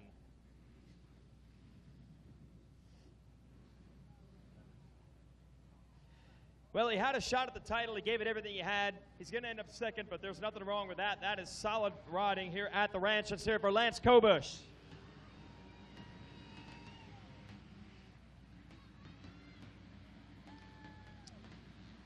Well, you gave it everything you had trying to win that title. You went for it. That's no doubt about that. Yeah, well, in my moto this morning, Super Mini 2, I had a pretty bad crash off the start, and I wasn't even sure that I was going to race this. But, you know, Iron Man, just push through it. You know, we can rest tomorrow, so I just laid it out all on the table and gave it everything I had. So, yeah, it's pretty good. That's cool. Get to rest tomorrow, exactly. Who do you want to thank, Lance? Ride Clothing for getting those 6 shirts over there, Jared and Jordan Brits, and so Monster Energy, Kawasaki Team Green, PR2 Motors and Suspension, Thor, Dunlop, 100%. Got these fresh new goggles, man, they're looking sick. Alpine Star Boots, Kicker Audio, InStyle Graphics, AP Designs, Rental, Pro Circuit Pipes, my mom and dad, the man up above, God for keeping me safe, and my friends and family, everybody. I couldn't have done it without you. Thank you so much. Let's hear it for him. Lance Kobush, second place. And now it's time for the championship celebration. We'll bring our winner on up. He's walking. He's getting moving. And he's also even got a hole shot for good measure. 1-2 for the Kawasaki boys for this one. Come on up. And the record book says, that's cool. Little hug from the teammates there, the 2 Kawasaki riders. And 5 championships here at the ranch. We'll give the gold medal. And the hole shot award, here, we'll let them hold the hole shot award real quick. Take some pictures there, then we'll do the championship thing. Bell Helmets hole shot award to Garrett Marchbanks. Now, the big celebration. We'll take this. We'll bring Kip from the AMA to the stage. Present the #1 plate. And the Shield Trophy. He's your champion, Super Mini, Garrett Marchbanks.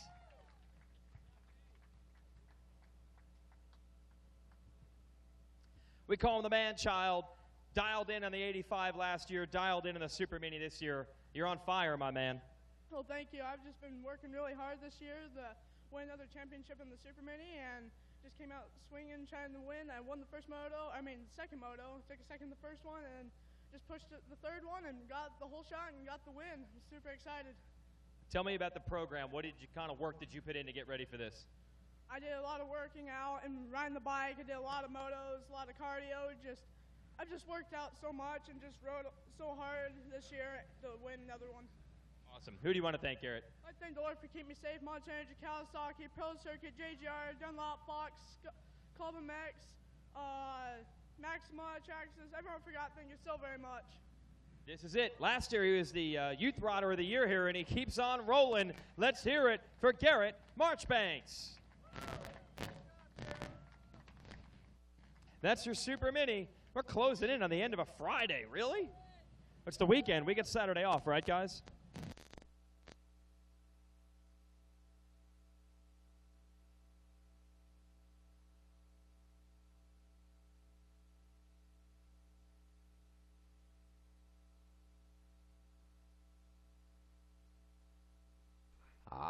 There goes the champagne spray now from down at the Rocky Mountain ATVMC celebration deck that we call, of course, the Cool Best Podium Celebrations. And right now we have got the transition from Super Mini 1 class riders to women 16 plus All-Star and women 14 plus class.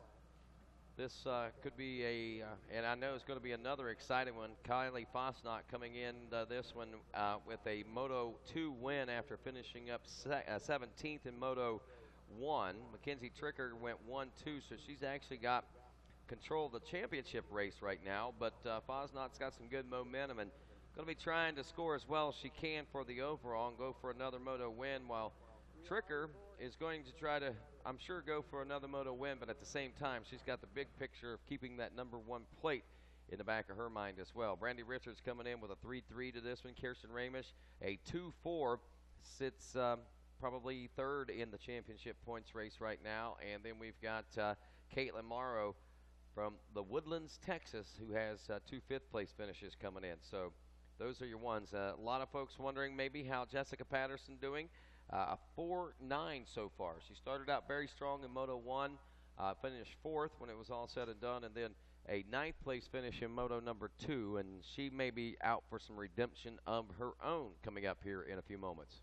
Wes Kane, we need you up in the announcer's tower. Wes Kane, come on back to the announcer's tower, Wes Kane. Get up here. Wes Kane, where are you?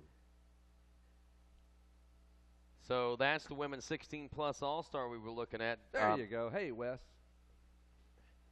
Jordan Jarvis, a 20th place finish in Moto 1 and a 1 in Moto 2.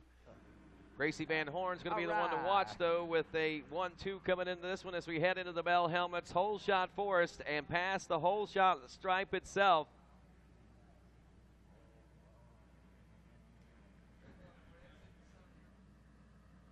Whole Shot Award. We'll get to that in just a moment for that Women All-Star 16+, Women 14+ coming up next.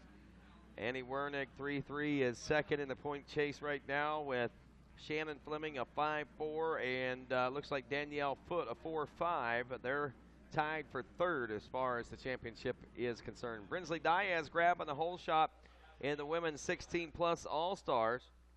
Diaz went 13-12 in Moto 1 and 2.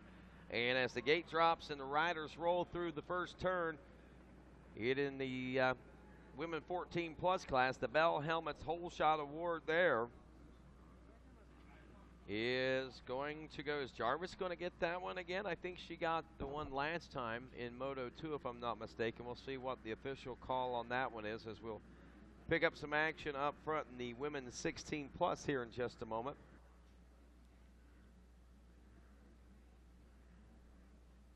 And it is Tricker who has moved into the number 1 spot, it looks like, or at least vying to move into the number 1 spot as we got some changes going on there. There is Brooke Whipple, the number 13 ride, grabbing the whole shot in the women 14+ class. She went 12-7 in her first and second moto scores. Brooke Whipple out of Redmond, Washington. Here's the battle up front, though, in that women's class. Is that JP? And I believe that is Jessica Patterson and Mackenzie Tricker. Two Yamaha-mounted pilots going at it right now in this number 1 spot. So JP Money, I told you she'd be back for some redemption right now. And you know that Tricker is just looking to win a national title, but she too would like to have a little redemption and win this third moto, and would like to have the bragging rights of going head-to-head with JP Money and beating her here at the Dude Ranch. Round the backside of the billboard we go. Around the Yamaha Mechanics area, the battle for the number 1 spot. Jessica Patterson, Mackenzie Tricker, and look back there in the number 3 spot. Shelby Rowland, the number 86, from right here out of the great state of Tennessee. Shelby is also a avid woods racer, as Jessica Patterson is. Was talking with Monica, her mother, and said they would be back for the final 4 rounds of the Grand National Cross Country Championship. But right now, Shelby Rowland's laying down laps here at Loretta Lynn's. Only 1.9 seconds behind Tricker, who is 0.7 of a second behind Patterson. And here they roll now in that heated battle for the number 1 position through the Storyland. Women 14+, Gracie Van Horn out front with Annie Wernick in second, Danielle Foote in third, Jordan Jarvis in the number 4 spot, Lindsay Walker is fifth, Brianna Gomez is sixth, Aspen Neely in seventh, Nicole Voorhees is eighth, Micah Diaz is ninth, and Shannon Fleming rounding out the top 10. Women All-Star 16+ is Patterson, Tricker, Rowland, Brandy Richards, Kirsten Ramish in fifth, Marissa Marcolon is sixth, seventh Diaz, Kylie Fosnot, the 54, in 8th. Caitlin Morrow, the 65 Yamaha, in 9th. And Bryce Martinez rounds out your top 10. Taylor Higgins, Danielle Grigoletti, 11th and 12th there. Outside the top 10. Meanwhile, we watched the battle up front in this women class, and it looks like Tricker, while we were sorting out some of the other riders, has taken over the lead out here. And Jessica Patterson settling back into the number 2 spot, and Tricker looks to have found her own comfort zone out here in Moto 3, and the statement she is going to try to make here at Loretta's after winning the national championship title and the struggles that she fought with and saw in some of the WMX races in recent times. Well, this is the redemption time, I believe, for Tricker at this point. Patterson now 1.7 seconds back in second. Brandy Richards moves up to third. Kylie Fosnot up to fourth. We see a lot of changes. Marissa Marcolon is fifth. Kirsten Ramish in sixth. And now Shelby Rowland drops from third to seventh with Caitlin Morrow in eighth. Taylor Higgins in ninth. And Amanda Brown rounding out your top 10. Troubles for Brinsley Diaz as she drops back to what appears to be her comfort zone. Unfortunately for her, it's back there in about 12th place this time. She went 13-12 in Moto 1 and 2. And I can tell you and I can assure you that Brinsley is not satisfied, and that is not a comfort zone that she wants to be in. She will certainly dig deep and put her head down and try to pull out of that hole. Gracie Van Horn checking in with 2 laps complete now. Annie Wernig, who was riding 5 seconds behind with Danielle Foote, less than a second, and Jordan Jarvis right there. Looks like Jarvis may and has moved into the number 2 spot. 6.5 seconds back behind Gracie Van Horn now. Danielle Foote up to the number 3 spot. Annie Wernig is 4th. Lindsay Walker rounds out the top 5. Brianna Gomez in 6th. Shannon Fleming 7th. Micah Diaz in 8th. Aspen Neely 9th. Dakota Palmer rounds out your top 10. There's Jamie Ostadio. If I'm not mistaken, the 69 machine of Ostadio had a strong second moto as we look down through the scores. Actually, she had a strong first moto. She finished 2nd in Moto 1, DNF'd in Moto 2. Not sure what happened there to the young lady, but certainly a heartbreaker there for her, and good to see her back out there. Though back in 11th, I'm sure she's going to be looking for some sort of redemption after Moto 2's DNF. Back to the front of the pack, here we roll as Tricker rails this racetrack and now rolls upon the rear wheels of some lap traffic, as is Jessica Patterson. So this may or may not slow Tricker down, and I can tell you right now, Patterson back some 2.2 seconds. Actually, we see that she's dropped back even further, some 3 seconds. That was Fosnot. That's why we saw, actually Patterson drops back to 4th. That's how much of a change we saw. Fosnot, Richards, then Patterson. That's the hunger we talk about in these ladies, and then they look and search for that redemption out there. Fosnot, the 54 machine in this women's all-star class, saw a Moto win in Moto 2, Jason Wygant, after finishing 17th in Moto 1. So what better way to make a statement here today than to be able to possibly reel in Tricker now, who is only 2 seconds ahead, and she's running 2 seconds faster than. That could be a statement she's wanting to make. And, you know, I can't see that Tricker necessarily putting up much of a fight when she looks at the big picture and is really in search of that championship. I don't know what's going on. We got some surgical procedures. Wes Kane just whipped out like a switchblade and is doing some surgical procedures up here in the tower. Fosnok, if I remember, was actually out front in that first moto and then had a problem. I cannot remember if it was a crash or a bike problem, but it ended up being a 17th place, and that changed. What happened? Fuel boiled over. Fuel boiled. Thank you, Wes Kane. That's why you're here. All kidding aside, he has the research. He's got the details. Fosnot, all right, you're the boss, bro. You're the boss. You got the switchblade. He didn't fly here, I can tell you that.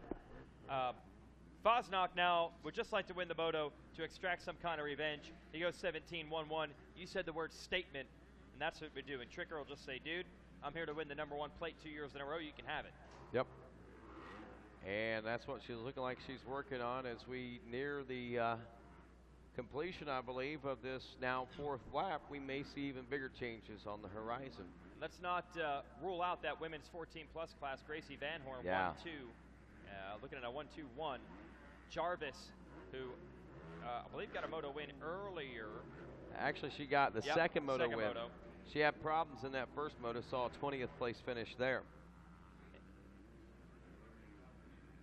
Broke her throttle cable. This is why we bring in the experts. Fuel boiled, Fosnok, broken throttle cable for Jarvis. Going to cost her a chance at the title. Here's your battle up front. See the number 1. It's Fosnok has taken the lead. Tricker may be feeling pressure now from Brandy Richards. Is she going to put up much of a fight? When you start looking at the big picture here, Tricker still got a little bit of comfort zone there, but something tells me she'll be hard-pressed to relinquish it. Ooh, maybe not. That was a charge by Richards. Coming in hungry. Get a little concerned here for Tricker, losing a lot of ground in a hurry. This could be 2 passes in the last lap. Richards goes by. Now, Tricker doesn't have to beat her, but is Tricker okay? Is the bike running right? Is she feeling okay? Because she's definitely taken a lot out of the lap time. Yes, she might be playing it conservatively. It's got plenty of points to work with. She had a 4-point lead, or sorry, a 3-point lead going into this moto over Richards. It was a 4-point lead while she led her, but now she got passed. So that's going to tighten things up just a bit. All right. I have to think that she has gone into conservation mode, but I also have to think right now that it's not something that she can afford to do because too much conservation will cost her huge, especially here at this level in this third and final moto, and she may find out the hard way, unfortunately. But I know, too, the folks over in the Yamaha pit area are going to be giving her the word and the encouragement of and letting her know what she needs to do in picking up those paces. There's Fosnot now, a 2:11 lap time. And I'm looking down through. I think that's the fastest of the moto so far for both the women 16 plus All-Star and the women 14 plus class at 2:11.813. And a shout out to Jarvis, who has taken the lead from Gracie Van Horn. Van Horn, though, in position to win the title still. So Jarvis going to try to make that statement by going 21-1, just as Fosnock is going to try to make it in the 16 plus by going 17-1-1. Well, Jarvis has gotten around Gracie Van Horn now. A 2:19.5 lap time, which is the fastest there in the women in the 14 plus class. Gracie Van Horn turned her fastest lap time at a 2:21, but last time around was a 2:24, and now she sits 1.7 seconds behind Jarvis in his third moto. Danielle Foote another 15 seconds back in third, so there's a pretty good comfort zone as far as real estate is concerned there for Gracie Van Horn, but also a comfort zone of 5 points still for her in the overall championship battle. She'll go 1-2-2. Second, if it finishes up in the women 14 plus the way we see it now, Annie Wernig, the 14, would go 3-3-4 for the overall second. Are Wes you Kane has serious? put 3 backpacks on, and it has a helmet. Is that Blake Green? Yes, Blake Green hooking up him with a helmet for charity. 3 backpacks. Are those That's really the way all this 3 his? travels. He's got a bunch of charity stuff. 3 backpacks. That's the way he rolls.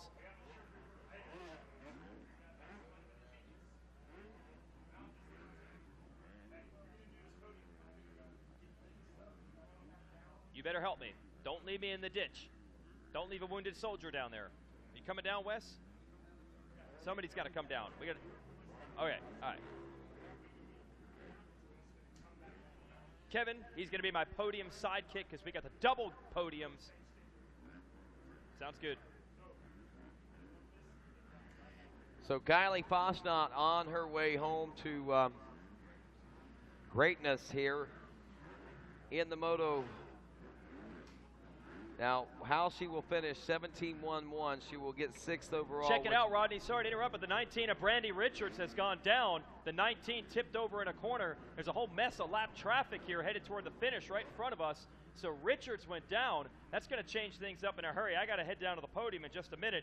So Richards lost a ton of ground going from 2nd to 5th. That bumps Tricker up to 2nd. And Markelon, last year's runner-up, is going to go to 3rd. And that might affect the overall as well, because Richards was in 2nd coming into this one. So tough break for her. I got to head to the podium. Keep track of all this, Rodney, while I'm gone. I will do that, sir. And Mackenzie Tricker is looking at the 1-2-2 now for the win there. Gracie Van Horn also 1-2-2 for the overall win.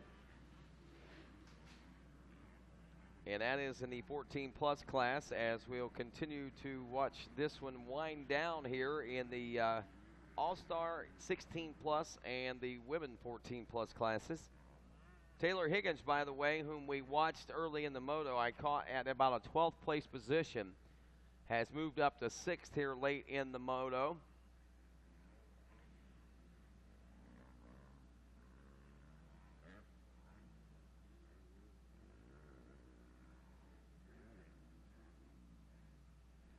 Mackenzie Tricker, Brandy Richards, Caitlin Morrow will be your top 3 overall, with Kirsten Ramish in 4th, Marissa Markelon rounding out the top 5. That's in the Women's All-Star. If nothing changes the way that we see right now. If the women 14-plus class remains the way we see them, well, we'll give them a chance to finish up more of the 6th lap. Gracie Van Horn is leading on board the number 58. Jordan Jarvis runs 2nd aboard the number 30, and they had a 22-second lead back to the number 3 spot. of Danielle Foote. Annie Wernick, the number 14 running back in fourth, rounding out the top 5. The 85 of Lindsey Walker. Jamie Dio now, whom was running back about 11th place in the early part of this moto, has moved now up to the 6th place position aboard the number 69. 7th place, Micah Diaz, with 8th place, Brianna Gomez. 9th place, Shannon Fleming, rounding out the top 10, Dakota Palmer. Hey, we got a winner in our Thor giveaway winner, our daily giveaway here, and congratulations going to Amber Hill. Amber Hill, congratulations to you in the Thor giveaway. Stop down by the Thor display there on Vendors Row, and they'll set you up with your prize. Thor giveaway winner once again, Amber Hill. If you know Amber, be sure and tell her congratulations on her win there with our good friends at Thor. Always advancing. Kylie Fosnot looking for the win here in Moto 2, and we are 16 minutes and nearly 30 seconds into this, so not much time left to go for the women's 16-plus All-Star, race 12. And as far as racing is concerned here today, please don't tell me it's over already. I mean, we just got started, it seems like.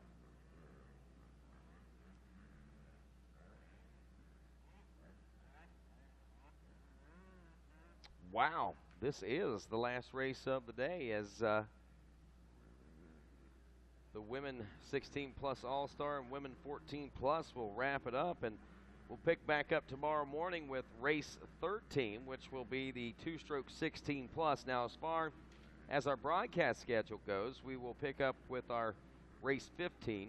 The only two races we won't see tomorrow morning will be the two-stroke 16-plus and the 250C limited 12 to 16, but 8:30 local time, which I believe is 9:30 Eastern time, we'll roll out with race number 15, the Bet 35-plus, and take you through the continuation of our championship and the crowning of all of the rest of our champions here at the 2015 and 34th running of the Rocky Mountain ATVMC AMA Amateur National Motocross Championship, presented by AMSOIL here at Loretta Lynn's. In the final closing moments, here we go. The number 1 of Mackenzie Tricker. Yep, she's in second place, but she is on her way to glory in 2 consecutive championships at Loretta Lynn's, going back-to-back. And that's exactly what she was working on, the prestige of it all. Marissa Marcolon, who finished second last year in the championship, riding on her Kawasaki. Yes, she was.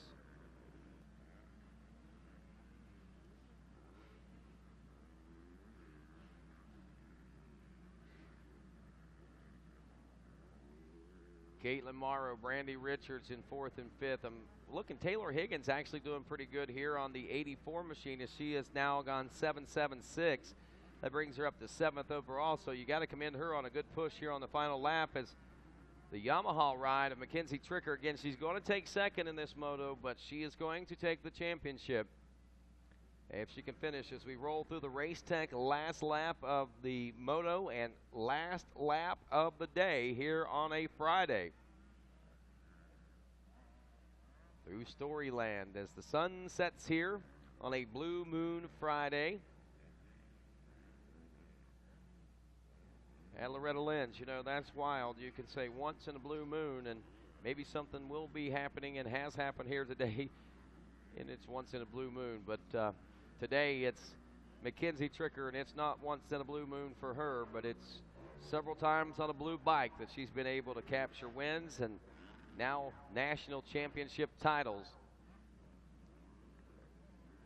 Fast lap turned in these women's classes. Again, Kylie Fosnot's 2:11.813 was the fastest in the women all-star class. And Jordan Jarvis turned a 2:18 on lap 7, which was the best lap of the women 14-plus class. Gracie Van Horn running back in the second place position of that division. Danielle Foote in second. Annie Wernick is 4th. And Jamie Osadio rounds out the top 5. So Jarvis Van Horn Foot in third, Wernick fourth, Ostadio fifth, and there is your new women's champion, or I should say returning women's champion, Mackenzie Tricker. Kylie Fosnot takes the checkers in the win of this one, an 18-second win, but it doesn't matter. That's not how the championships are measured here at Loretta's or the Wins. It will be all about Mackenzie when you go to reading the history books for the women's 16-plus All-Star. Marissa Markelon will finish up in the number 3 spot here in the moto. So we will see Markelon, Tricker, and Fosnot all on the podium, and we will crown Mackenzie Tricker our national champion. Kate Lamaro rolls across in fourth. Brandy Richards rounds out the top 5 after, wow, was really a true contender for the second place position. Had it pretty much locked up and then fell back to 5th, but she regains composure and she goes 3.35 for an overall second in the women's all-star class. Kirsten Ramage has a 2.47 score. Believe it or not, that's good enough for overall third here in 2015. But the motos again, the moto women's 16 plus, Fosnot, Tricker, Markelon, and it looks like Jarvis Van Horn Foot in the women 14 plus. Let's head on down to the finish line region and the podium where the Cooler Than You.US podium celebration is about to get underway. Jason Wygant, Kevin Kelly standing by down there, and some very happy young ladies as we check the women's 16 plus all-star results here. Rocky Mountain ATVMC.com leaderboard there for you. We're going to get a couple things going here, Rodney, and we got a third-place finisher. We're going to bring Marissa Markelon up. Also, we get Brinsley Dias, who was your whole shot winner in the 16-plus division. Well, this young lady is always in contention for the championship. Solid podium run here. Third place for Marissa Markelon. I know you're coming out here to win the number 1. That's what you want, but still a good ride.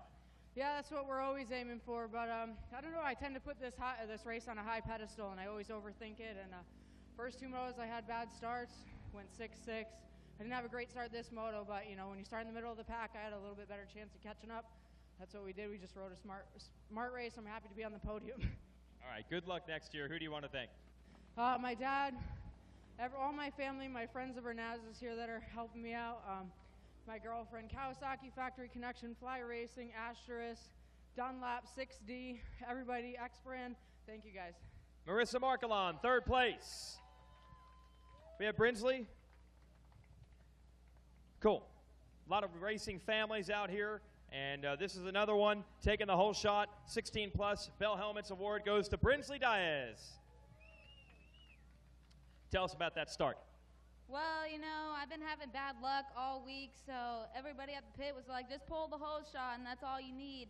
I pulled the whole shot by a lot, I guess, and just couldn't hold on to it, and I ended up going down in the mechanics area.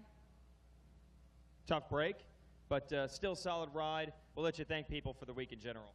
I'd like to thank Fly Racing, Sky USA, Factory Connection for just rebuilding my suspension before this moto. Big help. Die 55 Racer Development. Oh, I forgot. Everybody back at the pit, and seriously, I'm sorry if I forgot. I'm a little tired. Thanks to everybody helping me out. She gave it a heck of an effort. Whole shot award winner, Brinsley Diaz. Got the championship equipment up here. First, though, we will talk to our moto winner.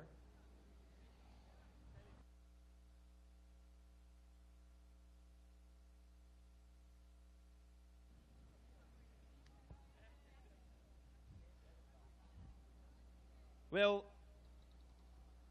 for every great run comes a heartbreaker. The final tally is going to say, I believe, 17-1-1. So definitely the speed was there. Let's hear it for Kylie Fosnock winning the final moto. I know just a little freak bad luck situation with the bike in the first moto cost you, but you sure rode well. Yeah, you got to take the bad with the good sometimes. It happens as part of racing, but we got to love it. What were the emotions after that first moto? Were you in control, or were you starting throwing stuff and yelling all over the place? I'd say I was throwing stuff, punching, throwing arms, and yelling everywhere, but it is what it is. Can't do much about it. It's Loretta, so it's a big deal for sure. You got to feel good about coming back like this.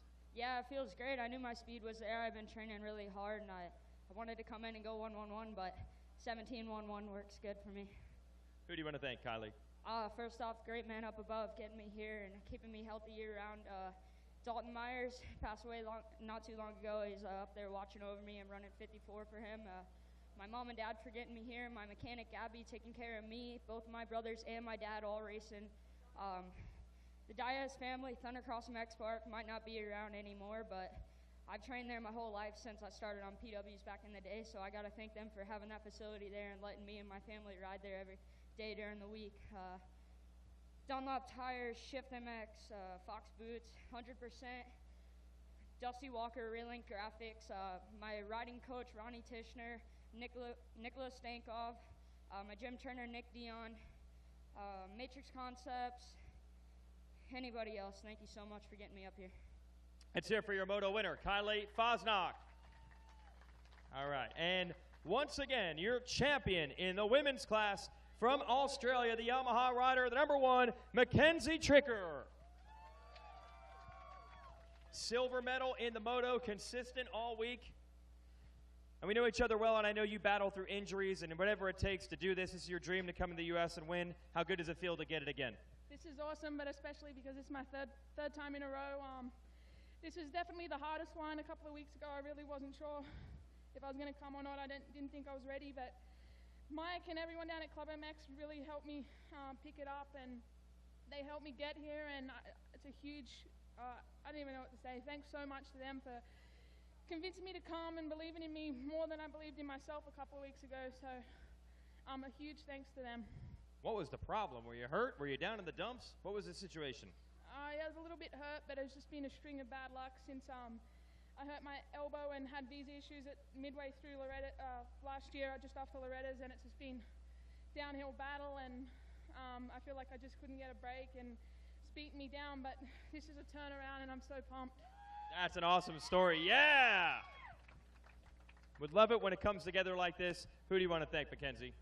Huge thanks to Cycle Trader, Rock River, Yamaha, everybody that's a part of that team, Donnie Luce, Mike, Christina, my mechanic, Scott Raven. I've been on my head a lot of times this year and given him extra work, and he's really helped me a lot. Roost MX, 100% goggles, Dunlop tires, Enzo suspension, Yamaluve, GYTR, FMF, Dunlop, Club MX again, thanks very much. ODI, oh my God, I don't know. Fly, anybody I forgot, I'm sorry, thanks very much. Actually, a huge shout out to my mom and dad. They believed in me since day one, and when I'm down, they pick me up, and they're there for the lows and the highs, and I just can't thank them enough. Hey, if you want to know how important these titles are, you just come and visit this podium and see the look on her face. She's got the national championship again. Mackenzie Tricker. Big congratulations for making it happen, and she'll go for the 4-peat perhaps next year. And we just got some champagne, and we'll roll it over to our 14-plus division in just a moment. Celebrate a championship there, I believe, for Gracie Van Horn. Ah, it's got to taste good.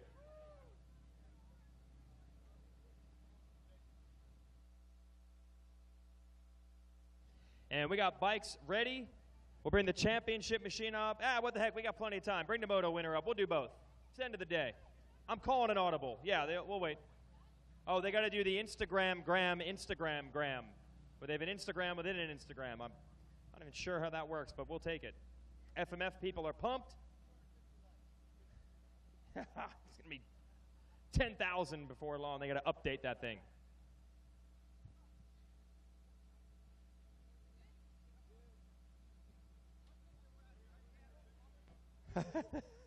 Hey, these are big deals. I'm glad we had the double podium class here at the end of the day. So we'll let everybody take all the time they want to celebrate. We'll let the number 30 machine come up, celebrate the moto win real quick, bring that bike off, and then we'll bring the championship machine of the 58 on up.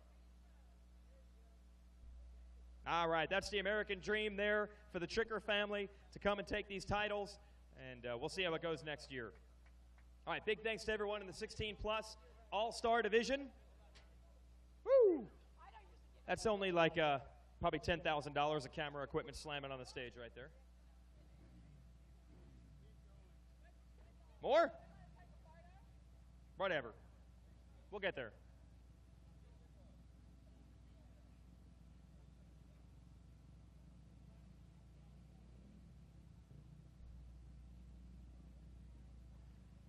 All right.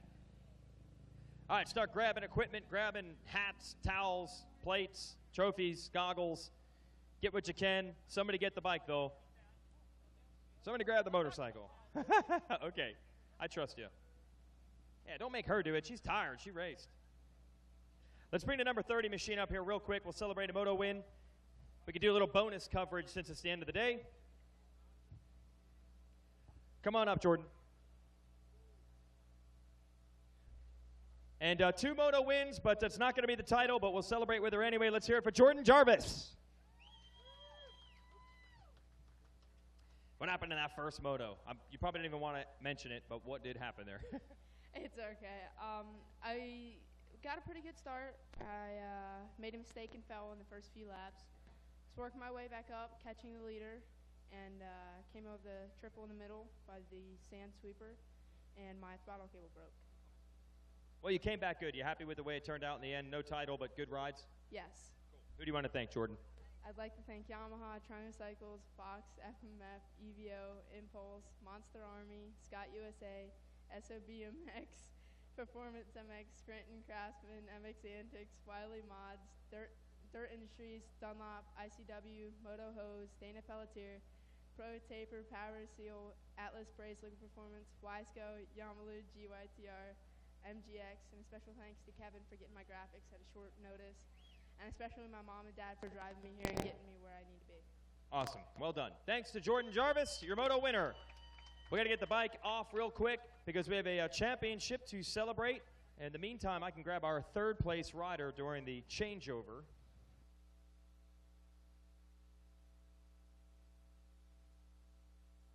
And also Brooke Whipple, who grabbed our whole shot. So we're looking for third place in 14 plus.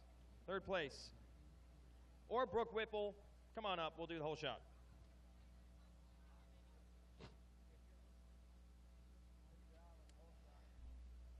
See if we got enough room to maneuver here. We will in a moment. All right, Bell Helmet's whole shot award in the 14 plus class going to Brooke Whipple. Who do you want to thank, Brooke?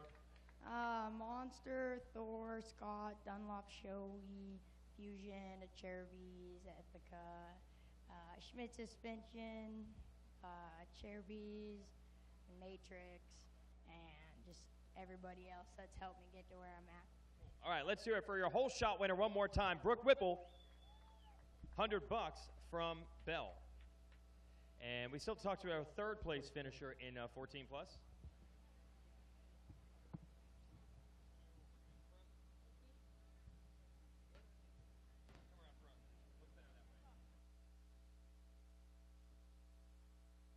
Yes, that's right. Third place in this moto. Congratulations to Danielle Foote. Okay, a lot of riders to keep track of here. Danielle, how was your moto? It was good. Didn't get the start I wanted. I was around last position, but yeah, just pushed the first 3 corners to get into a good position, and then just kept it smooth the whole time, and yeah, just consistent, and yeah, came out third. So pretty good from a terrible start. Where are you from, by the way? Australia. Wow, all right. Australians all over this podium in the women's class. Who do you want to thank, Danielle? My mum and dad especially for getting me over here. It's not it's a real expensive sport, so it was a big effort from them. All my sponsors, Motor Tech Geelong, JC Suspension, Oats MX, Main Event Fitness, and all the rest for all this competition, and everyone I forgot. All right, let's hear it for Danielle Foote. Solid performance for third. And now your champion, second in the moto. First overall for the week. We'll breast out the hardware. Come on up. Let's hear it. 14 plus champion, Gracie Van Horn. And Kip from the AMA hands the #1 plate and the Shield trophy. Let's hear it again for your champion of 14 plus. I know it's pretty early in the process. What's it feel like right now? It feels so good. Hasn't even really sank in yet, I don't think, but no, it feels good. You got a big smile on your face, so I know it's good. Take me through the situation going into the moto. Were you worried at all, or did you feel like you had it under control? I felt like I had it under control for the most part. I just knew that I needed to go out and just have fun was my main goal, and I knew I could keep it up that way and just rode my own race and just had a blast out there. Awesome. Congrats, Gracie. Who do you want to thank? Yeah, first and foremost, the Lord for keeping me safe. My mom and dad, I would not be here without them. I mean, this is my 7th year here, and it's been a long road coming, and my first championship here, so couldn't do it without them. I'd like to thank my brother for being my mechanic for the last 6 years we figured out, so couldn't do it without him either. And I'd like to thank Fly Racing, Scott Goggles, FMF, Nilo, GPF, everybody over there for getting me prepared for this race. My trainer, Roman Brown at Moto E, Shades of Gray, EBR Performance, and the Atlas Motorsports program, just everybody over there. I couldn't do it without them. They built me an awesome bike and got me out to 2 hole shots and a good start in the last one, and bike was just awesome, so thank you guys. Dunlop, Recluse, Tag, Tamer, Torque One, the Bruce family, they've been here since the start. Just everybody, I can't thank them enough. All right, awesome, and well said, too. Let's hear it for the 58, your champion, Gracie Van Horn. And that is a wrap for Friday. Crowning champions today. She gets to pop some champagne, and we'll be back. Essentially a 3-quarter day tomorrow. We'll be done about 3:30, and then we'll have closing ceremonies tomorrow. Tonight, by the way, we'll have a graduation for the folks from On Track at 8 o'clock. On Track athletes should be there at 7:45, and then we'll have the famous talent show also all at the Amsoil Arena. We'll see you there.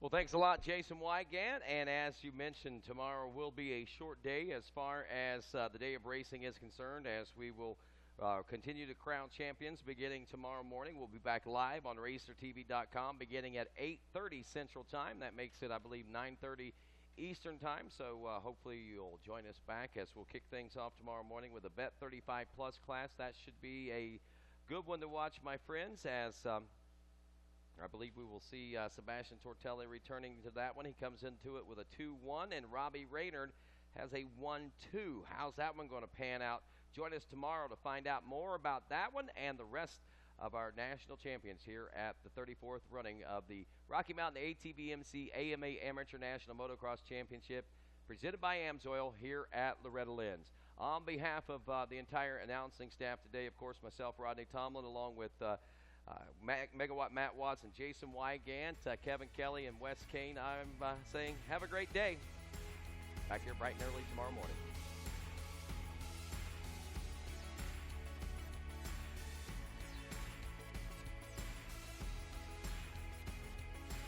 And Sean Hackley.